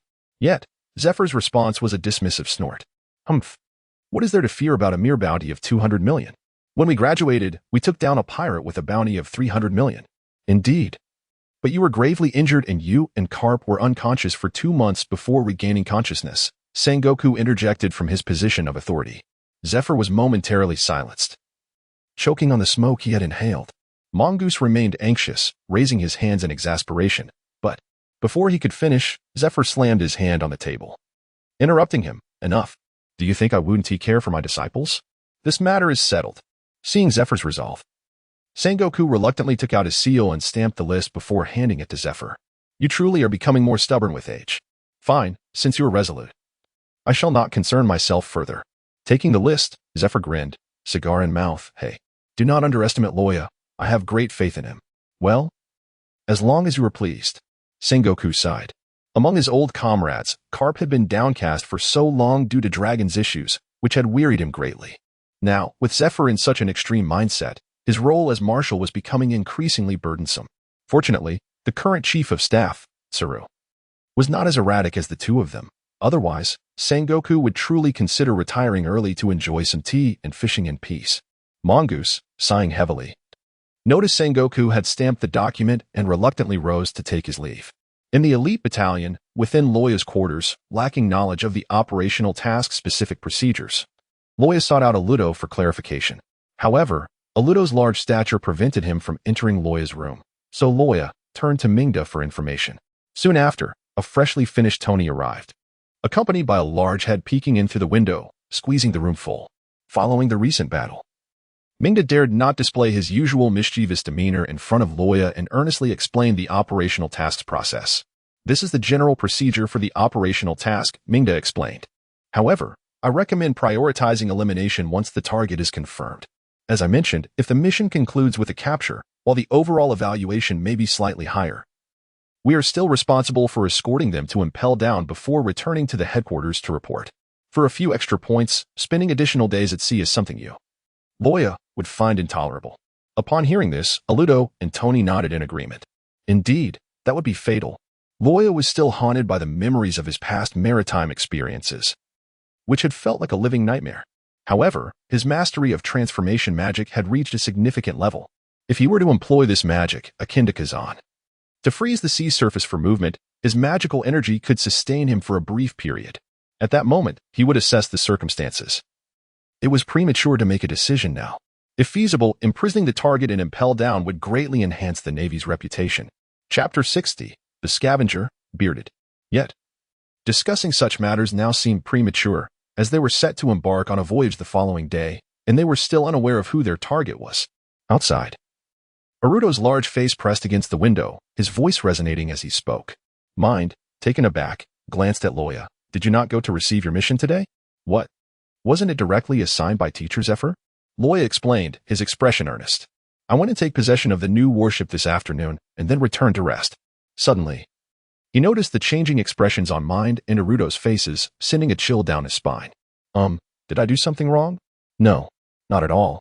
Mind quickly waved his hand.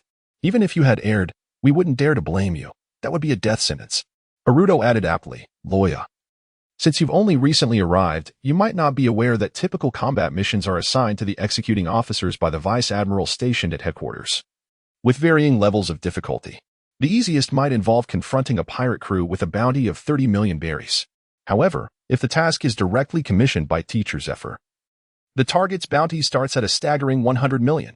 As Aruto recounted his singular experience with a mission personally assigned by Zephyr, he recalled the time he truly believed he would perish at sea, having resigned himself to his fate. Fortunately, the Jerome brothers arrived just in time to rescue him, and together, they managed to repel the adversaries, thus preserving his life. Luo Ya has always believed that the unity of the elite camp was a testament to Zephyr's adept guidance. Yet, he overlooked the rarity of camaraderie in a world like that of One Piece, rife with the cycle of kill or be killed. Unbeknownst to him, this solidarity was forged through countless brushes with death, resulting in a precious bond. Initially, I thought that both you and Tony were newly inducted members who would not be directly assigned tasks within a year. To my surprise, alas, Mind let out a heavy sigh, harboring a pessimistic outlook towards the current mission. Luo Ya possesses remarkable strength, yet aboard the ship, during our voyage, should an unforeseen incident arise, the three of us may very well find ourselves tasked with his protection. Aside from Luo Ya, neither I nor Ludo are speed-oriented fighters, rendering us vulnerable to targeted attacks. The only swordsman capable of matching our adversaries in speed is, regrettably, an inexperienced novice. A month ago, Mingda could confidently claim he could single-handedly take on 10 Tonys. Now, he would be fortunate to contend with 5. As the disparity in strength between Tony and us is insurmountable. Thus, it seems, our prospects this time are rather grim. Luo Ya, with a lifeless gaze reminiscent of a dead fish, chuckled lightly. Well, Zifa truly is looking out for me. Indeed, he has a point. Suddenly, a figure intruded abruptly among the group, the gust from his entrance causing the unsuspecting Tony to stumble. The voice was all too familiar. Having long since become a refrain in their ears, they promptly rose to salute. Teacher Zifa. The newcomer was none other than Zifa. Donned in a flamboyant purple suit even at this late hour, a cigar perched between his lips. He first glanced at Tony, who was struggling to regain his footing, then scoffed before producing a wanted poster. Your target this time is none other than the Cleansing Reaper, Beard. As Zifa's words resonated, Aludo and the others erupted in astonishment. What? Beard? The notorious pirate with a bounty of 230 million. Indeed, that's him. Zifa roared with laughter, tossing the wanted poster into the air. Mingda quickly reached out to catch it, eager to discern the likeness depicted. To his dismay, the image on the poster was unmistakably that of Beard, not a mere namesake. In response, Tony inhaled deeply, his expression turning serious as he addressed Zifa. Teacher Zifa, I believe we currently lack the strength to confront a pirate of this caliber. Luo Ya remained silent, merely observing Zephyr with a contemplative gaze, awaiting his response. Although Tony's remarks might seem to bolster the spirit of others at the expense of their own, they did convey a certain truth. Indeed, the formidable Luo Ya possessed the potential to vanquish Beard. However, one must consider that he belonged to a pirate crew. Who would grant the luxury of a king versus king, warrior versus warrior confrontation? Do you truly believe that seeking trouble with Luffy and his companions would yield favorable results? The foolish straw hat might exuberantly leap forth to engage you in battle, should you dare to provoke him. Beard, as a member of the notorious pirate faction, commanded a multitude of subordinate pirate crews numbering in the dozens. With such a disparity, even a single spit from one of their ranks could easily overwhelm them. Luo Ya harbored doubts regarding Zephyr's apparent oversight, hence he remained in anticipation for a justification. Sensing Luo Ya's piercing gaze, Zephyr let out a scoff and remarked, I am fully aware that you are ill-equipped to contend with the entirety of the scavenger pirate crew, but this time is different. As he spoke, he retrieved several documents from his pocket and distributed them to a few individuals, saying, Examine this. It represents a golden opportunity to dismantle the scavenger pirate crew. Luo Ya swiftly perused the documents handed to him, a mysterious smile gracing his lips. Indeed, this was a fortuitous opportunity. The Cleanup Crew Pirate Group. not only ventured out to sea in pursuit of their dreams like the Straw Hats, but even Buggy exhibited greater ambition than they did. Although they called themselves a pirate crew, their primary occupation was that of mercenaries. This name stems from their role as scavengers. You pay, and I clear the path for you. This serendipitous chance was intricately linked to their mercenary identity. On an island in the South Sea known as Isver, a pirate crew had seized control, rendering the local king powerless and exploiting the populace to extract gold from the mines. The captain of this crew, Doras, commanded a bounty of 55 million, making him one of the most formidable figures in the South Sea. This was a gold mine, although the reserves were not exceedingly vast. The profits from extraction exceeded 30 billion. In this world, 30 billion berries was an undeniable fortune. Subsequently, the pirate crew experienced severe internal strife, possibly due to uneven distribution of spoils. Amidst the turmoil, some citizens managed to escape their control, fleeing to the sea where they were rescued by Beard, who had just completed a mercenary task and was preparing to return to the Grand Line. Perhaps driven by vengeance, the citizens, eager for retribution, informed Beard of the gold mine's discovery, seeking his assistance for their homeland. Even if he could not help, they wished for him to eliminate the marauding pirates on the island. Ironically, Dora's pirate crew had intended to mine the gold and flee immediately after smelting it. But the internal conflict left the gold bars untouched in the palace treasury. This was 30 billion berries. How could Beard resist such temptation? To gain more advantage, Beard refrained from disseminating this news to other ships, pretending to continue his journey in silence. However, during a stop to regroup, he discreetly took a few hundred loyal followers in small boats and followed the citizens to the island. Coincidentally, that kingdom had previously aided the navy multiple times in the South Sea, maintaining a favorable relationship. Royal family members occasionally visited to strengthen ties or perhaps to pay tribute. Yet, 3 months had passed without a visit to deliver the customary tea fee, raising suspicions among the navy's personnel. They secretly dispatched someone to investigate, curious if the kingdom sought to sever ties with the navy by ceasing tribute. What they uncovered was quite the spectacle. 2 pirate factions were engaged in a fierce battle on the island, one of which was the infamous cleanup crew led by Beard. When Beard captured a navy spy, he gritted his teeth and ordered his subordinates to rush to the navy base, intending to eliminate the witness. Yet, the outcome was as anticipated. The navy was not a secluded island kingdom. Their communication methods were astonishingly swift. Almost within half an hour of the base's destruction, the Navy headquarters received the news. Chapter 61. Preparing to set sail, the sum of 30 billion berries was no trifling matter. Even the Navy headquarters eyed it with envy. The Navy's funding, aside from various behind-the-scenes sources, primarily stemmed from allocations from the world government. Whether for routine maintenance, personnel casualties, or logistical supplies, vast sums were required. Thus, despite the Navy's outward prestige, their existence was often quite strained. However, Beard was a notorious pirate with a bounty of 230 million. His crew consisted of battle-hardened mercenaries. Even the feeble branches of the 4 seas would find it challenging to contend with him, let alone the headquarters.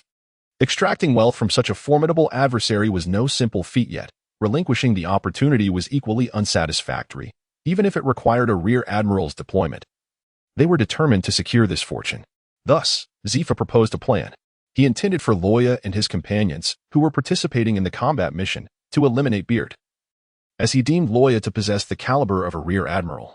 Moreover, should a confrontation arise, few rear admirals would emerge unscathed against him. Defeating Beard would be challenging. Yet within the realm of possibility, this aligned perfectly with Luo Ya's desires. Only through life-and-death struggles against stronger opponents could he swiftly elevate his energy levels. After confirming the participants, Zifa dispatched elite Navy forces alongside Rear Admiral Huashishin, disguised as ordinary support personnel, ready to assist in the extraction of the gold mine. After all, the kingdom was doomed. Scarcely 1 in 10 citizens remained alive on the island, and the gold mine's future was uncertain. It was preferable to offer it as a form of compensation to the Navy, allowing them to seek a more stable refuge. It was ruthless but undeniably pragmatic. This was the essence of the Navy's justice as explained by Luo Ya de Weasel. Was the Navy wrong in this matter? Not at all. If they did not act, the 30 billion berries would likely fall into Beard's hands, further empowering his fleet to wreak havoc upon more innocent lives. Furthermore, no one would question the survival of the island's citizens under the cleanup crew's reign. Beard's reputation was built upon countless bloodshed and corpses. But was the Navy entirely correct? Certainly not. Generally, even if the Navy desired the gold mine, they would need to negotiate post-rescue, leading to a consensus. Yet the current scenario dictated that might made right. My fist is larger than yours. Surrender the gold mine, and I shall protect you. Refusal is not an option. Protection is enforced. Yet this was the world of One Piece, a realm where strength reigns supreme. After reviewing the documents, Luo Ya closed his eyes, contemplating each phrase carefully. He noticed that his dossier was somewhat thicker than the others. Aside from the final arrangements and strategies devised by the Navy, the remaining content bore little difference. It seemed the additional information was known only to him and Zifa. Perhaps Zifa was testing him, given his capabilities. Nonetheless, how the Navy proceeded bore little significance to Luo Ya. For a villain as heinous as Beard, it sufficed to eliminate him. Protecting the unfortunate citizens was paramount. The rest could be left to the higher-ups to deliberate. Luo Ya now increasingly embodies the demeanor of a naval officer, deftly shifting blame onto his superiors without the fear of retribution. The wisdom of ancient Chinese culture reminds him, a common man bears no guilt, yet holding treasure incurs suspicion. Even if the populace harbors animosity towards the Navy, what of it? The gold mine indeed belongs to them, but their inability to safeguard it renders them vulnerable. Failure to relinquish it could lead to annihilation at any moment. Suddenly, Luo Ya opened his eyes, fixating intently on Zephyr. How long will it take to reach Sisvale at the speed of the break wave? Zephyr exhaled a puff of smoke and replied with a chuckle. Full speed will require 3 days, as we are close to the doldrums, but not too distant from headquarters. 3 days? Luo Ya calculated in his mind. Beard must have prepared for the worst, to avoid a direct confrontation with the elite forces dispatched from the naval headquarters. He would likely aim to extract and transport his bounty within 15 days. If we strike within 3 days, it could catch them off guard.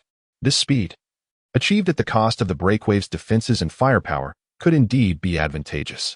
Yet, Beard is formidable, Luo Ya pondered, even disregarding the remaining pirates on the island. Over 300 mercenaries await us, along with an unknown number of officers. Can we truly prevail? Arudo, visibly anxious, suggested. Perhaps we should request the presence of a vice admiral. I recall that vice admirals Hua Xiaoshan and Gue Zhizhu are still at headquarters this month. Their assistance would undoubtedly ensure our success. Indeed, Arudo spoke a truth. Although Tony was reluctant, he gazed at Luo Ya with hopeful anticipation, biting his lip. Luo Ya considered for a moment before raising his head with a smile and declaring, "No need. Beard, I am confident I can defeat him. As for the other rabble, I shall make them understand what it means to be swept away by the east wind."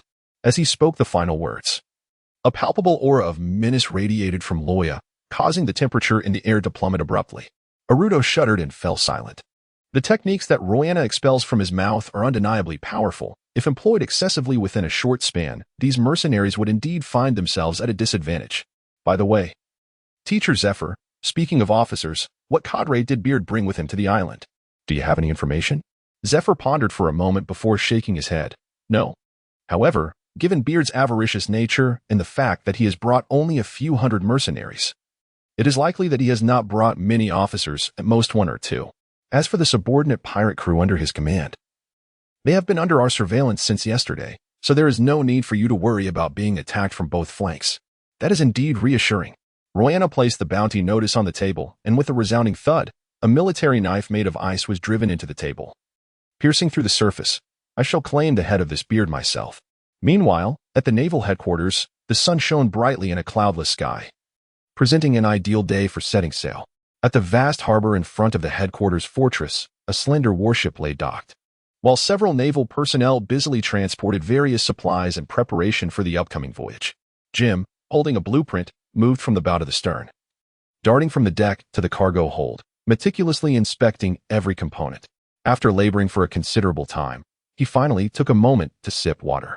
As he wiped the sweat from his brow, he gave Royana a thumbs up. All set.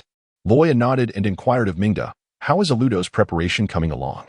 Mingda, engrossed in recording resources with pen and paper, flipped through his notes upon hearing the question. "We just need 2 more barrels of water and approximately a ton of food. It is not always fortunate to encounter the Sea Kings. We must ensure we have ample provisions." After speaking, he cast a forlorn glance at Luo Ya. It was precisely because Luo Ya and Aludo were aboard that such a lengthy supply of food was necessary. Otherwise, it would be a blessing if they merely refrained from hindering the battle efforts. Feeling uncomfortable under Mingda's gaze, Luo Ya cleared his throat and waved dismissively. "All right. You handle it as you see fit. I suspect I won't be able to eat much due to seasickness." With that, he departed the dock and sought out Tony, leaving Mingda behind with a skeptical expression that seemed to question Luo Ya's credibility. On the deck, Tony was counting the crew members. This was his first time serving as the commander of a warship, and he trembled with excitement. Fortunately, his experience as the dojo master afforded him a modicum of composure, preventing any potential blunders. Upon seeing Luo Ya approach, Tony handed him the list and remarked, "There are a total of 75 individuals, including 5 for navigation comprising the helmsman and the navigator, and 7 for logistical support, which includes the cooks and the ship's doctor. The remainder are all enlisted soldiers." "Understood," Luo Ya replied, casting a brief glance over the list before dismissing it from his mind. These regular soldiers were present solely to defend the ship during combat and would not directly engage in the mission, should their involvement in battle be required. Even if there were no casualties, the overall assessment of Luo Ya and his companion's operational mission would significantly diminish. "Let us make haste and set sail before noon. Is that clear?" "Understood." Gazing at the shimmering ocean and feeling the refreshing sea breeze against his face, Luo Ya reflected, "Having been in this world for so long, this marks my 3rd voyage. Truly, why must I suffer from seasickness?" Chapter 62. Departure, Destination, Sisville. As the sun ascended to its zenith, the diligent Navy finally completed the preparations for their voyage. Luo Ya meticulously examined the report in hand, only to realize that his efforts bore little fruit. One of the objectives of the practical mission was indeed to cultivate his skills, to become more formidable. However, the more significant aim was to familiarize the elites with navigation, laying the groundwork for their future naval careers. After all, they were not mere foot soldiers. How could they possibly lead a fleet if they remained ignorant? Yet, a dilemma arose. For Luo Ya, the prospect of sailing was something he preferred to avoid, despite understanding the intricacies of navigation. He had no desire to embark on leisurely sea voyages. Resolutely, he tore the report in half and called out to Aludo, who stood on the deck. "Aludo, prepare for departure, destination, Sisvale." "Understood," Aludo replied, then turned to the sailors beside him, instructing, "Relay the order, we set sail." "Yes, sir." The sailors snapped to attention and hurried off to convey the command. At that moment, Tony, who was resting against the railing, lifted his eyelids and called out to Luo Ya, who lingered on the shore, "Hey, aren't you boarding the ship?" "Of course I am." Luo Ya wore a grimace, expressing his reluctance with an air of indecisiveness. "You all go ahead. Allow me to run for a bit first." Tony, at a loss for words, regarded Luo Ya with disbelief. Just how seasick can you possibly be? However, Luo Ya's request to run piqued his curiosity. Contemplating Luo Ya's abilities, an audacious thought struck Tony. Could it be akin to Admiral Akiji? Just then, a resounding horn echoed from the bow of the ship, interrupting his musings. The signalman atop the lighthouse waved his flag, indicating that it was time to set sail. Soon, the surrounding scenery began to recede as the wavebreaker gently departed the harbor. As for Tony, Min maintained the pride of a seasoned soldier. Upon reaching the deck, he cast a cold glance at Luo Ya by the shore and inquired with a detached tone, "What is this? Luo Ya isn't joining us?" The task at hand was mandatory, and as a soldier, obedience to orders was paramount. If Luo Ya truly chose to remain behind, his fate back at headquarters would be dire, likely a stay in room 3. Thus, he harbored no concern about Luo Ya's potential retreat. His question merely served to assert his status aboard the ship while subtly reminding Tony that he was the lowest in rank.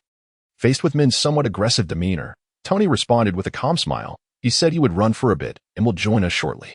After a month of camaraderie, Tony had grown accustomed to the speech patterns of a certain former ruffian leader. Min, despite being a complete rogue, was a comrade worthy of entrusting one's life. Regardless of how he treated Tony now, in the face of a life-threatening crisis, he would undoubtedly stand firm. Having said this, Tony dismissed Min's presence and turned his gaze toward the coast, curious to see if Luo Ya could indeed move across the sea like Admiral Akiji. Following Tony's line of sight, Min noticed some commotion on the shore. Luo Ya took a deep breath, and immediately, a layer of pristine frost enveloped the stones beneath his feet. However, this frost did not spread indiscriminately. It surged directly forward, aimed precisely at Luo Ya's path. With a crackling sound, a straight path of ice emerged upon the ocean's surface, extending a full 200 meters, steadfast against the crashing waves, standing resolute like a blade thrust into the sea. What a terrifying power this was! In that moment, both Aludo and the ordinary sailors were struck with awe at the might Luo Ya displayed. In this world, the ocean had always been perceived as insurmountable, a notion deeply ingrained in the minds of all. The ability to freeze the sea was indeed a source of trepidation. Taking slow breaths to regulate the release of cold energy, Luo Ya lifted his foot, revealing 2 ice blades beneath his soles. "Let us go." With the ice blades beneath him, Luo Ya charged across the frozen surface, propelling himself forward at great speed. In the headquarters fortress, within the Marshal S office, Zephyr watched Luo Ya depart, lost in thought. Unaware that the cigar in his mouth had gone out. Noticing the expression of his old friend, Sengoku approached him, placing a reassuring hand on his shoulder. Have faith in Luo Ya, he is your disciple. Zephyr, acknowledging this, gestured dismissively. Yes, I know. What is the big deal? That rascal is quite slippery. He'll be fine even if everyone else perishes. Carp, nonchalantly chewing on snacks, remarked without a care. Zephyr scowled, ejecting the remnants of his cigar into Carp's face. Get lost. Carp, flicking the cigar away, retorted with mock indignation. What, am I wrong? Shut up, Carp. Sengoku interjected with a dark expression. It seems you've been too idle lately, wandering around here without purpose. I have a task for you to handle. Upon hearing this, Carp immediately protested. Hey, I'm still on leave. This is against regulations. When have you not been on leave? Just behave yourself. As Carp and Sengoku exchanged banter, Zephyr retrieved another cigar. Placing it in his mouth, gazing at the diminishing figure of Luo Ya, pondering, am I truly being too impulsive? All I can do now is trust in Luo Ya. The sun gradually ascended from directly overhead to a slanted position, as the sea breeze carried a hint of chill. This was the first wave breaker. Meticulously assembled with high-quality components and accompanied by carefully selected naval personnel. Jim was confident that the wave breaker would outpace all vessels of the same tonnage on the sea. The claim of being 5 times faster than an ordinary warship was no mere boast. In fact, the performance of the wave breaker exceeded Luo Ya's expectations. To conserve energy, Luo Ya refrained from employing techniques such as shave or activating magic patterns for acceleration. Yet, his control over every ounce of strength within him had vastly improved, enabling him to move at a speed more than 3 times that of before, only slightly slower than the prodigious Hansa. Nevertheless, he still could not catch up to the wave breaker, relegated to trailing behind, ensuring that his target remained within sight. The phone bug nestled in Luo Ya's embrace began to ring. He retrieved the device, and upon connection, the head of the phone bug transformed into the distinctive airplane hairstyle of Mingda. Hello, Luo Ya, we are about to enter the doldrums. Will you return to the ship, or continue running? As Luo Ya attuned himself to the currents surrounding him, he realized that the wind was indeed blowing from behind. The sky ahead resembled a still canvas. The clouds remained stationary, and the sea's surface was devoid of waves, exuding an air of profound tranquility. Casting a glance at the sun overhead, Luo Ya estimated the time to be approximately 4 in the afternoon. Although his physical strength was still ample, his magical energy had dwindled to under 500 points, signaling that he could not persist for much longer. Thus, he decided to take a brief respite. With this thought, he addressed the ship's communication device. Slow down, I am coming aboard. Also, please prepare some seasickness medication. Understood. Mind responded, promptly disconnecting the communication. He then called out to Ludo and Tony, who were exercising on the deck of the Armstrong-class battleship. Instruct the control room to reduce speed. Notify the ship's doctor. Remember to prepare the seasickness medication. Mind's intellect was undoubtedly sharper than Ludo's, and his navigational experience surpassed Tony's, so under Luo Ya's suggestion, Mind assumed command of the ship. Chapter 63, Monkey D. Garp. The route taken by the ship was a closely guarded secret of the Navy, ensuring safety and expedience. There is a saying, looking at a mountain makes a horse run faster, implying that something appearing near may, in fact, be quite distant. This adage is equally applicable to maritime navigation. Despite the seemingly close proximity to the windless zone, they spent half an hour before finally arriving. If one disregards the incessant groans of a certain lethargic individual aboard, the journey could be deemed relatively uneventful. The windless zone was vast, and even the ship's efforts to traverse it could not be accomplished in a short span. With nothing to occupy him, Ludo embraced a specially crafted iron tower and worked up a sweat on the deck. Suddenly, the sea beside the warship erupted as tons of seawater shot into the air, creating a magnificent spectacle. The ship shook violently from the impact of the water, causing Luo Ya, who lay in bed, to feel his stomach churn uncontrollably, and he could not help but vomit. The sudden jolt caused Ludo, who was standing unsteadily, to lose grip on the several-ton iron tower, which crashed onto the deck, leaving a dent. What just happened? Mind shouted as he emerged from the cabin, steadying himself against the doorframe.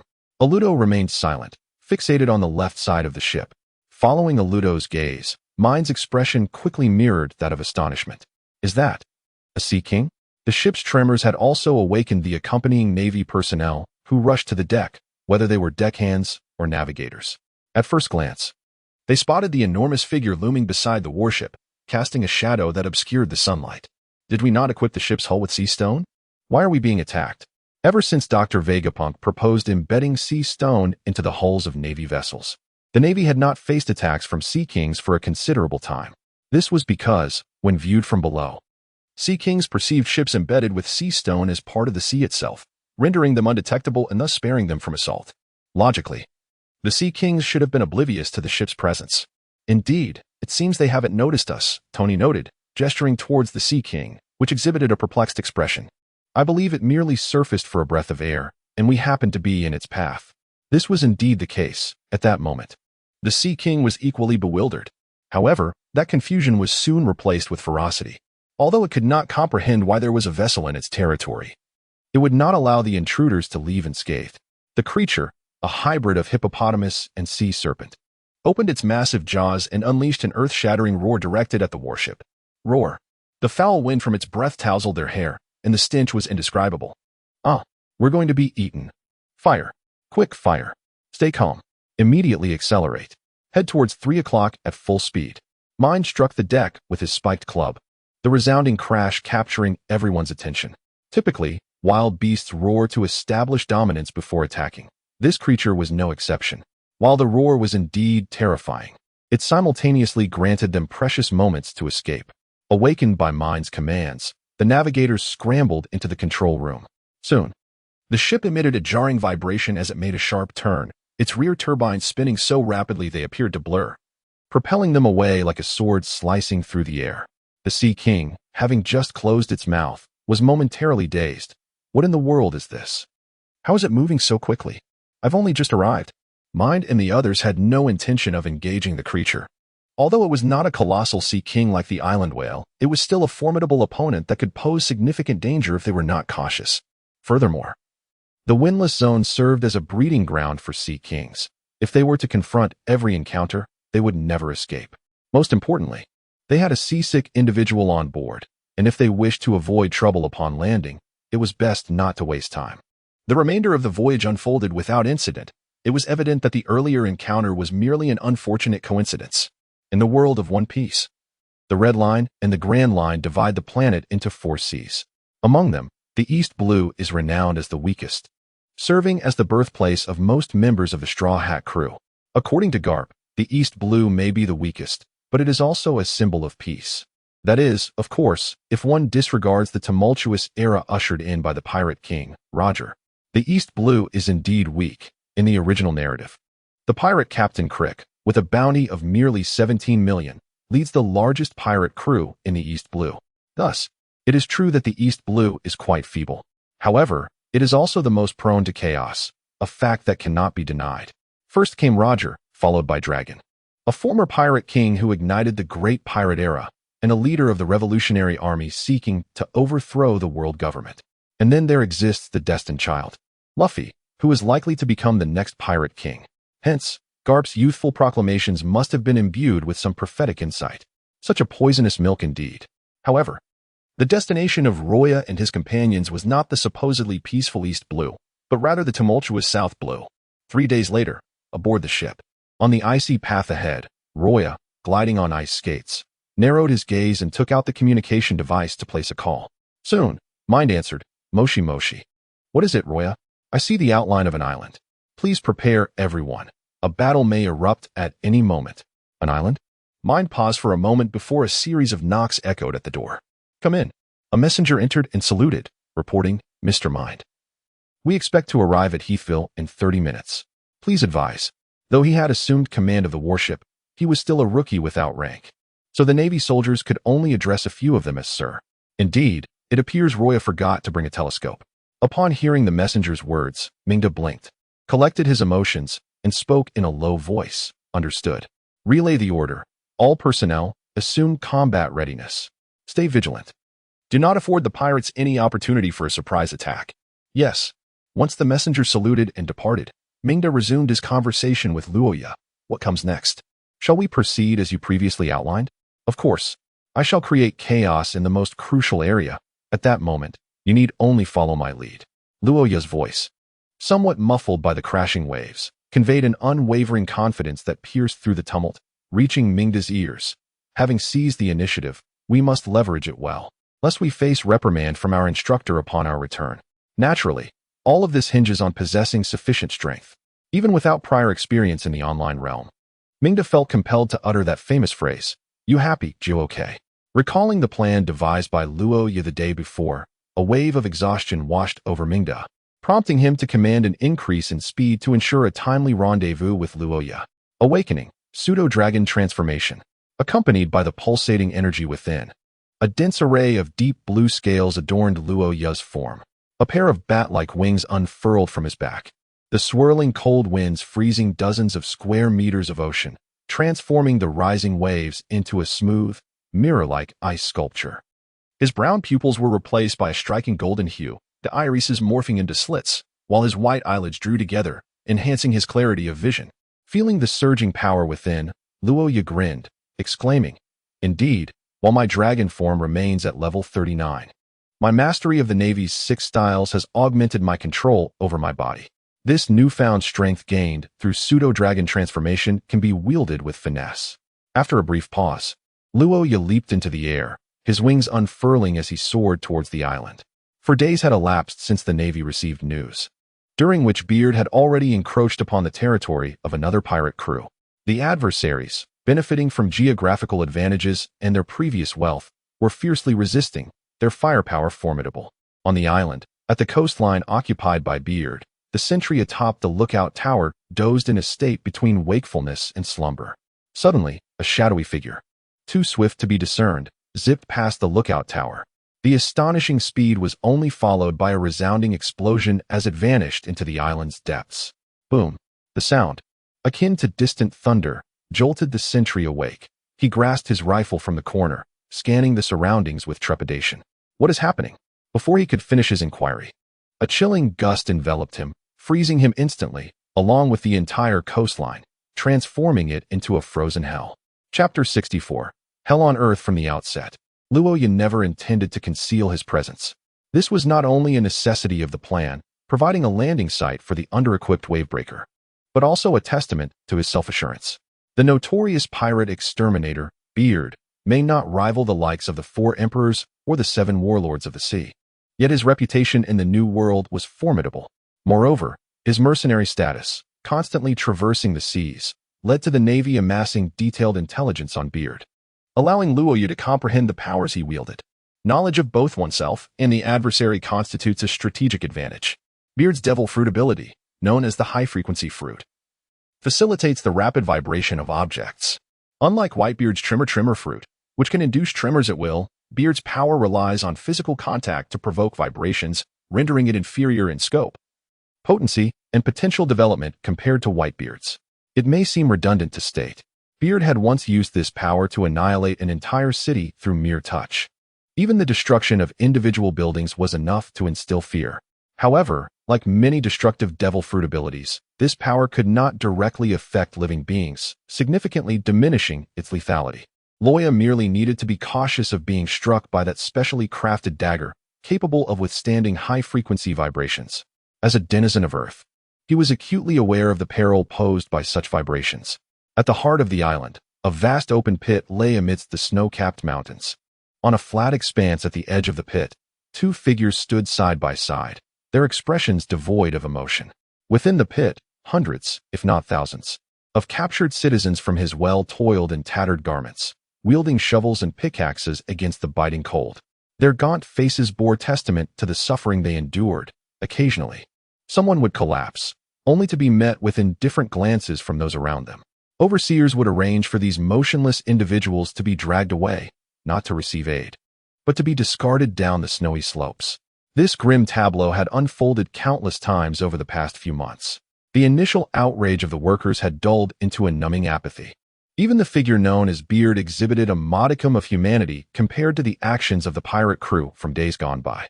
At least they wouldn't starve to death, merely die of exhaustion. Those who dared to resist were executed, stripped of their garments, and hung at the entrance of their dilapidated shelters as a grim warning to others. Total submission was perhaps the only means to survive until the day of salvation. Beard was a competent butcher. He understood that relentless slaughter and oppression would only backfire, provoking the laborers to a desperate uprising, a scenario detrimental to his grand ambitions. The best outcome lay in stripping them of their will to resist, instilling a sense of compliance. Judging by the current circumstances, his methods appeared to yield satisfactory results. Among the two figures, the robust middle-aged man was Beard, the very target of Luo Ya's mission. With his meticulously groomed golden hair and genteel demeanor, it was hard to fathom that he was a cold-hearted butcher. Beside him stood a somewhat youthful young man with dark skin. The naval headquarters was situated nearby, and it was estimated that they would arrive within a few days. Beard inquired, "Where is the ship your boss promised me? Why has it not yet arrived?" "Well, after all, our base is located along the Grand Line. It takes time to dispatch sufficient cargo vessels," the young man replied. His hands tucked into the pockets of his windbreaker, his eyes concealed behind dark sunglasses, offering a nonchalant smile. "Humph, that is the least I expect," Beard retorted with a cold scoff, the animosity in his gaze unmistakable. It was clear that their relationship was far from amicable. The young man shrugged, seemingly unperturbed by Beard's irritation. It was entirely reasonable for Beard to feel vexed. He had never anticipated that those cornered individuals would resort to setting fire to ships and bombing the port, and astonishingly, they had succeeded. Consequently, no one could transport the gold ore. The young man shared the sentiment. The plan to exploit the royal family and extract gold from the mines had been progressing smoothly. However, before the gold could even be unearthed, internal strife had erupted over profit sharing, leading to chaos. If that were all, it would not have been a problem. They intended to silence everyone in the end, and losing a few now had merely saved the young man considerable effort. Yet, unexpectedly, some had managed to escape during the turmoil. To escape was one matter, but how far could a small boat traverse the sea? Did they think themselves the world's greatest swordsmen? Whether it was fortune or misfortune, that very small boat was rescued by Beard. This complicated matters. Beard's prowess certainly warranted the title of a great pirate. He was unaware of its exact extent, but it was indisputable that he was not someone the young man could confront. Just as despair began to envelop him, a spy he had placed within the puppet pirate crew, who had presumably been sold out, apprised him of the plan to set fire to the ships that night. Hope flickered anew. The young man quietly schemed to intensify the flames, ultimately obliterating every vessel belonging to his well, irrespective of size, leaving none unscathed. Subsequently, as a representative of the labor organization, he approached Beard to seek collaboration. It was evident that neither party was virtuous. Beard dared not contact his fleet for assistance. They were merely a coalition of interests, and such an action would be deemed textbook treachery. Should he proceed with that course, he would not receive aid from allies, but rather a raised blade. At that moment, the young man's transponder snail suddenly rang. Brr brr brr brr. Picking up the transponder snail, the young man furrowed his brow and asked, "What is it?" This was the communication device of the coastal patrol, responsible for monitoring the shores. A call from them was never a harbinger of good tidings. "Sir, we have a grave situation. Invaders have landed on the island." Upon hearing this, the young man's expression shifted dramatically. Invaders? Why did the sentries not signal? The coastal sentries held a vantage point, their line of sight encompassing a significant portion of his well island. Any vessels approaching from any direction should have been detected immediately. They must have spotted them. However, they might not have had the opportunity to send a warning. Moreover, there are no signs of any ships along the coast. It is speculated that the intruders may be airborne. They are heading straight for the snowy mountains. Airborne? The young man's eyes widened in disbelief, and he let out a weary sigh. How far must this situation escalate? He glanced at Beard, pondering if he was simply experiencing a streak of ill fortune. According to the intelligence, the gold mine lay at the very center of his well island. The snowy mountains? Truly a fitting domain for ice dragons. Luo Ya set his sights on a target, flapping his wings in a powerful ascent. Everywhere he passed, life was frozen in place. Animals, trees, soil, and stones alike, all leaving behind a broad, pristine path of ice upon the ground. As he soared midway through his flight, a town came into view. It was not particularly large, perhaps more aptly referred to as a village, reminiscent of the small settlement where the families of the Marineford Navy resided. However, in terms of the height and density of its buildings, it far surpassed the modest Marineford community, thus meriting the designation of a city. Yet, what was once a thriving urban center had now transformed into a hellish nightmare. Crumbling structures littered the landscape, stained with pools of blood and the unburied corpses of the fallen. Naked women, their eyes vacant and devoid of shame, scavenged through the ruins for sustenance. Soon, they were dragged into the shadows by pirates reeking of alcohol and sweat, followed by the unsettling sounds of violence. Children wept beside their deceased parents. Grievously wounded souls cried out in agony, and the pirates reveled in their cruel laughter, their cacophony merging into the most jarring symphony of human suffering. Luo Ya abruptly halted his movements, his anticipation of a formidable foe replaced by a chilling intent to kill. The temperature of the air plummeted by dozens of degrees. An ordinary person would suffer from frostbite merely by breathing. He retrieved the communicator from his pocket and, once connected, spoke. Mingda, forget the mission for now. Come and save people first. Chapter 65. Me? I'm going to kill. Thanks to the generous support from my friend, Extreme Distance, for the 388 donation. And thank you to all the supporters. Don't ask me why I didn't name names. It shows the number of contributors, but not specific IDs. What can I do about that? The frustrating phone assistant. Save people?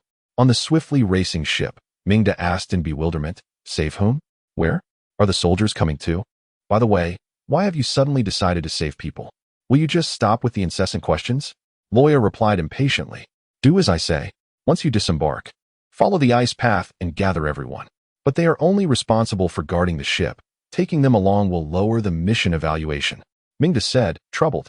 In the elite camp's practical missions, aside from capturing or killing the target, the overall evaluation holds significant importance.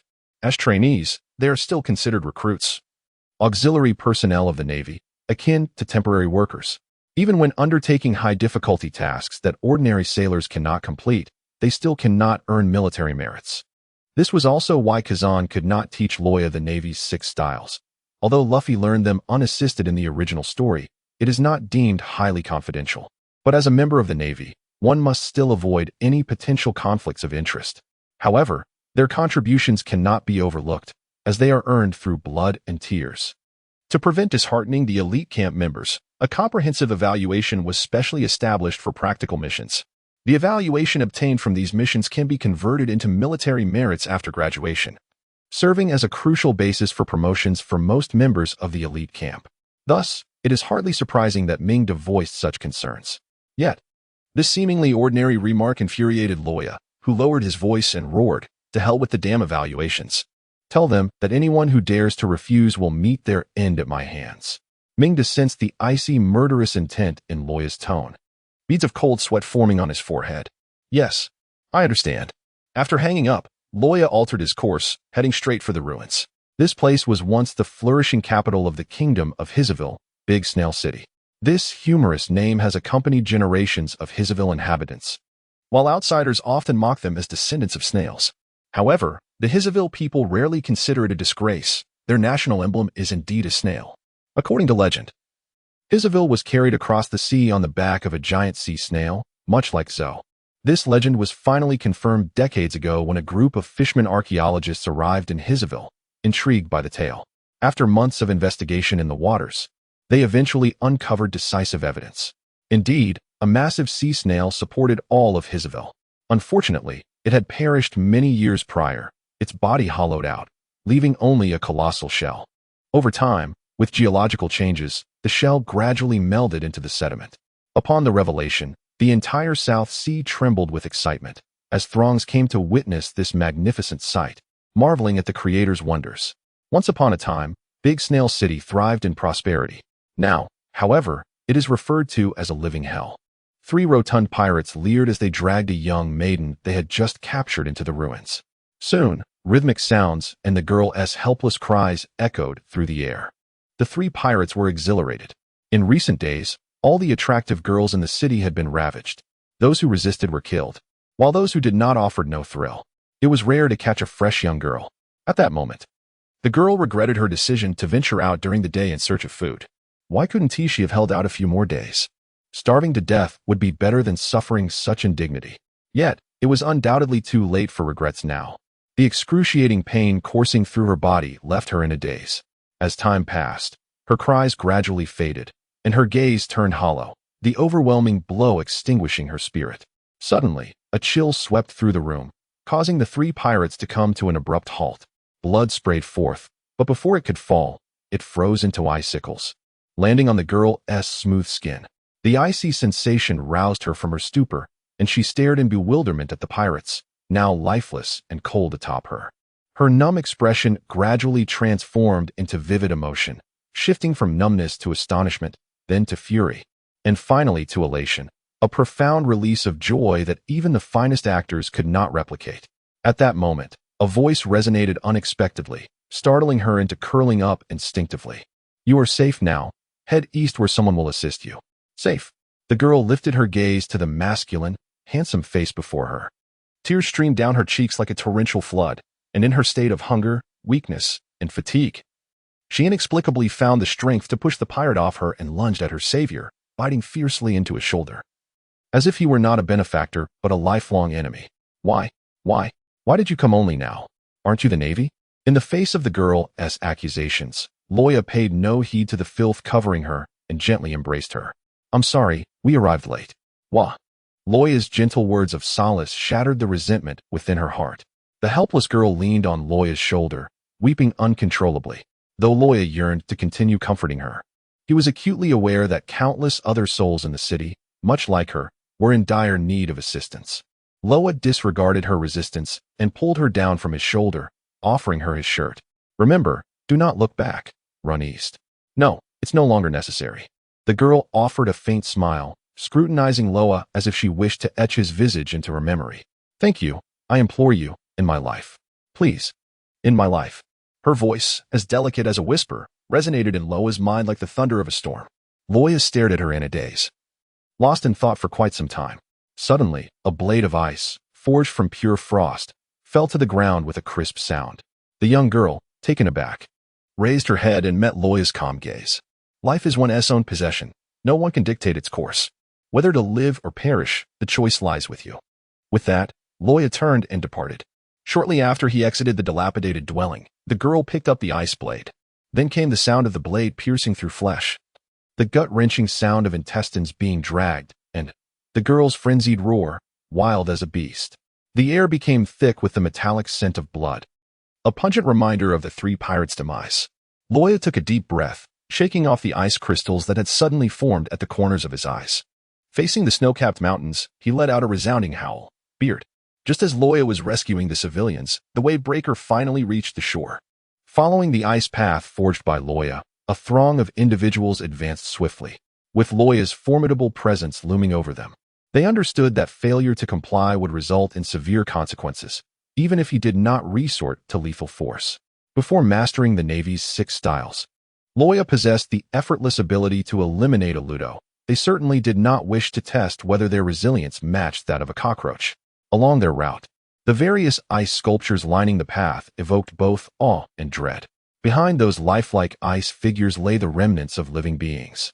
However, their trepidation was soon overshadowed by indignation upon encountering their first refugee. Not only were they incensed, but they also felt a profound sense of shame.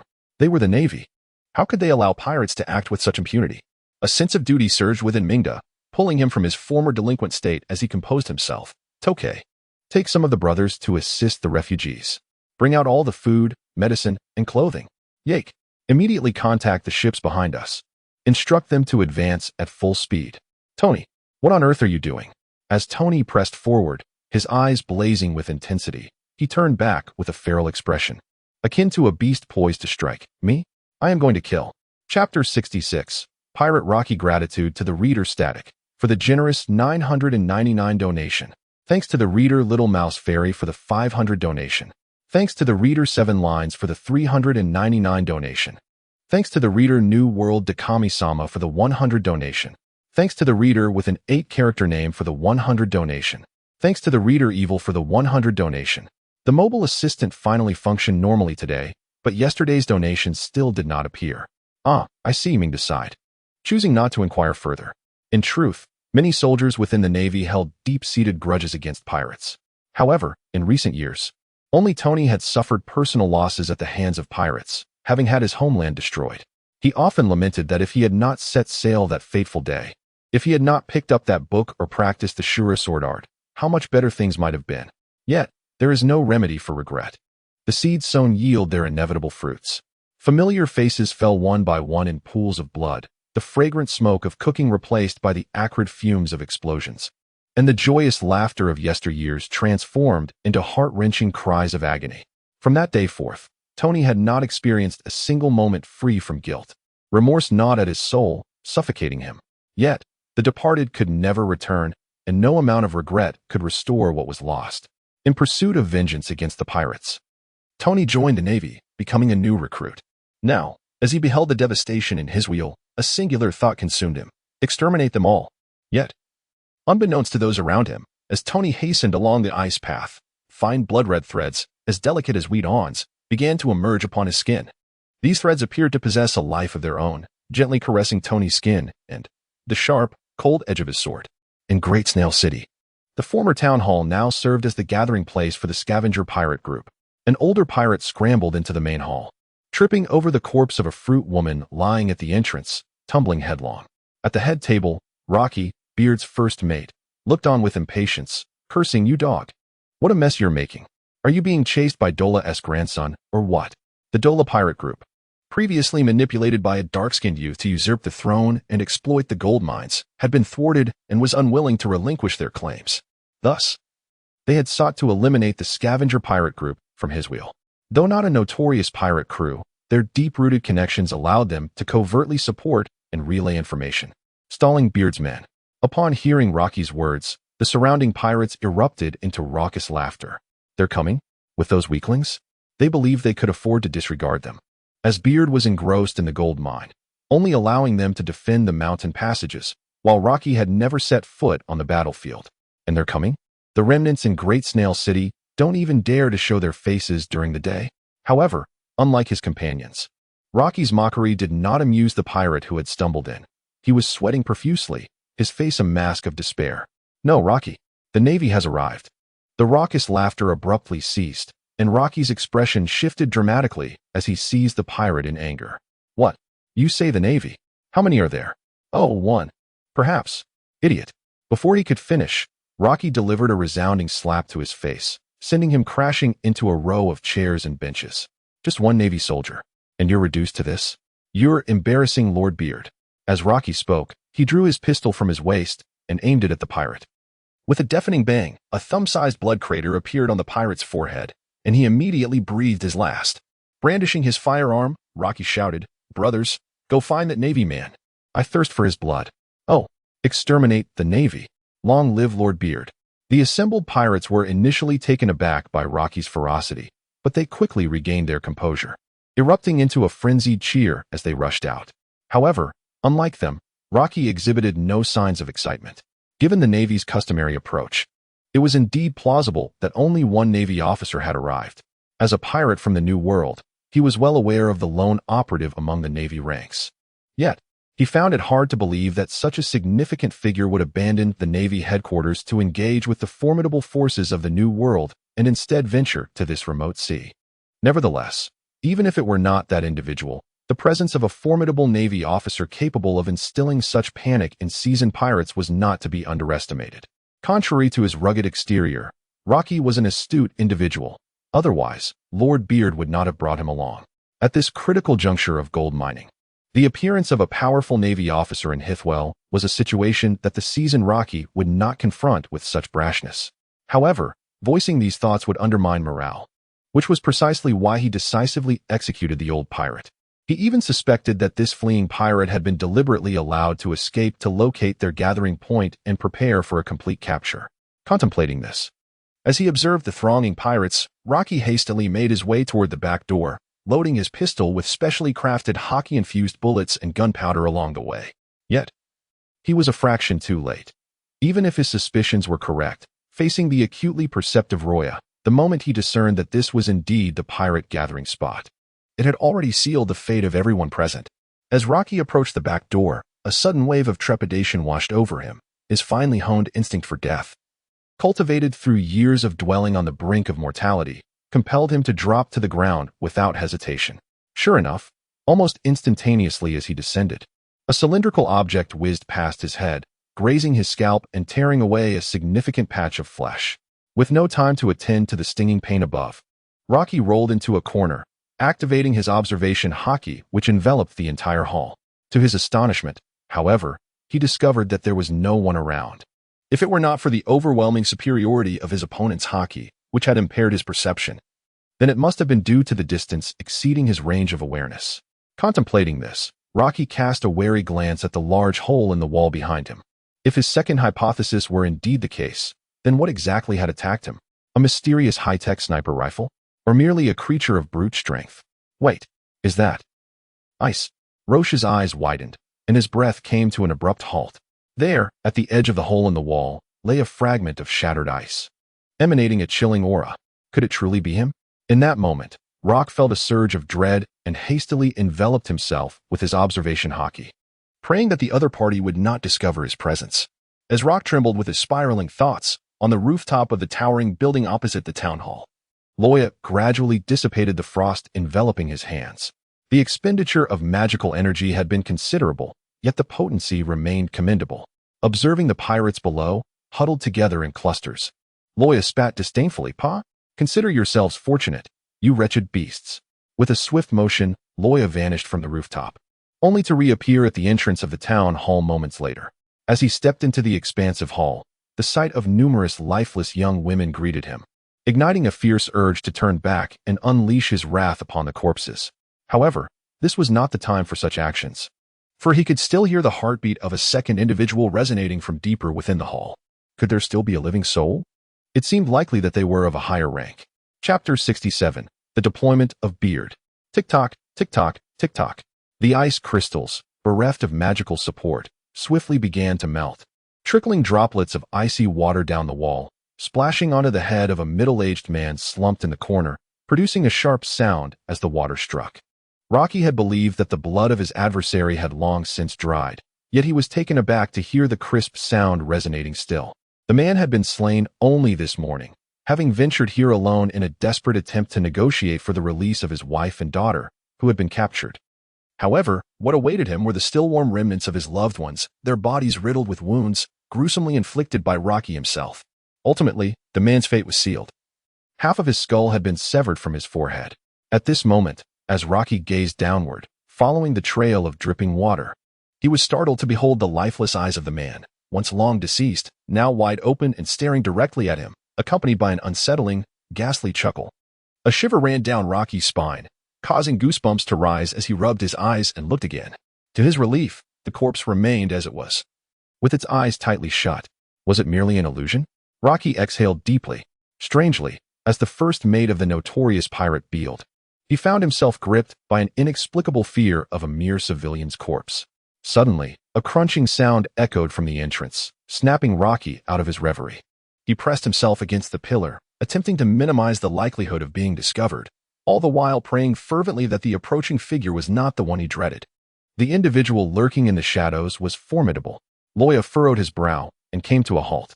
Having yet to cultivate his domineering aura, he could only perceive the overwhelming stench of blood emanating from the other party when standing close. This scent, a testament to countless lives extinguished, reverberated with an incessant roar. Alarm bells began to tremble in his mind, warning Luo Ya that this was an adversary not to be underestimated. A subordinate of Beard, perhaps?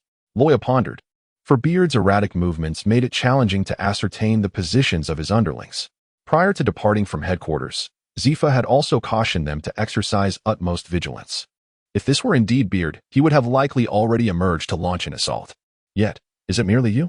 Suddenly, Luo Ya laughed, raising both hands with palms directed towards the pillar where Rocky was concealed. Ice make, heavy cavalry. In an instant, a massive ice spear, over 3 meters in length and as thick as a man's neck, materialized in the air and shot forth with Luo Ya's motion. Boom! The colossal ice spear shattered the stone pillar and the wall, vanishing into the distance in the blink of an eye. Amidst the cascading debris, a shadow swiftly darted out. Bang! A gunshot rang out as a bullet struck Luo Ya, leaving a shallow dent on his protective ice armor. Taken by surprise from the impact, Luo Ya staggered back a step, his gaze filled with vigilance. See stone bullets.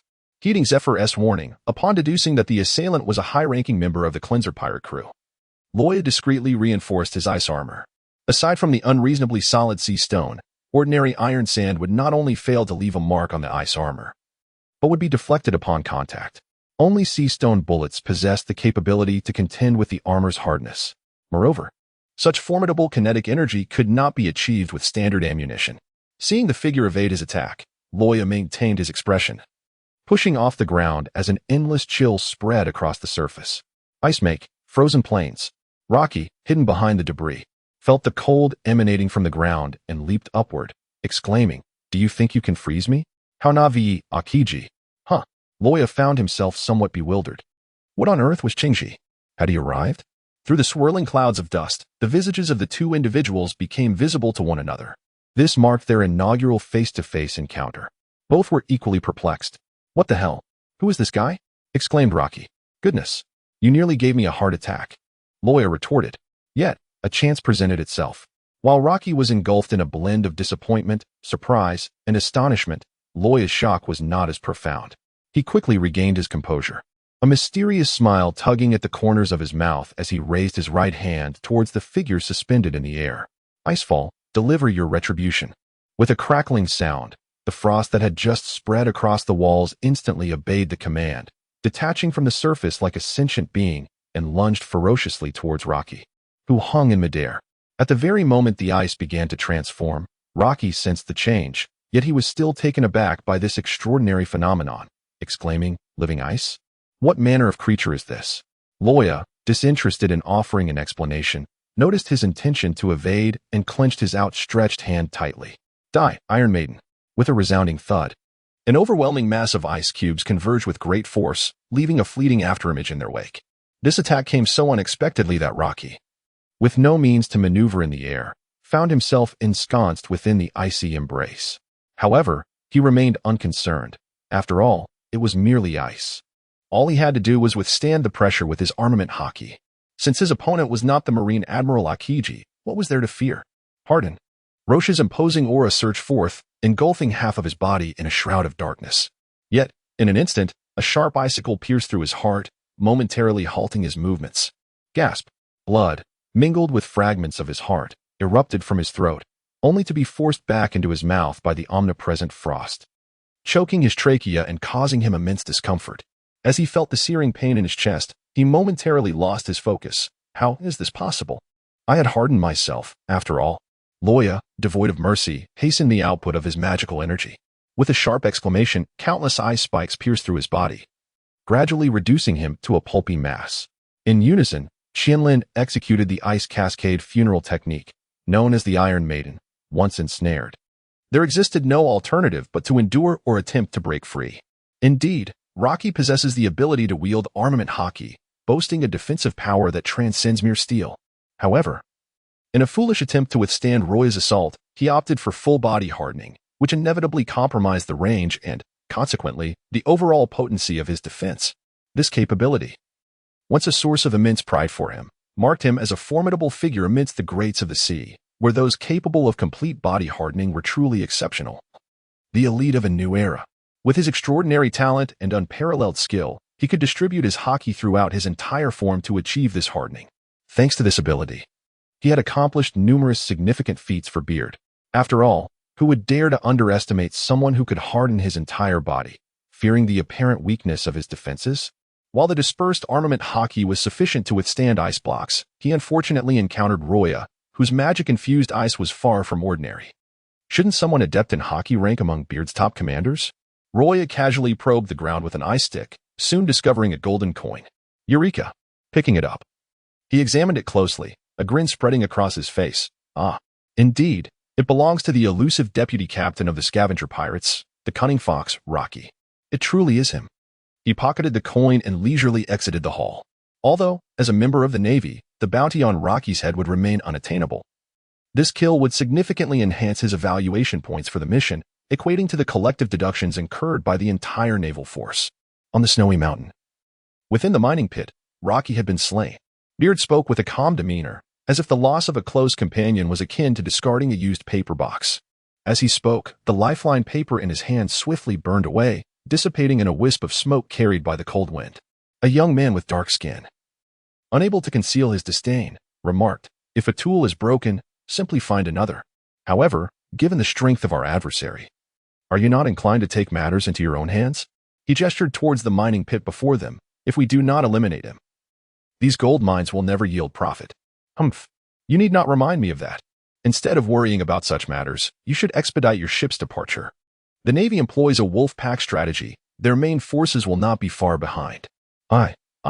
The youth nodded dismissively and retreated indoors, watching him depart. Beard snorted coldly and proceeded down the snowy slope. With his lifeline grasped by another, this transaction was born out of necessity. Otherwise, given his temperament, that little brat would have met his demise countless times already. The Baroque Works, a notorious organization along the Grand Line, was no exception.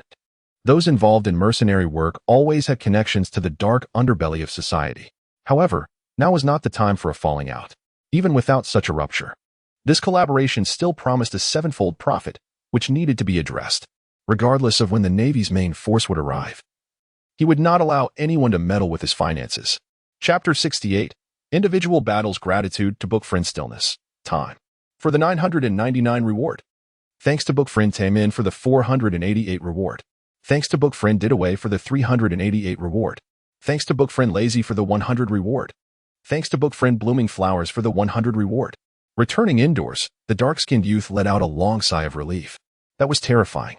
Is this the aura of a great pirate? Just a single glance was enough to instill such dread. I truly cannot discern whether collaborating with him is a blessing or a curse. Lifting his thermos, he poured a cup of water to drink. Then retrieved a transponder snail to make a call.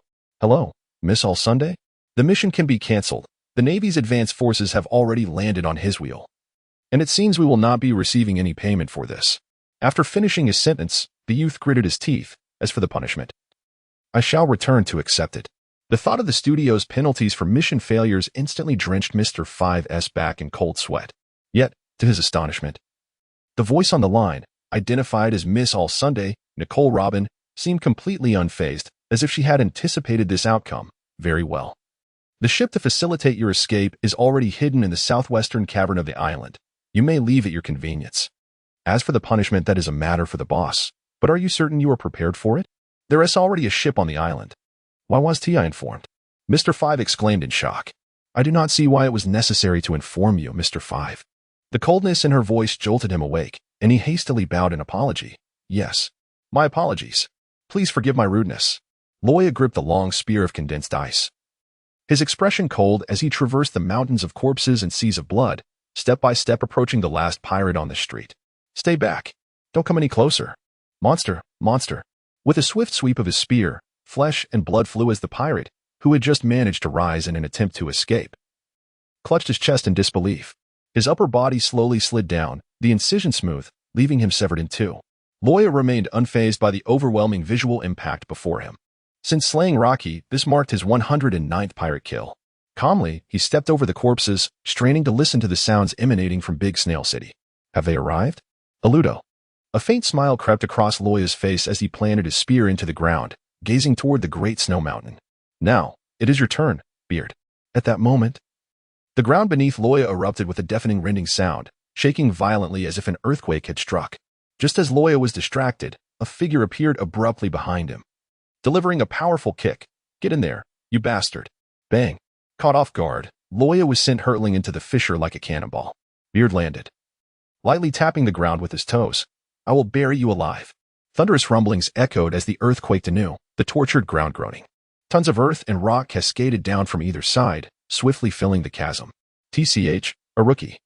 Killing so many of my subordinates must indicate you are from the elite camp, but to challenge me at this level? How dare you disrupt my affairs? Beard scoffed at the abyss before him. Oh, is that so? My sincerest apologies for ruining your plans. Suddenly, Luo Ya's voice resonated behind Beard, accompanied by a torrential assault of ice spears. Managed to evade with a shave.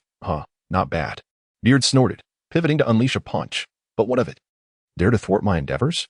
You shall regret being born into this world. Explosive fist. Meteor. In an instant, a multitude of fist shadows surged forth, resembling fiery projectiles racing toward the ice spears, the black afterimages amidst the flames indicating the use of hotkey. Boom. The air was filled with a cacophony of explosions, a thunderous roar reverberating incessantly. That recent tremor, coupled with this sound, it must be Luo Ya confronting a formidable foe. In Greenleaf Town, several miles away from Big Snail City, Tony calmly withdrew his sword from a pirate's neck, gazing toward the source of the explosions. So, that direction leads to Big Snail City. Tony paused momentarily before glancing at his sword. However, I have far more pressing matters at hand. This town cannot be neglected. With that, Tony turned to the estate atop the hill, flicking his sword. Blood was flung from the blade, tracing a beautiful arc through the air. Breathing in the pungent scent of blood, Tony shivered, savoring the sensation, this feeling. So invigorating. Suddenly, he snapped back to reality, drenched in cold sweat. Why am I thinking this way? Raising his sword, he noticed crimson tendrils extending from his wrist, binding his hand tightly to the hilt. As the blood on the sword increased, the tendrils writhed and licked at the remnants of blood. What on earth is this? Tony was struck with terror, hastily attempting to pry them off with his left hand, only to be met with excruciating pain, collapsing to the ground in convulsions. Damn it! As he entertained such thoughts, the tendrils tensed, hardening like steel, piercing into his bones. The agony, penetrating to the marrow, was unbearable. Meanwhile, in Big Snail City, Mind and Ludo confronted the remaining members of the Cleansing Crew pirate group. Cannon fist, 100 cannons. Boom. Ludo unleashed a punch, the force erupting and folding the pirate before him in half. He then propelled the pirate like a cannonball toward others in the distance.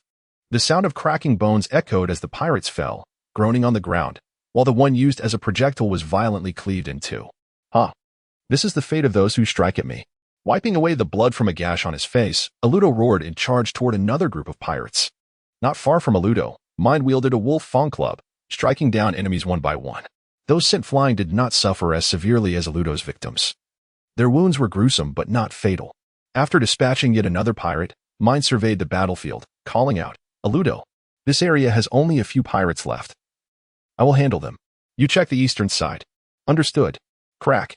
A hapless pirate had his skull crushed, brain matter and blood splattering onto Ludo, giving him an appearance akin to a demon.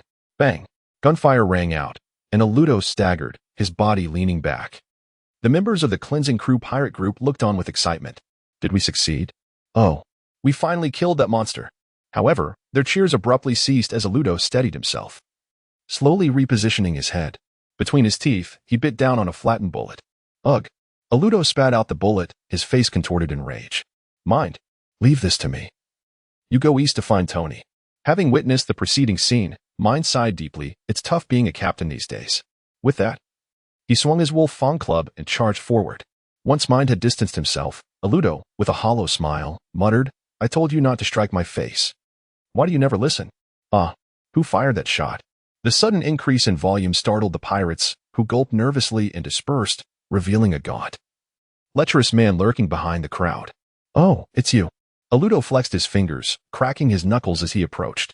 With a massive hand, he seized the man's head, pulling it close, the grotesque visage marred with flesh, and asked, How do you wish to die, darling? Chapter 69, Battle. Beard. Little did Luo Ya realize that Tony was, in fact, directionally challenged. He had exhibited no signs of this back at headquarters. Is this a swordsman's passive trait? How utterly vexing. However, unlike the renowned and notoriously directionally challenged swordsman Zaro, Tony's navigational skills had not yet deteriorated to such an exaggerated extent.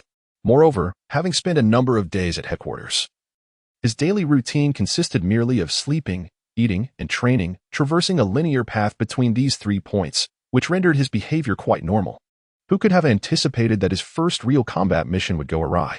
Initially, Tony was progressing well along the icy path, but midway through, he inexplicably lost his way. 4. The ice path had suddenly vanished. This detail had escaped Luo Ya's notice at that moment. He had been so taken by the devastation of Great Snail City that he resolved to prioritize the rescue of civilians, regardless of the world. Rescue operations are invariably a protracted endeavor. To conserve magical energy, Luo Ya dispelled his pseudo-dragon transformation ability, without the enhancement of his transformed state. And driven by an urgent desire to save lives, Luo Ya naturally refrained from wastefully expending magic to leave markers. Consequently, this resulted in Tony's disorientation. Surrounded by towering trees, the scenery appeared uniformly identical from every angle. Faced with this unfamiliar environment, Tony resorted to the swordsman's secret technique, throwing his shoe to discern the path. The outcome need not be elaborated upon. In any case, Mind and Ludo were in search of him. High-frequency rock spike. Beard delivered a heavy punch to the ground, and in the next instant, a multitude of sharp stone spikes shot forth, hurtling towards Luo Ya. This move showcased a facet of Beard's formidable abilities. The high-frequency fruit merely induced vibrations in objects. Yet Beard adeptly sculpted the stones into spikes through the transmission of these vibrations, carefully propelling them outward. A miscalculation of even a fraction would either diminish the spike's potency or cause them to shatter entirely.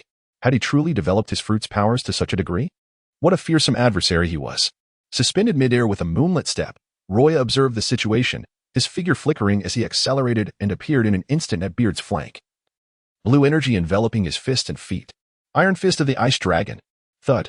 The sound of a muffled impact resounded. Yet it was not the sound of flesh being struck.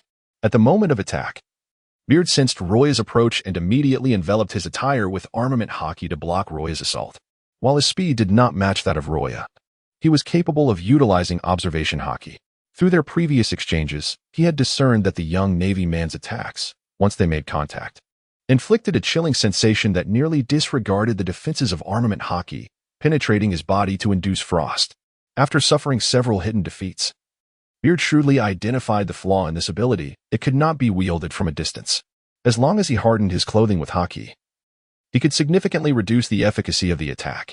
Although the cold emanating through his clothes remained piercing, its intensity was considerably diminished. However, this tactic came at a cost. The fabric used to block the attack would instantly shatter from the frost, no matter the protective layer of armament haki. In the midst of battle, Beard's attire was now tattered and torn, resembling that of a beggar. Yet, Luo Ya was not faring much better, his body marked with bruises and contusions. Faced with Beard's dagger strikes, he had no choice but to evade, sacrificing a portion of his defense. Enduring a kick was preferable to a stab. Futile child, I have already deciphered your attacks. Upon witnessing Luo Ya's fist thwarted once more by the hardened fabric, Beard let out a loud, derisive laugh, while the specially crafted dagger in his hand emitted a piercing shriek as he thrust it backward with force. Was it possible that such a wide-range attack required no build-up? Luo Ya furrowed his brow. In a moment of critical urgency, he tilted his head. But the ice armor on his body met the dagger as if butter met a searing knife, yielding effortlessly. However, the realization of the outcome caused Luo Ya to react just a fraction too late, and the high-frequency vibrating dagger left a shallow gash across his face. Immediately thereafter, Luo Ya felt an intense vibration surge through him, rendering him dizzy and overwhelmed by a powerful urge to vomit. Was this vibration? As Luo Ya pondered, a dizzying sensation overwhelmed him, making him feel as though his very brain were trembling. His robust physique withstood the discomfort momentarily, but soon he found himself bending over, unable to suppress the urge to vomit. At that precise moment, Beard seized the opportunity. His right foot, imbued with the power of armament haki, struck Luo Ya with tremendous force. With a whoosh, accompanied by the sound of air being sliced, Luo Ya was sent flying, skidding along the ground and leaving a 100-meter-long scar before crashing into the rubble at the street corner. How do you feel, kid? Not so well, I presume? Beard laughed maniacally. I am a user of the high-frequency fruit, the vibrating man. Anything I touch vibrates at an extraordinary speed, causing sensations that can induce nausea and even shatter your internal organs and brain matter. You stand no chance. Indeed. Luo Ya was acutely aware of the tremors in his brain, his thoughts scattered and unfocused. The vibration surged through his blood, bones, and muscles, reaching his mind, leaving him feeling weightless and utterly drained of energy. Beard's kick had been a full-force attack, propelling him far and fracturing his ribs. Yet, it was still within tolerable limits. The collapsing debris erupted with a resounding crash, and Beard's laughter abruptly ceased as he looked down from his vantage point at the swaying figure of Luo Ya. Oh? You haven't given up yet? Do you still fail to comprehend the difference between the New World pirates and a rookie like you? In response, Luo Ya wore a mocking smile. In many anime, particularly One Piece, villains often boast about their abilities, inadvertently revealing their strengths. This was one reason Luo Ya cherished Naruto. Battles among ninjas involved gathering intelligence piece by piece during combat, formulating plans with foresight before acting. The term had long dominated the most infuriating phrases, its sarcastic effect undeniable. Upon hearing this, Beard's expression darkened, and he coldly snorted, "Since you wish to die so badly, I shall oblige." Airquake, expulsion.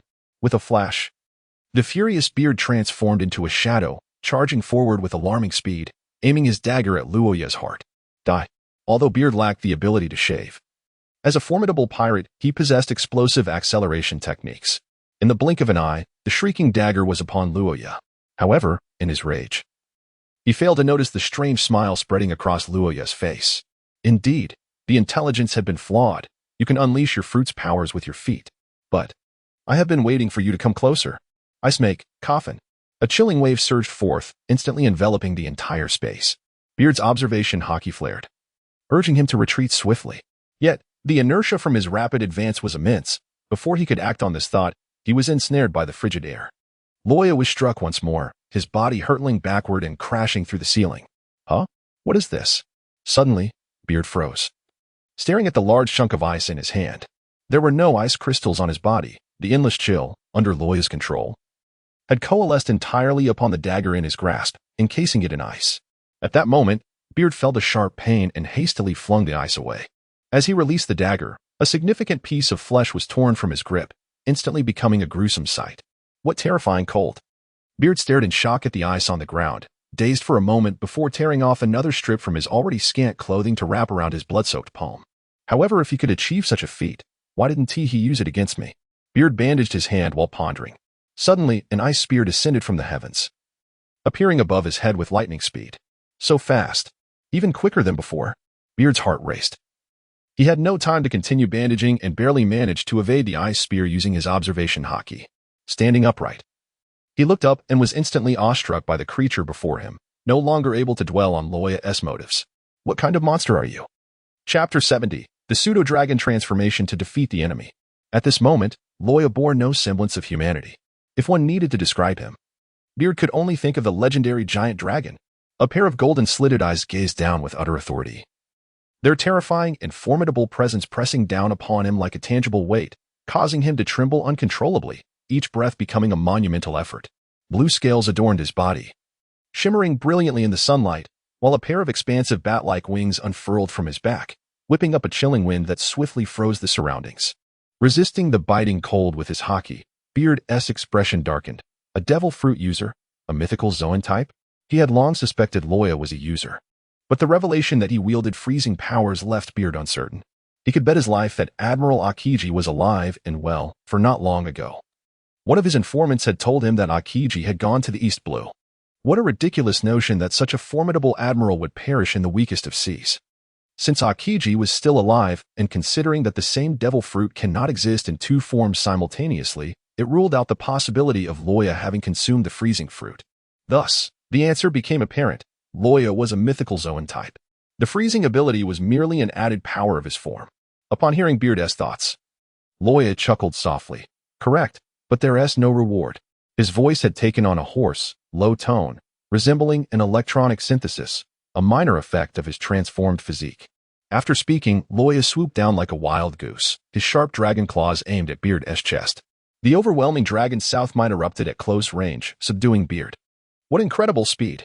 In an instant, Beard felt a surge of dread. The inexplicable pressure rendered him sluggish, leaving him unable to evade. Instinctively, he sought to block with his dagger, only to realize that it had been flung far away, leaving his hands empty. Swoosh! The sound of a blade piercing flesh echoed as torrents of blood erupted, forming crimson ice pillars in the air. After the attack landed, Luo Ya did not glance at his handiwork. Instead, he pivoted and delivered a powerful kick, sending the pained Beard flying. Here's a move for you. 720 spinning kick. Boom. A dull thud reverberated through the air. Beard was astonished to discover that Luo Ya's strength had increased severalfold in this state. The incredible power he had displayed during their earlier encounter had already pushed Beard to his limits. Now, he could hardly withstand it. He was forced to harden his head with armament haki, only to be violently kicked away. The perfect combination of force and speed generated immense inertia, causing his body to trace an arc in midair before crashing headfirst into the ground. Rumble. The earth groaned as a wave of energy surged outward, creating a massive pit over 10 meters in diameter, with spiderweb-like cracks rapidly spreading. Ugh! With that crushing blow, Beard spat out blood. He felt the same sensation Luo Ya had just inflicted upon him. The feeling that his brain was trembling left him weak, nauseous, and on the verge of retching. Yet, before he could catch his breath, the sudden chill behind him jolted him awake. Ice Mage, heavy cavalry. The ice bomb, while capable of freezing, primarily served as a means of large-scale explosion to clear the battlefield. For Beard, who could fully harden his body, its effectiveness was limited. He was no Losai. He had genuinely mastered haki to envelop his entire being. However, the heavy cavalry, focused on penetrating effects, was different. This was Luo Ya's strongest penetrating magic. Thousand Forest could pierce through Luo Ya's defenses, and facing the even stronger haki of Beard, Luo Ya prudently opted for this spell. A colossal ice spear, 3 meters long, materialized before Luo Ya's palm and shot forth with lightning speed, crashing heavily into Beard's back. Rip. Beard was struck directly by the massive ice spear, forcefully driving him into the depths of the pit. After executing this series of attacks, Luo Ya seized a moment to catch his breath, rubbing his chest. Damn. That impact was too strong. Even with the instantaneous freezing, it nearly shattered my heart. Just now. The reason Luo Ya refrained from encasing Beard in an ice coffin was due to the concern over that specially crafted dagger in his hand. Beard's high-frequency fruit was somewhat akin to that of Luffy's #1 fan, the cannibal Bartholomew. Both could unleash tremendous power immediately upon acquisition. However, precisely because of this, subsequent development of the abilities, enhancement, or even mere control proved exceedingly challenging. If Beard were to make contact and utilize the high-frequency vibration, most objects in the world of One Piece would shatter, a formidable force indeed, especially when combined with that unbreakable dagger. Nevertheless, it must be noted that Beard was once a renowned swordsman. This is indeed quite awkward. The dagger of Beard was born in such a situation. With a handle crafted from exceptionally shock-resistant materials, hardened and shaped, while the blade is primarily made of sea stone, augmented with various rare metals forged together. It may not be sharp, but its quality is assured. Losing the dagger is akin to severing one of Beard's arms. The power of the ice coffin is formidable. Yet once dispersed throughout Beard's body, concluding the battle becomes nearly impossible. At best, it can only inflict frostbite, but with the ability granted by the high-frequency fruit, he can swiftly extricate himself. However, when applied to a small dagger, the effect differs significantly, condensing enough ice to encase the dagger, where the mere touch of the icy surface can freeze the flesh of Beard's hand, causing it to crack and adhere together. Furthermore, with the reduced range, the intensity escalates, making it no easy feat for Beard to shatter it. Should he attempt to retrieve the dagger, he would truly fall into Luo Ya's trap. Taking a deep breath to steady the anguish in his heart, Luo Ya fixed his gaze upon the depression before him. Even with the recent attack that pierced Beard, it was improbable for him to perish so easily. As expected, a powerful tremor erupted from the pit, and a colossal stone spike surged from the ground, aimed directly at Luo Ya in the air. Can he still launch such a potent attack? Indeed, it seems he requires the east wind to cleanse the land. Luo Ya, expressionless, watched as the rapidly approaching spike neared him, and mere moments before its arrival, the bat wings on his back sliced through it, shattering it into numerous segments. In the next instant, Beard burst forth from the rubble. What drew attention was not the fist-sized hole in his abdomen, but the swirling flames enveloping his fist. Explosive fist, shattering star. Even from a distance, a terrifying wind from his fist surged forth, rendering the air almost devoid of oxygen, leaving Luo Ya momentarily breathless. Such a fearsome assault, Luo Ya thought, raising his hands to strike together. Ice Make, Rashomon, Ice Wolf, Tyrant Spear. In an instant, Luo Ya executed 3 shape-shifting spells in succession. Fortunately, he had now mastered the art of shape magic. Otherwise, this single act would have been sufficient to incapacitate him due to the backlash of magical energy. With Luo Ya's movements, 3 enormous ice gates materialized in the air, standing defiantly before Beard. The solid edges of the gates conveyed to Beard just how formidable they were. Do you think this can stop me? Don't be ridiculous. Blood seeped from the corner of Beard's mouth as the gaping wound in his abdomen rapidly drained his strength. Unwilling to meet his end, and realizing he could not outrun Luo Ya, Beard understood he must resolve the battle swiftly to afford himself time to heal. Boom. The fiery fist shattered the first ice gate, followed by the second and third.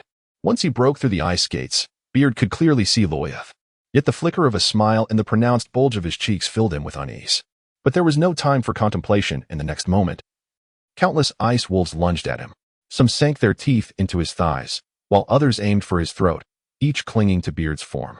Hardened, Beard's entire body turned pitch black, enduring the onslaught of the ice wolves' bites. He realized Luo Ya sought to diminish his speed, though uncertain of the reason. Beard heeded the warnings of his observation haki and dared not linger. He could not afford to pause. After unleashing this ultimate technique, he moved as if propelled by a meteor, a powerful inertia not easily overcome. Thus, he chose to withstand it. However, a massive ice spear, several dozen meters long, descended upon his head with ferocity. Boom. Beard's momentum faltered once more. The weight of over 10 tons crashing upon him was far from pleasant, yet he endured. Yet, when he finally reached Luo Ya, he found a towering blue magic circle before him. What on earth is this? Holding on to that thought, Beard was immediately engulfed by a terrifying ice storm. Chapter 71. Luo Ya's Victory. Despair of Tony. Thanks to the book friend Floating Life Like a Dream for the 588 reward. Thanks to the book friend Lian for the 100 reward. Thanks to the book friend Qilin by Zay for the 100 reward. Beard is a formidable pirate. Prior to obtaining the high-frequency fruit, he was renowned for his mastery of both sword and fist. If that specially crafted dagger was an extension of Beard, embodying his swordsmanship, then the explosive fist served as his other arm. Moreover, he possessed a third hand, the high-frequency fruit. Such comprehensive abilities allowed him to demonstrate immense strength at all times, even earning substantial recognition in the New World. Yet, misfortune led him to encounter Luo Ya, a being whose capabilities surpassed his own. The overwhelming enhancement brought forth by pseudo-dragon transformation, coupled with the sudden suppression of dragon might, caught him off guard, leaving him bewildered. It was only when his abdomen was pierced that he regained some clarity. Faced with Luo Ya's abrupt surge in power, Beard felt only shock and fear. However, he was ultimately a great pirate, accustomed to the battlefield and the smoke of war. Even in fear, he could not lose his fighting spirit. In a narrow encounter, the brave shall prevail. This truth holds in any world. Thus, he resolved to fight with all his might. The roar of the Ice Dragon. Just as Beard broke free from the encirclement, he had no time to celebrate before being swept into a frigid storm. Countless shards of ice transformed into a rain of blades, mercilessly slicing through him. The blood that had not yet dissipated in the air turned into flecks of crimson ice crystals. The raging magical energy stirred a tempest. The icy currents capable of fracturing steel surged forth, extinguishing the flames upon Beard's hands in an instant. Beard's most powerful strike was utterly overwhelmed by the relentless storm. The chilling sound of freezing echoed relentlessly, sending shivers down one's spine. The structure, barely standing, need no longer fear collapse, for it had transformed into a mere ice sculpture. How is this possible? Within the icy tempest, Beard struggled frantically. Yet, as the intense cold infiltrated his body, freezing his limbs and torso, he became scarcely more resilient than a shard of glass. Upon lifting his arm, he heard a crack, and his entire arm shattered at the shoulder, immediately reduced to countless sharp ice fragments. I have actually been defeated by a rookie? In the final moments of his life, Beard was at a loss for words, summoning the last vestiges of his strength to lift his head and gaze at Luo Ya above. Even the Navy has monsters now? This sea is about to descend into chaos. Boom. The ice storm propelled him, crashing him to the ground. Yet it did not cease. The ice shards ground the stone and soil, delving deeper, leaving behind an unfathomable chasm in the earth. Then, a thunderous explosion erupted, reverberating throughout the entire Great Snail City. With the sound of the explosion, several shards of ice suddenly shot up from the ground, sprouting into towering ice trees several meters high. Hey. Why has the ground shaken again?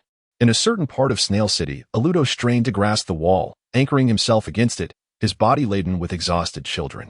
Just then, a nearby building, ravaged by artillery, collapsed with a thunderous crash, a massive stone plummeting directly towards Ludo. Instinctively, he prepared to confront the impending doom with brute force, but suddenly recalled that he was not alone. The children clinging to him and the refugees trailing behind would likely be unable to evade the threat. How infuriating!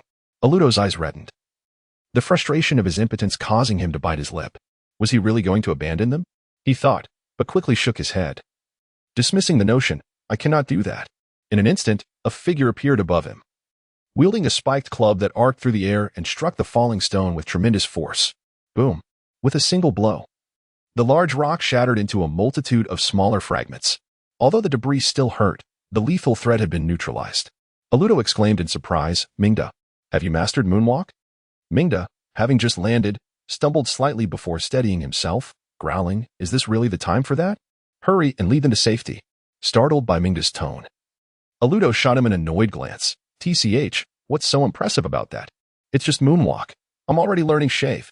Mingda took a deep breath, suppressing the urge to strike Ludo. As Ludo fled the street under the guidance of Navy soldiers, Mingda ascended into the sky using moonwalk, scanning the area until he spotted the frozen ruins. Is Luo Ya over there? I wonder if Tony is with him. That scoundrel, how can he be so oblivious as a rookie? Where on earth has he run off to? With that thought, Mingda sped towards that direction. At this moment, Tony felt unwell, as if afflicted by a grave illness. His face pale, cold sweat streaming down as he staggered through the streets of Greenleaf Town. Occasionally, a member of the Dora pirate crew would peek out from behind cover, yet none dared to make a move. If one were to glance behind Tony, they would understand their fear. For behind him lay an entire district strewn with corpses, some belonging to the Dora pirate crew, others to the survivors of Greenleaf Town.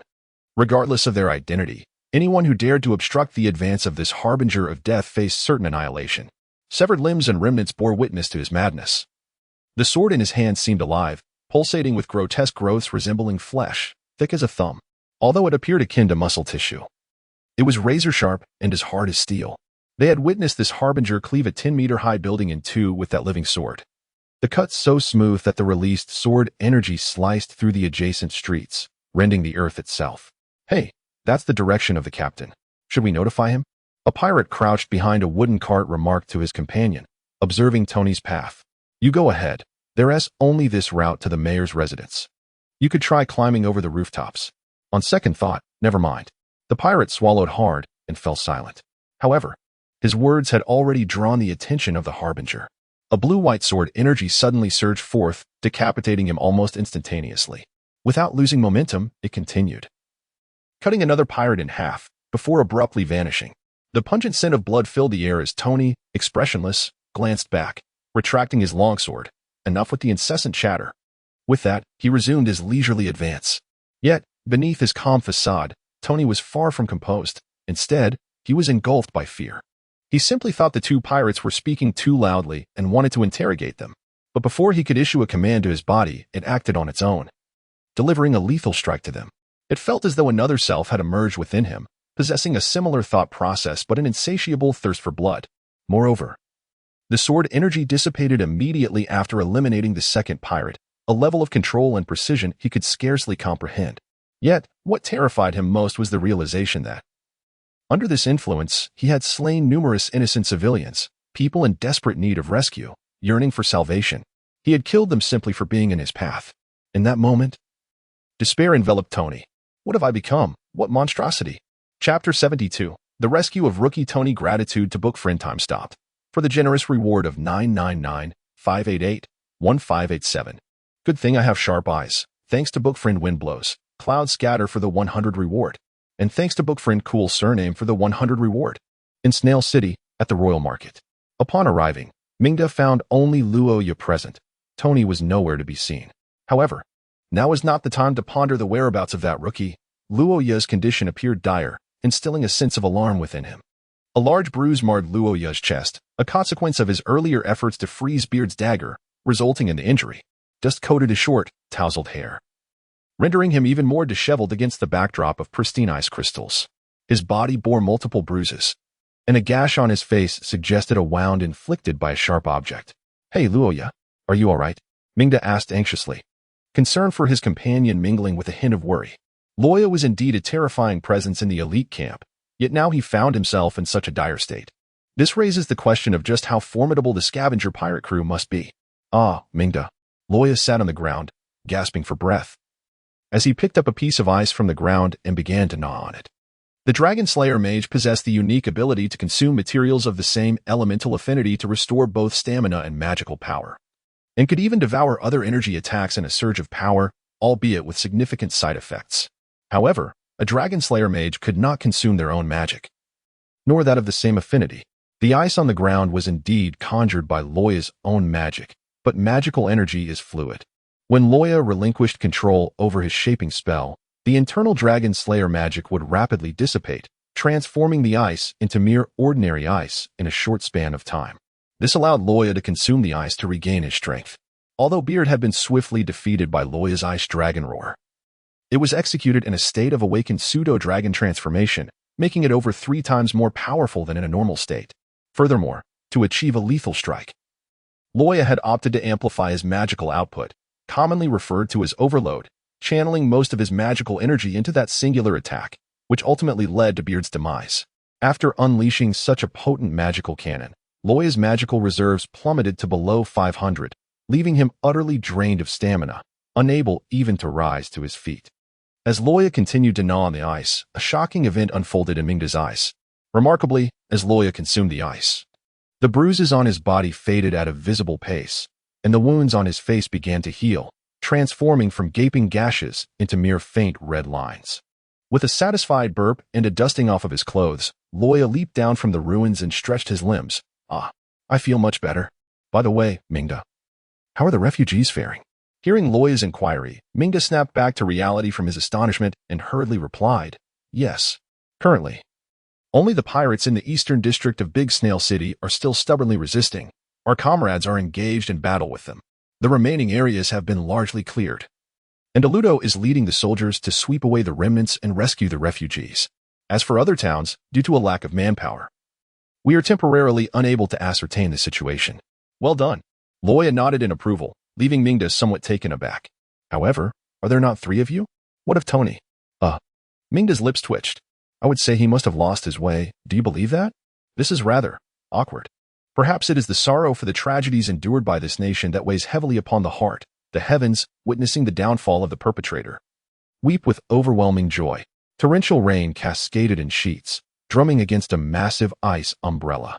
Beneath it, dozens of refugees huddled together, pressing against one another for warmth. After all, it was merely a poorly equipped waybreaker, incapable of providing sufficient supplies for all the refugees, not to mention a warm bowl of soup. They lacked even adequate clothing for shelter. Now, the area around the warship had transformed into a refugee encampment, with the deck overflowing with people. The ice umbrella of Luo Ya was forged under such circumstances. At this moment, countless refugees gazed in admiration and reverence at the bow of the ship. Standing resolutely like a pine tree amidst the torrential downpour, clad in a somewhat tattered rookie uniform, he nonetheless emanated an imposing aura that was impossible to conceal. Simply by standing there, he instilled an unparalleled sense of security in them, as if the heavens themselves could collapse without cause for concern. For Lord Luo Ya would undoubtedly safeguard them. Luo Ya never anticipated that his decision to save the refugees, fueled by his anger, would lead to an influx of fervent admirers. Indeed, they were fervent, for in their eyes, Luo Ya embodied the same fervor found only among the fans of those infamous celebrities from his previous life. What of my idol's indulgences? You are not worthy to partake. Exaggerated, yet undeniably true. Surely, even if Luo Ya were to eliminate them all, they would still believe he acted in their best interest. Having grown up basking in the sunlight and lacking encounters with profound darkness, Luo Ya found it difficult to comprehend the mindset of these refugees. He could only sigh deeply and set aside his musings. Amidst the pouring rain, Mingda hastily approached Luo Ya and saluted earnestly, reporting, Luo Ya, the refugees from Big Snail City have mostly gathered. The streets have been lined with numerous billboards as per your instructions. As long as there are those who live, they will surely find their way here. Following this event, Mingda was thoroughly convinced of Luo Ya's capabilities. His immense strength, sensible rescue arrangements, and a demeanor that was both ruthless yet compassionate had merged to form a unique charisma. How can one compete? Mingda sighed inwardly. After listening to Mingda's report, Luo Ya nodded in acknowledgement and then inquired curiously, what of Tony? Still not found? Indeed. At the mention of Tony, Mingda's demeanor shifted, a hint of frustration creeping into his voice. No one knows where that scoundrel has run off to. However, some refugees reported seeing a naval officer clad in rookie attire traversing the forest towards Greenleaf Town in the northwest of Big Snail City. Not long ago, there were sightings of Blue Sword energy soaring into the sky, which, based on their descriptions, is likely Tony. That must be him, as long as he remains alive.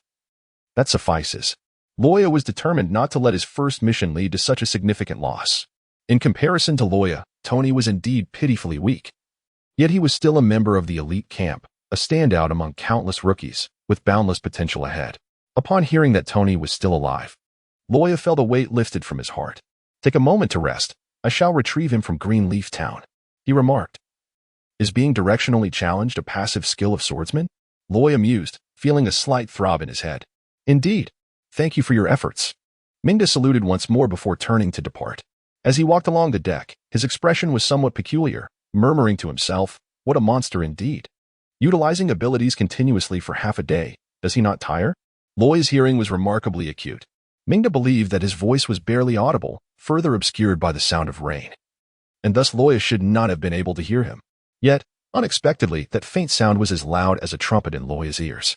Consequently, in the next moment, Luo Ya appeared by his side, draping an arm over his shoulder and regarding him with a benevolent gaze. Hee, feeling a bit mischievous, are we? I am but a child. I implore you to spare me this once. Mingda bowed at a 90-degree angle.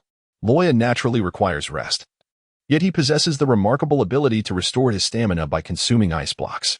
Mentally enduring such strain, he can repeatedly employ this advantage as a Dragon Slayer Mage. It is foreseeable that one day, when Luo Ya's physical prowess rivals that of powerful adversaries like Kazan and Akainu, the significance of this ability will become exceedingly pronounced. As long as he is not swiftly defeated, he can engage in relentless combat with his foes. 10 days and nights, or even a month, would pose no challenge. Is this not the essence of cultivation? Who fears whom? However, this restorative process does not mend injuries. Should he encounter an opponent equally skilled in prolonged combat, employing tactics such as bloodletting or poison, he would find himself at a loss. The healing Luo Ya previously witnessed was a result of his mastery of the 6 styles to a certain degree, allowing him to grasp the threshold of life restoration. Combined with the regenerative capabilities bestowed by his dragon form, facilitating rapid healing of wounds. This dragon form not only grants Luo Ya immense strength and resilience, but also an astonishingly formidable recovery ability. Yet, this very capability is why Luo Ya remains wary of the system. It likely surpasses the conventional definition of a Dragon Slayer Mage. Is it a consequence of the system, or a characteristic of the Dragon Slayer Mage? Perhaps it is merely a trait of the Ice Dragon. The answers to these questions remain elusive. Currently, he understands that this passive ability cannot be employed excessively, as it is bound by some ineffable limitation. Therefore, he must expedite his training in the 6 styles, striving to master life restoration to prevent future scenarios where he is unable to continue fighting after sustaining injuries. Chapter 73, Salvation. Gratitude to the book friends Xia Mo and Xiao Lin for their generous donations. In Greenleaf Town, the mayor's residence. The mayor of Greenleaf Town is a tyrant, extorting from the populace without remorse. Relying on his royal lineage, he holds the common folk in utter disdain. Convinced that citizens must obey the king, and that the townspeople must heed his commands. His arrogance is only slightly less than that of the ruler of the Magnetic Drum Kingdom. Thus, when news of his demise spread, the members of the Dora pirate crew were perplexed to find that the town's residents did not exhibit the anticipated fear. Instead, there was a hint of joy, as if they were on the verge of hosting a grand celebration. Consequently, in a fit of rage, the Dora pirate crew executed several respected elders, after which the townsfolk reluctantly acquiesced to their control, coercing their families and compelling them to launch an assault on Big Snail City. Retreat would mean the death of their loved ones, while advancing would likely result in the sacrifice of just one individual. This straightforward dilemma presented to the youth yielded an obvious conclusion. When Tony arrived, he discovered that they were mobilizing the militia, planning their next offensive, with the pirates' disorganized rallying cries echoing from the loudspeakers at the entrance. In life, the mayor believed himself superior, thus refusing to reside in the same vicinity as the townsfolk. He constructed a mansion on a hillside outside the town, accessible by a single road connecting to the town. Once a grand thoroughfare symbolizing the mayor's authority, this path had now become a death knell for the Dora pirate crew. No pirate could escape Tony's watchful gaze. Crossing this road to send warnings, those who dared were swiftly cut down, their remains scattered within a 100-meter radius. As the pirates stationed at the entrance spotted Tony approaching, they erupted into laughter. Look, another swordsman has come. Do you think he has lost his mind? I believe so. Same old rules. You aim for the left eye, I'll aim for the right. Loser hands over the last drink from the captain. No problem. While the Dora pirate crew had not perpetrated a massacre in the town, their essence was not unlike that of the cleansing pirate crew. They were utterly powerless against the might of Beard, who was so formidable that the internally fractured Dora pirate crew could not withstand him. They had to rely on the youthful strength of the townsfolk to barely resist the occasional raids from rocky subordinates. However, the individuals they encountered were unfamiliar, likely merely vengeful swordsmen. Such foes were easily dealt with. A single gunshot would suffice. Though this was not the weakest sea, the South Sea's inhabitants were hardly formidable. It was merely a matter of a bullet. Tony's clothing had long been soaked in blood during battle, clinging uncomfortably to his skin, prompting him to tear it off and discard it. Thus, the two pirates failed to recognize that the swordsman before them was a member of the Navy. As they laughed and raised their guns, a shot rang out. Yet, the anticipated scene of brain matter exploding did not materialize. Instead, both felt a sudden chill in their necks, and their heads were suddenly severed. The sharp sword energy sliced through the iron gate, crafted from high-quality iron at considerable expense, causing it to collapse with a resounding crash, sending dust soaring to heights exceeding that of a person. The civilians and pirates within were startled, staring blankly at the mansion's entrance. Upon entering, Tony spotted a short, bald figure peering through the window. What is happening? His voice was shrill and grating, akin to a blade scraping against glass. The diminutive captain, standing barely over 1 meter tall, was infuriated, his jowls quivering as if they could drip oil. In response to Dora's outburst, Tony's gaze swept past the panicked civilians, settling on Dora at the windowsill, calmly inquiring, "Are you the Dora of the Dora pirate crew?" "Indeed. That is I." "You Buzz." Before Dora could finish, a piercing hum interrupted him. It emanated from the sword in Tony's hand, thirsting for blood, yearning for death. With countless tendrils breaking through his skin, writhing in the air. "What manner of monster are you?"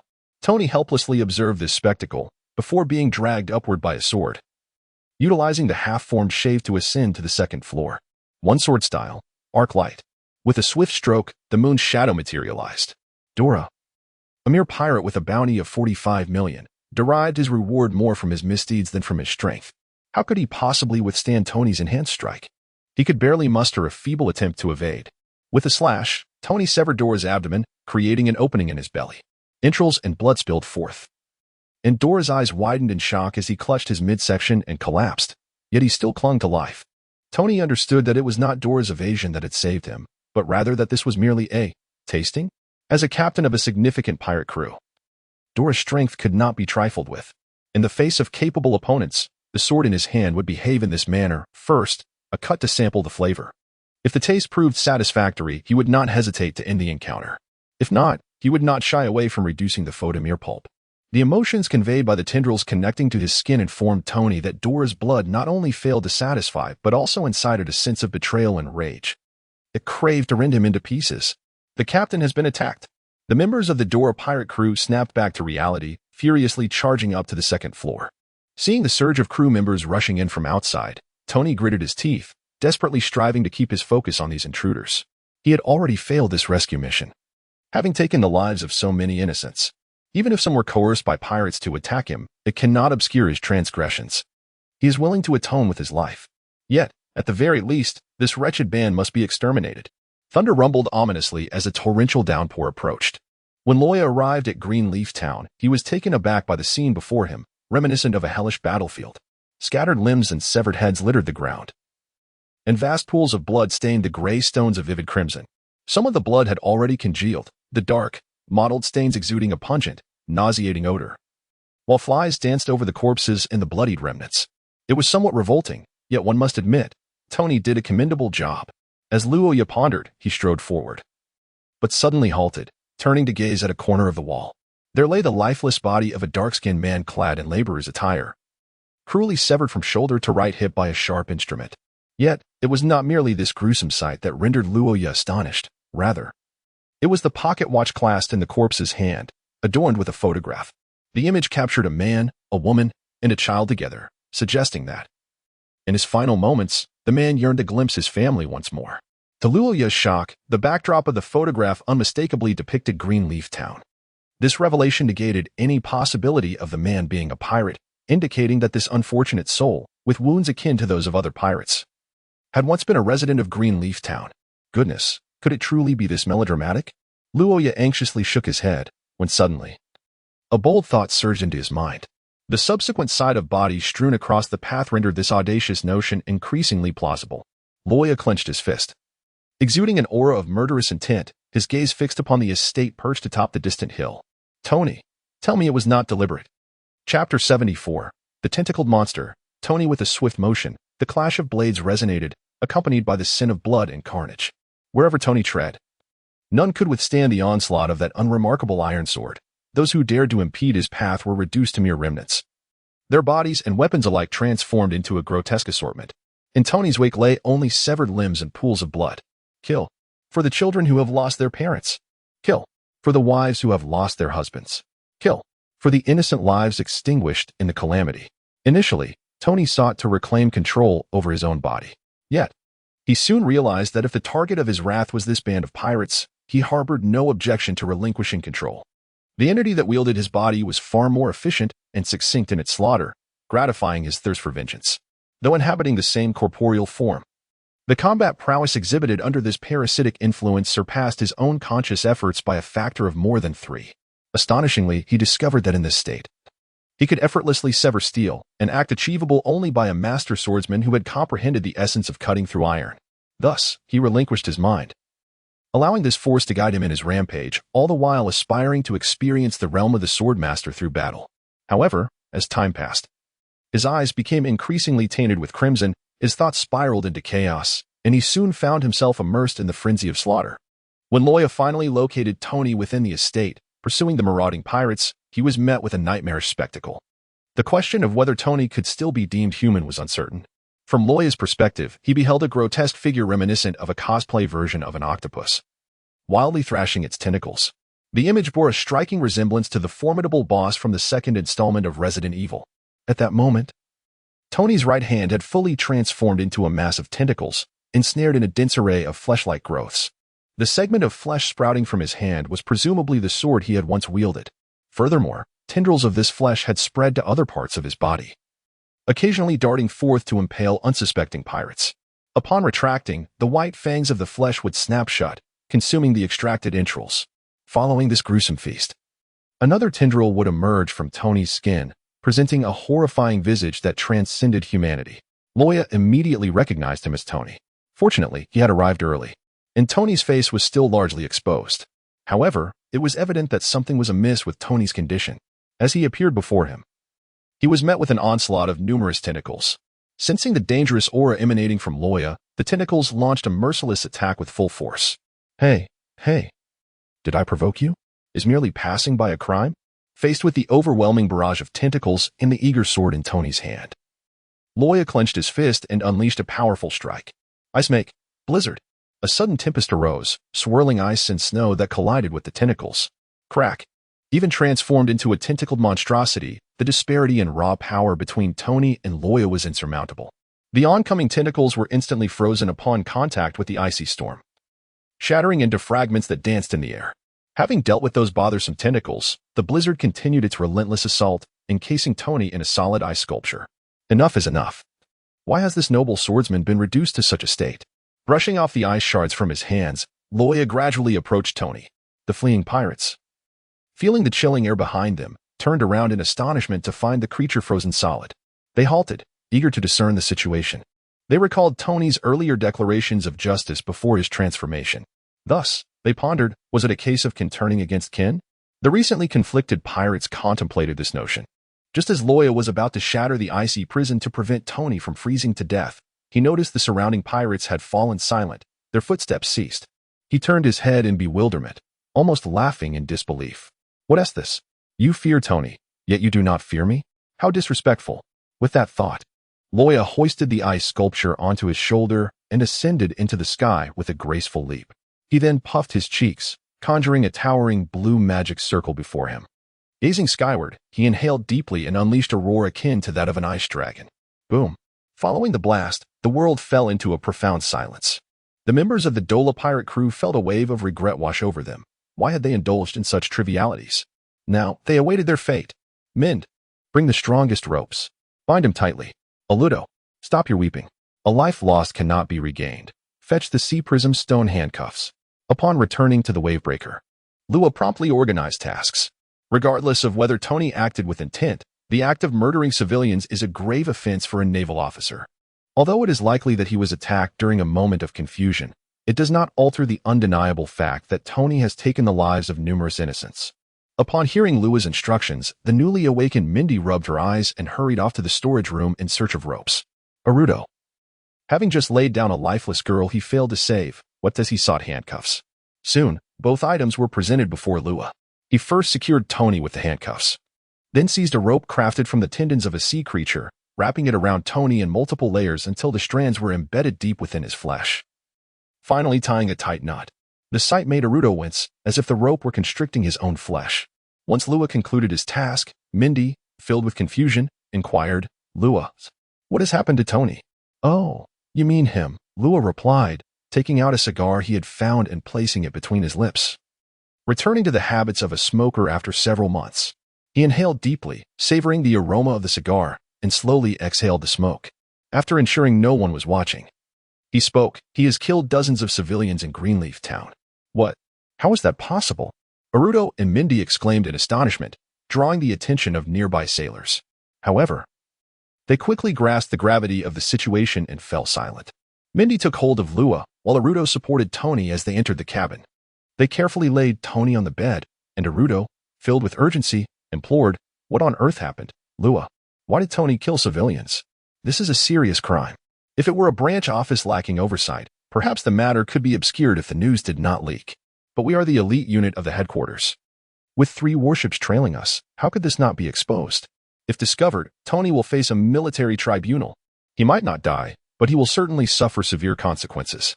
Were Tony to be a cold-blooded killer, a few might find it less surprising.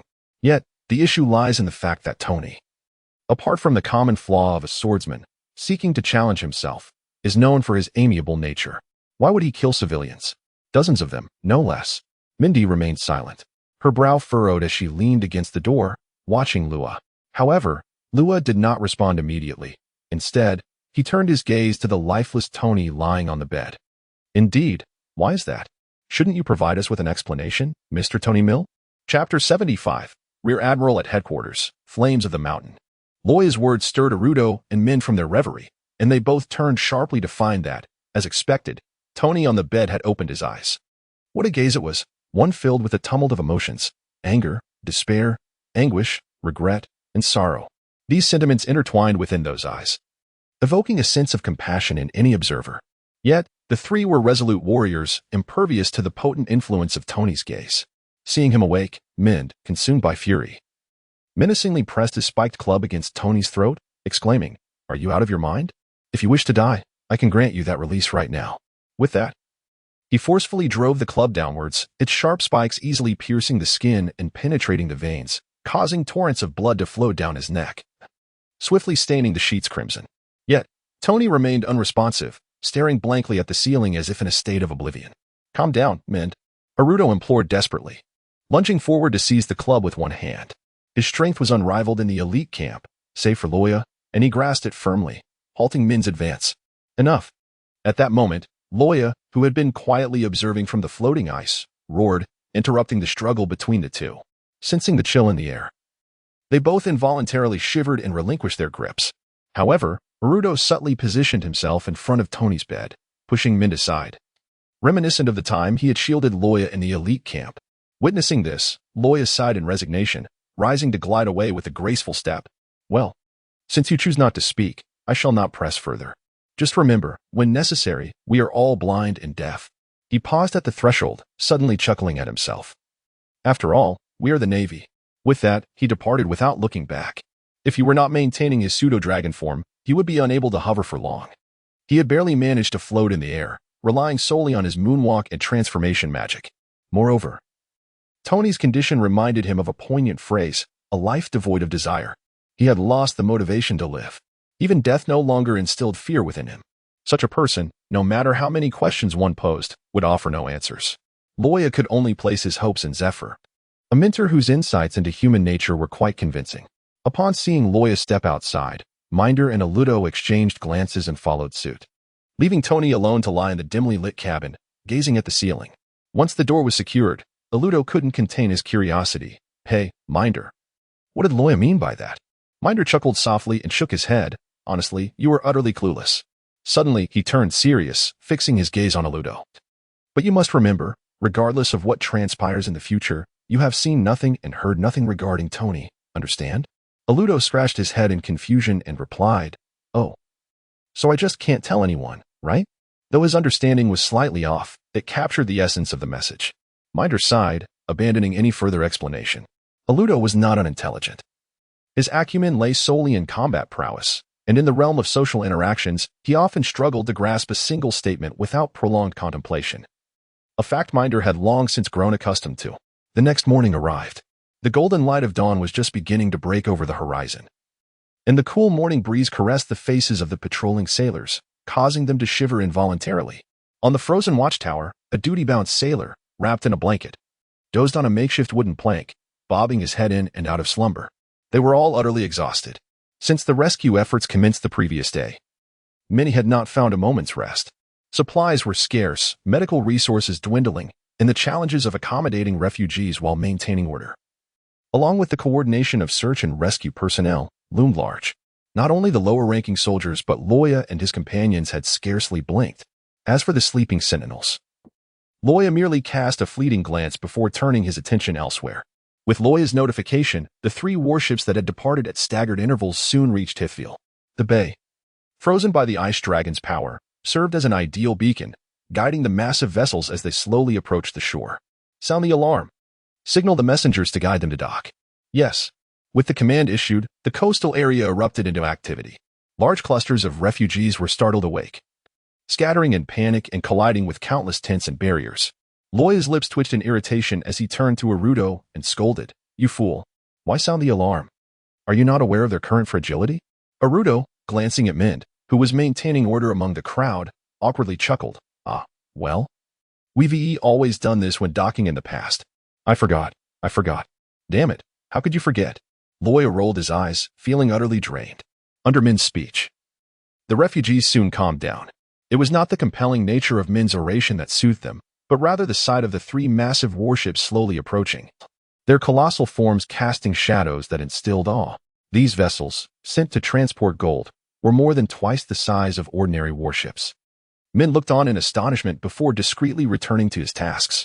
This is naval support. We are saved. Hooray for the Navy. Sir, I beg you, please save my child. His injuries cannot be delayed any longer. Faced with the fervent pleas of the refugees, Mind could only offer a few words of comfort before prioritizing the treatment of the wounded as instructed by Luo Ya. As for those lamenting their hunger, one must consider, is it more crucial to eat or to save lives?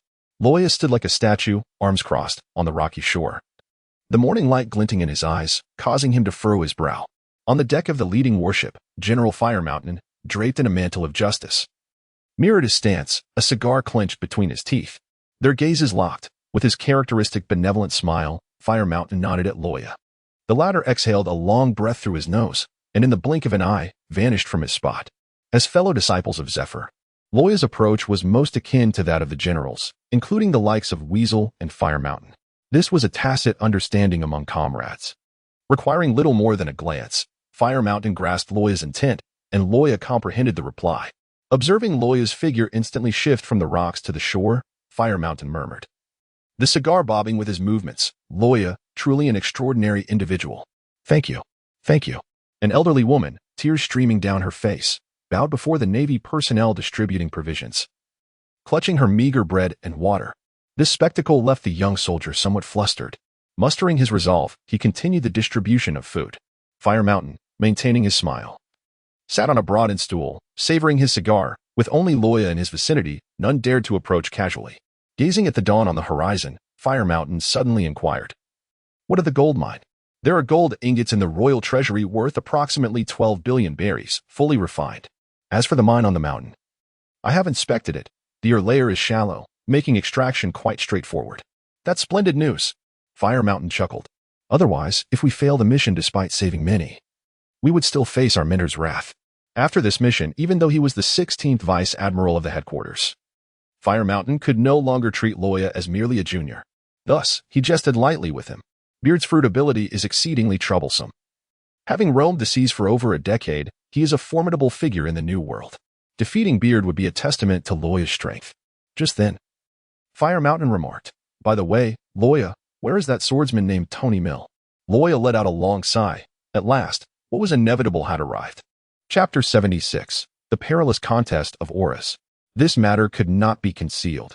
Even if he remained silent, Tony's demeanor would reveal that something was amiss, and upon further investigation, the truth would inevitably surface. Thus, Luo Ya opted for candor. "He apprehended me." Apprehended. The act of smoking a cigar atop the fiery mountain paused momentarily as he gazed at Luo Ya in astonishment. Why? Luo Ya furrowed his brow and sighed. "Because he has killed civilians." Killed civilians. Fireburn Mountain suddenly turned his head, looking incredulously at the slender broken wave ship, where Tony was confined in a makeshift prison beneath the deck. "Do you comprehend the gravity of the situation? Is it really that serious?" "Of course it is." Although the original narrative had presented numerous scoundrels within the Navy, none belonged to the Navy headquarters.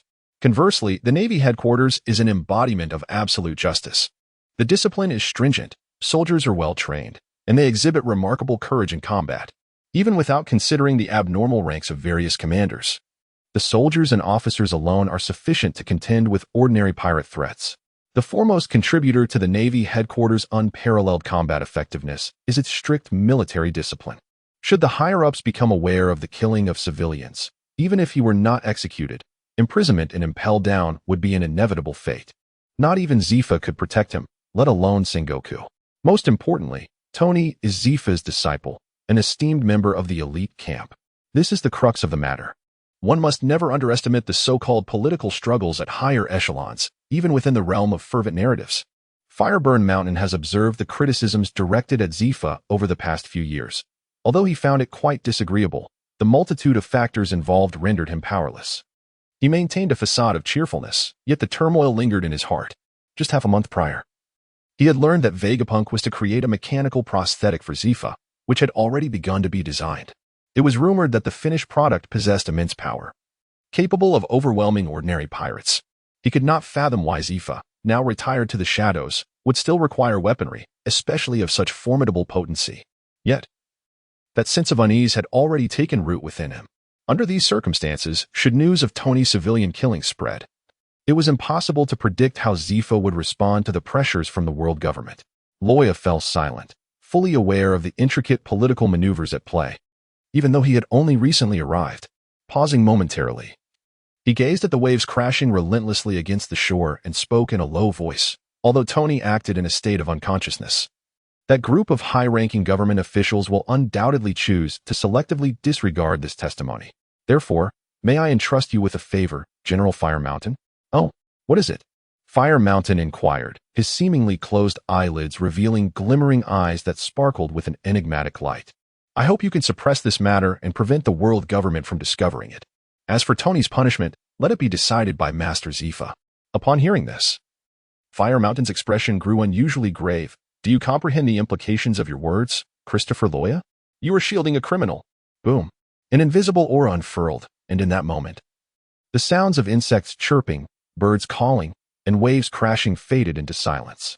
In Luo Ya's perception, it seemed as though Fire Mountain was the only figure remaining in the vast expanse of the universe. It was the first time Luo Ya directly sensed the formidable power of a vice admiral from the Navy headquarters. Incredibly strong, even surpassing Beard's. This aura did not radiate malice, nor was it the overwhelming will of a conqueror, yet the sensation of pressure weighed down on him like a heavy hammer, rendering his breath momentarily stifled. Nevertheless, in the face of the serious Fire Mountain, Luo Ya defiantly raised his head, exuding an equally powerful aura. I am fully aware. Though lacking the conqueror's haki to stun his opponent, this unique presence of the strong was infused with their purest will, a contest of vitality and spirit, still fraught with peril. Once a swordsman's sword intent and heart are shattered, their power diminishes to but a fraction. Are the other abilities any different? Moonlight Moria, who failed to challenge Kaido, is he truly as weak as he appeared in the original work? It is essential to recognize that Kaido is one of the 4 emperors of the New World. If Moria were merely at the level he displayed when being defeated by Luffy, surviving in the New World would be a miracle in itself. After that failure, while Moria appeared to be alive, he had already succumbed to defeat. Kaido had thoroughly obliterated his ambition on a fundamental level, leading to a significant decline in his strength. I can only assist you to this extent, Oda-san.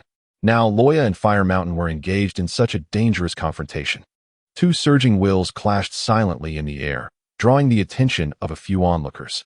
Aludo stared blankly toward the coast, unable to fathom what transpired there with his meager intellect, yet he was acutely aware that it was wise to keep his distance, for death awaited those who ventured too close. In contrast to Aludo's bewilderment, Mind merely cast a surprised glance before returning to his own thoughts. He was confident that even if the two were to engage in combat, Luo Ya would not be at a disadvantage. Moreover, he understood the situation well.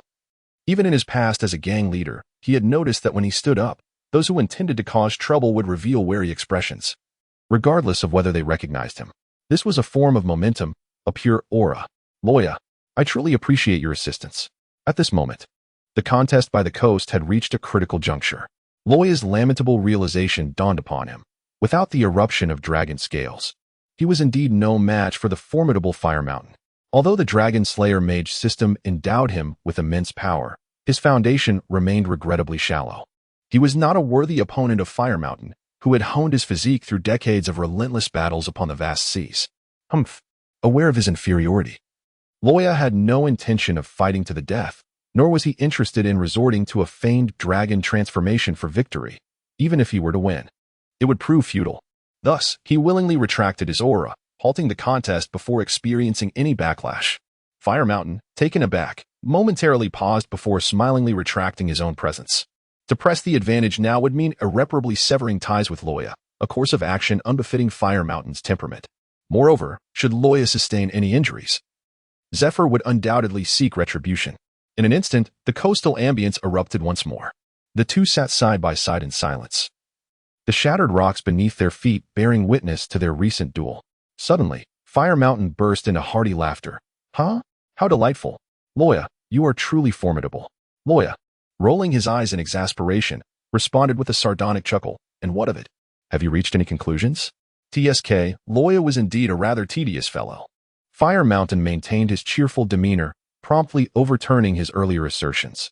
Luo Ya remained unfazed, gazing at him with a solemn expression. Observing this, Huashishin felt it was time to intervene, lowering his cigar to exhale a plume of smoke. In fact, Master Zifa had contemplated such a scenario long before this. Well, what on earth? Luo Ya widened her eyes, gazing at him in disbelief. Are you saying that Teacher Zephyr was aware that Tony would lose control? Indeed, he replied nonchalantly, the surest swordsmanship. Renowned as the foremost killing technique, naturally possesses certain side effects. Taking a drag from his cigarette, Washan leisurely continued, the specific reasons elude me. But Teacher Zephyr had long anticipated that Tony would spiral into chaos amidst the slaughter, which is precisely why he assigned me this task. Ordinarily, according to the customary order, this should have been the duty of the Phantom Spider. At this moment, Luo Ya truly felt as though he had been utterly defeated. Zifa, please do not toy with me like this. The strength of a Vice Admiral in the Navy headquarters is not to be underestimated. They represent the backbone of the force. The Marineford War serves as a testament to this, as the Vice Admirals faced formidable opponents, captains of the various divisions under Whitebeard's command, officials under one of the four emperors. While the current narrative paints an exaggerated picture of Big Mom's ministers, can we genuinely assert that they surpass the captains from Whitebeard's ranks? It seems implausible. This is merely a consequence of their early appearances in the story. Thus, it becomes evident that the Vice Admirals, especially the renowned few, possess not only formidable strength, but also terrifying prowess. Of course, these are mere speculations from Daju. Any differing opinions are welcome in the discussion area, where we can engage in further exploration together. Chapter 77, The Arrival of Sand Crocodile. Since Zifa had foreseen that this event would inevitably unfold, he must have prepared contingencies. Luo Ya could finally breathe a sigh of relief. However, what course of action should he take? With this thought in mind, Luo Ya urgently inquired of Fire Mountain. The latter responded with a smile, do not be anxious. In fact, even before you invited me for a private discussion, I had already arranged for personnel to handle the bodies. Without corpses, there is no evidence. Procedurally speaking, Tony is innocent. The ability to achieve such a feat is truly remarkable. Luo Ya gazed in astonishment at the amiable figure of Fire Mountain. Are you not a righteous Marine? How could you engage in such actions? Sensing Luo Ya's bewilderment, Fire Mountain continued to elucidate. Well, please do not regard me with such peculiar eyes. It is true that I am a Marine, but I am also a disciple of Teacher Zephyr. Is there any fault in assisting my fellow apprentice? As he spoke, Fire Mountain lifted his cigar and gestured to the cloak draped over him, adding, moreover, it is precisely because I am a Marine that obedience to orders is my solemn duty. This command comes from Commander Zephyr, and regardless of how unreasonable it may be, I must carry it out just as the Celestial Dragons command Sengoku to perform various tasks. Zephyr has found a way to navigate a loophole. Although he cannot directly issue orders to the Vice Admirals of the headquarters, he has utilized his elevated status to arrange this task through mutual consent. At this point, Fire Mountain's demeanor shifted to one of melancholy, his movements pausing. Just like back in O'Hara. Just like back in O'Hara. Luo Ya repeatedly chewed over this statement, letting out a soft sigh. The Navy, huh? Truly a ludicrous organization. With that, Xiaoshan finished speaking, smiling as he stood up to depart. But Luo Ya grasped his cloak to halt him. Do you have something to say, Luo Ya-san? You must know that I have many matters to attend to. Just 1 minute. Luo Ya replied. Even if you handle it well, leaving no traces, what if Tony spills the beans himself? Indeed, that posed a significant dilemma. Look at Tony now. He is entirely engulfed in regret, wallowing in despair. Once he returns to headquarters, he will likely be eager to confess, seeking relief. Simply locking him away would be mere self-deception. Unless we untangle his emotional turmoil, he will be rendered useless. If a person wishes to die, even the most skilled doctor cannot save them. Upon hearing Luo Ya's inquiry, Xiaoshan tapped his cheek thoughtfully. Well, the teacher didn't tell me how to handle it. Noticing Luo Ya's helpless expression, he chuckled, leaning in to whisper, "But let me share a secret with you. I heard that Hansar from your cohort is also a disciple of the Shura Sword Path." WTF? Luo Ya's eyes widened in disbelief. What on earth? Teacher Zephyr, how much are you keeping from us? Can't you give us a hint? Yet, after the shock subsided, Luo Ya felt a sense of relief. Since Hansar is also a descendant of the Shura Sword Path, the threads of previous events began to weave a clear picture. Most importantly, Hansar does not appear to be a mindless killer. His behavior in everyday life is entirely normal. Therefore, he must know how to guide Tony out of his predicament, transforming all negative emotions into nourishment for growth. Observing Luo Ya's dawning realization, Hua Xiaoshan silently departed the shore. On the Grand Line, St. Ting Island. In the kingdom of Alabasta, there lies a city named Rainy Land. Here, the nation's largest casino, Rain Banquet, resides. However, unbeknownst to the citizens of Alabasta, including King Cobra, this place serves as a stronghold for a pirate with intentions of usurping the throne. In the basement of the Rain Banquet, within a dimly lit room, the most striking feature is the enormous crocodile tank embedded in the wall, housing several of Alabasta's most ferocious banana crocodiles, raised by Crocodile. This beast, capable of preying on sea kings, possesses banana-shaped protrusions on its head and a powerful jaw that can easily crush stones. Yet, at this moment, this fearsome creature resembles a goldfish in a bathtub, confined to a narrow pool, kept as a pet. Aside from this grand aquarium, the room's decor is exceedingly simple: a sofa, a desk, and an iron cage. The atmosphere, laden with oppression and terror, renders it suffocating for anyone visiting for the first time. However, this did not include Nico Robin. Her life had long been twisted, and, in contrast, this ambience offered her an inexplicable sense of security. Having evaded pursuers and wandered the seas for far too long, Robin had nearly forgotten when she last strolled openly down a street. Such dark corners, ideal for hiding, allowed her to feel at ease. However, this sense of safety vanished the moment she laid eyes on the middle-aged man lounging on the sofa with his legs crossed. Taking a deep breath, Nico Robin approached. "Boss, the Heisville operation has failed. Mr. 5 has escaped from Heisville. What shall we do next?" "So, the 30 billion berry fund is lost?" Crocodile exhaled a puff of smoke, the scent of cigar wafting through the air as he spoke slowly. His tone was calm, yet a chilling aura caused Robin to break into a cold sweat. Nevertheless, being Nico Robin, her mental fortitude was formidable, even if fear gnawed at her insides. Her face betrayed no sign of it as she replied with equal calmness. "Indeed. So, shall we proceed with the punishment according to the Work Society's regulations?" "Yes. Let it be so." Upon hearing Robin's answer, Crocodile maintained a neutral expression, revealing neither joy nor anger. The atmosphere grew tense as Robin stood before him, her smile bright while her heart raced with anxiety. At this moment, Crocodile shattered the silence. "By the way, Robin, how did the mission fail?" As long as she didn't fall into silence, Robin cautiously exhaled and retrieved the documents. According to Mr. 5's intel, after he collaborated with the Cleaner Beard for 3 days, an elite Navy rookie battalion appeared on the island. They first killed Beard's first mate, the cunning fox, Rocky. One of their members then confronted Beard and killed him. Hence, Mr. 5 determined the mission to be a complete failure and chose to escape. As she spoke, Robin's beautiful eyes sparkled. "A Navy rookie? Who killed the notorious pirate Beard? What an astonishing achievement. Are the Navy's newcomers now this formidable? But why the Navy? She is the son of the devil. The stronger the Navy grows, the greater the danger if she is exposed. I have yet to encounter a partner willing to protect me." Saul, with that thought, Nico Robin couldn't help but feel despondent. Crocodile remained oblivious to the change in Robin's gaze. Even if he noticed, he wouldn't care. The title of Warlord of the Sea, Crocodile, was Robin's best shield at present. Simultaneously, Nico Robin held immense significance for him, as he needed her abilities to decipher ancient texts. These were ancient writings. He couldn't boldly seek someone who could understand them. Finding Nico Robin was already fortunate enough. To continue would be sheer folly. If discovered by the world government, even the warlord identity would not protect him. The elite Navy rookies, huh? Crocodile squinted slightly. What is the name of the one who killed Beard? Nico Robin flipped through her documents and replied, "His name is Christopher Luo Ya, an Ice Dragon fruit user. Due to his status as a newcomer and the strict defenses of the Navy headquarters, our information on him is limited. However, his strength is indeed formidable.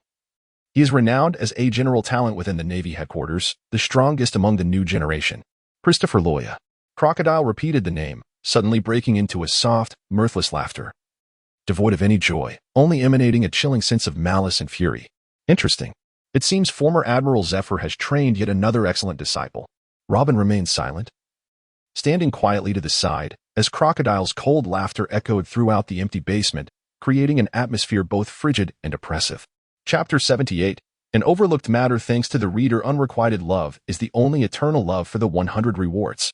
Thanks to the reader, 7 lines for the 200 rewards. Thanks to the reader, Shadow for the 100 rewards. Thanks to the reader, Hu Mau Mau for the 100 rewards. For days later, at Navy headquarters, the serene and peaceful fortress of the headquarters suddenly erupted with explosive sounds. Boom. Zephyr's colossal fist struck ruthlessly against Luo Ya's face, sending him hurtling away. The resounding crash was the sound of him colliding with the surrounding wall.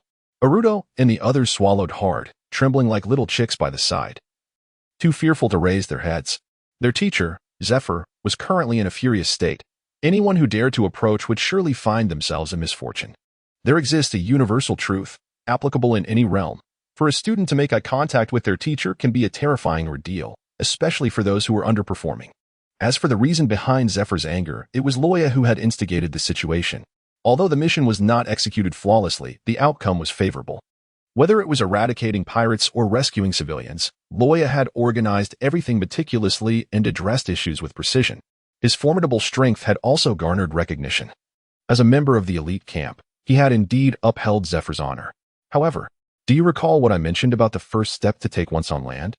Zephyr turned, gazing at Luo Ya, who had returned with a swift movement. At this moment, Luo Ya's jaw was slightly swollen, and his back molars felt loose. Hearing Zephy's words, he mumbled indistinctly, "After we land, our primary focus should be on gathering first-hand intelligence, formulating a plan, and initiating action." Indeed, he spoke with conviction. Zephyr crossed his arms and nodded, then struck a fist downwards. "But how exactly do you intend to do that?" If it weren't for Ming handing me your battle plan, I would never have believed that my disciple is such a reckless fool with no strategy." However, Luo Ya deftly evaded this attack, aided by the half-formed paper drawing. He floated behind Mingda and seized him, delivering a fierce jab to his temple. But Teacher Zephyr, Bill and the others hold the advantage of terrain. No matter where we approach the island, we will be discovered immediately. What other options do we have besides charging in headfirst? Ouch, ouch, ouch. You can say what you want, but could you please let go of me? Mingda lamented in exasperation. So, you devised this plan prior to knowing about the situation. Do you truly think me a fool? Zephyr spat angrily, launching a kick that. Duong. This kick was intercepted by Luo Ya, who pushed Mingda in front of him, resulting in Zephyr kicking Mingda in the stomach. Mingda's eyes bulged, and he promptly fainted. Luo Ya brushed off non-existent dust from his hands and shrugged. Don't sweat the small details. As long as the outcome is favorable, isn't that what truly matters? You rascal. Zephyr's face twitched in fury. At that moment, Aludo quietly raised his hand. But, Luo Ya, there's a problem. Luo Ya paused, looking at Aludo helplessly. What problem? The answer did not come from Aludo, but from Zephyr. He picked up a stack of photos from the table and tossed them at Luo Ya. Take a look for yourself. What has you so riled up? Luo Ya wondered as he picked up the photos and examined them closely, suddenly gasping. What the heck? Who is this dark-faced fellow? That must be Hisful Island. The photograph depicted a small sailboat gliding across the sea, the wind filling its sails, leaving a frothy wake behind. Behind the sailboat, the faint outline of a snow-capped mountain emerged, unmistakably the great snowy peak of Hisful. In the paradise of the first half of the Grand Line, there exists a secret criminal organization. This individual is a member, codenamed Mr. 5. Zephyr stated, handing a form to Luo Ya. Upon investigation, it is highly likely that this criminal organization is behind the recent Hisful incident. Review their activities for yourself. Mr. 5? Luo Ya tilted his head, pondering for a moment, before suddenly realizing, wait, Sand Crocodile. Due to the time elapsed since this storyline, as the Alabasta arc is one of the earlier narratives in One Piece, it had been many years since Luo Ya had engaged with it. Thus, his recollection of these supporting characters was rather vague. However, upon hearing Zephyr's words, the previously hazy memory swiftly clarified, forming a coherent picture. The Baroque Works, a criminal organization founded by Crocodile, comprised an unknown number of members. Apart from the captains and commanders, the senior members were designated with the title Mr. Number, with lower numbers indicating greater strength. Female members were titled Mississippi Day of the Week, without a specific hierarchy of power. The organization's leader, Crocodile himself, is currently one of the 7 warlords of the sea. This formidable entity was recognized by the world government when his bounty was merely 80 million. Recruited as a warlord over a decade ago, his strength is formidable. Had Luffy not possessed the protagonist's aura, the Straw Hat crew would likely have struggled against him. Among the supporting characters, Mr. 5 stands out as a senior member of Baroque Works, known for his explosive breath and penchant for using his nose to launch explosive attacks. As the timeline is still early, Mr. 5 appears less mature than when he later makes his entrance. He seems somewhat youthful, although he still wears sunglasses. His hairstyle remains Beatles-esque, unkempt into his signature braids, which is why Luo Ya did not immediately recognize him. However, why would Crocodile send his subordinates to the South Sea? According to the timeline, he currently in Alabasta establishing his reputation, preparing for a coup to seize the throne, and seeking the Pluton to dominate the world. Luo Ya found himself in a peculiar contemplation as he continued to peruse the documents. From the information presented, it was evident that the Baroque Works had expanded its operations significantly. Akin to a snowball gaining momentum, dabbling in various sectors. Among these were arms trading, casinos, narcotics, and even human trafficking. Albeit in a superficial manner without delving too deeply into any of them. This ambiguity left the naval leaders perplexed, unable to ascertain the true intentions of their adversary. However, after examining the documents, Luo Ya did not find their actions particularly strange. Crocodile's ultimate objective was merely the Pluton, the fabled ancient weapon, and he appeared indifferent to other pursuits. Moreover, being a warlord of the sea, he was cautious not to overreach, lest he provoke the formidable figures of the underworld. He seemed to have a discerning eye. Not blinded by the allure of wealth, indulging just enough to satisfy without overwhelming. It was evident that the Navy headquarters remained oblivious to his true activities. Otherwise, they would have acted swiftly to apprehend him. Suddenly, Luo Ya recalled Crocodile's plot to usurp a nation as depicted in the original text and hurriedly continued his search. Unfortunately, there was no mention of Baroque Works acquiring dancing powder. Perhaps the organization was still in its infancy, with plans yet to be set in motion. One thing was certain, the moment the documents referenced dancing powder, it would signify the commencement of the usurpation scheme. Of course, these records were not updated in real time. The Navy's informants could only submit their reports once a month. It was conceivable that Crocodile had just begun procuring dancing powder, stockpiling it for 2 years before its eventual use. However, the most plausible explanation was that Crocodile was currently short on funds. Dancing powder was a commodity readily available through legitimate channels, and its price was exorbitant. Achieving the level of drought depicted in the original narrative would require an immense demand, and correspondingly, a significant amount of belly. Thus, Crocodile was likely not only enhancing his reputation but also accumulating wealth. This suggested he would dispatch someone to his veil to clarify matters. Closing the documents, Luo Ya wore a conflicted expression. The pressing question remained, should he disclose this intelligence to Zephyr? Enough of that. I had become so engrossed in writing that I had already completed half of chapter 79. Then I realized, heavens, it was already 12:29. TSK. Such a lethargic typing speed. Chapter 79. The Awakening of Hansa. If we capture Mr. 5, we might trace this high-ranking member back to the lair of Baroque Works. We must dismantle this criminal organization. Zephyr exclaimed, his finger jabbing at the documents, and you let him escape. In the face of such accusations, Luo Ya found himself at a loss for words.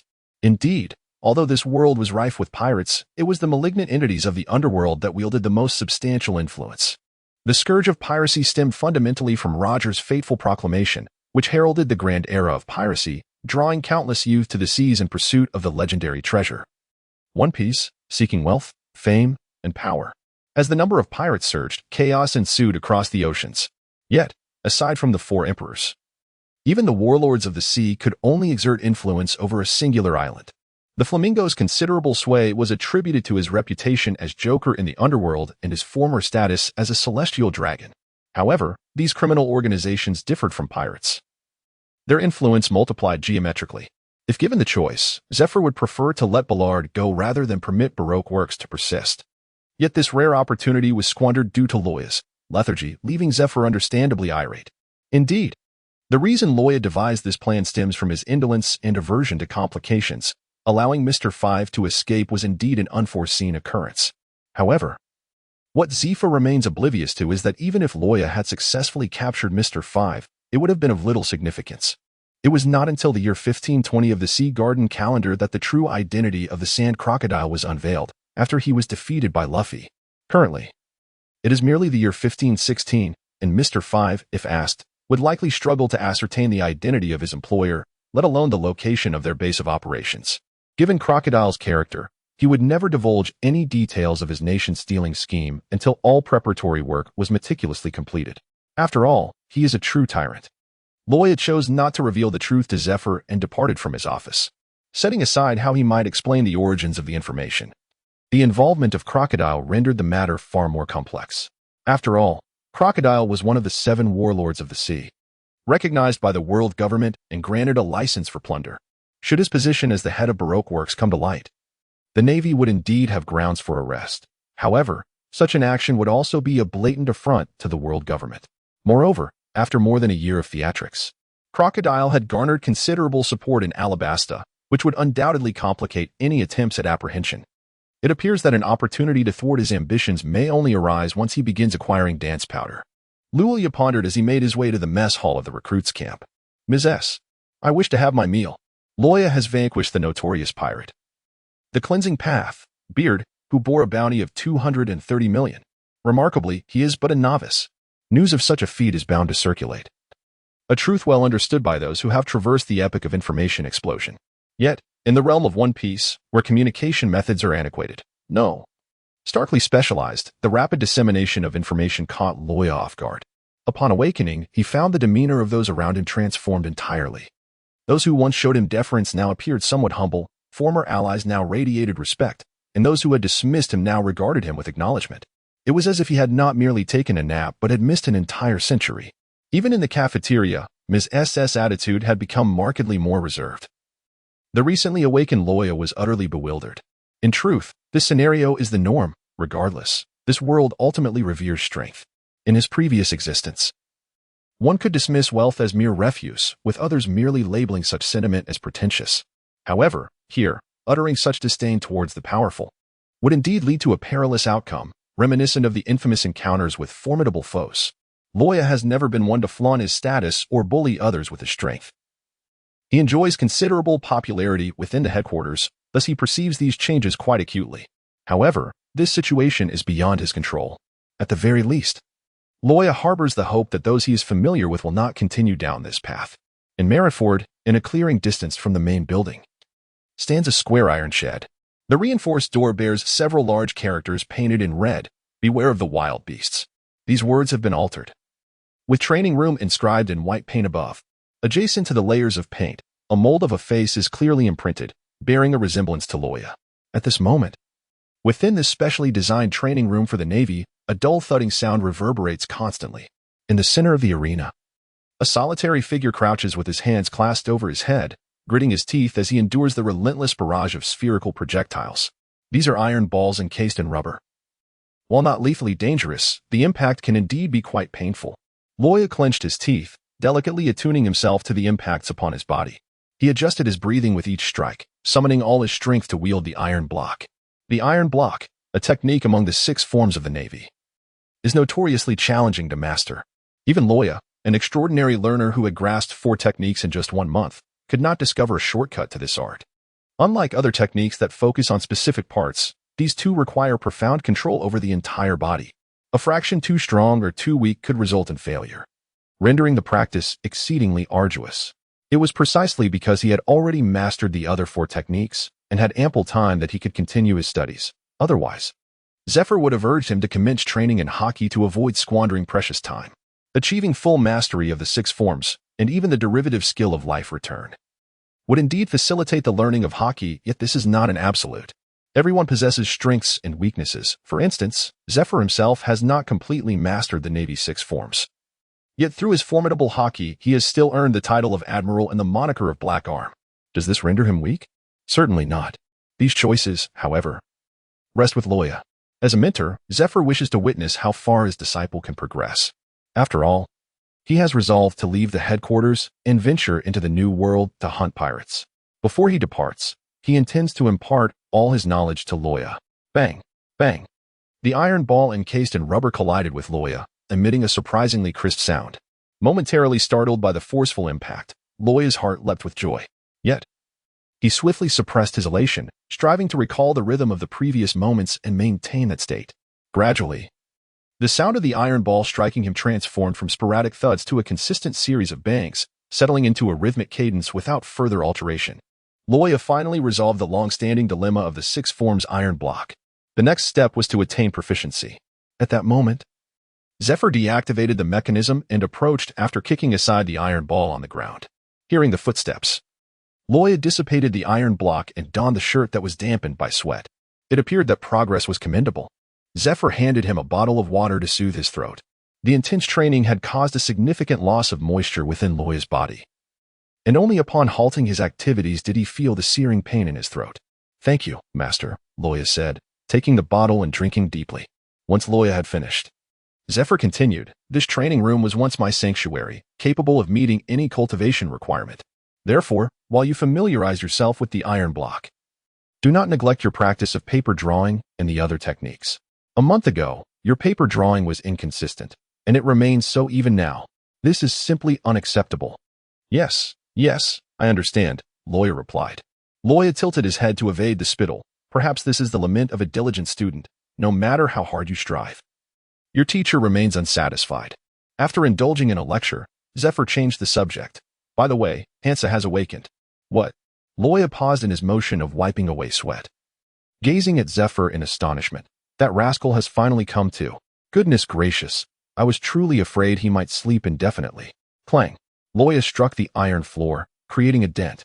As Zephyr released the armament hockey from his hands and coldly scoffed, "Who are you charging at, huh?" Chapter 80. The Truth of the Shura Sword Path Naval Headquarters Hospital. Independent Ward. Luo Ya stood outside the door, leaning against the wall. Beside him, the members of the elite camp had all gathered. A profound silence enveloped them as they lowered their heads, lost in their own thoughts. The Flame Mountain had previously informed him that Hansa was also a successor of the Shura Sword Path, a fact Luo Ya had chosen not to disclose. Neither Zephyr nor Flame Mountain had elaborated on this matter, suggesting that there were reasons for such secrecy. Unfamiliar with the intricacies involved, he resolved to remain ignorant. Inside the hospital room, Hansa lay weakly against his pillow, receiving intravenous fluids, his complexion pale. It was not the typical pallor of anemia, but rather a deathly white, reminiscent of desiccated bones. Opposite him, Tony had been freed from his restraints, though he still bore handcuffs made of sea stone. His right hand concealed within the voluminous sleeves of his patient gown, sparing him the worry of being discovered. Coughing softly, Hansa regarded Tony with a mixture of gratitude and regret. "Truthfully, I should have revealed these matters to you sooner. Yet, I never anticipated that you would encounter such fortuitous circumstances within the Shura Sword Path. Even with limited talent, you have advanced to this stage with remarkable swiftness. Therefore, I apologize." "You have no need to apologize, Hansa," Tony replied, his gaze steady. The intense shocks he had recently endured had left him disoriented, but he had now achieved a semblance of calm. This tranquility, however, was not born from understanding. Rather, he found himself ensnared in a peculiar cycle, having relinquished his struggle. It was a calm steeped in despair and sorrow, a serene acceptance of life and death. "I merely wish to understand what this thing truly is," Tony stated. Raising his hand, the wide sleeve slid down, revealing the grotesque hands hidden beneath. From his wrist sprouted delicate flesh-like growths, each resembling a thumb, undulating gently in the air. These flesh-colored tendrils seemed to possess a life of their own, intertwining and writhing upon casual contact. In response to Tony's inquiry, Hansa shook his head. "I am also uncertain of their true nature. My knowledge is limited to personal encounters. However, one thing is certain." At this juncture, a peculiar light flickered in Hansa's eyes. "They are alive." Tony gasped, a chill coursing through him, goosebumps erupting across his skin. "Alive? They are truly alive?" The profound shock momentarily overshadowed his awareness of Hansa's earlier words regarding personal experience. Yet, being a man who had weathered great highs and lows, he quickly steadied his mind after a brief pause. He began to prod the growths with his nails, feeling the sharp pain that radiated from his hands as he asked, "Can these things be removed?" Despite the unsettling nature of harboring such grotesque entities within him, what truly tormented Tony was the fear of losing control. No one desires to feel as though their body is governed by external forces, especially when compelled to act against their will or engage in loathsome activities. Thus, he yearned for their removal. During his time in captivity, he had attempted to extricate them, but had always succumbed to excruciating pain that rendered him unconscious. Since Hansa was familiar with these entities, he desperately sought answers. However, disappointment soon followed. Hansa shook his head slowly, withdrawing his hand from beneath the covers. As Tony gazed in astonishment, a dark tendril emerged from Hansa's bony hand. "What is this?" Tony asked. "Similar to yours, yet different," Hansa replied. As the tendril writhed toward Tony, revealing a mouth full of teeth that let out a guttural roar before retracting back under the covers. The sight left Tony drenched in cold sweat. He had never imagined these entities could be controlled. "Do you know, Tony? I should have died long ago. Back when I was just a teenager," Hansa coughed, exhaling a sigh. "My body was frail to the point that even a trivial cold could have claimed my life. To spare my family further anguish, I chose to drown myself that day." Tony stared at Hansa in stunned silence. Ignoring Tony's astonishment, Hansa continued to reminisce. "Yet, I did not perish. I was rescued by a family that had long cultivated parasitic creatures. Ironically, their intent was merely to test the survival rates of these entities within different hosts. Little did they realize I would become the perfect specimen. This experiment not only saved my life, but also enhanced my physical condition, empowering me to seize my own destiny. But just as I began to revel in my newfound vigor, that man found them, commissioning them to breed a newly discovered ancient parasite, merging the abilities of these creatures." Hansa's gaze transcended time and space, returning to a tranquil twilight within a small wooden cabin. The air was thick with a nauseating stench, accompanied by the incessant chirping of various insects. A disheveled middle-aged man, seemingly deranged, clutched his shoulders, exclaiming like a child, "I did it. Hansa, I succeeded." In his hands was a glass vial containing a droplet of blood-red liquid, floating atop a nutrient solution, its tendrils occasionally reaching out to swim within, creating a grotesque and sanguine tableau. Upon completion, the larvae, shapeless and crimson, would parasitize the human spinal cord, earning the moniker blood marrow worm from my adoptive father. At this juncture, Hansa inquired of Tony, "When you stumbled upon that ancient text, was there a red stone at the center of its metallic cover?" Tony recalled that twilight moment with great care, nodding. "Yes, but the next day it was gone. After the storm, I assumed it had fallen into the sea." As he spoke, a chill enveloped him. "Indeed, it was as you suspected," Hansa explained with a smile. "That stone was the larval form of the blood marrow worm, likely crawling into your body while you slept, initiating its parasitic process.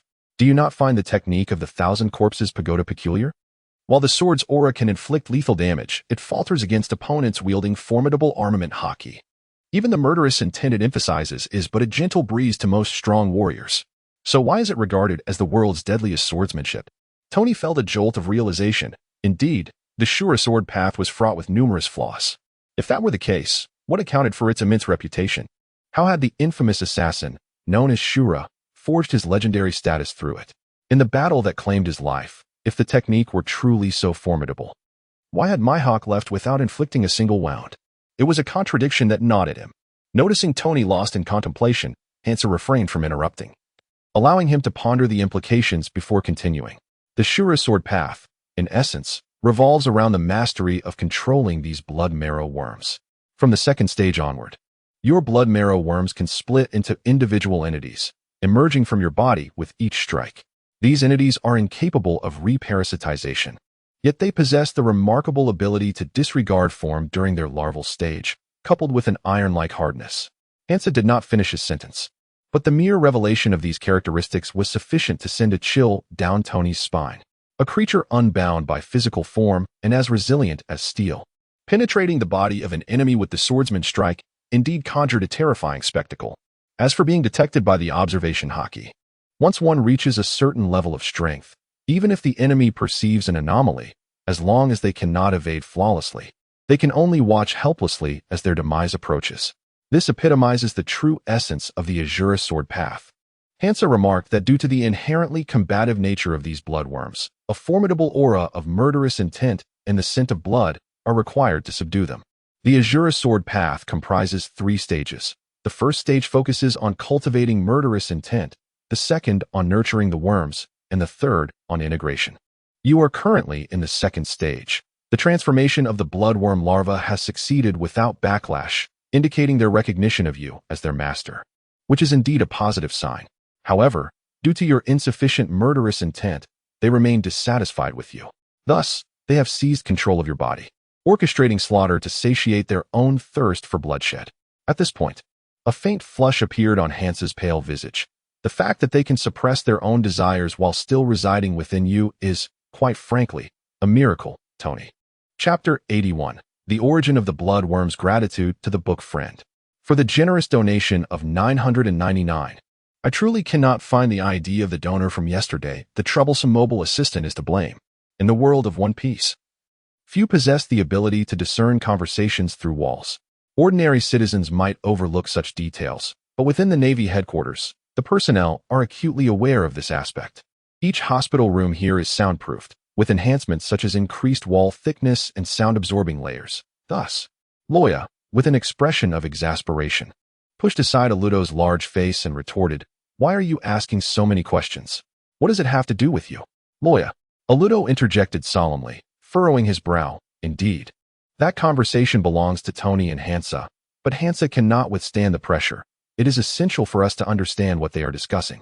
Though his words were grave, the urgency and helplessness reflected in Aludo's eyes betrayed his true feelings. Luo Ya discerned that Aludo yearned to ask about Tony's condition. He was apprehensive about losing a familiar companion. As the fire spread across the mountain, the matter concerning Tony was swiftly suppressed by Zephyr, preventing it from disseminating further. Individuals like the carefree Aludo were sternly instructed by Zephyr to remain silent. Fortunately, Luo Ya was the only one who arrived at Greenleaf Town at that time, which ensured that the news did not percolate through the ranks. Otherwise, no matter how firmly Zephyr tried to contain it, the truth would have inevitably leaked. Consequently, apart from a few tasked with the mission, the rest of the members remained oblivious to the situation. Confronted by Aludo's anxious gaze, Luo Ya paused momentarily before feeling a sense of relief. He roughly seized Aludo by the collar, pulling him to eye level, and whispered into his ear, "Regardless of the outcome, whatever transpires, it is their choice. As friends and comrades, our role is merely to support them from behind and offer our silent blessings. Do you understand?" Aludo, fearing repercussions for any sign of misunderstanding, hastily nodded in agreement. Whether he truly comprehended the gravity of the situation was of little consequence to Luo Ya. He merely needed Aludo's affirmation to refrain from interference, no matter what unfolded. Luo Ya had indeed overheard every word exchanged within, but it was precisely this knowledge that made him realize the complexities at play. He understood that this matter must remain undisclosed, with fewer individuals privy to the information being paramount.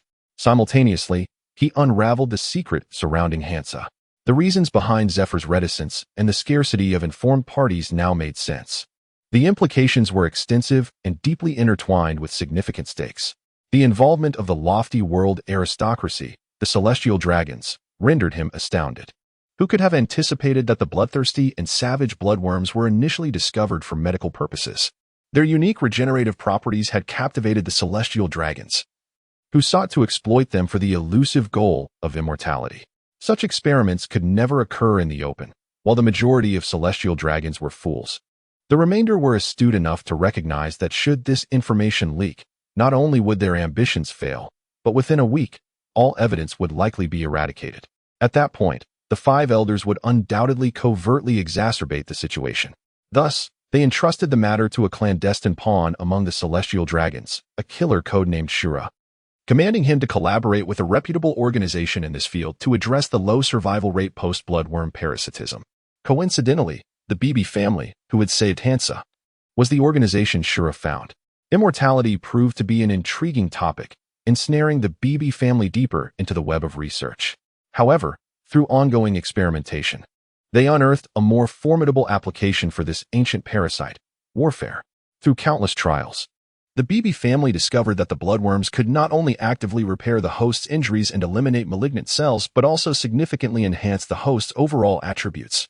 They were natural predators. Any ability possessed by the host that the worms could comprehend, they would rapidly master, even enhancing swordsmanship, as seen with Tony, after being controlled.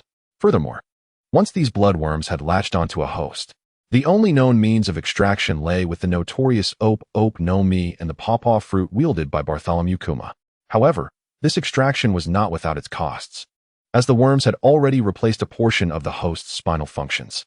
While methods existed for removal, determining how to compensate for the resulting deficits posed a significant challenge. Such a magnificent treasure, the bloodworm, was merely envisioned by the celestial dragons as a means to achieve immortality, an utter waste of nature's gifts. Consequently, Hansa's family quietly revised the bloodworm cultivation plan, successfully concealing their intentions from the celestial dragons with Shura's covert assistance.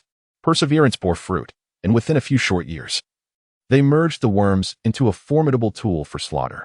This new breed of bloodworm not only possessed the durability and regenerative qualities of the worms residing within ensue, but also embodied the recovery and regeneration capabilities of the original bloodworms. Shura became the first host. The results were remarkable. Within a few years, Shura rose from obscurity to become the most feared assassin in the realm. However, news soon arrived that Shura had perished at the hands of Mihawk, the greatest swordsman in the world.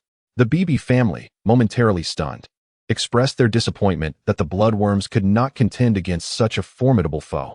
Yet, they quickly realized that, following Shura's demise, no one seemed to be aware of their possession of the bloodworms. After completing their research, the BB family found that Shura was the first and only user of the bloodworms. Paradoxically, the very Shura, who was initially acting on the Celestial Dragon's orders to eliminate the high mortality rate associated with bloodworm parasitism, had transformed into the BB family's clandestine hound. However, it was too late. Shura was dead, and they had yet to locate a second viable test subject. To gather more data, the BB family cast additional bloodworms, along with the Shura Swordsmanship Manual, a training guide for the worms, into the sea, hoping to discover a more perfect user to unleash the true potential of the bloodworms. The one tasked with this mission was ensue, with Tony being one of the experimental subjects. Due to the brutality of the bloodworms, nearly all hosts were consumed during the initial hatching phase. This brutality explains Zephyr's assertion that no successors could be found, as nearly everyone who encountered the bloodworms perished. Additionally, this was the reason the black market offered a staggering bounty of 1 billion berries for the Shura swordsmanship, had it not been for the fear of their ambition for immortality being unveiled. The Celestial Dragons would have readily increased the bounty to 10 billion berries or even enlisted the Navy's help. However, it was evident that if the Navy were to learn of these malignant aspirations for eternal life, they would not only refuse to ally with the Revolutionary Army to topple the Celestial Dragons, but would also covertly sabotage their endeavors. The astute Celestial Dragons were undoubtedly too clever to make such a blunder. In pursuit of immortality, the proud and arrogant Celestial Dragons had learned to tread cautiously, a bitter irony indeed. Chapter 82. Visitors from the world government. Nevertheless, it must be acknowledged that this was truly a fearsome entity. Leaning against the pristine white wall, Luo Ya fell into deep contemplation. The moment the bloodworms hatched was undeniably perilous. Strength, temperament, and the will to kill were all essential. Lacking any one of these would result in utter annihilation. As long as one possessed sufficient strength and could deliver a satisfactory slaughter, the bloodworms would pledge their unwavering loyalty, becoming one's most reliable sword and shield throughout life. Yet, should one ever lose the desire to kill, congratulations, you would endure the excruciating torment of being devoured by countless worms, watching helplessly as you were consumed piece by piece. Your friends and family would be powerless to avenge you, for the essence of the bloodworms could only survive a mere few seconds after detaching from their host. Creak. At that moment, the door to the infirmary swung open, and Tony emerged, his head bowed low. A throng of individuals immediately surrounded him, bombarding him with questions. Some rushed into the infirmary, eager to tend to ensue. Upon discovering Ensue's lifeless body, tears streamed down their faces. Ensue is dead? What? In an instant. No one paid attention to Tony as they surged into the hospital room. Luo, with bloodshot eyes and flaring nostrils, seized Tony with fury. You bastard! Why did Ensue have to die? He exclaimed, and without hesitation, he delivered a punch to Tony's face. The blow was delivered with such force that, fueled by grief and rage, Luo did not hold back, rendering Tony nearly unconscious. After the assault, Luo's lips trembled as he released Tony and sank to the ground, weeping uncontrollably. The entire floor was soon enveloped in a somber atmosphere of sorrow. Some remained dry-eyed, like Luo Ya, yet the grief in their eyes was unmistakable. Coughing up blood, Tony slowly rose from the floor. He glanced at Luo and then at Luo Ya, raising his handcuffed wrists in front of Luo Ya. Could you help me get these off? Luo Ya. Luo lifted his head, staring blankly at the two. Luo Ya remained silent, yet he could hear it, the heartbeat that had faltered for 2 seconds just moments ago. Around the corner, not far away. Once, it was when Ensue ceased to breathe. The other instance coincided with Tony's utterance. Indeed, Tony Mill. Luo Ya quickly surmised Zephyr's thoughts. A soft chuckle escaping his lips as a key forged from ice materialized in his hand. With a crisp snap, the chains were undone, and the falling handcuffs were sent flying by a swift kick from Tony. He flexed his wrists and smiled at Luo Ya, saying, "I look forward to your guidance in the future, Luo Ya-kun." A month later, in the Naval Headquarters training room, a somewhat slender figure gently pressed 2 fists against a massive iron block. Essence of the greatest wheel, 6 kings absolute shot. Luo Ya's entire strength converged, and before he unleashed his attack, the air began to tremble, a phenomenon that would leave an ordinary person with internal injuries. His formidable strength, coupled with the destructive power of his dragon-slaying magic, would have been uncontrollable had he not mastered the art of life return. The amalgamation of these forces generated a powerful shockwave, far surpassing anything that Rob Lucci could muster in the original narrative. With a fierce glare, Luo Ya's fists erupted with a tremendous shockwave. Boom! The wave effortlessly pierced through a metal block, continuing its relentless path to collide with the wall behind, ripping apart the thick steel and exposing the concrete beneath. At that moment, the entire metallic chamber trembled, and the iron walls emitted a cacophony of distorted sounds. Outside the training room, a man clad in a purple suit, with sunglasses shielding his eyes and muscles bulging, stood beneath a tree, puffing on a cigar. With a slight tremor, he dropped a bit of ash. It was none other than the former Admiral, Blackarm Zephyr.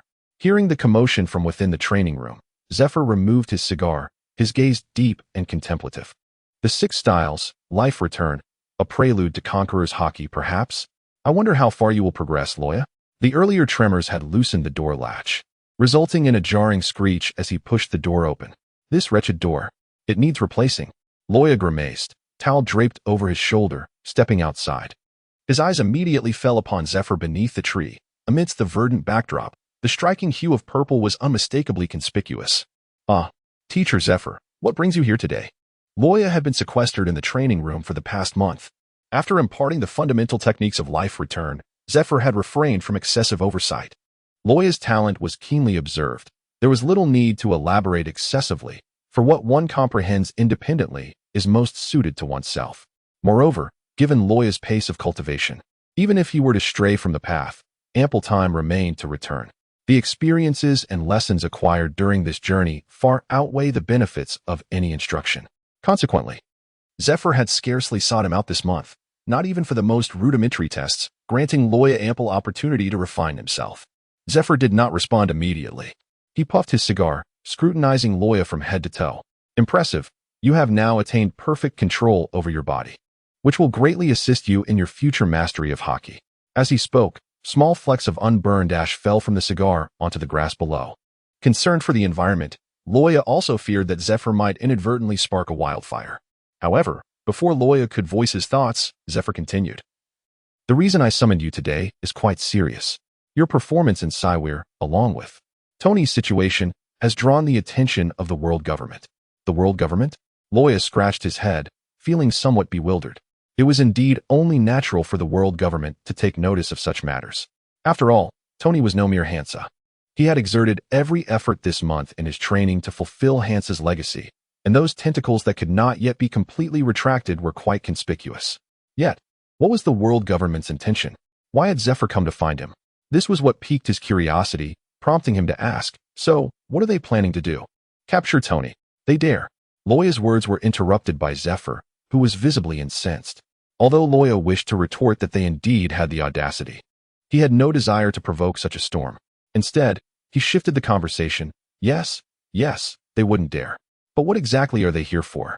Realizing he had lost his composure, Zephyr took a languid drag from his cigar. What else could they do? To put it bluntly, Tony is merely a test subject. Even if they were to dissect him, they could not recover the bloodworm. That being said, he scoffed. Even if they could retrieve it, they wouldn't dare lay a hand on him. If this matter were to come to light, who knows what chaos would ensue, even within the world government. It's all talk and no action. As he derided the arrogance of the celestial dragons, Zephyr turned his gaze back to Luo Ya. Although they are ostensibly here under the pretense of inspection, their true objective is you. What have I done to warrant such attention? Am I a mad dog? Luo Ya gasped, his heart sinking. Despite the original narrative largely revolving around battles between pirates and the Navy, with renowned experts primarily belonging to these two factions, underestimating the world government based solely on this evidence could lead to dire consequences. In truth, the enigmatic elders and the Supreme Commander, Steelbone Kong, within the world government were not to be trifled with. If such a formidable entity were to fixate on him, even becoming adversarial, Luo Ya could scarcely fathom the outcome of his days. Chapter 83. Rob Lucci. Thanks to the generous 1,000 reward from reader 20170530185036244. What a whimsical ID. Many thanks to reader 201705022201248495100 for the support. Still a delightfully whimsical ID. Much appreciated. Fortunately, just as Luo Ya was grappling with anxiety, Zephyr promptly elucidated the situation. It's simply because you've been too remarkable lately. Zephyr clicked his tongue. Originally, CP9 had finally produced a talent like Rob Lucci, who, with innate genius, mastered the 6 powers in a short span and set sail at 13, accomplishing numerous perilous missions, earning a reputation as an extraordinary prodigy seen once in 800 years. And then, you emerged as this anomaly. By their customs, what would you be?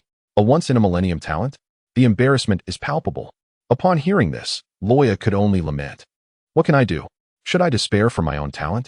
However, regarding Rob Lucci, Luo Ya furrowed his brow and inquired, so, is the individual dispatched by the world government none other than Rob Lucci? What grounds does he have to challenge me? Rob Lucci was indeed formidable, possessing remarkable talent. Although in the original storyline he was defeated by Luffy, who utilized a rubber bazooka that previously had no effect, 2 years later, in 1522. He had already become a member of CP0. CP0 being the superior organization to CP1. CP8, stronger than all 8 combined, and directly subordinate to the Celestial Dragons. His position and stature vastly exceeded those of the other CP organizations. Being accepted into their ranks was a testament to Rob Lucci's power and talent. Yet, based solely on his performance during his confrontation with Luffy 4 years later, Luo Ya did not consider him a worthy opponent. He could easily dominate him in battle. That remains unclear. Zephyr exhaled a plume of smoke. Perhaps he possesses some hidden card. You have already bested the infamous pirate Beardo, a notorious figure in the New World. They would not dare send Rob Lucci to confront you without preparation.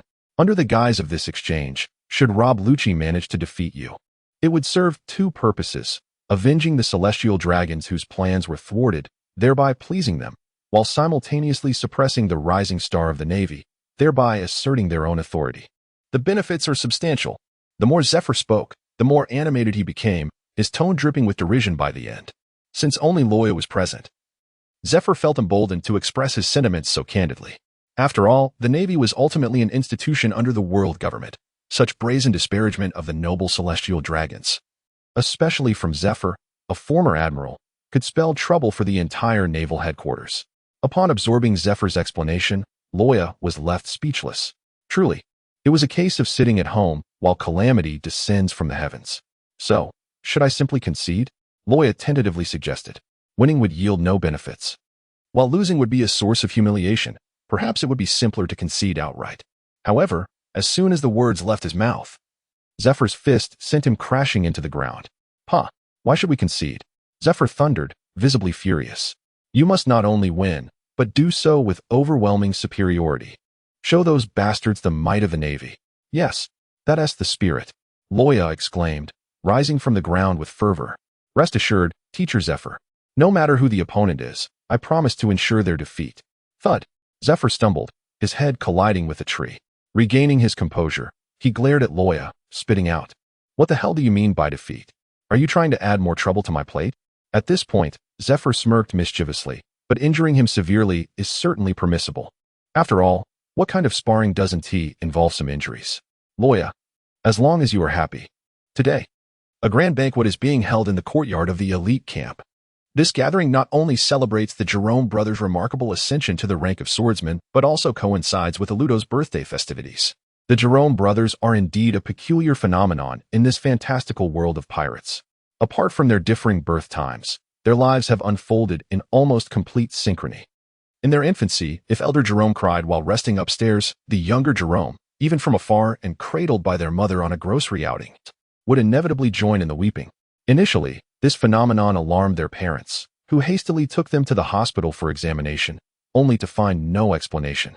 As time passed, the entire town became familiar with the brothers, with whispers circulating that they possessed a telepathic connection. This was indeed true. as countless gamblers who had lost to the duo could attest with tears in their eyes. Despite sitting back to back, they could distinctly discern each other's cards. What was meant to be a solitary game turned into a 2-on-1 scenario, with predictable outcomes. Eventually, the Jerome brothers joined the Navy. Their extraordinary talent caught the attention of Zephyr, who meticulously trained them, leading to their rapid advancement and strength. Within a year, they had successfully passed the elite assessment. Now, at a time when Hansa has faded away and the elite camp faces mockery once more, the brothers have diligently honed their skills and simultaneously achieved the swordsman realm. It was a flawless synchrony, celebrated by all present. Coincidentally, today is Aludo's birthday, and the attendees resolved to pool their resources for a lavish banquet. During the celebration, Aludo donned a comical paper hat, his face smeared with a colorful array of jams. He clutched Simon while playfully rubbing his fist, large as Simon's head, against him until the entire cake was obliterated. Humph! How dare you throw me?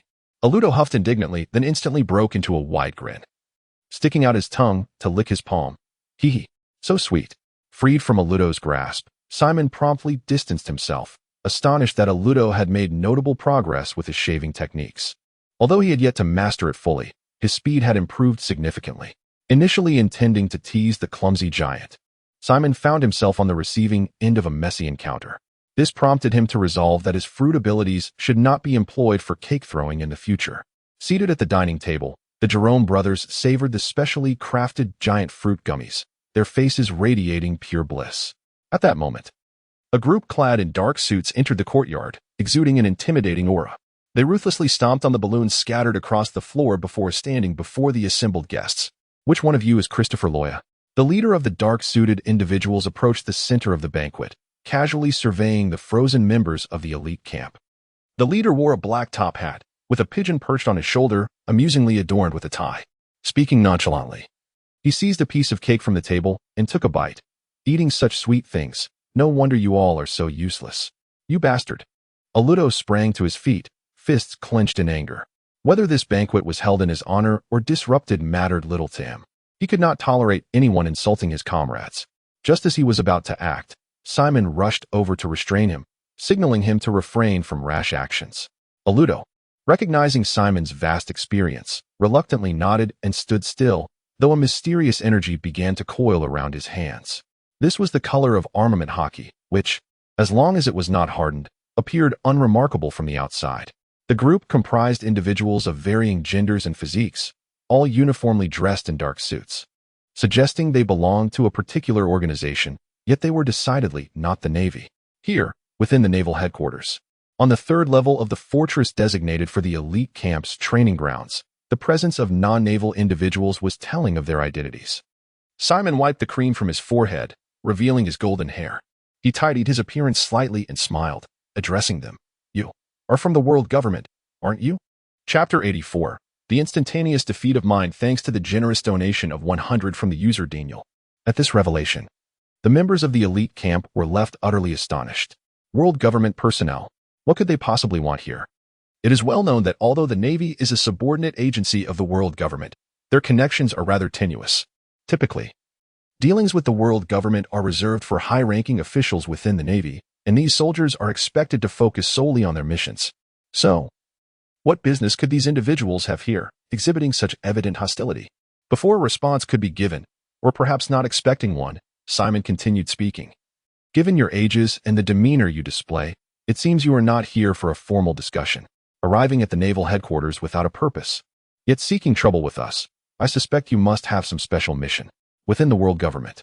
Such tasks are generally undertaken by members of the intelligence agency known as CP, although Simon's remarks may have seemed unfounded. Aludo and the others could clearly see the faces of many in the dark suits change. But this was not the end. Simon's mind raced, piecing together scattered memories like a detective. Suddenly, a faint smile graced his lips as he pointed at the leader of the dark suits. I've heard that CP9 produced a prodigy over a decade ago, known as the strongest in 800 years of camp history. That individual was fond of wearing a top hat. So, you must be Rob Lucci, correct? Rob Lucci. The members of the elite camp gasped in unison, astonished to encounter that figure. As a member of the intelligence organization CP, Rob Lucci's personal details were not typically accessible to these new recruits. However, the presence of Simon, a veritable prodigy with extensive knowledge, altered that dynamic. The Weston family had remained loyal to the Navy for generations, amassing a wealth of information, particularly regarding various documents and intelligence, which surpassed that of ordinary naval families. In moments of idleness, Simon had entertained the others with tales of Rob Lucci's legendary exploits. A true genius who mastered the 6 styles at a young age, boasting countless glorious achievements. Now, the members of the elite camp were left speechless, staring at the not-so-tall figure before them. Then, everyone became tense, gripping their weapons tightly. It was evident that the newcomers were troublemakers, as Simon had surmised.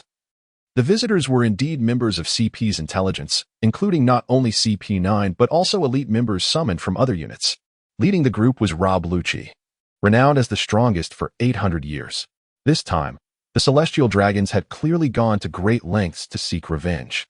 The intelligence gathering was commendable. Lucci cast a cold glance at Simon before surveying the other elite camp members. However, I have no interest in dealing with you worthless lot. I am here for Christopher Loa. Where is he? With you. Before Lucci could finish his sentence, a piercing sound cut through the air, accompanied by a furious curse. A shadow suddenly lunged from the crowd, wielding a spiked club without hesitation towards Rob Lucci. The silent gaze and disdainful expression of the assailants unequivocally indicated their malicious intent. They were not of the same ilk, given their actions and insults. It was evident that these ruffians were there to cause chaos. What could a gang leader least tolerate? Someone more arrogant than himself. Thus, before Lucci's words could dissipate, Mingda, filled with fury, struck out. Regardless of whether he could win, he had to uphold his pride. In the world of One Piece, if a thug lacked the courage to fight, he would have long perished in a filthy gutter. As the spiked club, enveloped in a menacing aura, hurtled towards him, Lucci remained eerily still, seemingly frozen in shock. Something was amiss. Observing this, Simon furrowed his brow, discreetly tightening his grip on his weapon. As expected, just as Mingda's club was about to make contact, he was suddenly struck with tremendous force. In the blink of an eye, the once aggressive figure was sent flying backward, his club soaring into the air. Without hesitation, Simon unleashed a fine thread from his hand, swiftly weaving it into a net along Mingda's trajectory. The front end of the thread secured itself around a nearby pillar, and Simon pulled hard on the other end, shouting to Aludo. Aludo, possessing undeniable talent in combat, understood Simon's intention with just the call of his name. The thread, being ordinary silk, only slightly slowed Mingda down before he crashed through the net, continuing to fly backward. Yet, a large hand caught him, mitigating his momentum and cradling him. The immense force propelled Aludo forward, leaving deep grooves in the ground from his feet. Nevertheless, he managed to catch Mingda, preventing a more severe fate. Mingni, aware of her current lack of strength, rushed to Aludo's side, taking the unconscious Mingda from him. After a quick examination, she sighed in relief, nodding to Aludo and the others. Rib fractures, both arms fractured. But he is alive. Get him to the infirmary immediately. Hearing this, the group exhaled in relief. A few individuals carried Mingda away while the others drew their weapons, coldly regarding Lucci. At that moment, a voice abruptly pierced the air before Lucci. Are you seeking death? With an unmistakable malice emanating from Tony. The air crackled with sharp sword energy even before he unsheathed his blade. Meanwhile, at the Navy headquarters, in an exceedingly spacious reception room, nearly all high-ranking officials had gathered, save for Kazan, who was on a mission in the East Blue. Each of these leaders held the power to shake the seas with a mere stomp. Among them were the 3 admirals, Kizaru, Akainu, as well as Vice Admiral Tsuru, Iron Fist Garp, and Fleet Admiral Sengoku. Across from these formidable figures stood a group dressed similarly to Lucci and his companions, the world government officials. So, Zephyr has yet to arrive? Remarked a bald official, sipping coffee, his finger tapping impatiently on the table. We've been waiting for him for 5 minutes. Is there no sense of time among the Navy? The Navy's dignitaries remained calm and indifferent. Kizaru, due to his lazy disposition, appeared unconcerned.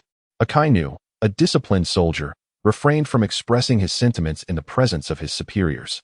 As for the others, Garp nonchalantly dozed off, awakening only to snack on rice crackers.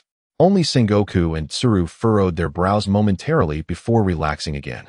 By rank, even if the other party hailed from the world government, they were hardly a match for the Navy. Had others dared to utter such words, Sengoku would have gladly shown them the might of the Navy.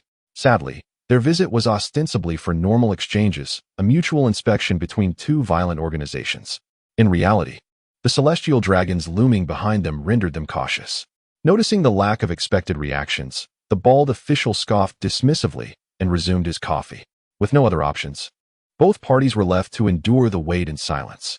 Suddenly, the reception room door swung open with a forceful bang, and Zephyr, clad in a purple suit, strolled in, cigar in mouth, and casually took a seat beside Garp. "Hey, I heard there was a meeting. I'm not late, am I?" Though he smiled, it was clear to all that his eyes radiated unmasked ferocity. The tiger may be old, but its might remains. Should anyone dare to harm his disciple, Zephyr would take pleasure in eliminating these vermin. Who said there were no pirates between the Navy headquarters and Mariewa? Faced with Zephyr's predatory gaze, the bald official swallowed his impending retort. Sengoku sighed, glancing at Zephyr, and cleared his throat. "Well then, let us commence the meeting." Chapter 85, Battle. Clang. A crescent-shaped flash of blades swept past, causing Rob Lucci to retreat immediately, though a corner of his attire was still severed. Observing Tony sheathing his sword, Lucci's indifferent gaze finally shifted with a hint of intrigue. Interesting, but still insufficient. Sufficient or insufficient could only be determined through combat. "Be cautious, my lord." Tony drew his sword again, assuming a stance to strike. In the next moment, a glimmer of cold light emerged. One sword style, moonlight slash. Clang. The blade glimmered. Yet Tony felt no expected resistance. He looked up unhurriedly at the figure blocking his attack with two swords, a square-nosed swordsman, a dual-wielding swordsman, I presume? No. Kaku forcefully shoved Tony's sword aside, his feet shifting forward as he unleashed two vacuum slashes aimed directly at Tony, before swiftly cutting down with both blades. "I am a four-sword style." Clang, clang. In an instant, the two swordsmen were embroiled in a fierce battle. However, it became evident from the flashing blades and gleaming swords that Tony was steadily being pushed back. Although Tony's physical prowess had significantly improved due to the parasitic bloodworm, it barely sufficed to fend off his opponent's onslaught, leaving him no strength to counterattack against Lucci. Infuriated at the injury inflicted upon Mingda, Aludo could no longer contain his rage. He roared like a maddened grizzly bear, charging towards Lucci. "Very well, I shall entertain you." A figure interposed himself in Aludo's path. Cabra, relishing the chance to confront a slow yet powerful adversary, grinned as he prepared to kick Aludo aside. However, Aludo was not merely a hulking mass.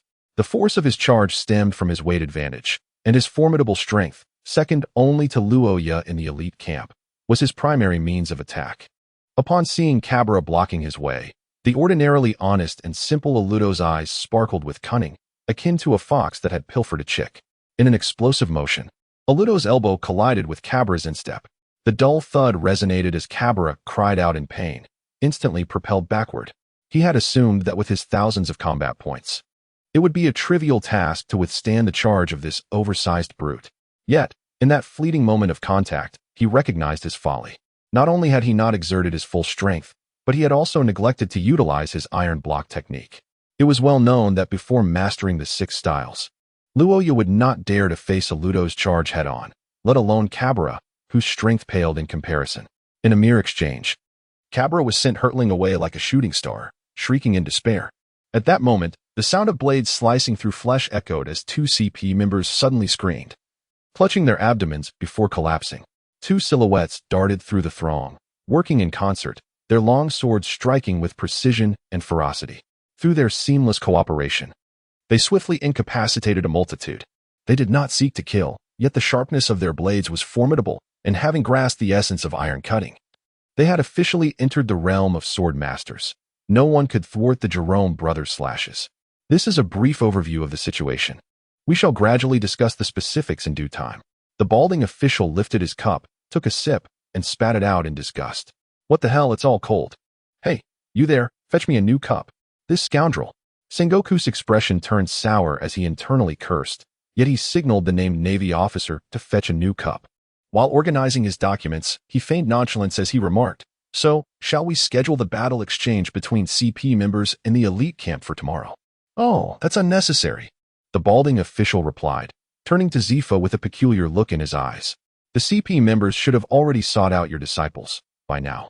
The fight is likely over."